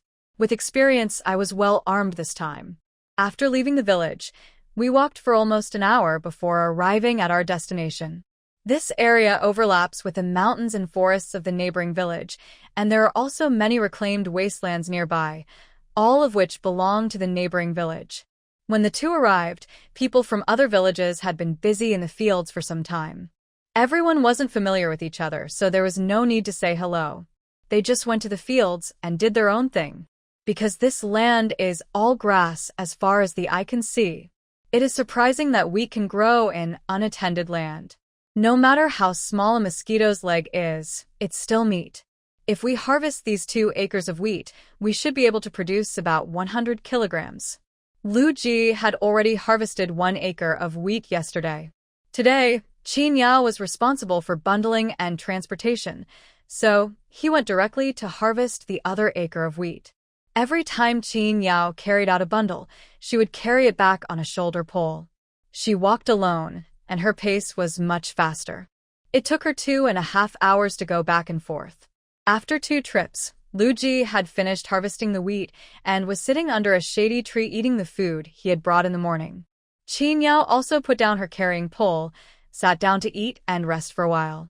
After finishing the meal, under the coercion of Qin Yao, Lu Ji, who originally wanted to lie down, was forced to get up and help stock the wheat.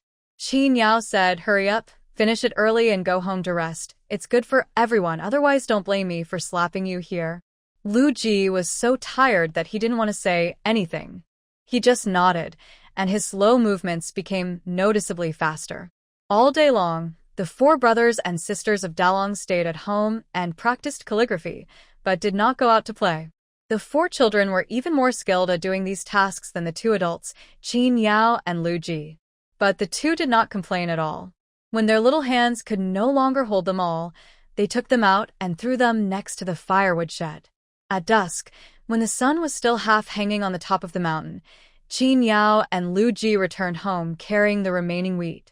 As soon as he put down the burden, he saw Sanlang and Si Nyong holding the baskets, helping their brother to collect the wheat that had been dried in the sun, to prevent the morning dew from wetting the wheat, which would have been wasted the day's drying. Qin Yao scooped a basin of cold water to wash her face and hands. Seeing the red faces of the 4 children, she couldn't help but feel distressed. "Come here and wipe your faces." Qin Yao asked them to put down the baskets, and she would carry them into the house later. The 4 children ran over with smiles on their faces. Qin Yao scooped some water for them to wash their hands, and then filled a basin with clean water for them to wipe their faces. Sanlang and Xin Yang giggled happily, looked at Qin Yao with big eyes, and called her softly. Anyang. Qin Yao looked at Sanlang in surprise. The little guy actually followed his sister and called her Anyang. My heart softened, and I gave these 2 cute little faces a kiss each. Sanlang's face turned even redder, and he shyly hid behind his sister, leaving only a pair of bright eyes exposed. Xin Yang touched the face that had been kissed, grinned, and laughed foolishly. He was clingy to begin with, and now he grabbed Qin Yao's clothes and followed her wherever she went, like a sticky candy hanging on her leg. Dalong and Erling looked at each other and smiled secretly. Looking at Lu Ji again, he went into the kitchen as soon as he entered the door, took out some sugar, mixed a bowl of sweet and sour water for himself, drank most of the bowl in one breath, burped, sat in front of the stove with his legs spread out, and was about to fall asleep with his eyes closed. Qin Yao couldn't help but punch him. After being with Qin Yao for so long, Lu Ji has already learned how to dodge. When the fist came, he turned his head to avoid it. "Aren't you cooking yet?" Qin Yao urged impatiently. Maybe it was because farm work was too torturous, and she got even angrier when she saw Lu Ji being lazy. Lu Ji just lay on the ground, crying out in pain, but couldn't get up. In the end, Dalong and Erling took the initiative to take responsibility because they were afraid that their father would be beaten to death by their stepmother. Lu Ji was deeply moved. Dalang and Erlang, "I am so lucky to have you as my father." The food was good this winter. The 9-year-old Dalong had grown a lot taller and no longer needed a stool to stand in front of the stove. Dalong asked Erlang to help with the fire, and the 2 young boys started cooking properly. "Mother, are you tired?" Xin Yang asked with concern. Qin Yao smiled at her warmly and said that she was not tired. She walked forward, picked up Lu Ji, threw him into the main room, and was too lazy to take care of him anymore. Because she was very tired today and didn't have the energy to compete with the scoundrel. Someone was cooking, and Qin Yao sat on a chair to rest with peace of mind. Sanlang and Xin Yang squatted on her left and right, and took the initiative to massage her legs. The little hands didn't have much strength, but the tapping made people feel so warm inside. Qin Yao closed her eyes and sighed. It's another beautiful day.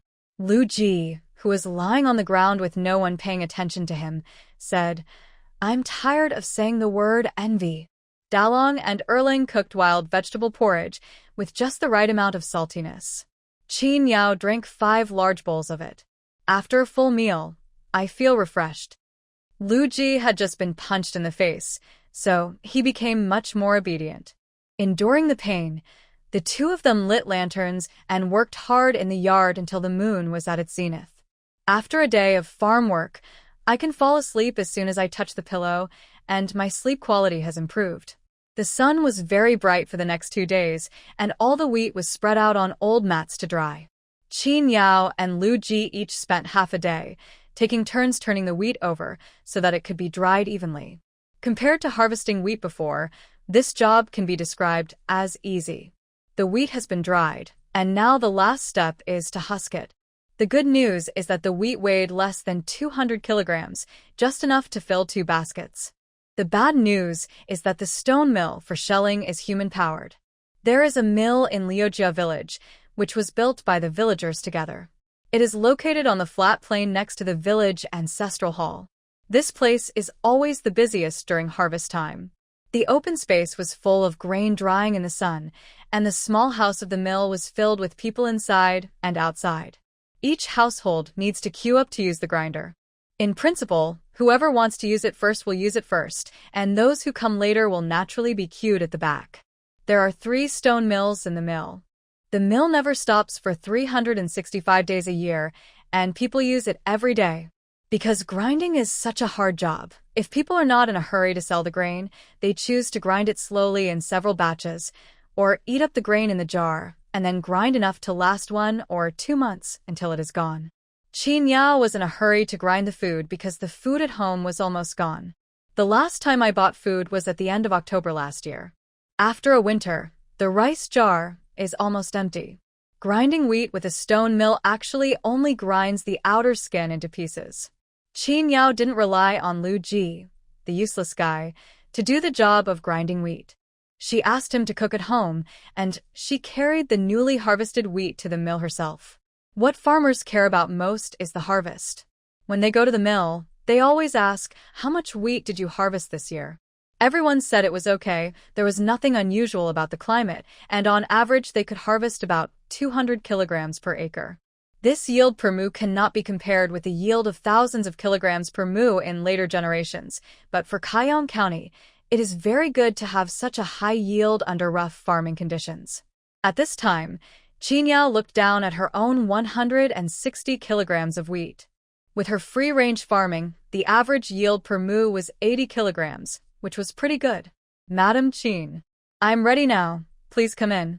In the mill, someone finished grinding and called Qin Yao, who was waiting in line, and Qin Yao hurriedly carried the wheat in. Finally, it was her turn. The previous family had already cleaned the wheat husks on the stone mill before leaving. Qin Yao had just stood at the door and watched for a while, then she tried it herself and felt it was okay. However, even someone as strong as her felt frustrated by this efficiency. It took Qin Yao an hour to grind all 160 kilograms of wheat. Seeing her speed, everyone around was stunned. One can imagine how tiring this job is for ordinary people. Thinking of the modern rice mill that only takes a few minutes to finish a job, Qin Yao was walking home carrying the ground wheat, wondering if there was any way to improve the efficiency of the stone mill. Even if it can improve efficiency, it would be fine if it can save some effort. Forget about using livestock to pull the mill. Those in the village who have cows and mules worship them like ancestors and are reluctant to let them pull the mill. Moreover, cattle and horses need to eat food and grass when they move, which increases the cost. Walking across the bridge, Qin Yao suddenly stopped, looking at the rushing river, and an idea flashed in her mind. The river in the village has a lot of water in 3 seasons of the year, which is ready-made power. Qin Yao has participated in the water conservancy project of the base, so it is not difficult to design a water wheel suitable for the Liujia village river.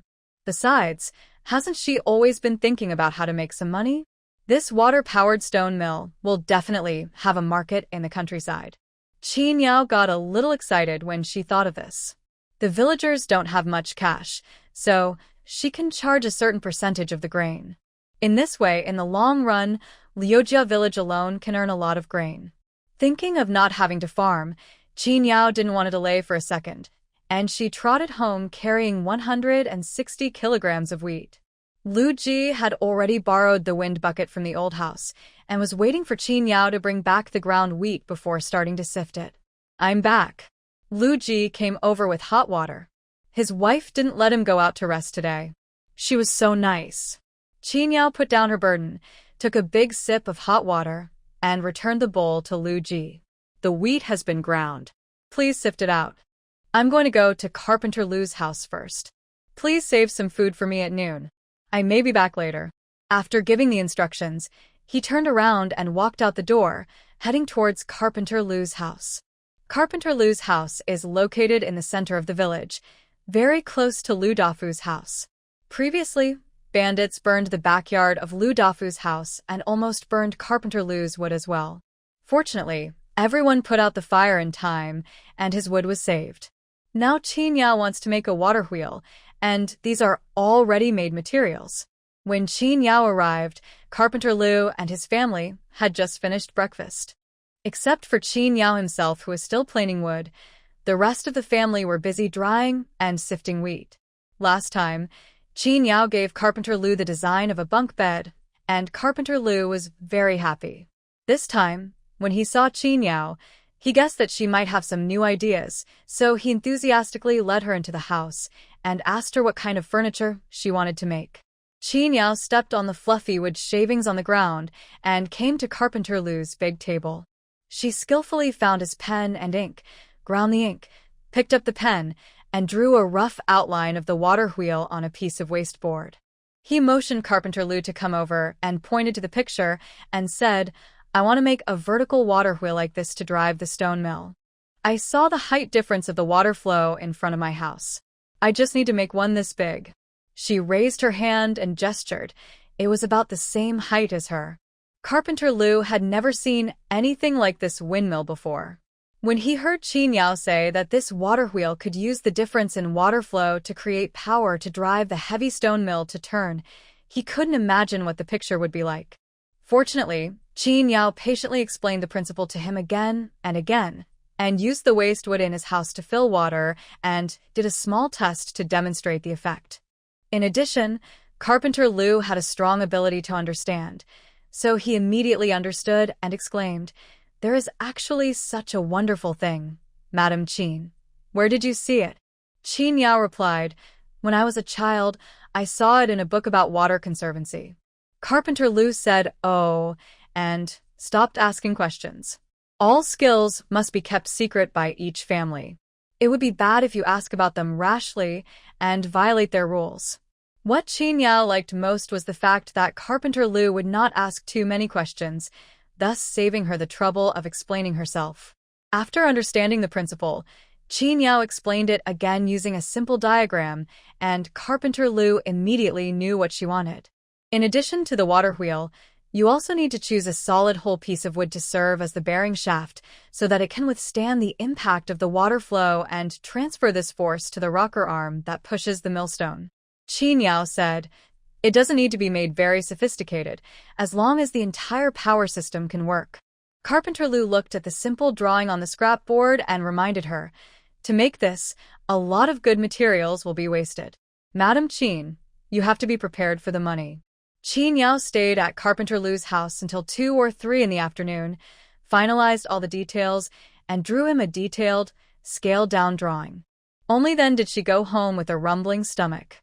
The sun was shining brightly at noon, and Lu Dafu's family had just finished harvesting the wheat and were already burning the wheat stalks.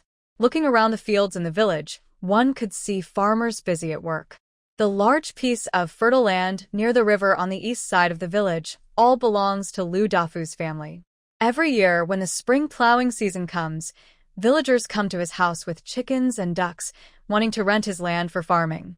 Qin Yao remembered Old Man Lu's advice that it would be better to rent Lu Dafu's fertile land for farming as soon as possible. But now, whenever she thought of the exhaustion of working in the wheat fields a few days ago, every cell in her body was screaming, "Run. Forget it, there is still some time before spring plowing. First, she will get the hydraulic stone mill out to see how it goes. If the situation is not good, it will not be too late to find Lu Dafu." With an idea in mind, Qin Yao began to work on her water-powered stone mill. She first cleared a piece of flat land near the bridge on the north bank of the river near her home. Then he went downstream and brought back 2 huge rocks weighing several hundred kilograms.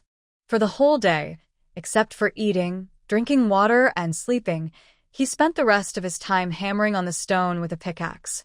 After 5 days of hammering, 2 millstones with a diameter of 80 centimeters and a thickness of 20 centimeters were produced. Then he knocked a hole in the center of the millstone, installed the shaft and wooden handle, and a large mill was ready. At the same time, news came from Carpenter Lu that the parts of the water wheel had been prepared, and he sent someone to ask her to assemble them together to avoid mistakes. Qin Yao went there after breakfast and worked with Carpenter Lu in his yard for a whole day, building a water wheel as tall as a person. The bearing was also ready, and the 2 men were eager to see the results. After chewing a few bites of dinner, they carried the water wheel and the bearing to the river. The villagers had some free time after dinner and saw Qin Yao hammering and hitting things by the river these days. They were curious about what she was doing. At this moment, seeing her and Carpenter Lu carrying the water wheel and other things towards the river bank, they all followed curiously. When Qin Yao and the other person arrived at the river, all the free people in the village came. People from the Lu family's old house were also among them. Qin Yao didn't even need to ask them. Her brothers and sisters-in-law came over to help. The main reason is that I want to know what Qin Yao has done as soon as possible. The adults dispersed the children who came over, and under Qin Yao's command, they put the water wheel into the river channel she had cleared. They filled the base with stones, and it began to turn steadily in the water. This is only the first step. The next step is to connect the millstone and the bearings of each part. No one else can help with this process. Only Qin Yao and Carpenter Lu can do it. Fortunately, Qin Yao is very strong. Otherwise, she would not be able to lift these heavy wooden stakes by herself. After the assembly was completed, Qin Yao shook it to make sure it was stable, then personally moved the huge rock that she had placed by the river in advance, blocked the river with a big rock, causing the water wheel to stop turning, and put the wooden stake at the other end of the millstone onto the water wheel, padding the gap with a wooden block and tightening it. After the assembly was completed, it was already dark, with only a hint of orange sunset remaining in the sky. But the number of villagers on the bridge not only did not decrease, but increased compared to before. The village chief and Lu Dafu were attracted by the excitement here. Lu Ji lit a torch and took it down from his home, and the open space was illuminated. Qin Yao went down to the river, removed the large rocks that were blocking the river, and quickly ran to the shore. Splash. The river water rushed into the narrow river channel, forming a strong impact force. The water wheel began to turn at an increasingly faster speed, driving the bearing shaft to rotate with great force, transmitting the force to the handle above the millstone, and the millstone slowly turned. It turns! It really turns! Carpenter Lu shouted excitedly. Qin Yao ran over quickly to look at the millstone. Maybe because of the large water flow at the moment, the rotation speed was quite fast. Did it really turn by itself? The village chief came over curiously, and everyone made way for him. Qin Yao nodded and smiled, and asked Lu Ji to go home and get the wheat that had just been sifted. Lu Ji was more excited than anyone else and ran home quickly to get the wheat. He watched with his own eyes as Qin Yao tinkered with it by the river for 5 or 6 days, and today he actually made such a big water wheel, and even made the millstone turn by itself. How magical it was! It was enough for him to brag about it for half a year. Here it comes, Maya's here. Lu Ji rushed down with 2 buckets in his hands, one empty and one full of wheat. He actually knew to get an empty bucket to catch it. Qin Yao took the wheat, grabbed a handful, and put it into the hole in the middle of the millstone, and immediately heard a creaking sound of grinding. After a while, the ground wheat grains fell out. The village chief couldn't wait for Qin Yao to be so slow, so he scooped up a bucket of wheat and poured it into the mill himself. The crumbs from the first grinding fell out with a clatter, and after grinding it twice more, it became fine flour. Night had fallen. The torches on the river bank cast a bright light, and from time to time there were voices of surprise and delight from the people in the center. This grind is faster than a human, and it doesn't take much effort. Madam Qin, how did you come up with this good thing? Qin Yao said that she saw it in a book, and also tried to test everyone's willingness to pay for the use of their own watermill. Lu the peddler jumped up from the crowd and asked, Mrs. Qin, would you be willing to use your watermill for our benefit? After asking, afraid that Qin Yao would think he was using it for free, he immediately added, I'm not using yours for free either. If you tell me the rules, I think everyone will be happy. Lu Ji immediately tugged at Qin Yao's sleeve and said that for such a good thing, he must charge more for its use.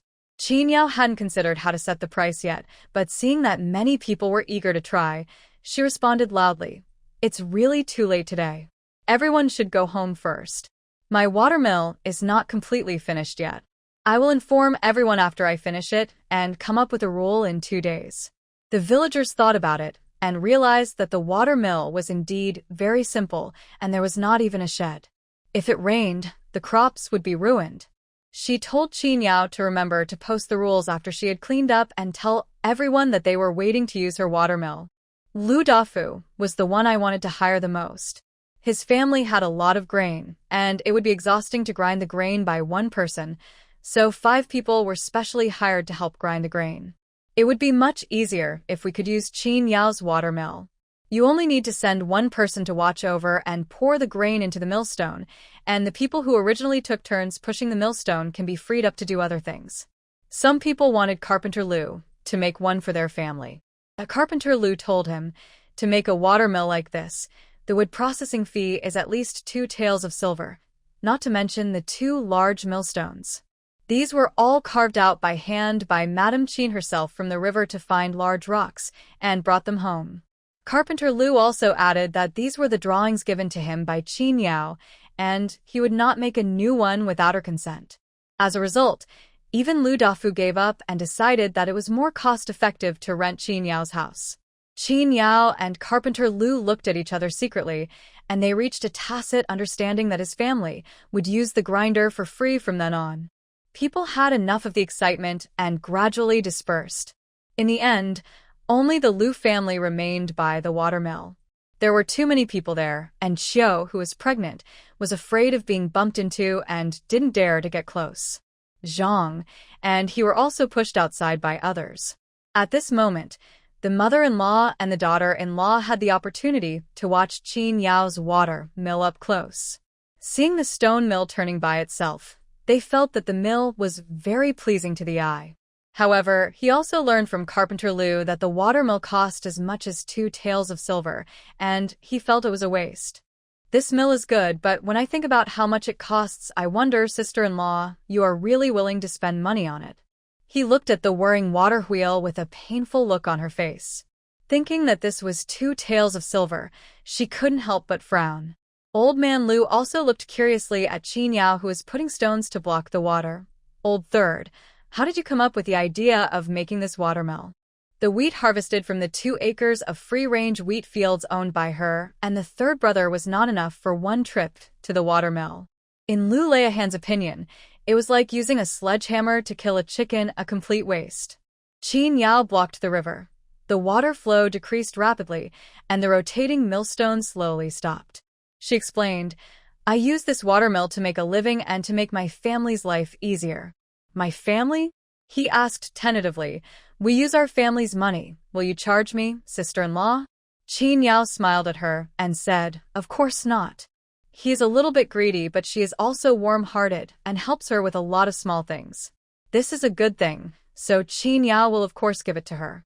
After all, this is a clan society, and although interpersonal communication is troublesome, it cannot be avoided.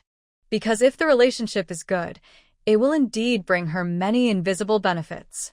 For example, if she leaves her water wheel and millstone by the river tonight, she won't have to worry about them being stolen by the villagers. Lu Ji was separated, but he still had 3 brothers in his old house.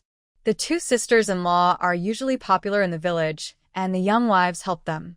If something is stolen at home, these wives with good eyes can immediately find out who the thief is.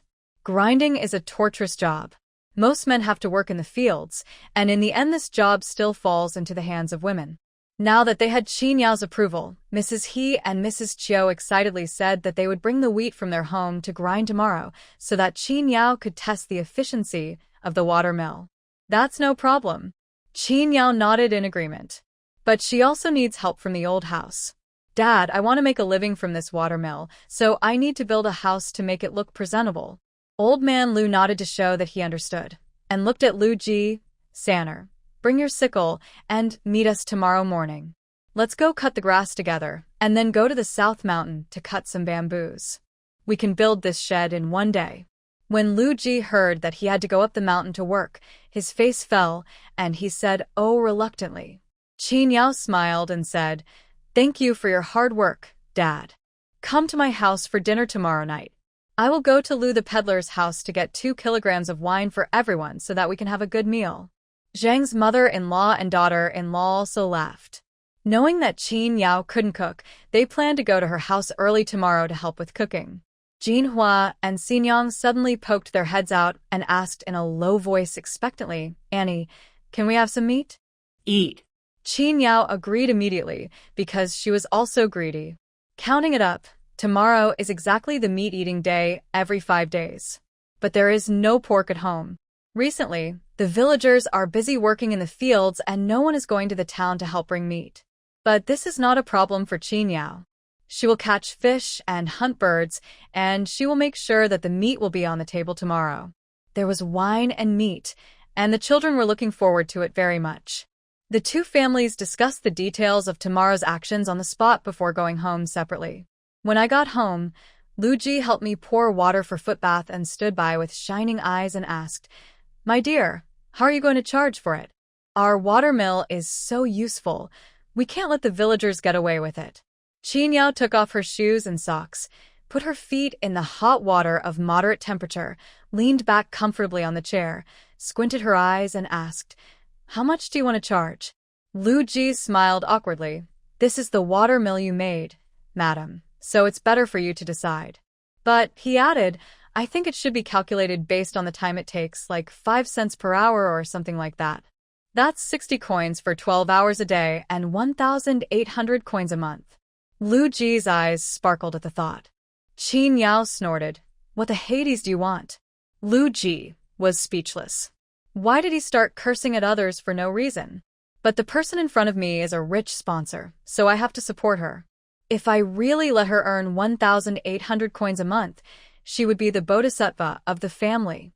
"Madam, how much do you think is appropriate?" Seeing that she was almost done with the bath, Lu Ji handed over the foot towel. Qin Yao wiped her feet clean, thought for a moment, and said, "Let's try it for an hour and 5 cents. Hearing this, Lu Ji muttered, "It's the same thing as what I said, and you're still scolding me." Qin Yao rolled her eyes at him. "The price is the same as you said, but it's impossible to fill up all 12 hours a day, and the water wheel can't be intact. It's good enough to have 5 or 6 hours a day." Lu Ji had never thought about the water truck being damaged. He said, "Ah, is it easy to break?" Easy. Lu Ji's interest dropped instantly. He poured out the foot-washing water and ran away. Qin Yao checked the doors and windows and went to the room of Dalong and his 3 siblings to take a look. Only then did she return to her room with peace of mind and lie on the bed to settle the accounts. If the water mill could be open for 5 hours a day, it could earn 25 coins a day, which would be 750 coins a month. Fine rice costs 8 cents per pound, which can buy 93.5 pounds, which is a very good income. Of course, this is just the best assumption. We will have to wait and see what the actual situation is. Thinking about this, Qin Yao fell asleep in a daze. When I opened my eyes again, it was already around 6 o'clock the next morning. The smell of rice wafted from the kitchen. Lu Ji usually got up at 5:30 to make breakfast and do housework. While cooking, he would pack up his clothes and wash them in the river. At this time, the women in the village were still busy at home, so no one would see him, a grown man, washing clothes by the river. The couple maintained a tacit understanding on this point. Qin Yao did not deliberately publicize it, while Lu Ji deliberately concealed it. So no one knew that in addition to cooking, Lu Ji also had to take care of housework and laundry at home. The children also got up at this time. After having breakfast and taking a rest, Dalong and Erling would go out and run around the village twice. Sanling and Xinyang are only 5 years old. Qin Yao does not recommend that the children start practicing martial arts at this age, so as not to damage their foundation. So she arranged for them to read on their own in the morning, reading Tang poems that she had written on a wooden board. Only by reading day after day and deepening the impression can you remember it firmly. Dalong is very serious when running around the village and is not lazy at all. Erling was different. When he was tired of running, he would sit on the roadside and pick grass for fun, reciting the multiplication table taught by Qin Yao. He would rather study and learn arithmetic than practice martial arts. But he really wanted to learn Qin Yao's kung fu, and the requirement for learning kung fu was to complete basic training, which was too difficult for him. Dalong was determined to learn the skills from his stepmother. He knew that his brain was not as smart as Erling, so he only wanted to do one thing well. Knowing that Qin Yao was going to the mountains to hunt today, Dalong specifically asked her to wait for him before leaving. He wanted to go up the mountain with her after he finished his morning exercise, so he ran extra fast. After Dalong finished running 2 laps, Erling was still sitting on the edge of the field, wondering whether he should give up practicing martial arts. Dalong looked at his brother, shook his head helplessly, and went home first. Lu Ji had already gone to find Old Man Lu and the others with a sickle. Qin Yao was preparing hunting tools when she saw Dalong returning. She told the twins not to go to the river alone, and the two of them went out together. Qin Yao just wanted to get some meat for a dinner, so she had no plans to go deep into the forest and only stayed on the outskirts of the forest. Spring is the season when all things come back to life. The ground is covered with green grass, and there are many small animals moving around in the woods. The villagers and young boys in the village also like to set some simple traps in the small woods outside the village. Sometimes, if they are lucky, they can catch small creatures such as rabbits and gophers to provide snacks for their families. But because people often appear here, the animals here are very sensitive. When people approach, they run away very quickly, so it is not easy to catch them. At least in Dalong's opinion, it is almost impossible to catch these small and fast-running guys. But for Qin Yao, this matter could not be simpler. He didn't see clearly how she did it. Just as Dalong was about to say there was a bird over there, he heard a scream of chirp and the bird he was talking about fell from the tree. This Dalong was a little confused. Go pick it up. Qin Yao saw him standing there in a daze and reminded him. They should be nearby. They are silver in color. Bend down and look up, and you will see the reflected sunlight. Qin Yao taught him. This is related to the refraction of light. Qin Yao thought about it and talked about a few more practical techniques related to light, just as if she was taking the students to outdoor practice. After listening to this, Dalong felt that he still had a long way to go before he could truly learn martial arts. The stepmother said that she would not teach her martial arts until she had mastered the basics. Dalong had no choice but to keep all her words in mind and wait for a chance to put them into practice to see if they were really the case. Qin Yao threw the sparrow into the small bamboo basket slung across his body, and the two continued to look for the next target. Dalong brought a bamboo basket here to pick wild fruits, which means there must be many fruit trees in this forest. Birds love to eat fruits, so they gather here and fly around, becoming ready-made targets. In a place like this, bows and arrows are completely unnecessary. Qin Yao only needs a slingshot. Any bird that came into her sight, even if it was slightly larger, could not escape the fate of being shot down by the marbles. Dalong only remembered that he ran here and there, and when he looked down, he found that there was not a single fruit in the bamboo basket, but it was full of various birds. It was heavy, almost 20 kilograms. Seeing that Qin Yao was still searching, Dalong reminded her, "Auntie, there are enough already." "Is that enough?" Qin Yao came over with a slingshot, and she warmed up. Dalong nodded heavily and lifted up the heavy bamboo basket to show her that it was full. "Okay, let's go back and catch some fish by the river. We'll make some fish soup tonight." Dalong was looking forward to it. Even on the way back, I couldn't help but take a few glances at the slingshot Qin Yao had on her back, thinking it would be great if I could use this to shoot birds. "Do you want to try it?" Seeing what the boy was thinking, Qin Yao turned around and asked with a smile. Dalong didn't expect that his little trick was seen through and waved his hand a little embarrassedly. "No, it would be bad if it gets damaged." Qin Yao did not try to persuade her any further. Her slingshot was indeed not suitable for children as it had too much lethality. "When I have time, I'll make you a wooden slingshot.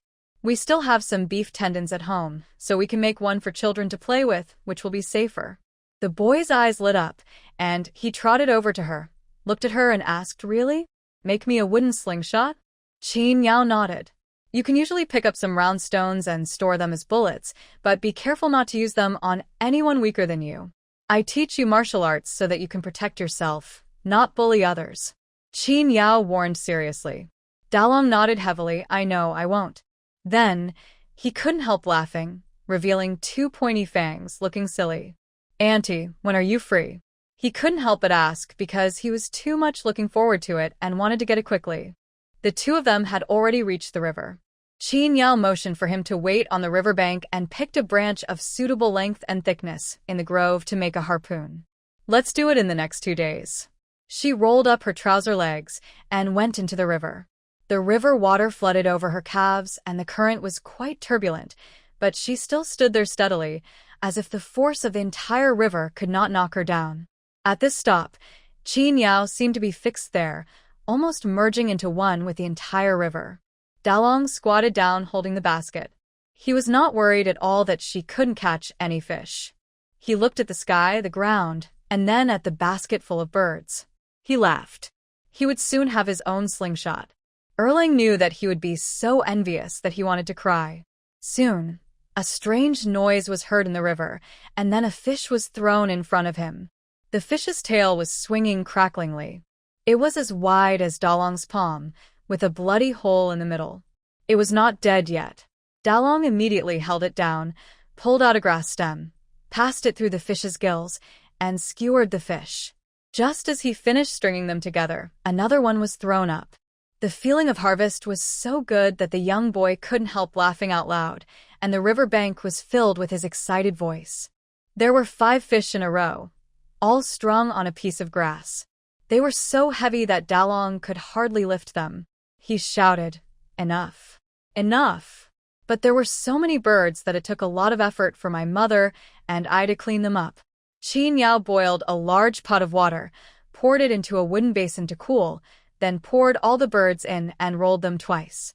Then Dalong and his 2 siblings were responsible for plucking the feathers, while she took a pair of scissors and cut open the bird's belly. After a busy whole afternoon, she got a large bowl of bird meat. Last time, our family made stir-fried sparrows, but the 4 brothers and sisters made a mistake and were punished not to eat the meat, so they didn't get to eat it. This time, I was so excited to see this big pot. It wasn't even dark yet, so I was looking forward to heating up the pan and pouring oil in it. Qin Yao thought that there would be a lot of people eating there, so she decided to fry the bird meat first. The freshly fried meat is crispy and delicious, with a little bit of salt. Qin Yao scooped out a small bowl, sent the 4 children who were staring at her eagerly out of the kitchen, and fried all the bird meat in oil, filling a full bowl.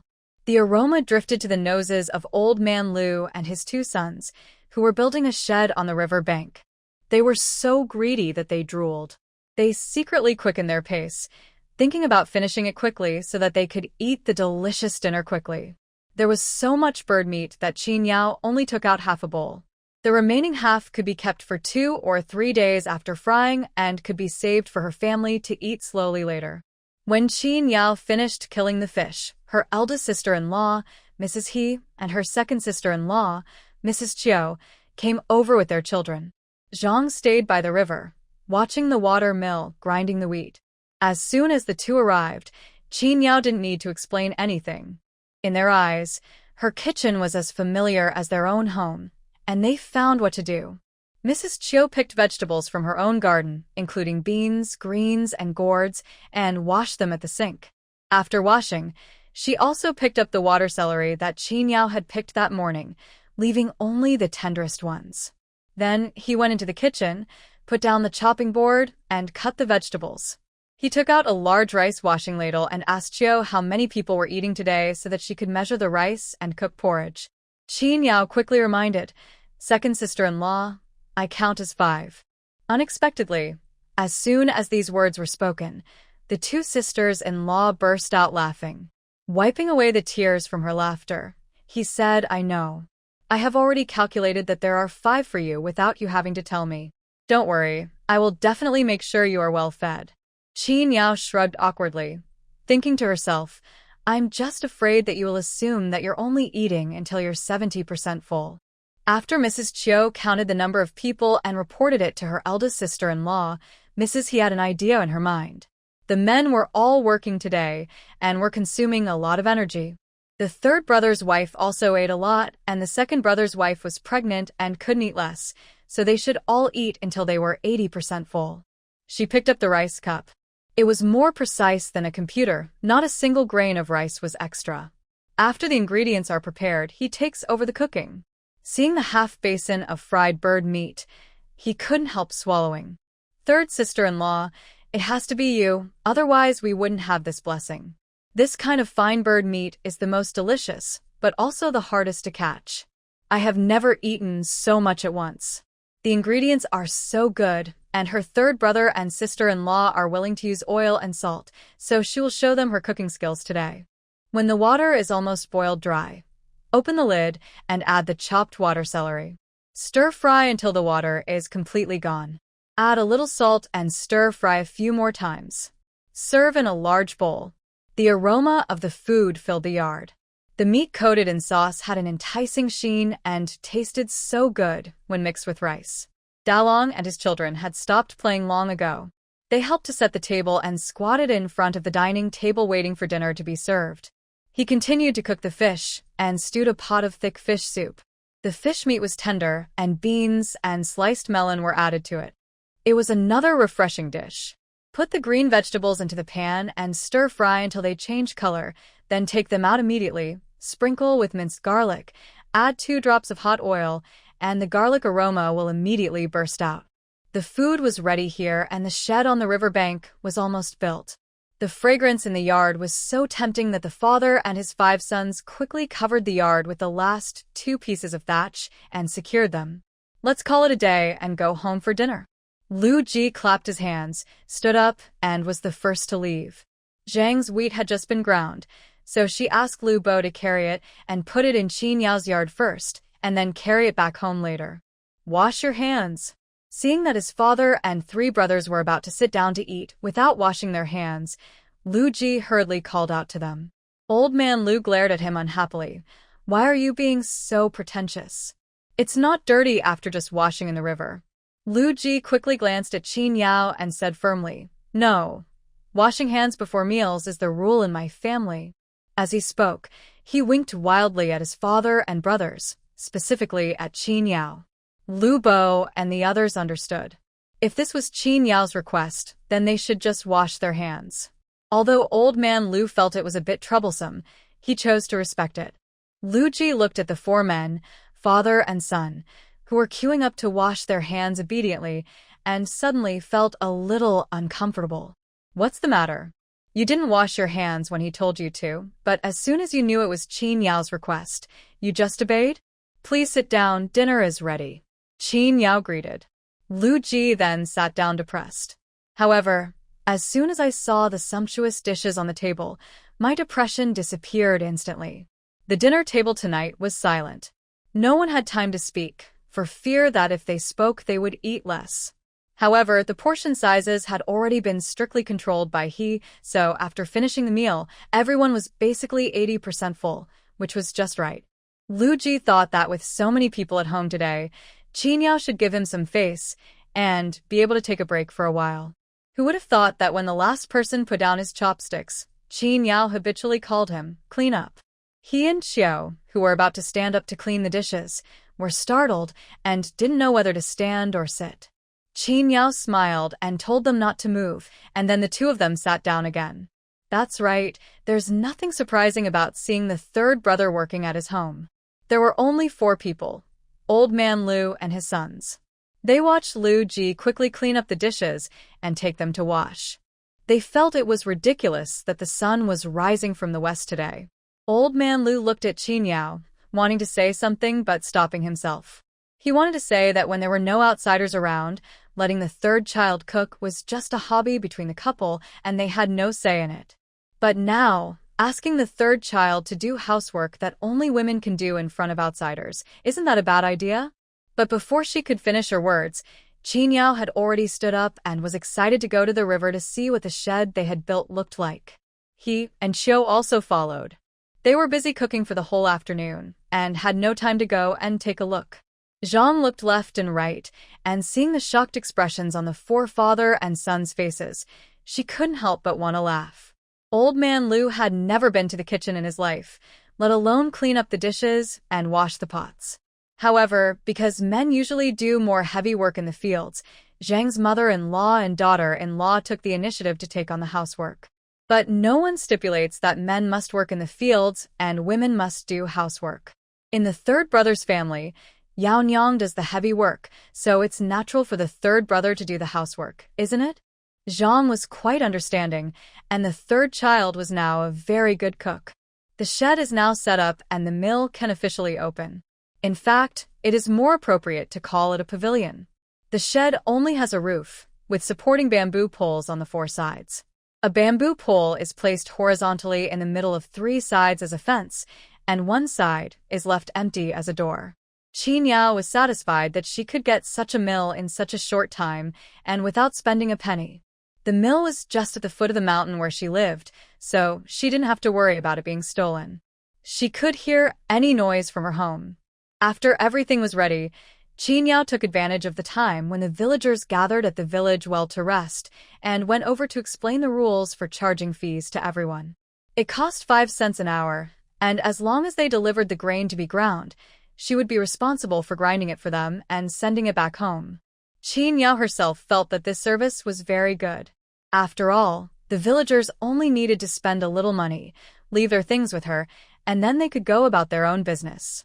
If it were her, she would be very willing to pay the service fee. Lu Ji felt that he was at a great disadvantage. Only a fool would not come to help guard the goods and send them home. So the couple each took a stool and sat in the mill waiting for guests to come. Lu Ji also brought a small table from home, put a pot of boiled water and 2 cups on it, thinking that he could have a drink by the river when he had free time and imitate the nobleman in the city, indulging himself in the mountains and rivers. Qin shot so many birds yesterday that she plucked all their feathers and dried them, planning to use them to make gloves, scarves, and other things. Bird feathers are also feathers, so they can be made into down jackets, right? At this moment, the couple, one drinking boiled water, the other sorting out feathers and down, waiting for customers to come. I've already had 3 cups of boiled water and sorted the feathers and down, so why hasn't anyone come yet? Qin looked at Lu Ji. Too busy to have time? Lu Ji was also confused. No matter how busy you are, you should take some time off in the middle of the day, right? It's impossible that they think their fees are too expensive. Qin, wait a little longer? Lu Ji finished his 4th glass of boiled water and said, yeah. No, I can't hold it in any longer. My lady, I'll be right there. But when he came back from the toilet, there was still no customer in the mill. This made the 2 people who were originally full of confidence lose their confidence. Qin was not a person who would sit and wait for death. She immediately went to the village well where the villagers gathered to see what was going on. There were only a few people there, all children. Qin caught Jinhua and asked her where her parents were. Jinhua called her auntie affectionately and pointed her little hand towards the ancestral hall. Qin hurried towards the ancestral hall. Before she arrived, she saw the baskets of grain lined up in front of the mill. No one was sure how long the person who used the mill would need it, and there was work to do at home and in the fields, so the idea of using baskets of grain to reserve space in the queue was developed. The more loads of grain there are, the more people will need to use the mill. Looking at the long dragon-like loads, Qin was even more confused.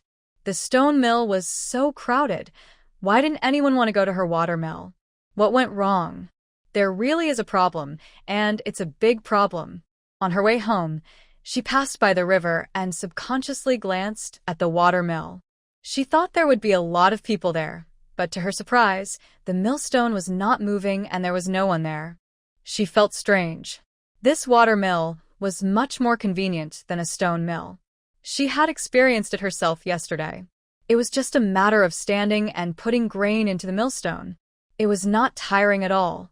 At this time of year, the amount of water in the river is high, and the impact makes the water mill turn much faster than human grinding.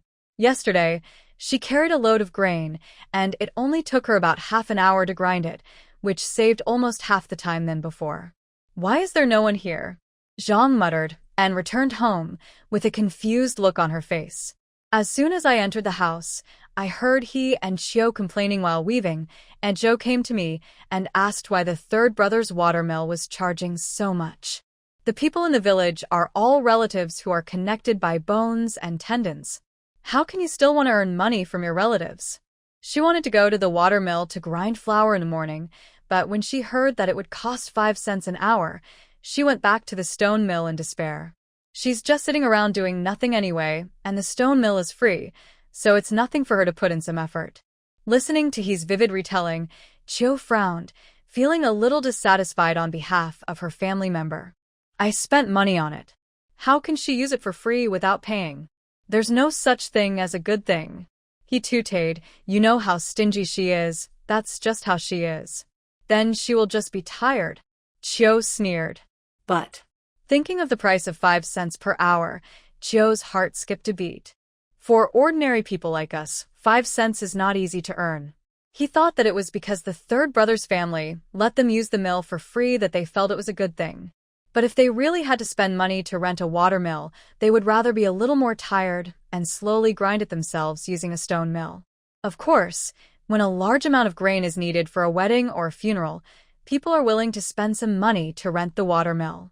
But only occasionally. Reluctance is just one of the reasons.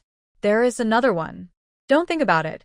5 cents is only for a pound of brown rice, but everyone is used to hardship, and suddenly using so much rice to buy some leisure time feels like something evil. If any daughter-in-law is afraid of hard work and fatigue, she can take 5 cents to rent a watermill. I am afraid that the men and women in the family will scold her. After listening to the conversation between the two sisters-in-law, Zhang finally figured out why there was no one in the watermill. She guessed that the third brother and his wife probably didn't know the reason. Call back the eldest grandson, who was catching grasshoppers for chickens on the edge of the field, and ask him to pass on a message. Jinbao went there happily. He wanted to find Dalong and the others to catch grasshoppers together. It would be more fun with more people. After learning the truth, Lu Ji jumped up and down. You don't even dare to spend this little money. You deserve it. Qin Yao was a little calmer, but not much. Lower the price, 3 cents an hour, someone should come, right? Qin Yao was no longer confident. Let Lu Ji go to the village to publicize it, and continue to wait the next morning. From morning till night, only Yunyang from Lu the peddler's family came with a bucket of husked wheat to grind flour. The watermill was very efficient, and it only took her half an hour to grind the flour, and she earned 2 small melons. Because half an hour cost less than a penny, Yunyang allowed Lu Ji to pick 2 small melons from her vegetable garden at any time.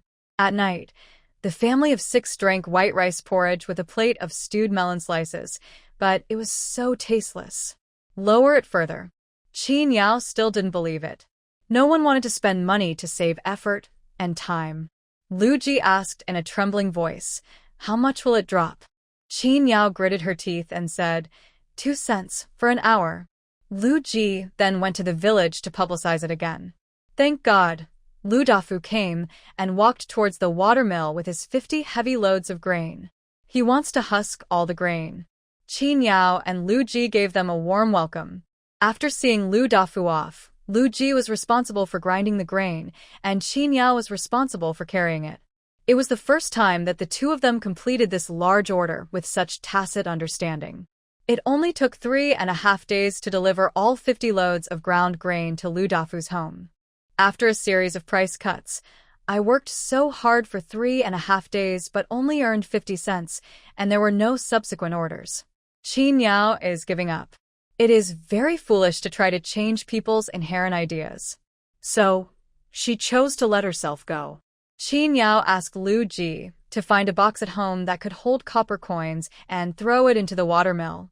A small figure with a manual for using a watermill was hung on the door, and a charge of 1 cent per hour was set. The watermill was open 24 hours a day. As for the service of grinding and delivering to your home, I have to say it 3 times. No. No. No. After that, everything is up to fate. You can use it if you want. If you don't want, you can use it yourself. Sure enough, after choosing to give up, my whole mentality calmed down. It's a bit depressing that the business collapsed halfway before it was even halfway started. Because this means that the land still has to be rented. Qin Yao held her forehead with her hand. Farming was really exhausting. She wasn't even so tired when she went out of the city to kill the mutated zombies. Lu Ji knew very well that his fate was linked to hers, and if she had to go to the fields, he would be unable to escape. He could only comfort himself that life was still long, and he had to be strong. I'm going to Lu Dafu's house, Qin Yao said. Lu Ji immediately became nervous and asked weakly, renting land? Qin Yao nodded. If they didn't rent the land, it would be too late for spring plowing. When Qin Yao went out, she saw Grandma Wang and her grandson using the water mill in the river. The grandparents laughed in surprise when they saw that the millstone could be turned without human power and the wheat was ground into fine grains. Granny Wang sighed softly. Thanks to Madame Qin's water mill, otherwise we would have to ask someone to help us grind the mill.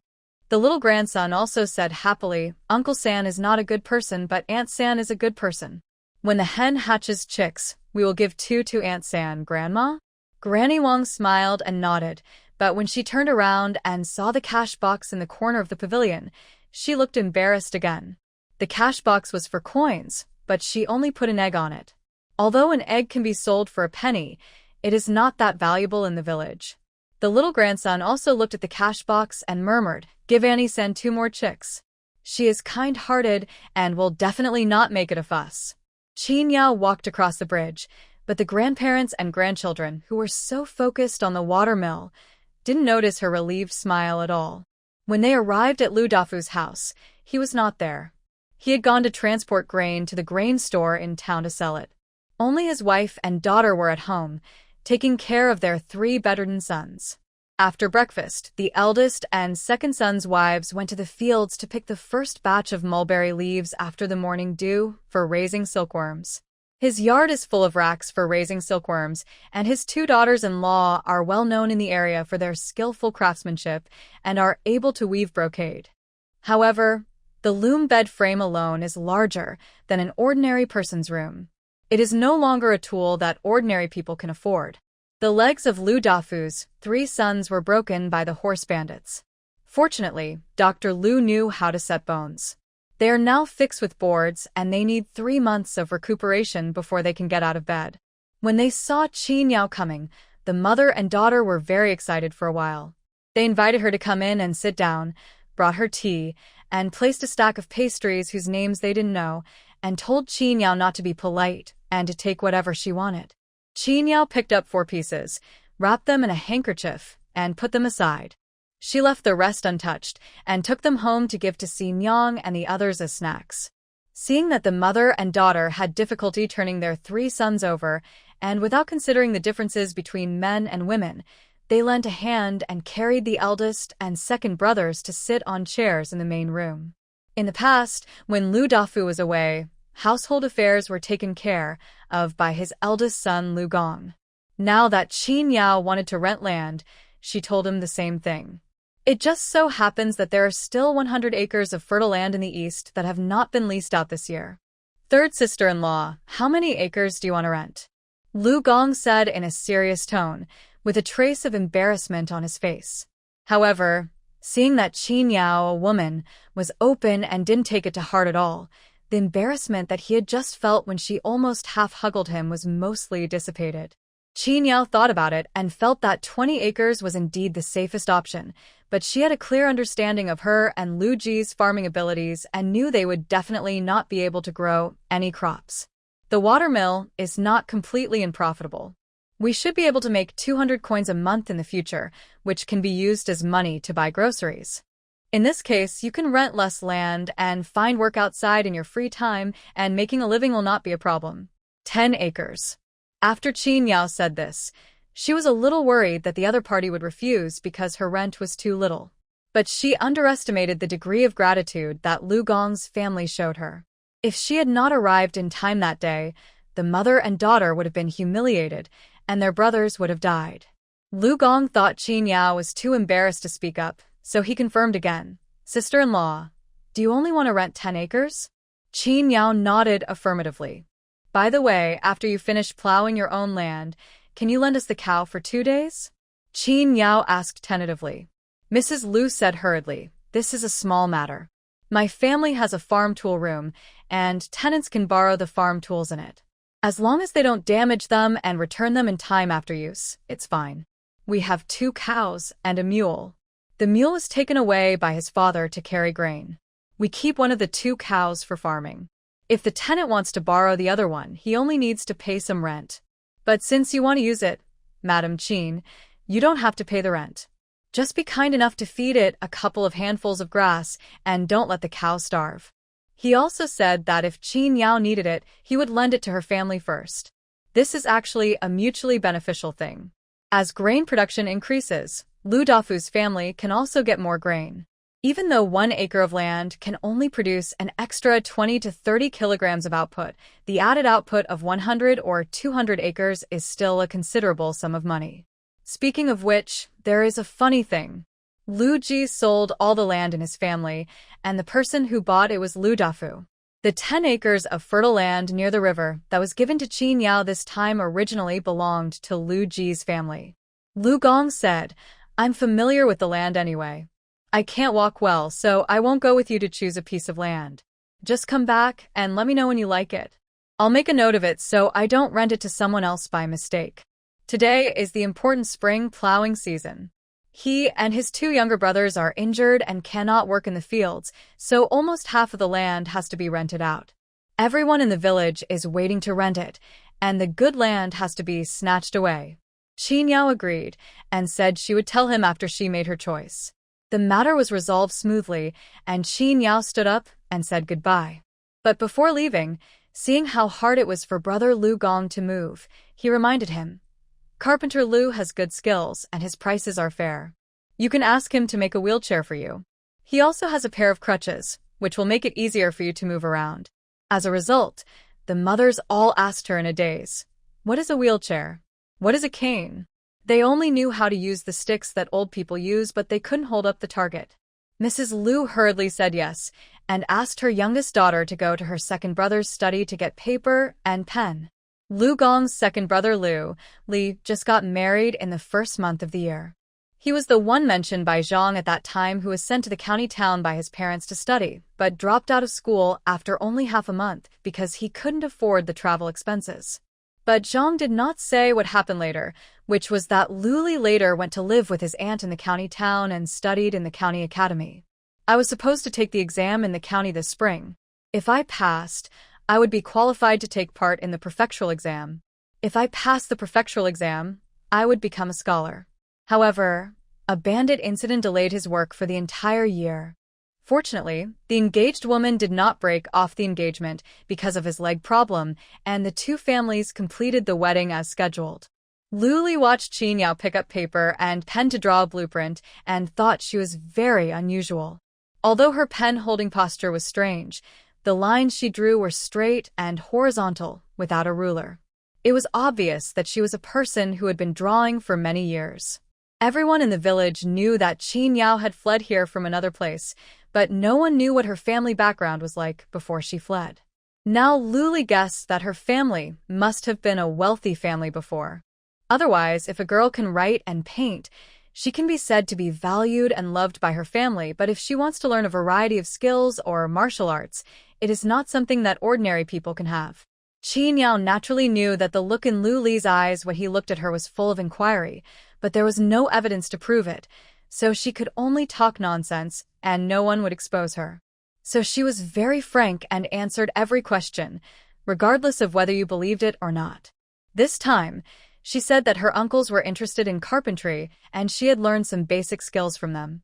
In fact, in his previous life, he worked many odd jobs in the base to make a living and was trained in a medical device factory. The drawings were completed, one of which was a pair of crutches. Li and his third brother only had one leg broken, so this was more appropriate. One is a picture of a wooden wheelchair. The method is actually very simple. Large wooden wheels are too extravagant and difficult to make. It is only for short-term use, so just add 4 small wooden wheels to the chair. The middle seat board is detachable, making it convenient for going to the toilet. The wheelchair is also equipped with armrests to make it easier for Lu Gong's wife to push it. It can be said that this is very thoughtful. Qin Yao handed the map to Mrs. Lu and turned around to leave. Mrs. Lu didn't even have the chance to express her gratitude. She was amazed at Qin Yao's generosity. She gave her such an exquisite drawing without any intention of keeping it for herself. There were some strange symbols on the drawings that they didn't understand. But Madame Qin said that Carpenter Lu knew, so let's take it to Carpenter Lu to have a look. Oh, this is an ancient number. People in the western regions use this number as our 1, 2, and 3. The provincial capital and the capital have all adopted this number. Carpenter Lu explained. Mrs. Lu nodded. So that's it. Madame Qin knows so much. Lu Yunyang, the younger sister of the Lu family, said admiringly. Carpenter Lu nodded in agreement. Of course, Madame Qin has been to the capital. To be precise, it was Yao Nyang who went to the provincial capital. Qin Yao herself was also a little surprised that she actually saw the use of Arabic numerals in her original body's memory. I don't know whether it really came from outside, or whether other time travelers have come here before. It is a blessing for women to travel through time. For now, Qin Yao is generally satisfied with this world, except for farming. My lady, let's take these 10 acres. They are connected together and close to the river, so it will be convenient for irrigation. Lu Ji stood on the ridge of the field, pointing to the 10 acres of land in front of him, and said with mixed feelings. Qin Yao nodded. The land here was good anyway. She went to Lu Dafu's house in the afternoon and settled the land rental issue with Lu Gong. Other families have already started plowing the fields. Without livestock, they work in groups of 2, one pulling in front and one holding from behind. This way they go faster. There were also people who were alone, holding the plow and plowing slowly. These plows are made of different materials and have different speeds. If conditions are good, use an iron plow. If conditions are bad, use a stone plow or a wooden plow. There are 2 plows at the Lu family's old house, one made of iron and the other of stone. Fortunately, they rented a cow from the village chief's house. Otherwise, they would be exhausted after plowing the 100 acres of land. Also, because the land is large and relatively scattered, it is very difficult to plow each acre of land once. Only irrigated fields are plowed twice. Qin Yao and Lu Ji went to the Lu family's old house and watched for a day how to plow the fields with oxen. Under the coercion of Qin Yao, Lu Ji rolled up his trousers and went to the fields to practice. After gaining a certain amount of experience, the 2 started working in the fields the next day. The 2 of them each worked 1 acre. Lu Ji used an iron plow borrowed from Lu Dafu's family to couple with an ox plow, while Qin Yao used an iron plow also borrowed from Lu Dafu's family and used only human power to plow the field. Both of them had good ideas. One of them was a strong man and the other had a cow, so it should be easy for them to work 2 acres a day. However, only after getting started did you realize how difficult it was. The reason why fields near water are good is that it is convenient for storing water. There is no need to guard the ditches specifically to release water, and you don't have to watch them day and night to prevent other people from blocking the water and diverting it to your fields. Therefore, the land rented by Qin Yao's family is always filled with water. While releasing water, they plow the land. Every step creates a mud pit. People get stuck in the mud, and it is very tiring to lift their feet. But humans are extremely adaptable creatures. After 2 days, Qin Yao and Lu Ji had miraculously adapted to this kind of work. Although they went out early and came back late every day, their bodies were no longer as tired as before. Of course, mental fatigue is also an important factor in fatigue. Now I have gone from being exhausted to being numb, so my mental state is much better. Dalong and Erling took the initiative to take on the housework and cooking tasks and also delivered lunch to their parents in the fields at noon to ensure that no farming time was delayed. It took 3.5 days to plow all the land. Others who didn't have cows or plows were all faster than them. The couple's performance in the fields provided the villagers with a lot of laughter. Fortunately, both husband and wife are people who don't care about other people's opinions. Lu Ji is the type of person who can still give you a scoundrel smile even if you scold him. These days, Old Man Lu and Zhang saw how hard the couple worked and were secretly moved. They thought the fortune teller was right. It would take a shrewd woman to subdue a man like the 3rd brother. Look, now she can do housework and work in the fields. The change is so great that it is hard to believe. But he's still as shameless as before. Dad, please give me rice seeds for 10 acres of land. Lu Ji leaned on the door frame of the main room of the old house and stretched out his hand to ask Old Man Lu for rice seeds with confidence. Qin Yao gave him money to buy it, but if he really gave him money, he would not be called Lu Laosan. Unexpectedly, Old Man Lu didn't say a word and went into the house to give it to him. Because he had expected that Qin Yao's family would not have any rice seeds left, so he had already prepared them. Only Lu Fei looked at Lu Ji in the yard. How shameless. You've already separated from your parents, yet you still come to ask for things from them. Lu Ji never got angry about this, but smiled and said, It is only natural for a son to take advantage of his father. Lu Fei had never seen such a shameless person. He immediately picked up the plow and went to the field angrily. Knowing that he wanted to turn his anger into productivity, Lu Ji waved his hand and said with a smile, "Work hard and plow deeper. Brother Chiosho will come to ask for food again. It is said that you should not bully others too harshly." Lu Fei turned around fiercely and said, "Lu Ji, wait for me. I will tell my third sister-in-law right away." Of course, Lu Ji couldn't catch up with the young man Lu Fei. As expected, his private property was confiscated and he was punched in the face. Lu Ji covered his face, angry but not daring to speak. He even had to prepare hot water for foot bathing in the evening and serve her well. "Madam, calm down. This is all a misunderstanding. I was just teasing that kid Lu Fei. Who would have thought that he would take it seriously? How could I not pay? You can ask around the village. When I, Lu Ji, buy vegetables, even if the owner is not at home, I will still pay the owner the next day." Qin Yao didn't say anything. She closed her eyes, soaked her feet, and fell asleep comfortably. Lu Ji gritted his teeth. It turned out that he didn't listen to a single word I said. After a good night's sleep, Qin Yao got up refreshed and did her morning exercises. After finishing, she took the rice seeds that Lu Ji bought from the old house, poured them into a basin, added some water, and soaked them so that they could germinate as soon as possible. If there is any medicine that can prevent pests, add it at this time to prevent pests.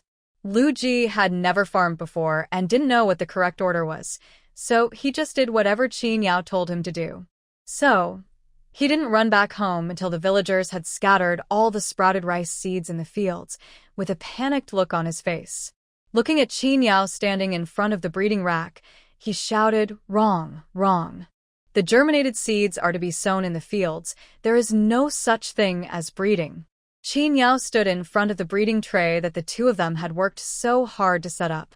The wooden tray was full of soil that they had dug back from the fields. The rice seeds had been sown. There were 20 trays in total, and all of them had already sprouted tender green buds, which looked very pleasing to the eye. The 4 brothers and sisters of Dalong would come to check on him every day, taking good care of him, as if he were a pet.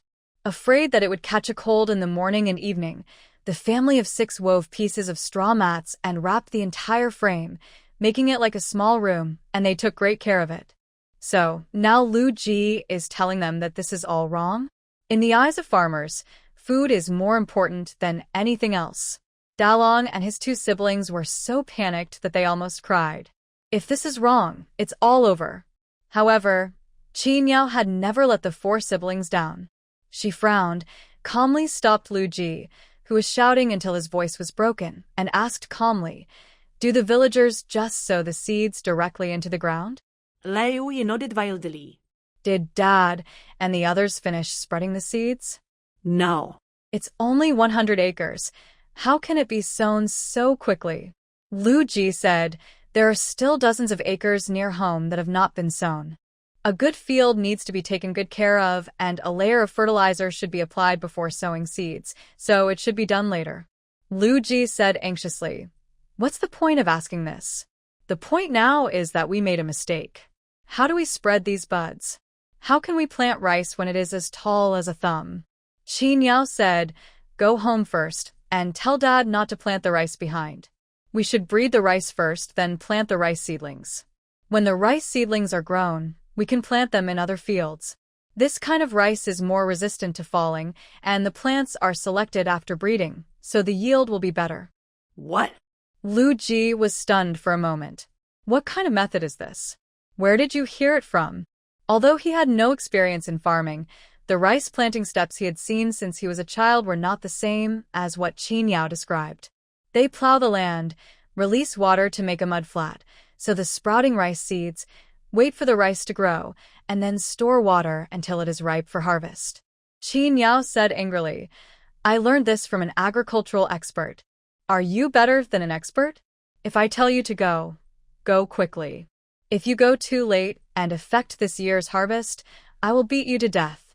When he heard that he was going to be beaten, Lu Ji ran faster than a rabbit and disappeared in the yard in the blink of an eye.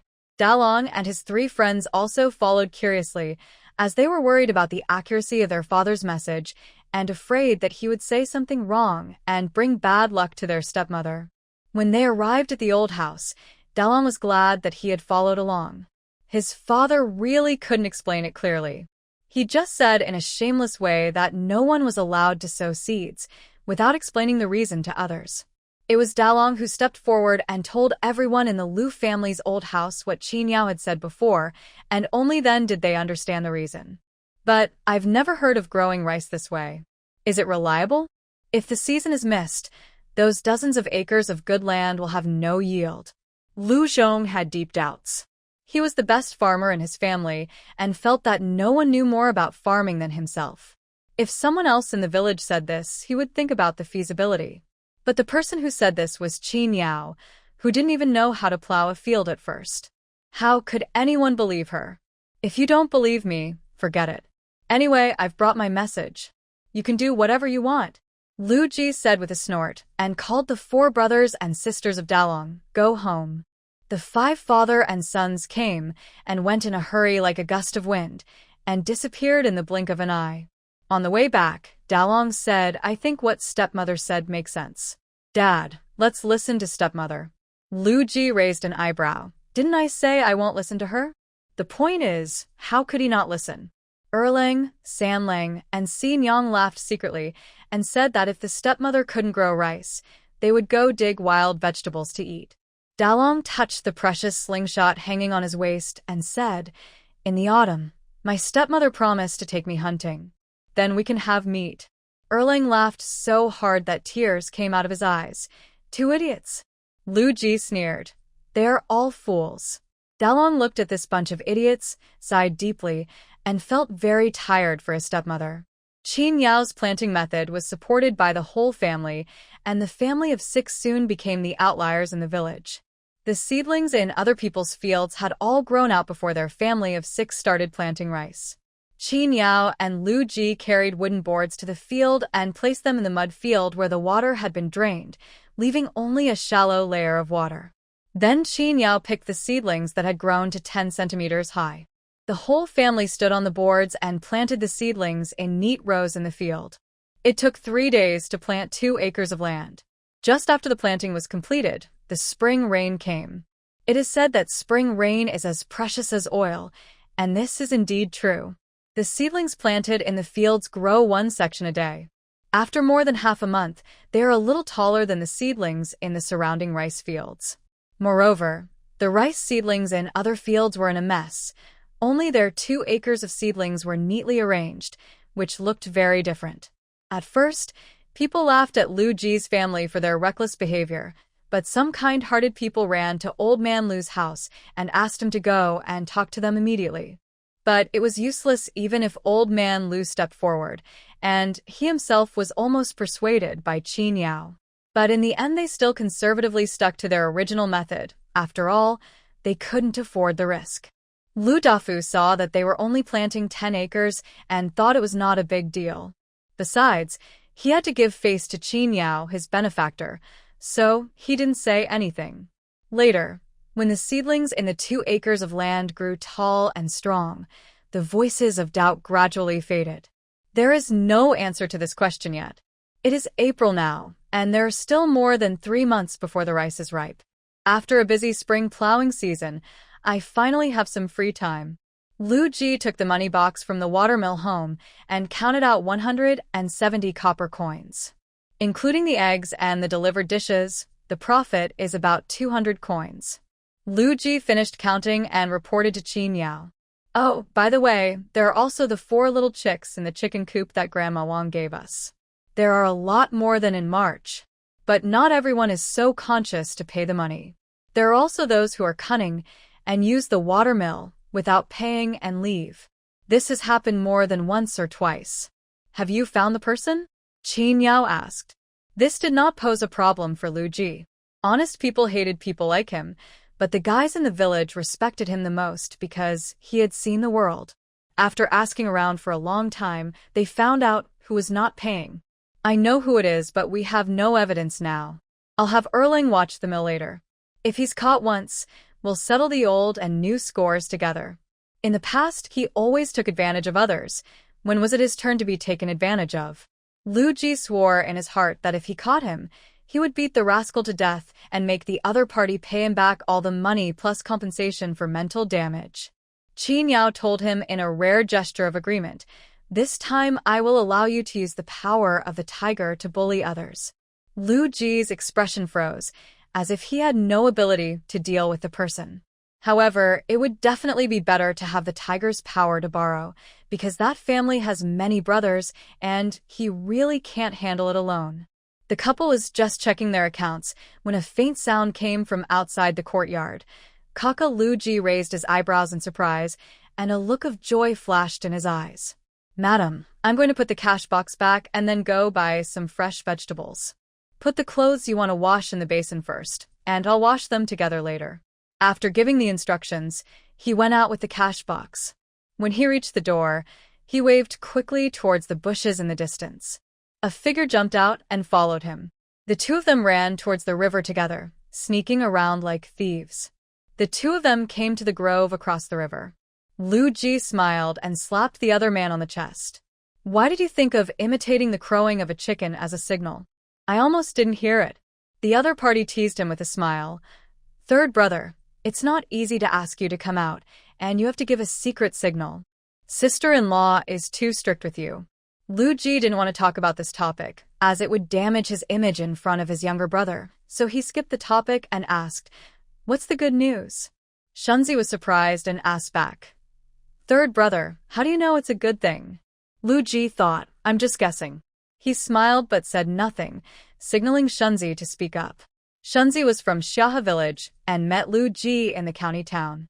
Both of them were well-known ruffians in their respective villages. They ran around all day trying to make money, but never brought any money home. These two people, who were both unwelcome at home, had a strong resonance when they met. "You called me brother, and I called you younger brother, and we got along very well." Compared with Lu Ji, Shunzi knows how to take care of his family. He stays at home to farm during the busy farming season. Only when he has free time does he wander around looking for opportunities to stand out. Just now, he heard that Mr. Ding's family in the town was hiring temporary workers, so he immediately ran to find Lu Ji, hoping that the two of them could go out together to do something big. When Lu Ji heard that he was going to work for the official, he became excited and asked, "When are we leaving?" Shunzi said, "I'll wait for you at the entrance of our village at 5 a.m. tomorrow. Let us go together." After that, he was worried about Lu Ji's speed, so he reminded him again and again before leaving. "Brother, get up early. This time, Mr. Ding only wants 10 people. If you go too late, you won't be able to register." The fastest journey from Liujia village to Jinsher town takes 1.5 hours, but Xiahe village is much closer and it only takes half an hour to reach the town. Lu Ji calculated the time and concluded that he had to set out at least at 1:15 p.m., a little after 3 a.m., so that the two of them could arrive at Ding Yuanwai's house early, before the end of 1 a.m. Lu Ji felt a little hesitant when he thought about having to get up so early and walk at night. But on second thought, if I was appreciated by Mr. Ding, wouldn't I be able to rise to prominence and enjoy endless wealth and glory in the future? Most importantly, if he had Ding Yuanwai's support, would he still need to be afraid of Qin Yao, the evil woman? He thought of many excuses in his mind, and finally said half-truthfully, "My wife, I'm afraid I will be away from home for a few days. I've figured it out. You can pay me back slowly. There's no need to rush."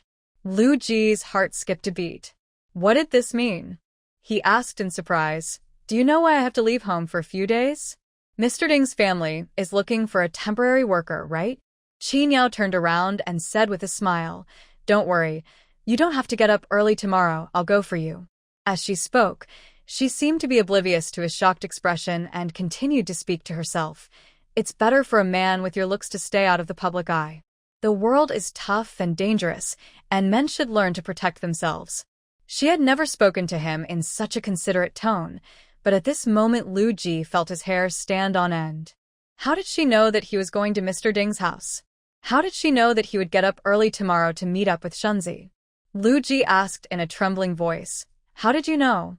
Qin Yao smiled brightly, because I'm standing behind you. Lu Ji yelled in shock and anger. Are you a ghost? Lu Ji thought it's all the same, so why don't you let me go? He forced himself to calm down, pulled a smile from the corner of his mouth, and reminded her, they only want men, not women to work as temporary workers. No. Qin Yao turned around and looked at him steadily with her black eyes. No in Liujia village, no in Jinshi town, no in Kaiyang County, and no in Zijing Mansion and the capital? Lu Ji angrily retorted, I have never been to Zijing Mansion or the capital. How would I know? Yes, you don't know either. If you don't know, it means it exists or it may not exist. Qin Yao shrugged and spread her hands, looking tolerant, as if letting you continue to quibble. But Lu Ji knew that if he continued talking, she would take action. Qin Yao, how could there be a woman like you in this world who is so unreasonable? Lu Ji asked with gritted teeth. Then he hurriedly reminded, my lady, get up early tomorrow and don't be late. Before going to bed at night, Lu Ji was still angry that Qin Yao had snatched away his chance to go out. He imagined countless scenes of torturing Qin Yao in his mind to comfort himself. However, it smelled really good the next second. At 3 o'clock in the morning, there were noises of people getting up in Qin Yao's bedroom. Lu Ji was so sleepy that he couldn't even open his eyes. He felt like his body was trapped by the bed. He was only vaguely aware of being thankful that it was not the right time for him to get up and set off on his journey. The gate opened and then closed gently. There was no moon today, and it was so dark outside that one could not see one's hand in front of one's face. Qin Yao held a torch and walked quickly towards Xiahe village in the cool morning breeze of early summer. Shunzi estimated the time, got up at 4:30, dressed, washed, and cooked some dumpling soup for himself. Then he blew out the oil lamp and walked towards the village entrance following the dim light. Before I got close, I saw a man holding a torch in the distance. The figure was swaying in the light of the torch. I felt that the figure was a little thinner, so I shouted excitedly, Third brother. I didn't expect you to be here so early. I thought you would be delayed for some time, so I came half an incense stick late. Third brother, you haven't been here for a while, have you? Qin Yao turned around. Santi on God. Shunzi was so frightened that he retreated 10 meters away. Seeing a woman holding a torch in the middle of the night, tell me if it's scary or not. After waiting for half a minute to make sure it was a person, Shunzi asked in confusion. Who are you? Where is my third brother? Are you asking Lu Ji? Shunzi nodded vigorously and thought to himself, this voice is very nice. At the same time, he breathed a sigh of relief. Since he could say his third brother's name, it seemed that he should know him. I'm his wife, Qin Yao. Lu Ji suddenly fell ill, so I worked as a temporary worker for him. Qin Yao said with a faint smile. Shunzi was shocked. It turned out that the woman in front of him was the fierce woman who ate the blood of animals raw, as mentioned by the third brother. However, she didn't look like that. She spoke very gently and even smiled. It turns out to be my sister-in-law. I was scared to death. Shunzi walked forward and suddenly felt that the woman in front of him was much more friendly. All the ghost stories were just misunderstandings.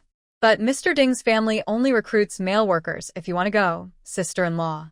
Qin Yao said, I know what you mean, but I don't want to miss this opportunity.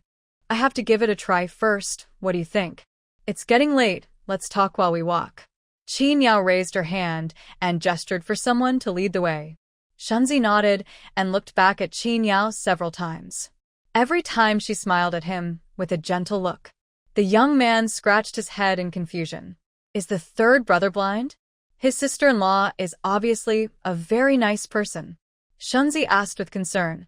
Sister-in-law, why is third brother sick?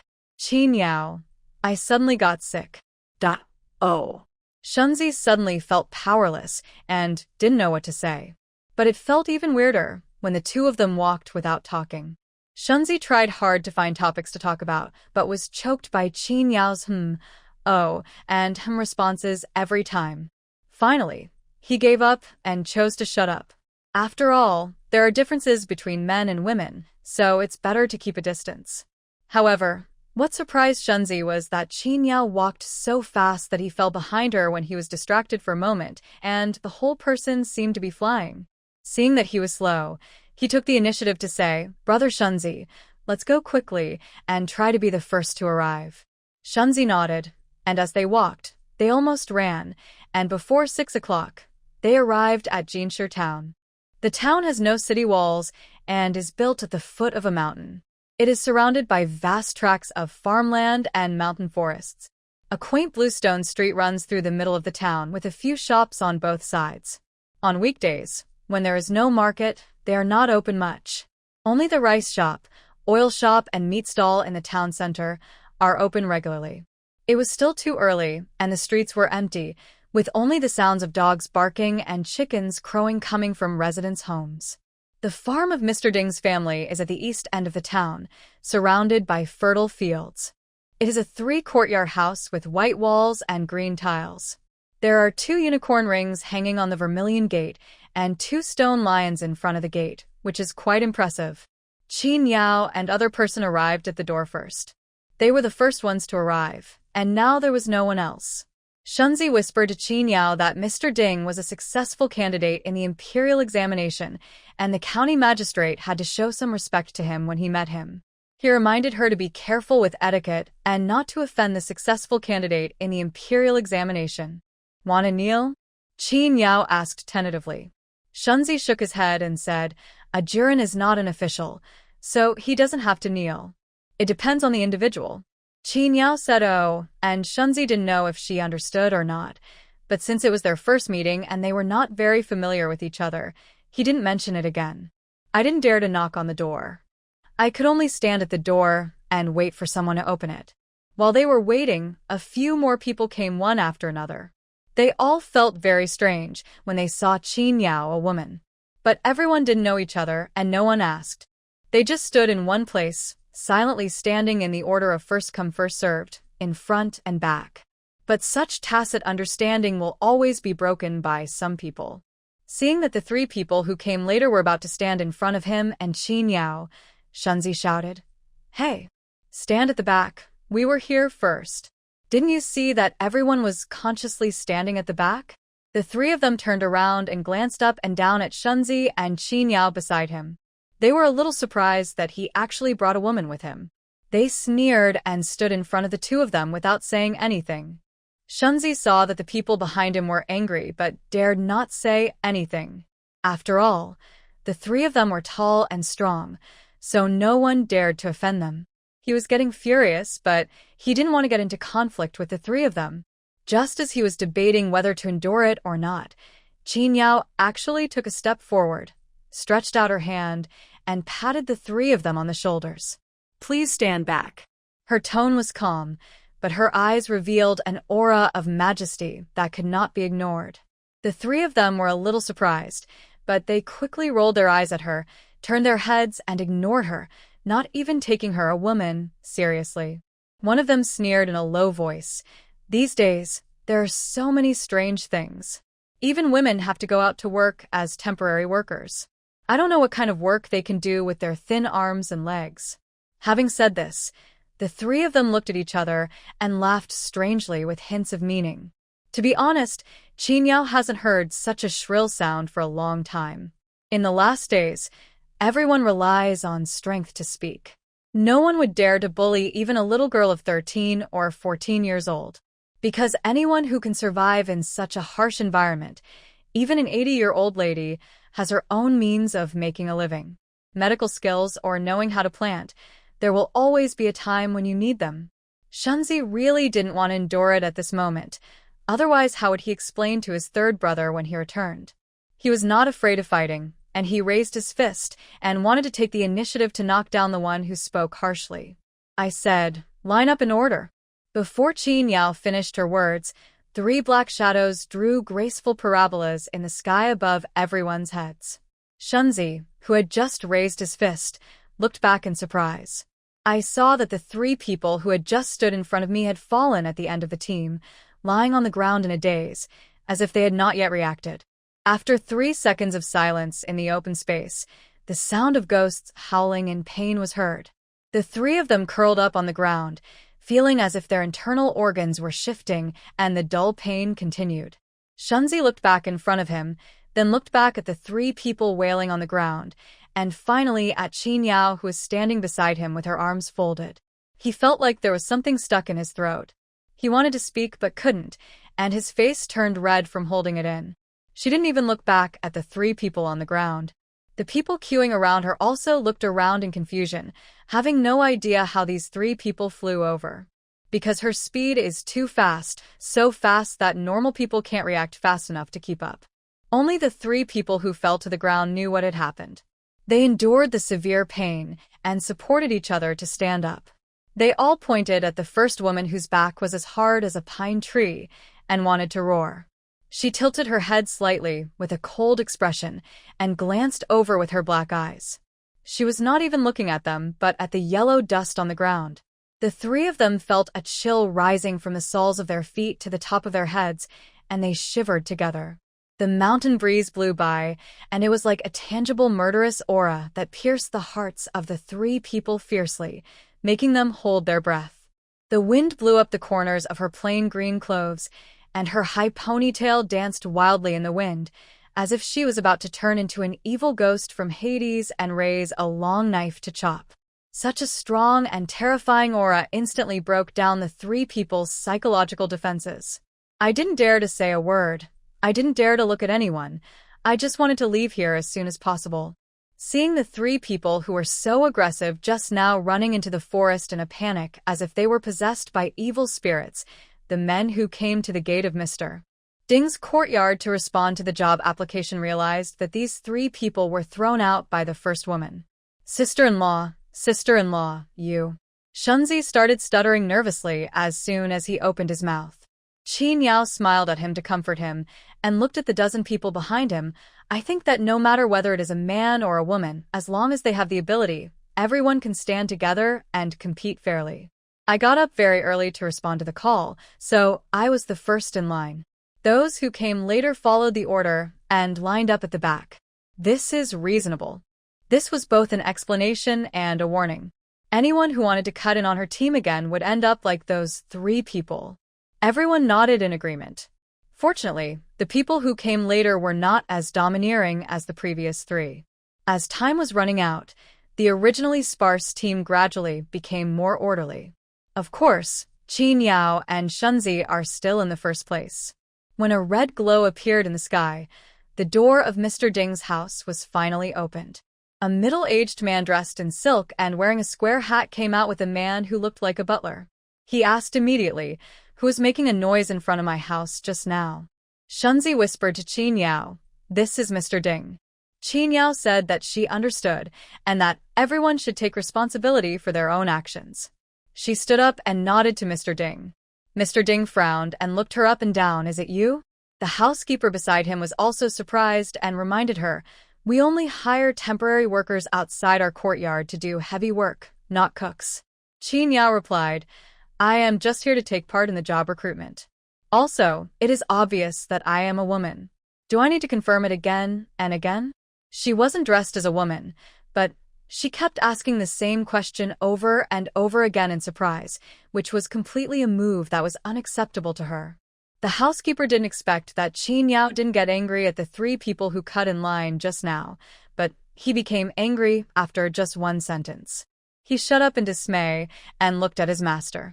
At that time, he was standing behind the door, his eyes almost popped out of his sockets. It was the first time in his life that he saw such a strong and powerful woman. The butler also said that if she wasn't a woman, she would have been recruited as a personal bodyguard. However, others may not necessarily be willing to do so. "I want to build a school for the younger generations of our clan.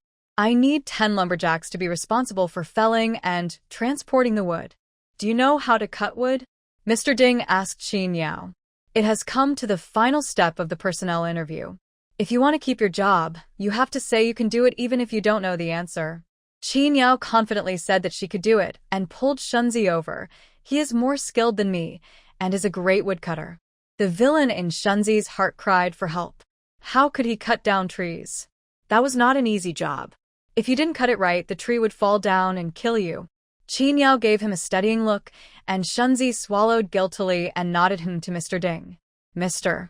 Ding looked at the two of them cautiously and asked tentatively, "What is your relationship?" Qin Yao opened her mouth and said, "This is my husband's sworn brother. Because my husband suddenly fell ill and couldn't come temporarily, I came here to take his place and try." When Mr. Ding heard Qin Yao say that she had a husband, he felt relieved for some reason and signaled the housekeeper to register the two of them, which meant he wanted them both. Shunzi was ecstatic and excitedly bowed deeply to Mr. Ding, then happily followed the housekeeper into the courtyard to do a simple registration. Just write down their names and places of origin, and then give each person a wooden badge as a work permit. Work starts at 7 p.m. and ends at 5 p.m. Before going to work, please register at the government office and get your breakfast. Then go with the foreman. Someone will bring you lunch at noon. 2 meals a day, plus 10 cents in wages. If you have no problem, just put your fingerprint on the paper. Qin Yao automatically converted the housekeeper's words into modern format in her mind. Work starts at 7 a.m. and ends at 5 p.m. Breakfast and lunch are provided, and there is also a salary of 10 cents a day. How long will the lunch break be? Qin Yao asked. The housekeeper looked at her strangely. It was the first time someone asked him how long his lunch break would be. Others just followed the foreman's arrangements. But I still answer her. I'll have lunch in a quarter of an hour. It takes 15 minutes to eat, and if you eat slowly, you won't even have enough time to go to the bathroom. The total working time was 10 hours. Qin Yao rolled up her sleeves and pressed her fingerprints. She would just make do with it. The two men pressed their handprints, held the wooden sign, and retreated to the middle of the yard to wait. Shunzi said excitedly, 10 cents a day, and it includes 2 meals. He seemed to have forgotten that they did not know how to cut wood. Qin Yao nodded lightly. She thought that the official's house was very luxurious, but when she came in, it was just ordinary, similar to those old courtyard houses in the capital. But compared to those thatched houses in the village, this is already a mansion. There are 5 saws and 5 axes in total. You choose the tools yourself at the beginning. It is faster to use an axe to cut small trees, but it is more efficient to use saws to cut big trees. Both have their advantages and disadvantages, and it depends on what you are familiar with.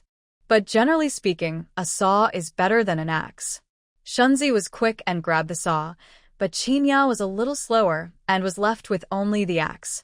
Ding was mainly responsible for supervising the work, walking back and forth in the woods to prevent anyone from taking the opportunity to slack off.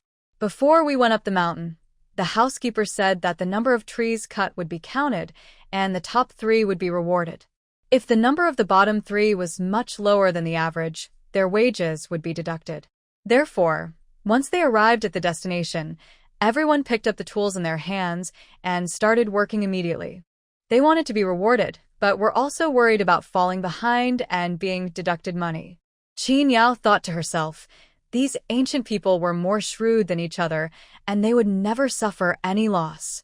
When Qin Yao felt Shunzi's pleading gaze, she simply gave him a gesture to move, then she picked up the axe, selected a medium-sized fir tree, and swung the axe. Even if she has not eaten pork, she has seen pigs run. She has seen woodcutting many times, but this time she did it herself. It was just like chopping firewood. The only difference was that the firewood in front of her was bigger than ordinary firewood, but there was no difference in essence. Shunzi had no other choice, so he pretended to saw the tree, but in fact he secretly watched how other lumberjacks worked and followed their example.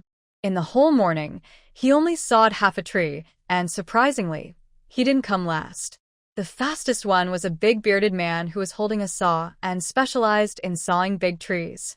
He had just finished sawing one tree before Dingwu called for Shunzi had no other choice, so he pretended to saw the tree, but in fact he secretly watched how other lumberjacks worked and followed their example. In the whole morning, he only sawed half a tree, and surprisingly, he didn't come last. The fastest one was a big bearded man who was holding a saw. Finally, the bearded man threw his sweatshirt to the ground and quickly rolled to the opposite side, and the tree then fell down successfully, pressing down the sweatshirt. Dingwu didn't understand what was going on, so he walked up and pointed at the sweatshirt and asked curiously, Why did you leave your shirt behind when you ran? Big Beard's nickname is Big Beard. He dusted off his sweatshirt and put it on again, explaining, "The tree has a spirit. When it falls, it will chase people. Only by leaving behind objects with a similar scent to mine can it be deceived." Dingwu was surprised. "Is it true?" The bearded man grinned and told him to try it himself, and then he would know. Dingwu glanced at the tree on the ground that was thicker than his thigh and waved his hands repeatedly. "I'll just forget it." At the same time, he summoned Qin Yao and the others and told them to be careful before the tree fell. Qin Yao was holding a bowl of vegetable soup and 2 coarse flour buns that the Ding family servants had distributed to her when she suddenly had an interesting idea: tree sliding. Later she actually did it, just to test the bearded man's words. Strangely enough, when she deliberately tried to conduct the experiment, the tree fell straight down in the direction she kicked it. When she gave up the experiment, she was almost hit by the tree that fell back. It was because Qin Yao reacted quickly, otherwise she would have definitely been injured. Moreover, they cut down trees separately, each in one place, so as not to affect others or accidentally hurt their companions. Once they were hit, it would be too late to call for help. "So, this is Schrödinger's tree spirit?"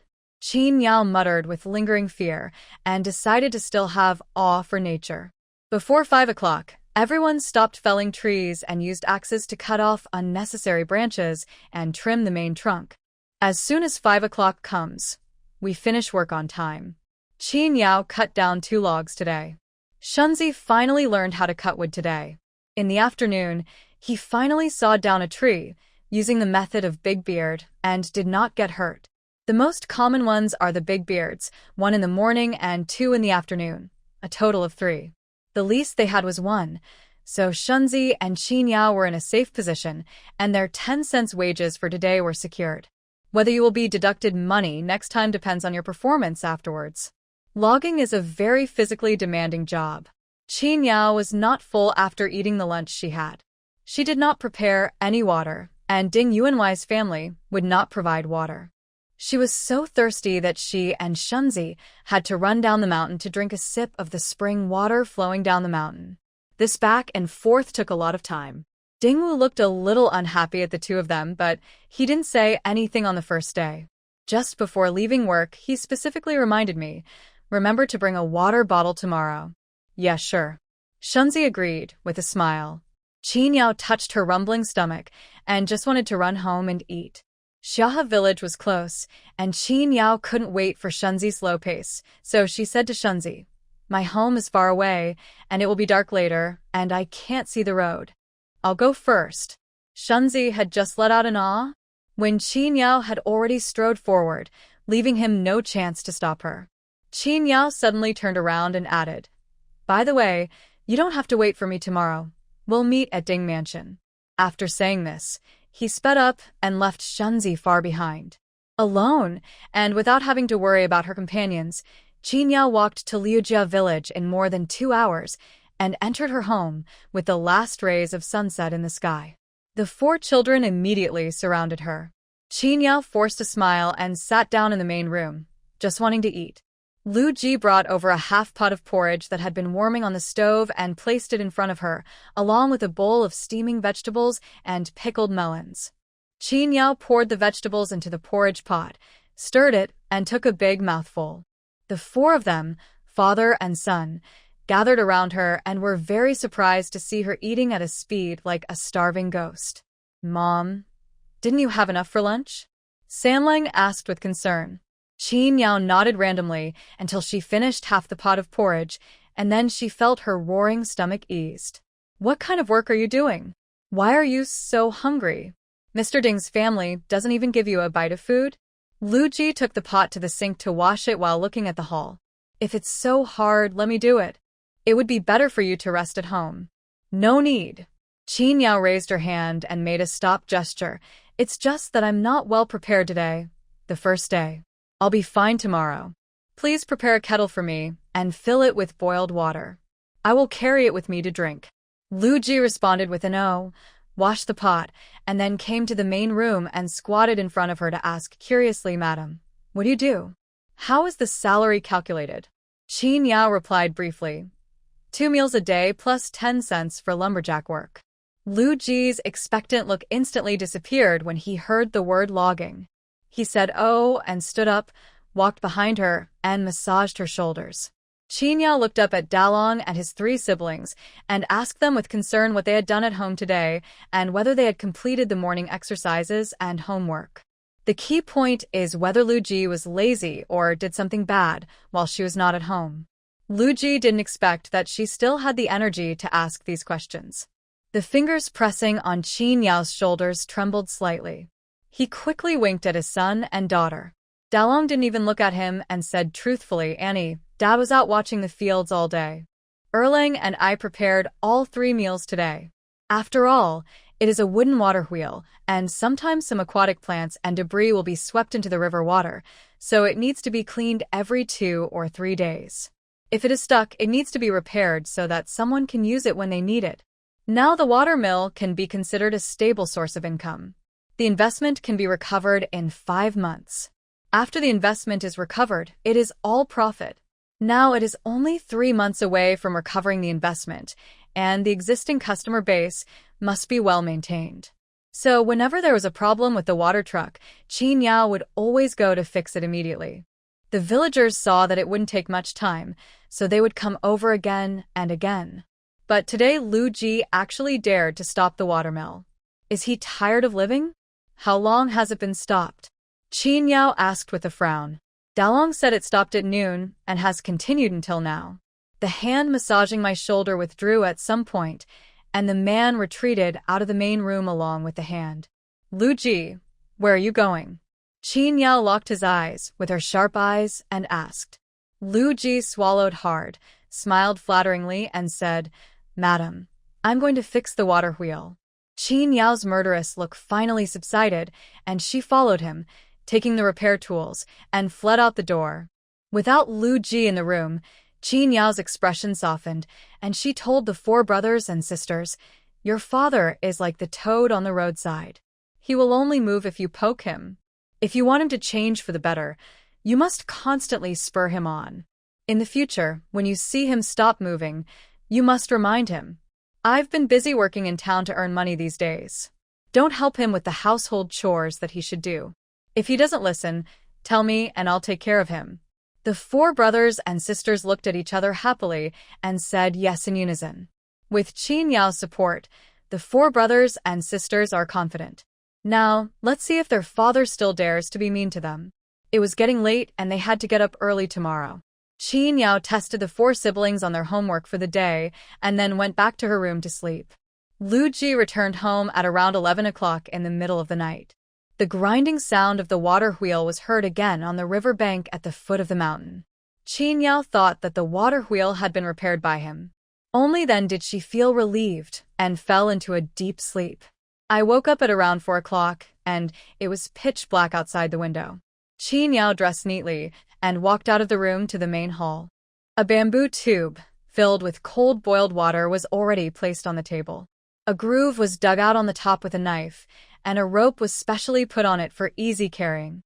Qin Yao touched the rope groove that was obviously newly dug with her fingers and raised her eyebrows in surprise. Lu Laosen actually has such a delicate mind? Of course, it is more likely that he has done something wrong and is afraid that she will settle the score with him, so he wants to please her. Flattery. Qin Yao snorted, hung the bamboo tube full of water diagonally on her shoulder, tiptoed out of the door, and went to work with a torch.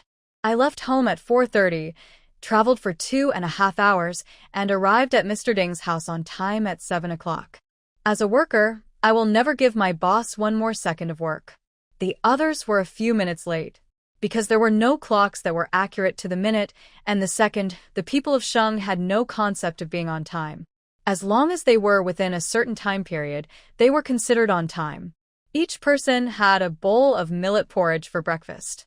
When Qin Yao received her breakfast, she deliberately asked for an extra bowl. The cook who served the food rolled her eyes at her and didn't give her any. Qin Yao looked at Shunzi and the others and sighed. There was no other way. In order to fill her stomach, she had to roll up today. If she was just learning the technique yesterday, then today Qin Yao has already mastered the skills of logging. She wants to roll it up, and even she is afraid of it. At this time, Shunzi, Big Beard, and others knew nothing about this. Because he cut the most wood yesterday, the bearded man got an extra bun in the morning, which the young masters and young ladies of the Ding family gave to the servants as they hadn't finished eating. Although they are leftovers, they still contain meat, and the buns have not been touched yet. Seeing the bearded man swallow the bun in 2 big mouthfuls, Shunzi swallowed his saliva enviously, went to the tool room to get the tools, and went up the mountain with Qin Yao. Today Shunzi still used the saw, and Qin Yao still used the axe. Tools are easier to use when you are familiar with them. When they got there, they separated. Qin Yao walked around the forest, picked the straightest one, and started working. The sound of felling trees could be heard in the forest. Every quarter of an hour or so, the sound of falling trees could be heard from above. Dingwu heard this several times in a row. At first, he thought it was workers gathering together to cut down trees and sitting in the shade, so he didn't pay much attention. It was almost noon when Qin Yao pushed the wood down the mountain one by one. 5 or 6 pieces of wood passed by at a glance, and Dingwu stood up in an instant. Qin Yao, did you chop it down by yourself? He asked in surprise. Qin Yao pushed down the 8th piece of wood, walked down carrying the axe, nodded, and began to pick up the hatchet in the toolbox to prune the 8 pieces of wood. The movement was very fast, with a crackling sound like scraping fish scales. Dingwu stared with wide eyes for a full half-minute before he came to his senses. You chopped down 8 pieces of wood by yourself in one morning?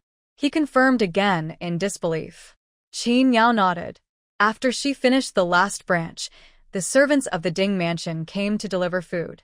Qin Yao said, I want to eat a full lunch today. Is that okay? Ding Wuquang nodded. Okay, if you keep this pace this afternoon, I'll give you enough meat buns to eat tomorrow morning. Okay. Qin Yao smiled, put down her tools, clapped her hands, and waited for dinner. The servants were originally planning to eat together in the mountains, but in order to ensure that Qin Yao could eat her fill, they gave all the food to her and would eat again when they returned home. In the open space filled with tree branches, everyone looked at Qin Yao eating the amount that was enough for 5 people by herself, and their jaws almost dropped in shock. The bearded man nudged Shunzi with his elbow. Isn't she your sister-in-law? Why are you following us in surprise?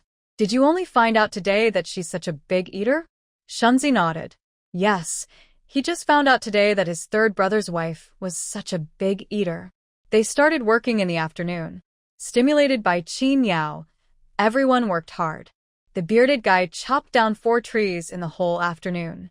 Even Shunzi sawed 2 logs, and including the one in the morning, a total of 3 logs were cut today. He was very satisfied with his performance after all. He just cut 1 yesterday. But when she turned around, she saw a pile of 8 logs in front of Qin Yao. Together with the ones she had chopped in the morning, she had chopped 16 logs in one day. After work, Dingwu immediately went to report Qin Yao's performance today to the housekeeper and implemented the treatment he promised her. The butler looked at Dingwu suspiciously several times before he dared to believe that what he said was true. 16 a day? Dingwu nodded heavily. Absolutely true. More powerful than the bearded man? Dingwu, much more powerful than the bearded man. The bearded man went all out today and only cut 6 branches in total, without any pruning, which was a fraction of what Madame Qin had. The housekeeper took a deep breath and asked Dingwu to go to the kitchen to tell the cook to remember to make dumplings for Qin Yao tomorrow morning.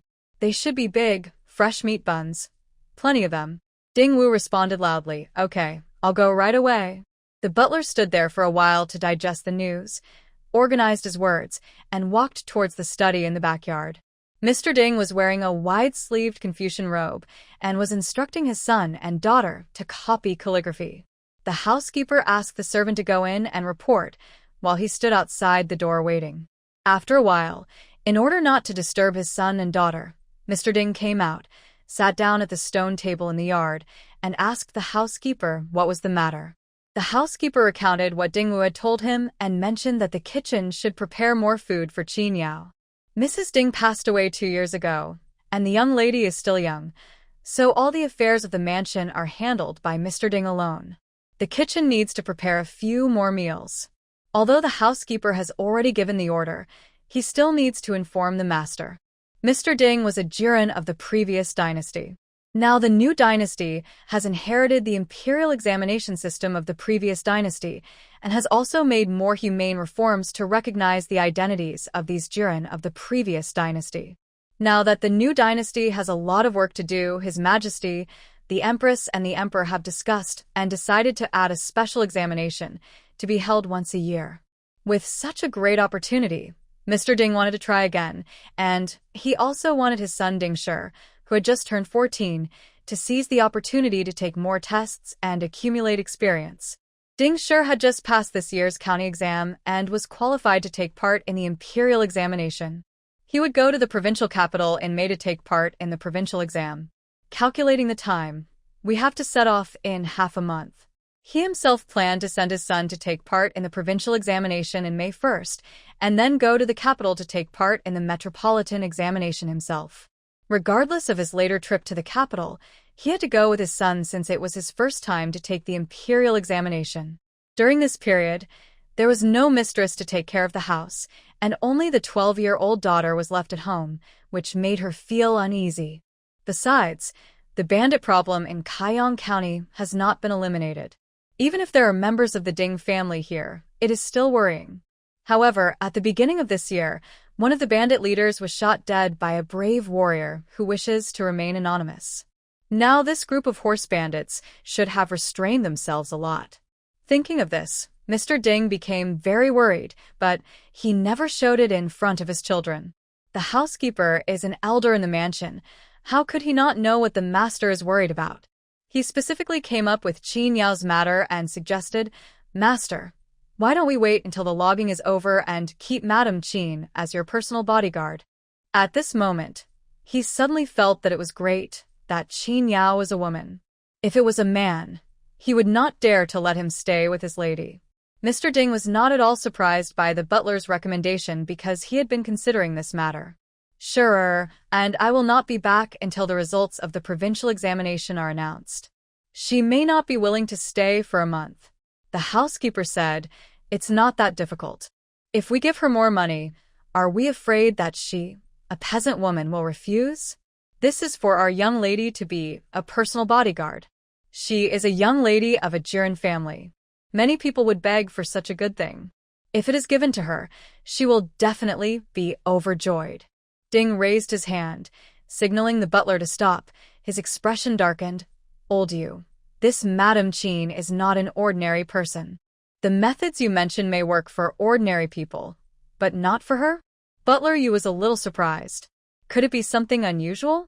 But knowing that what he just said did not touch the master's heart, he tentatively said, "I hope the master can give me some advice." The scene of his first meeting with Qin Yao the day before appeared in Mr. Ding's eyes.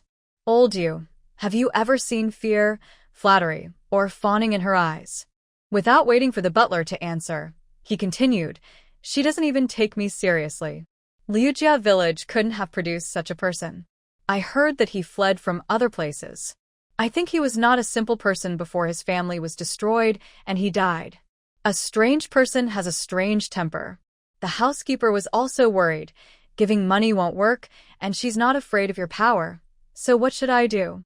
Mr. Ding looked up at the sky and said, "Then let's talk about money with her first." Housekeeper. This is hard to comment. The next day, Qin Yao arrived at Ding's house to punch in on time in the morning. The cook waved at her kindly and pointed to the ear room.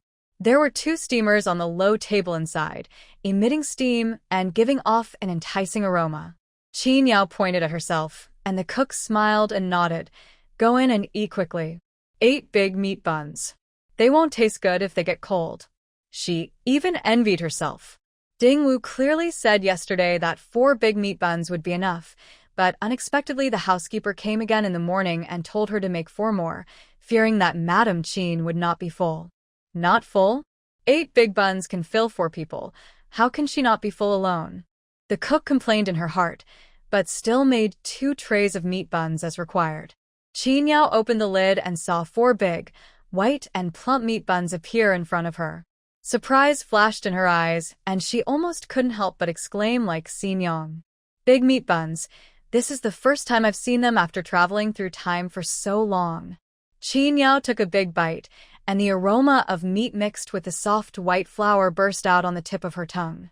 She was surrounded by happiness, so beautiful that she wanted to cry. After eating 3 in a row, Qin Yao suddenly remembered something. He picked up the remaining one and turned around to hand it to Shunzi, who was standing at the door drooling over his millet porridge. "Sister-in-law, is this for me?" Shunzi asked in surprise. Qin Yao nodded, and Shunzi happily took it, smiling silly, and said, "Sister-in-law, when I followed third brother, I didn't even have white flour buns to eat, but after only 2 days of following you, I can already eat meat buns." The implication is that Qin Yao is more powerful than Lu Ji. Qin Yao raised her eyebrows. "Eat quickly, then go to work. Work hard today, and you'll have meat buns tomorrow."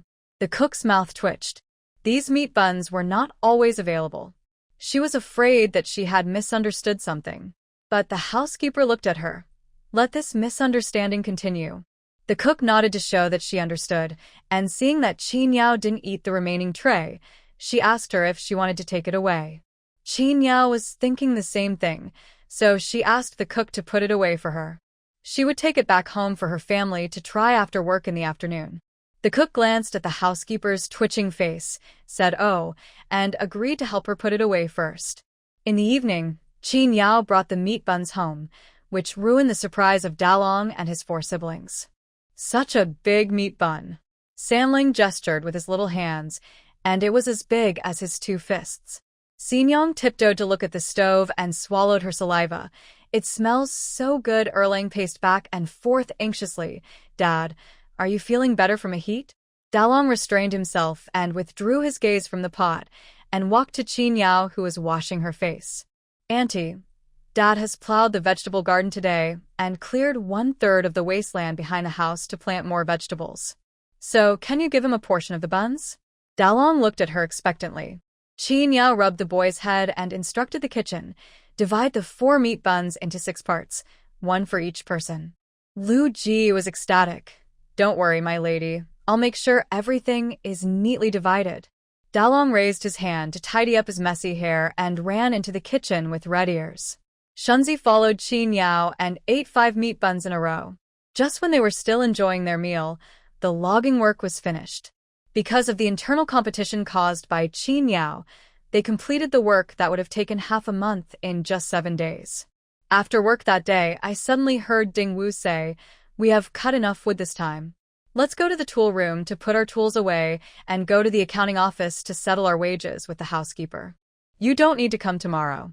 Everyone nodded disappointedly, took their tools, and went down the mountain to settle the bill with the housekeeper. Because they worked so hard, their wages actually increased to 12 cents a day, and after 7 days' work, they earned a total of 84 cents. No one was deducted money. Shunzi was very happy. Although he didn't get 101, 84 when was more than 10 when more than he had expected. Everyone came here from various villages. The journey home was long, so they all dispersed after receiving their wages. Qin Yao and the cook took the remaining 4 meat buns and called Shunzi. The 2 of them planned to go home together today. Since she didn't have to go to work tomorrow, Qin Yao didn't want to rush home. "I also plan to go to town later to see if there are any shops open. It would be even better if they still sell meat." "Madam Qin." The butler suddenly caught up with him. Qin Yao and Shunzi turned around in confusion. The housekeeper smiled at Qin Yao and said, "Madam Qin, may I have a word with you?" Qin Yao raised her eyebrows, and Shunzi consciously retreated to the door. "Sister-in-law, I'll wait for you outside." Qin Yao nodded, followed the butler back to the courtyard, and looked at him in confusion. No one would give benefits to another person for no reason. In fact, the breakfast prepared by the cook for her in the past few days has exceeded the standard. Qin Yao knows it very well, but since the other party didn't point it out, she pretended to be stupid. The housekeeper waited until now to call her back, not knowing what they were trying to do. "Butler, you hesitated, as if he didn't know how to start." Qin Yao was a little impatient. "Housekeeper, just say what you want to say. I'm in a hurry to go home. It's not safe to walk at night." The housekeeper then asked her, "Madam Qin, are you free next time? Is there any other work to be done?" Qin Yao asked. The housekeeper smiled and said, "My master and young master are planning to go on a long trip in a few days, but they are worried about the young lady, so I want to ask Madame Qin if she is free for about a month. She only needs to stay in the mansion and accompany my young lady." As he spoke, he hurriedly added, "The wages are easy to negotiate. If it is inconvenient for you, Madame Qin, there are guest rooms in the mansion for you to stay in, and there is a kitchen to prepare meals. The cook knows your appetite now, and will definitely not let you go hungry. See if you are free? Qin Yao, you want me to be your young lady's temporary personal bodyguard?" The butler nodded happily. "That's right." Qin Yao asked again. "Food and accommodation are provided, and the duration is 1 month, right?" Seeing that she seemed interested, the butler nodded repeatedly. "Yes, yes, yes." "How is the salary calculated?" Unexpectedly, she asked about the wages so soon. The housekeeper felt that there was great hope, so he tentatively raised his hand and said, "How about 2 taels?" Qin Yao raised her eyebrows. There is still room for raising the price. She didn't expect the pay for being a bodyguard would be so high. If she had known this, she would have stopped being a lumberjack and just gone to the city to apply for a bodyguard job. But that's just a thought. The high-ranking officials in the city have their own bodyguards, so it's almost impossible for them to hire from outside. It's probably not that Mr. Ding's family really needs a guard. They just want to add an extra layer of protection for their daughter's safety. According to her observations these days, the Ding family has no mistress, only a Master Ding. The adults are gone, leaving only a little girl, which really makes her worried. This place is 3 miles away from the village where the Ding clan members live. Unless Miss Ding is sent to be taken care of by relatives, otherwise if something really happens, the clan members will not be able to arrive in time. But obviously, Miss Ding didn't want to live with her relatives. Qin Yao glanced at the butler, and the butler also glanced at her. Their eyes met, and the butler gave her a gentle smile. Qin Yao asked him, "Butler you, after the Ding family school is built, will it only accept children from the Ding family?" "Madam Qin, do you want her children to attend the clan school?" the housekeeper asked tentatively. Qin Yao nodded, and the housekeeper suggested that she could ask Master Ding for help. If there were only 1 or 2 outsiders, there would still be hope. But he didn't dare to guarantee Qin Yao. It all depends on the arrangements of the clan leader, and the clan school will not be completed until the end of the year at the earliest. It's still too early.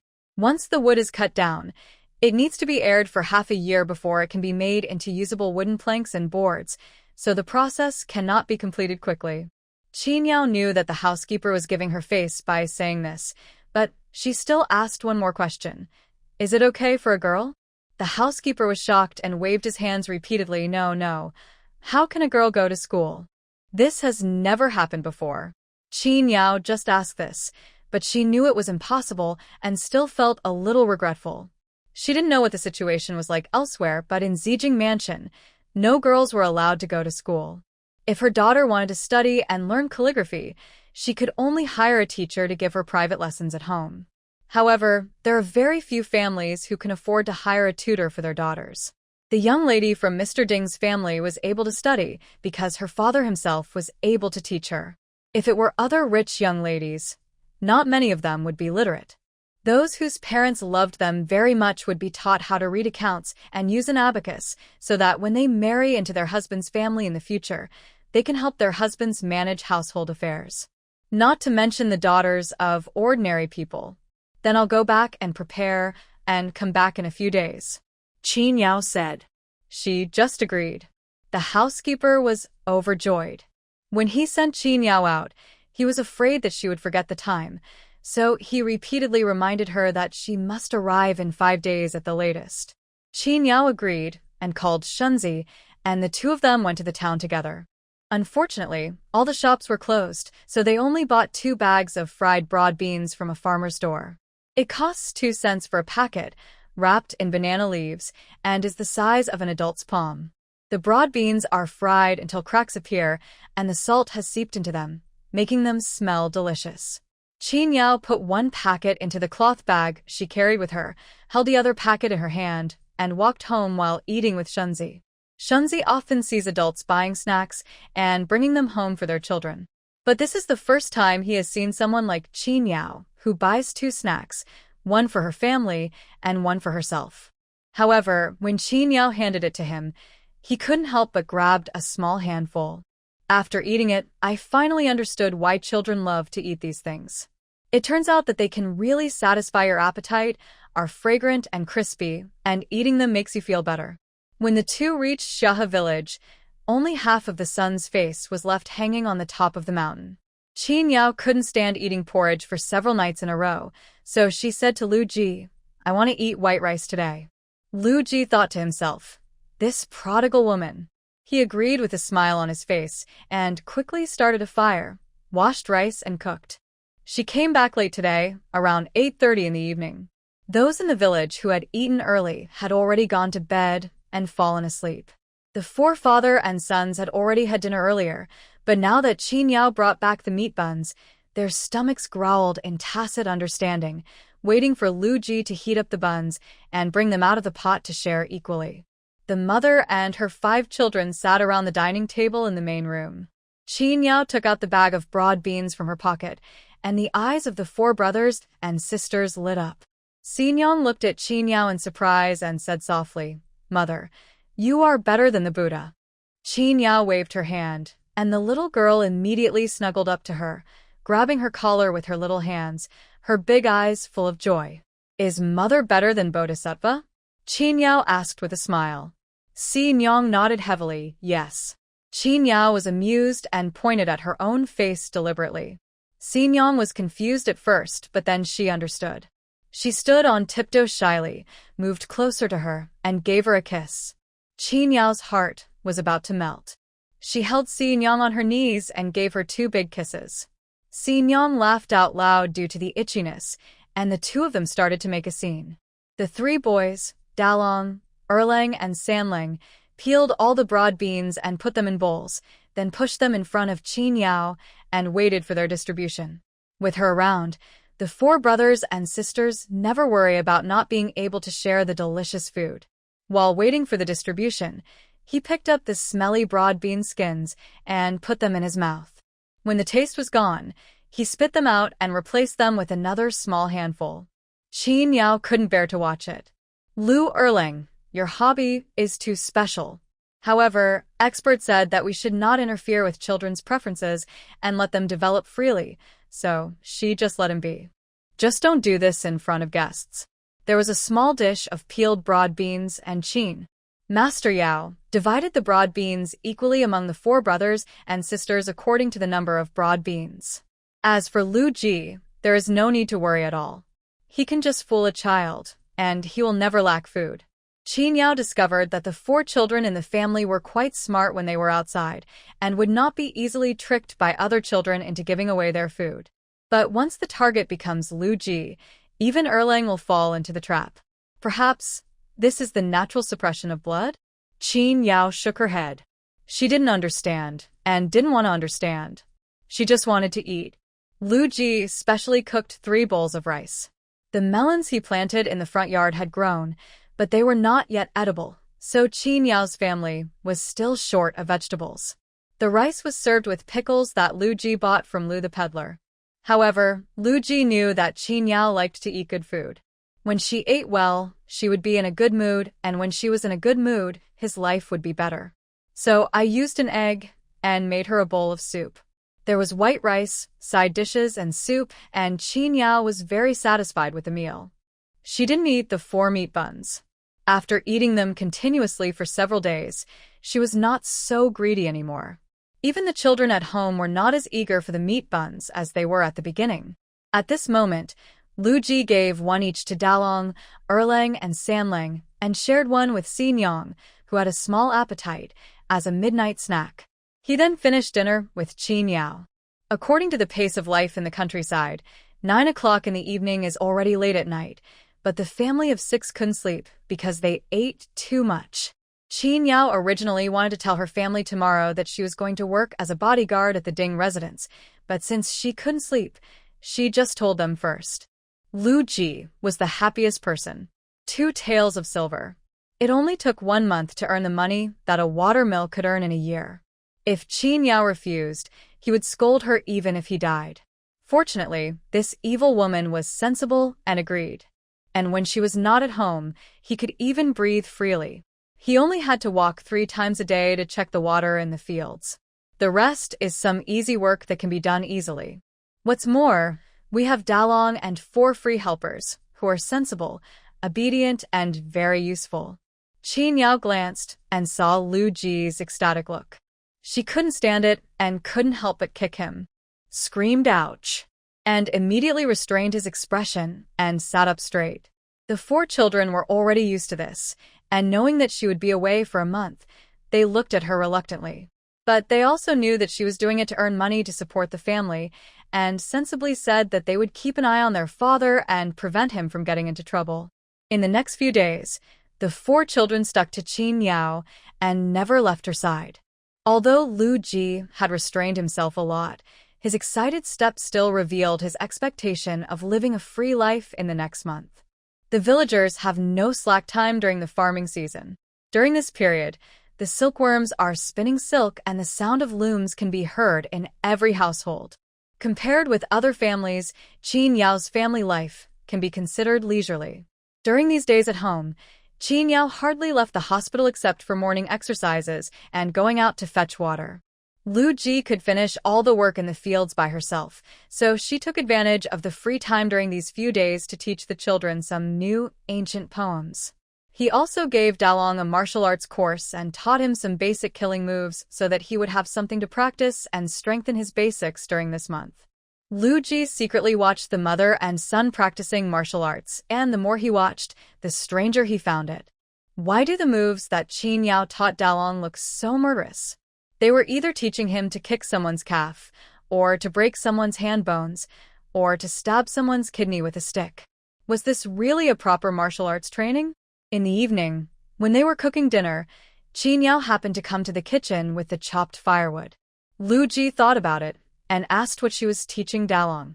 Qin Yao answered naturally, "It's just a trick to protect myself." Lu Ji stared. "That's clearly a killing move.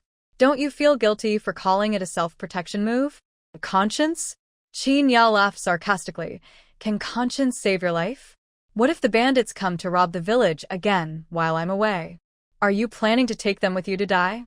Lu Ji retorted, "The government is already suppressing the bandits. The horse bandits will not come again." But he himself was not confident in saying this. It had been more than 4 months since New Year's Eve. If they had really been suppressing the bandits, they would have been done by now.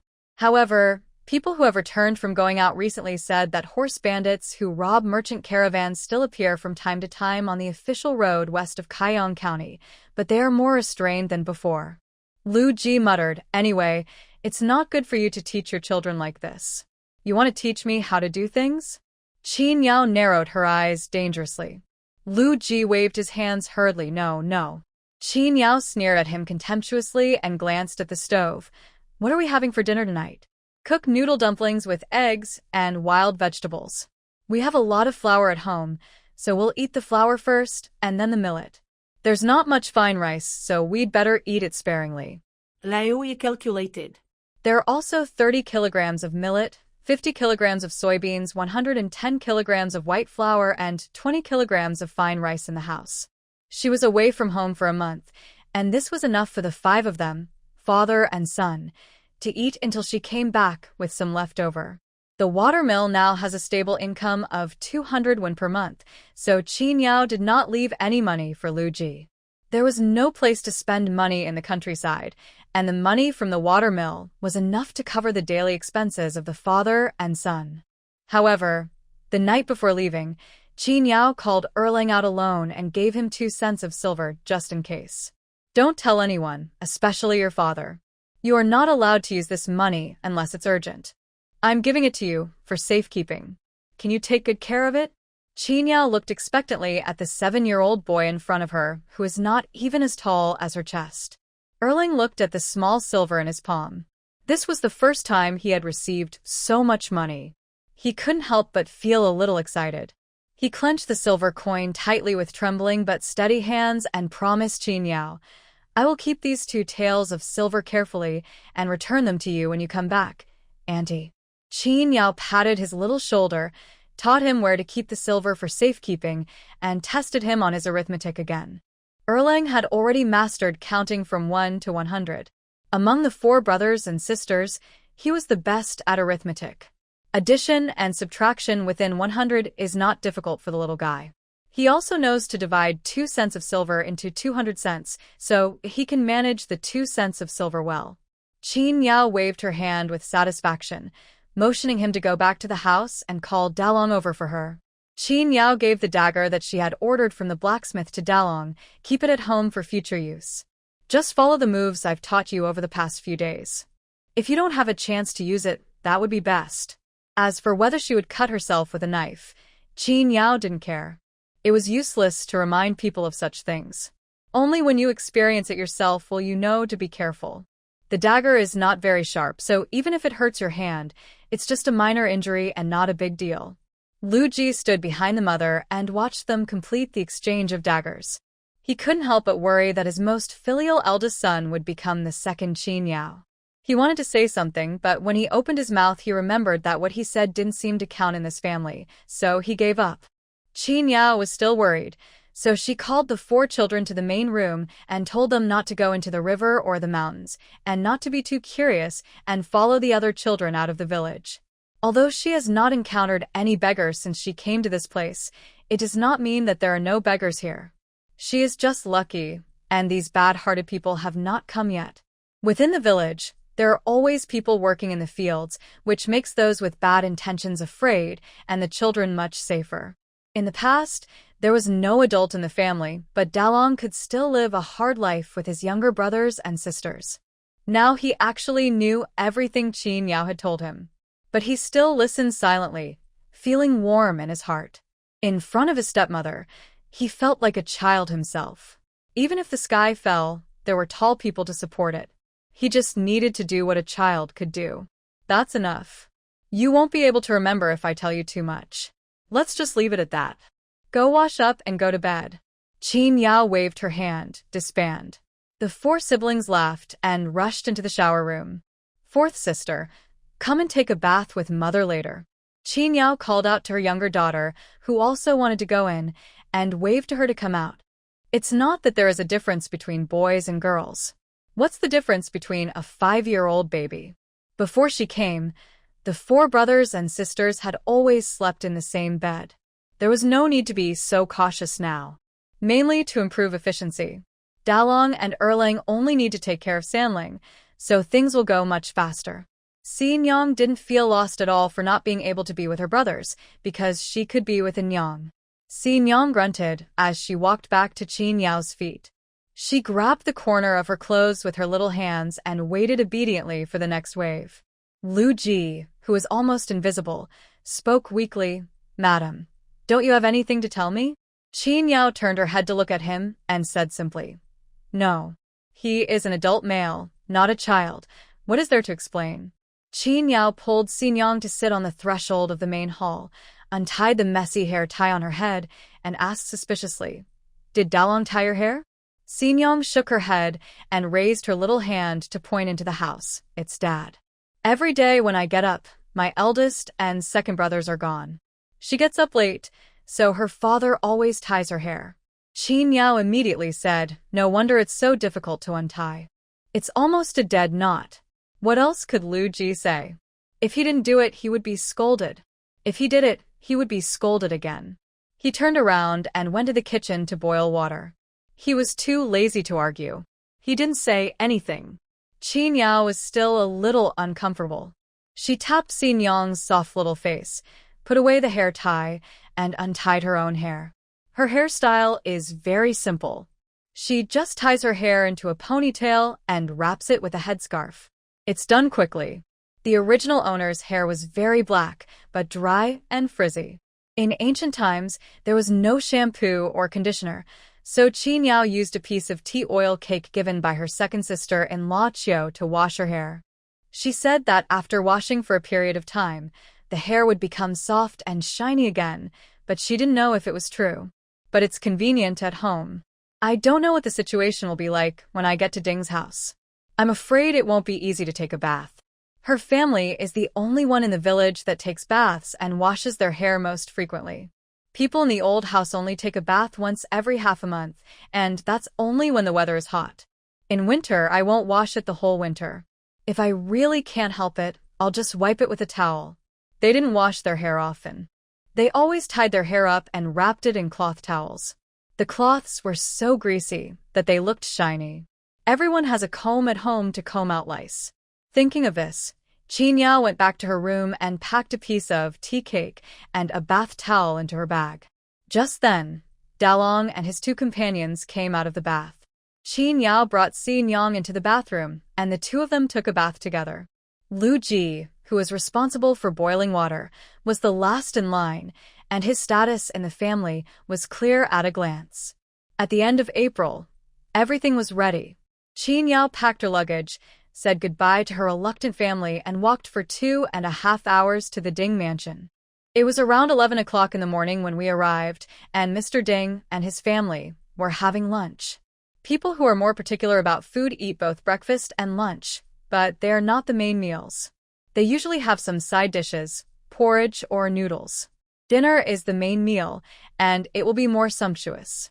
The housekeeper first took Qin Yao to where she would be staying for the next month, put her luggage away, and then went to the flower hall to meet Master Ding.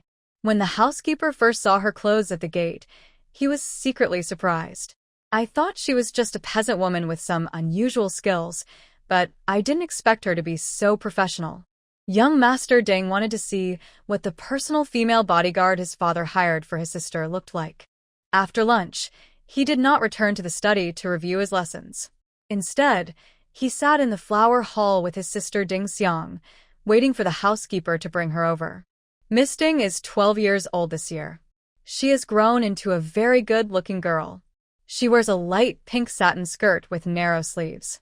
Her hair is combed into 2 buns on both sides, adorned with a pair of pearl hairpins. Her earlobes are pierced, and she wears a pair of silver earrings. This outfit makes her look pure and playful, with a pair of bright and lively almond-shaped eyes. She looks like a simple little girl who is loved by her father and brother and is ignorant of the world. When they met for the first time, Qin Yao felt that Mr. Ding was too generous to leave such a little girl alone at home. Mr. Ding, Mr. Ding, Miss Ding. Qin Yao walked into the flower hall, stood in front of the father and his 2 sons, and bowed slightly. Master Ding raised his hand to signal her not to be polite, and said with a smile, "Madam Qin, you are finally here." Then he looked at his daughter Ding Xiang and said, "This is Madam Qin. Daddy told you before that Daddy and brother will go to the capital city in 2 days. You will stay at home alone. With Madam Qin guarding you, we will be relieved." Ding Xiang looked at Qin Yao curiously. Qin Yao raised her head and lowered her eyes slightly to look at her. This sudden eye contact made her feel novel. He took 2 steps forward and came to Qin Yao and asked her in surprise, "Are you the Qin lady who cut down 16 logs a day? How do you have such great strength?" Qin Yao replied politely with a smile, "I was born strong." Oh, the girl nodded and saw her knife and bow and arrow again. "You can also use the knife and shoot arrows?" Qin Yao shook her head and corrected herself. "It's not a joke. It's a weapon for self-defense." "You mean you use this for self-defense?" Ding Xiang turned behind her in disbelief, looked at her weapon carefully, and wanted to reach out and touch it. Qin Yao dodged to the side and avoided the curious hand. Axiang. Mr. Ding shouted, signaling her to come back quickly and not lose her manners. Ding Xiang did not go back immediately, but asked Qin Yao again, "Madam Qin, have you ever killed a thief?" Qin Yao raised the corner of her mouth slightly, glanced at Master Ding, but did not answer. Ding Xiang didn't get an answer, so she assumed that she had never killed the thief, pouted her lips, and then returned to her father and brother. Master Ding raised his chin and asked Qin Yao arrogantly, "What skills do you have? Can you practice them for me to see? This person should stay with my sister to protect her. If he doesn't have the ability, it's better to replace him early." He cut down 16 logs a day. Since he had never experienced the hardship of felling trees, in the eyes of the boy, this was nothing impressive. Qin Yao looked at Master Ding. "Young master, do you want to test my skills?" Ding sure did not try to hide it and directly said that he doubted that she knew no martial arts. Although Mr. Ding criticized him, "Stop talking nonsense." But he also agreed to his son's request because he also wanted to see what other surprises Qin Yao had that he didn't know about. Qin Yao thought that when applying for a bodyguard position, it was normal to take a look at the applicant's kung fu skills. He said to the housekeeper, "Call out all the guards in the mansion to compete with me." Hearing this, the Ding family brothers and sisters showed surprised expressions. "Do you have to be so arrogant?" The housekeeper's heart also skipped a beat. It's okay to call people over, but it would be embarrassing if you can't beat them. His eyes reminded Qin Yao that it was not too late to change her words, but Qin Yao pretended not to see it. She had already stood in the yard outside the flower hall, took off her bow and arrows and knife, and temporarily placed them under the corridor. "With bare hands?" Ding Xiang asked excitedly. Qin Yao smiled at her faintly, to avoid accidental injury. Having been in the apocalypse for too long, she has developed the habit of using a killing move every time she attacks, and she is really afraid of hurting others by mistake. "Okay." The butler said nothing more and went to bring all the guards in the mansion over. There were 8 people in total. All of them were tall and strong, and looked very intimidating at first glance. These days, personal safety is not guaranteed when you go out, so Mr. Ding specially recruited them to protect himself and his son when traveling. The world was in turmoil in the past few years. The 8 guards survived the turbulent times and have rich practical experience.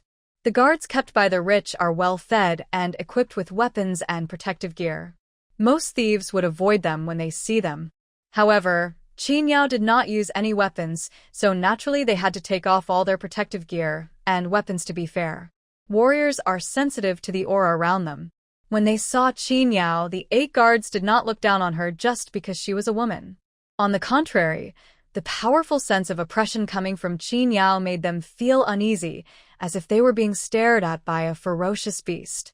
There was a faint smile on her lips, and she looked gentle and calm. This is a person who is very good at hiding and disguising himself. The 8 guards looked at each other and chose the strongest among them to challenge Qin Yao. Mr. Ding and his family of 3 saw the guards' reactions and saw that they directly chose the most powerful person to fight Qin Yao.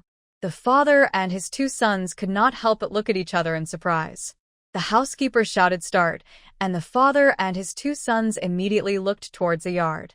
The 2 men were seen standing in the yard, walking slowly in a circle facing each other, their eyes fixed on each other, guarding against the other's moves. Qin Yao is an active offensive type. Especially when she judges that the opponent is weaker than herself, she will suddenly launch a full-strength attack when the opponent is least expecting it, leaving the opponent no chance to counterattack. The guard suddenly felt a chill in his heart. Just when he didn't know why he was so nervous, the woman in front of him suddenly rushed towards him at an extremely fast speed like a cheetah. A dull sound of a fist hitting flesh passed through the yard, followed by a groan as 2 figures collided with each other and quickly fell to the ground. The fight ended in a second, and Qin Yao quickly stood up and stood aside. The tall and strong guard was lying on the ground with his limbs spread out in a coma. At this moment, even if he was stabbed, he would be unconscious, because Qin Yao's first attack just hit the cervical vertebrae on the side of his neck. This place was very fragile, and she was stronger than an ordinary person. After she struck, she restrained her strength, which only caused the other person to faint briefly. If it was a normal fight, the person would have been dead by now. Killing a person with 1 punch is a very normal thing for Qin Yao. Seeing that the guard didn't get up, the remaining 7 people hurried forward to check. They shook their bodies and slapped him in the face and pressed his philtrum. The man finally opened his eyes vaguely and was groggy and didn't know what had happened. He just felt a lot of pain in his neck. Hiss! He couldn't bear it anymore and curled up with his hands covering his head. It took him a while to recover. He stood up and looked at Qin Yao in fear. She is so fast. Moreover, her strength was beyond that of an ordinary person. The 8 of them put together were no match for her. "Are you coming again?" Qin Yao asked them with a smile. Beneath her seemingly gentle expression, there was a raging fighting spirit. One person wanted to try it, but was quickly pulled back by the guard who had just been knocked down by Qin Yao. He clasped his fists towards Qin Yao and said, "Thank you for showing mercy, young lady. We are convinced. You are really amazing." The latter sentence was said to Mr. Ding and his two sons. The father and his two sons were all a little confused. There was no move at all, and they didn't even see it clearly. The battle ended abruptly. How come the duel between masters is completely different from what I imagined? However, Master Ding is very clear about the abilities of the guard leader. He is the most powerful in all aspects of martial arts among the 8 guards. If such a person says that Qin Yao is powerful, then it must be true. At least one thing is beyond doubt: he is really strong. Qin Yao stayed in the Ding mansion. The room the housekeeper arranged for her was in an ear room in Miss Ding's yard. The room was not big, with only a small bed and a set of black lacquered table and chairs. The window was very small and the light in the room was dim, but it was cleaned fairly well, and the bedding provided was also washed. Although it is a servant's room, it is better than the master bedroom in ordinary people's homes and is just the right size for one person. Miss Ding's bedroom is next to the ear room. If someone shouts in the room, she can hear it at any time, mainly because of the poor sound insulation. Miss Ding's yard is not big, and there are 4 servants in it. There is an Aunt Xiao who is like the housekeeper of the courtyard. She was Madame Ding's former maid, who came with her as a dowry. Apart from Miss Ding, she is the most senior person in the courtyard. Aunt Xiao has 2 maids under her. One is called Chower, who is responsible for sweeping the yard. One of them was called Doer, who was Miss Ding's personal maid and was responsible for her food and daily life. There was also a servant named Zhangba, who was usually responsible for running errands and guarding the house, and also served as a groom when Miss Ding went out. Qin Yao is different from them. She is a commoner, while these 4 are all slaves. In theory, the owner has complete control over their life, death, and trading rights. However, there are laws that stipulate that masters cannot beat or kill slaves at will, and their lives are protected to a certain extent, but not much. The Ding family has a very upright family tradition, and they would never be harsh on their servants. In terms of treatment, they are not as good as the best, but better than the worst. If they do their job well, they can live in peace until they die. Qin Yao had a rough understanding of the labor costs in Sheng State. It cost 20 or 30 taels of silver to buy a captive, and monthly wages had to be paid once the person arrived at the mansion. Food, clothing, and shelter throughout the year were all considerable expenses. If the master treats the slaves too harshly, the slaves will escape and cause economic losses to the master.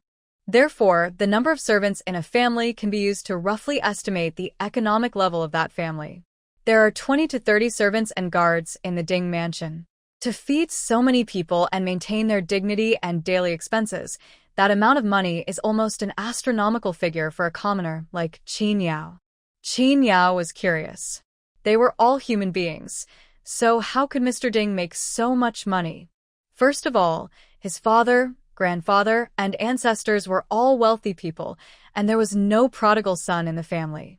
The accumulation of wealth over several generations laid a solid foundation for Mr. Ding.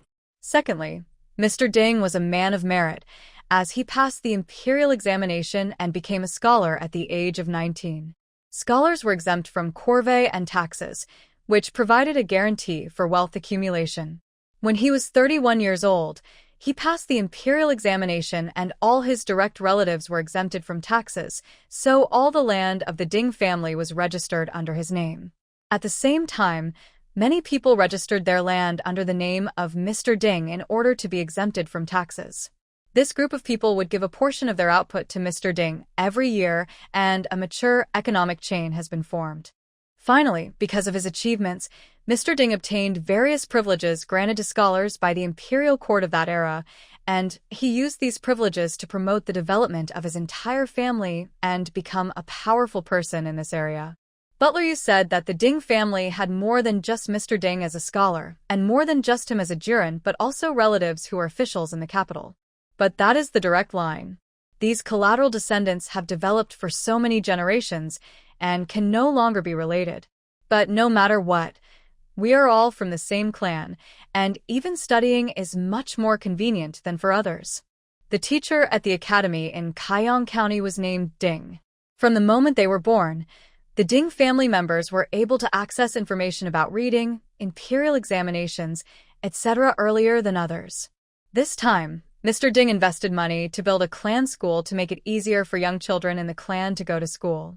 In contrast, Qin Yao's own family doesn't even have an enlightenment book. Everyone knows that reading is good, but no one knows exactly how. However, the upward path of the imperial examination had nothing to do with Qin Yao. This path is for men. Women are not even qualified to enter school. It's just... Qin Yao scooped up some water and patted her face, then looked down at her face reflected in the copper basin. With a standard oval face with 3 sections and 5 eyes and rough clothes and hair, one can tell at a glance that he is a good-looking person. Because the person inside had changed, the eyes that were originally full of affection now revealed a sharp light, and one could feel the invisible sense of oppression at a glance. Such a look is rarely seen in women of Qing state. Most of them are reserved and restrained. Or she could be like Miss Ding, bright and curious, as clear as a spring. You can see the bottom at a glance.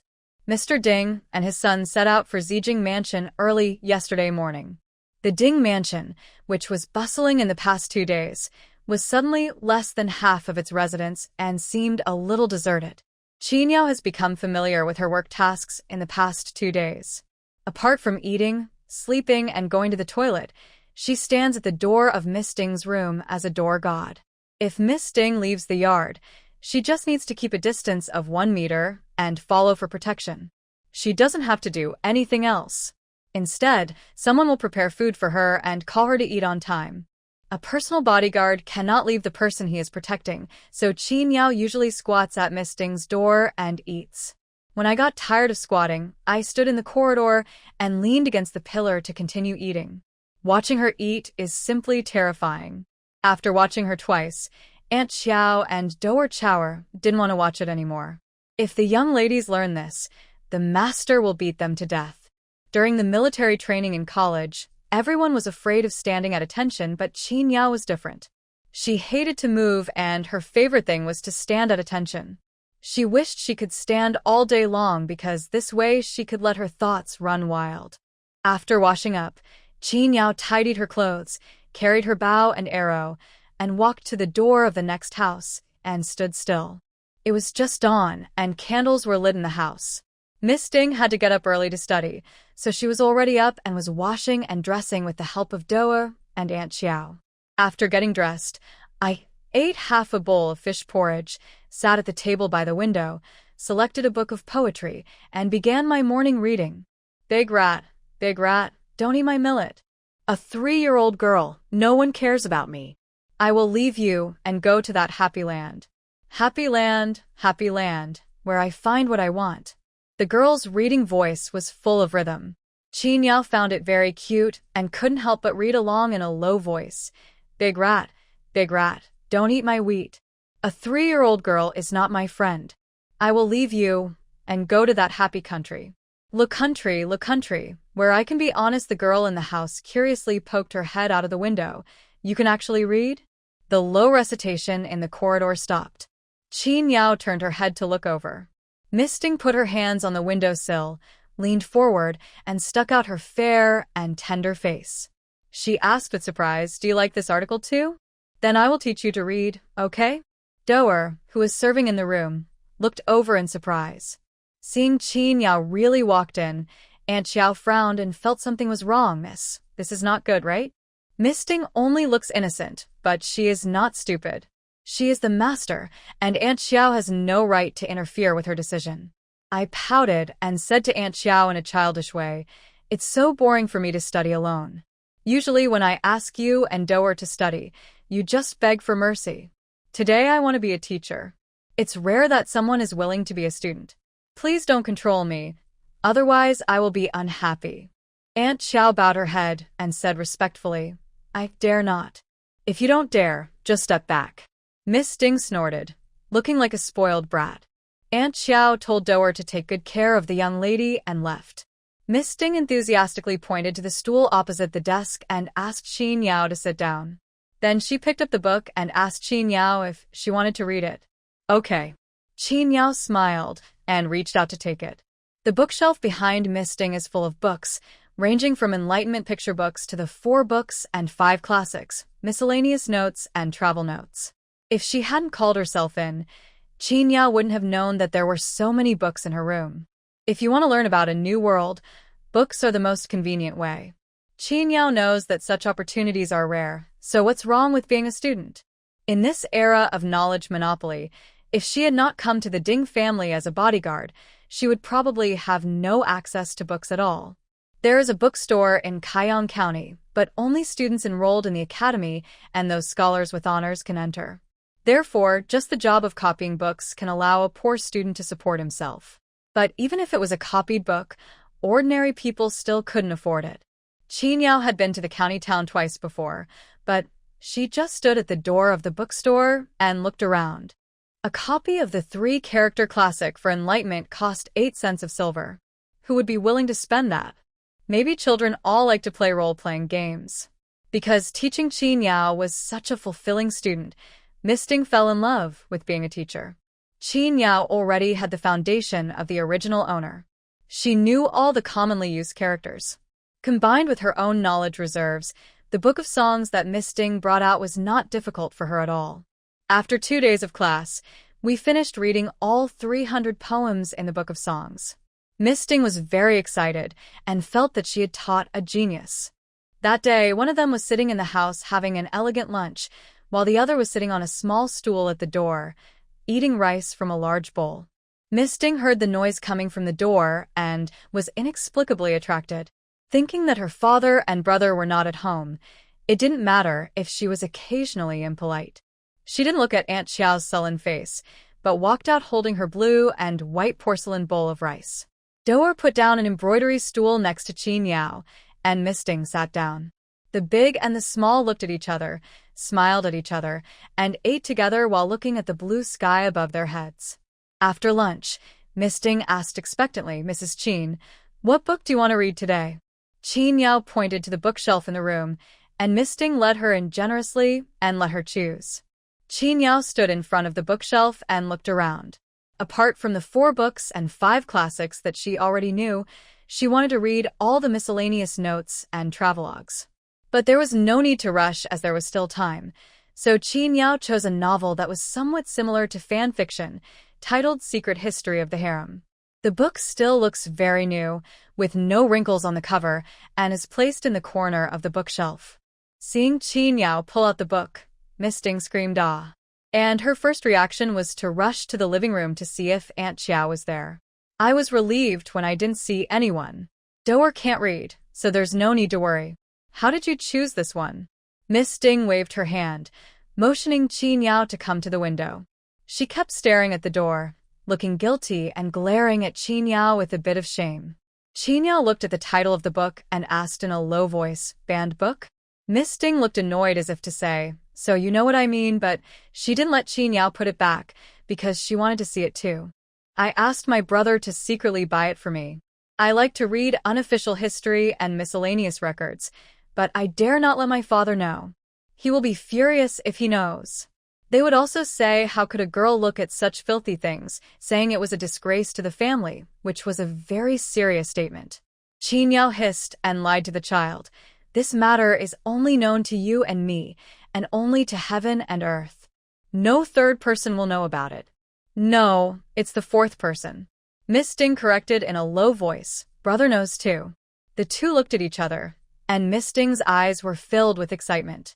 Seeing that Qin Yao hadn't turned the page yet, she couldn't help but urged, "Read it first, and tell me when you've finished. If there is something you cannot see, don't say it." Qin Yao felt like laughing when she saw her eager to read but afraid look on her face. She thought to herself, could it be that this book has colors? Wow, I get a little excited just thinking about it. Qin Yao turned the page with a normal look on her face. Before she had read 2 lines, Miss Ding asked, "What's it about? Is it good?" "Miss, I've just started looking." Qin Yao helplessly signaled her not to be anxious and to wait a little longer. "Okay, then I'll go out and keep watch. You watch first and tell me when you're done," Miss Ding instructed. Qin Yao nodded. This was too timid. It was just a book. What could it possibly contain? It wasn't the love affair between a concubine and an emperor, but a serious literary style. The stories in the book use pseudonyms, but anyone with a discerning eye can tell that it is about the entrepreneurial history of the current emperor and empress couple. Unlike the common husband-wife relationship, the queen in this book is a brave and resourceful woman. On the road to wealth for both men, all the highlights were attributed to the queen. At the beginning of his rise to power, local princes rose up in rebellion. In the chaotic times, the empress, who was then a noble lady, rescued the emperor, who was just a rascal from a declining family, and gave him money, food, and horses to help the rascal seize the position of head of the family. Afterwards, the two families married and joined forces to become the dominant power. The emperor, who was the clan leader at that time, was very satisfied with this achievement and began to live a luxurious life as an aristocratic tycoon. It was the empress who personally came forward, placed the power map of the princes in front of the emperor, analyzed the current world situation for 3 days and 3 nights, and painted a big picture for the emperor.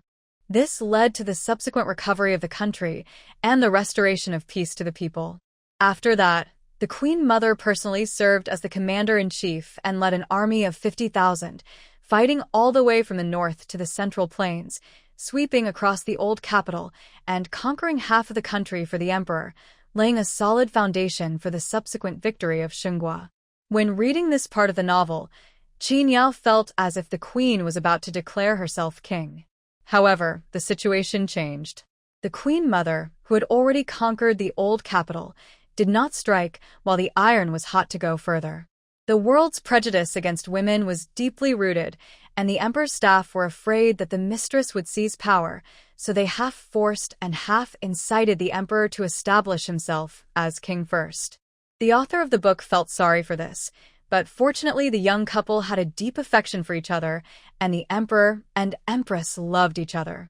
After the emperor became king, he did not take back the empress's military power, thus maintaining a delicate balance. Qin Yao closed the book and was in a trance for a moment. The wall of the house in front of her slowly collapsed, revealing a wider world that slowly unfolded before her eyes.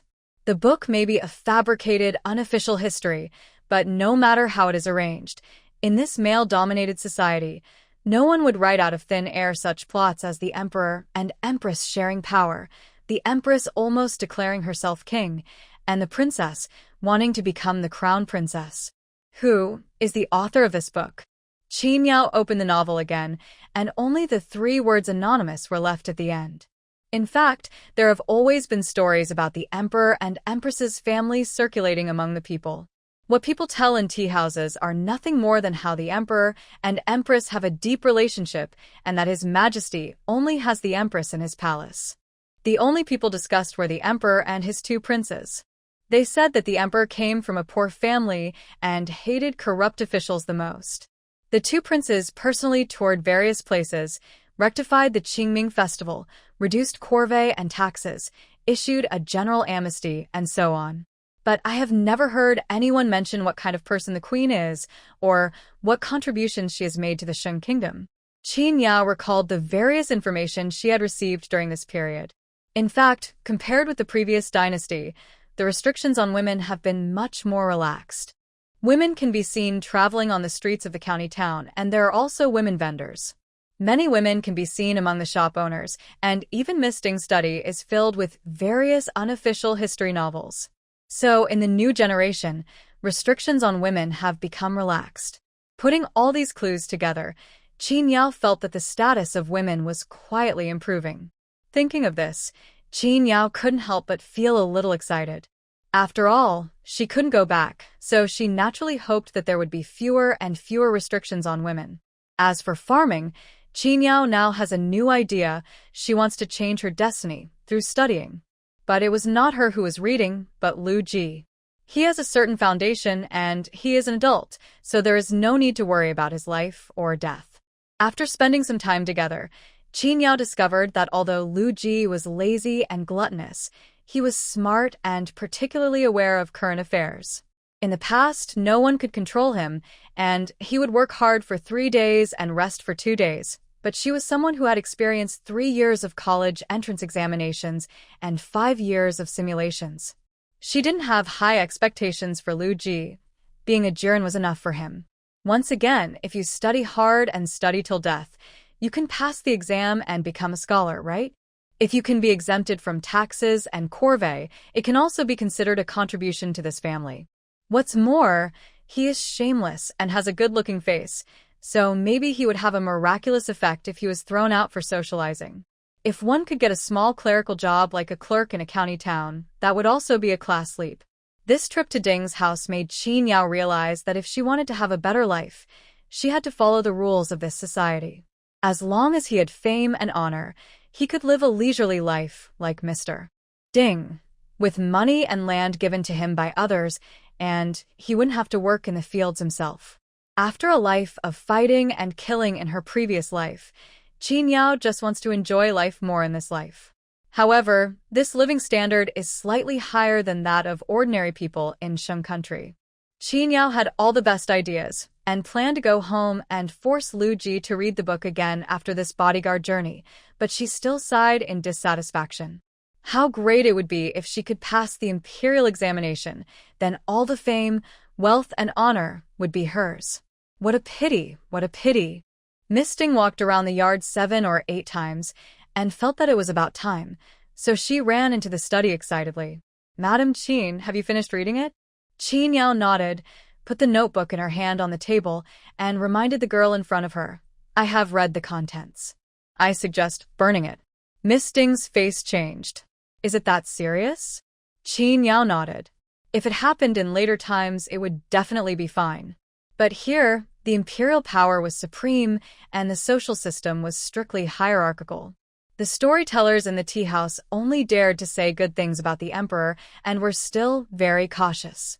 However, it would be troublesome if the content of this book was misunderstood as disparaging the emperor. So Qin Yao's suggestion was to burn it.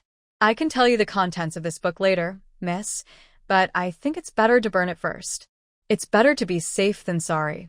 The master and the young master will both pursue careers in government in the future, and leaving a book like this at home could easily lead to trouble.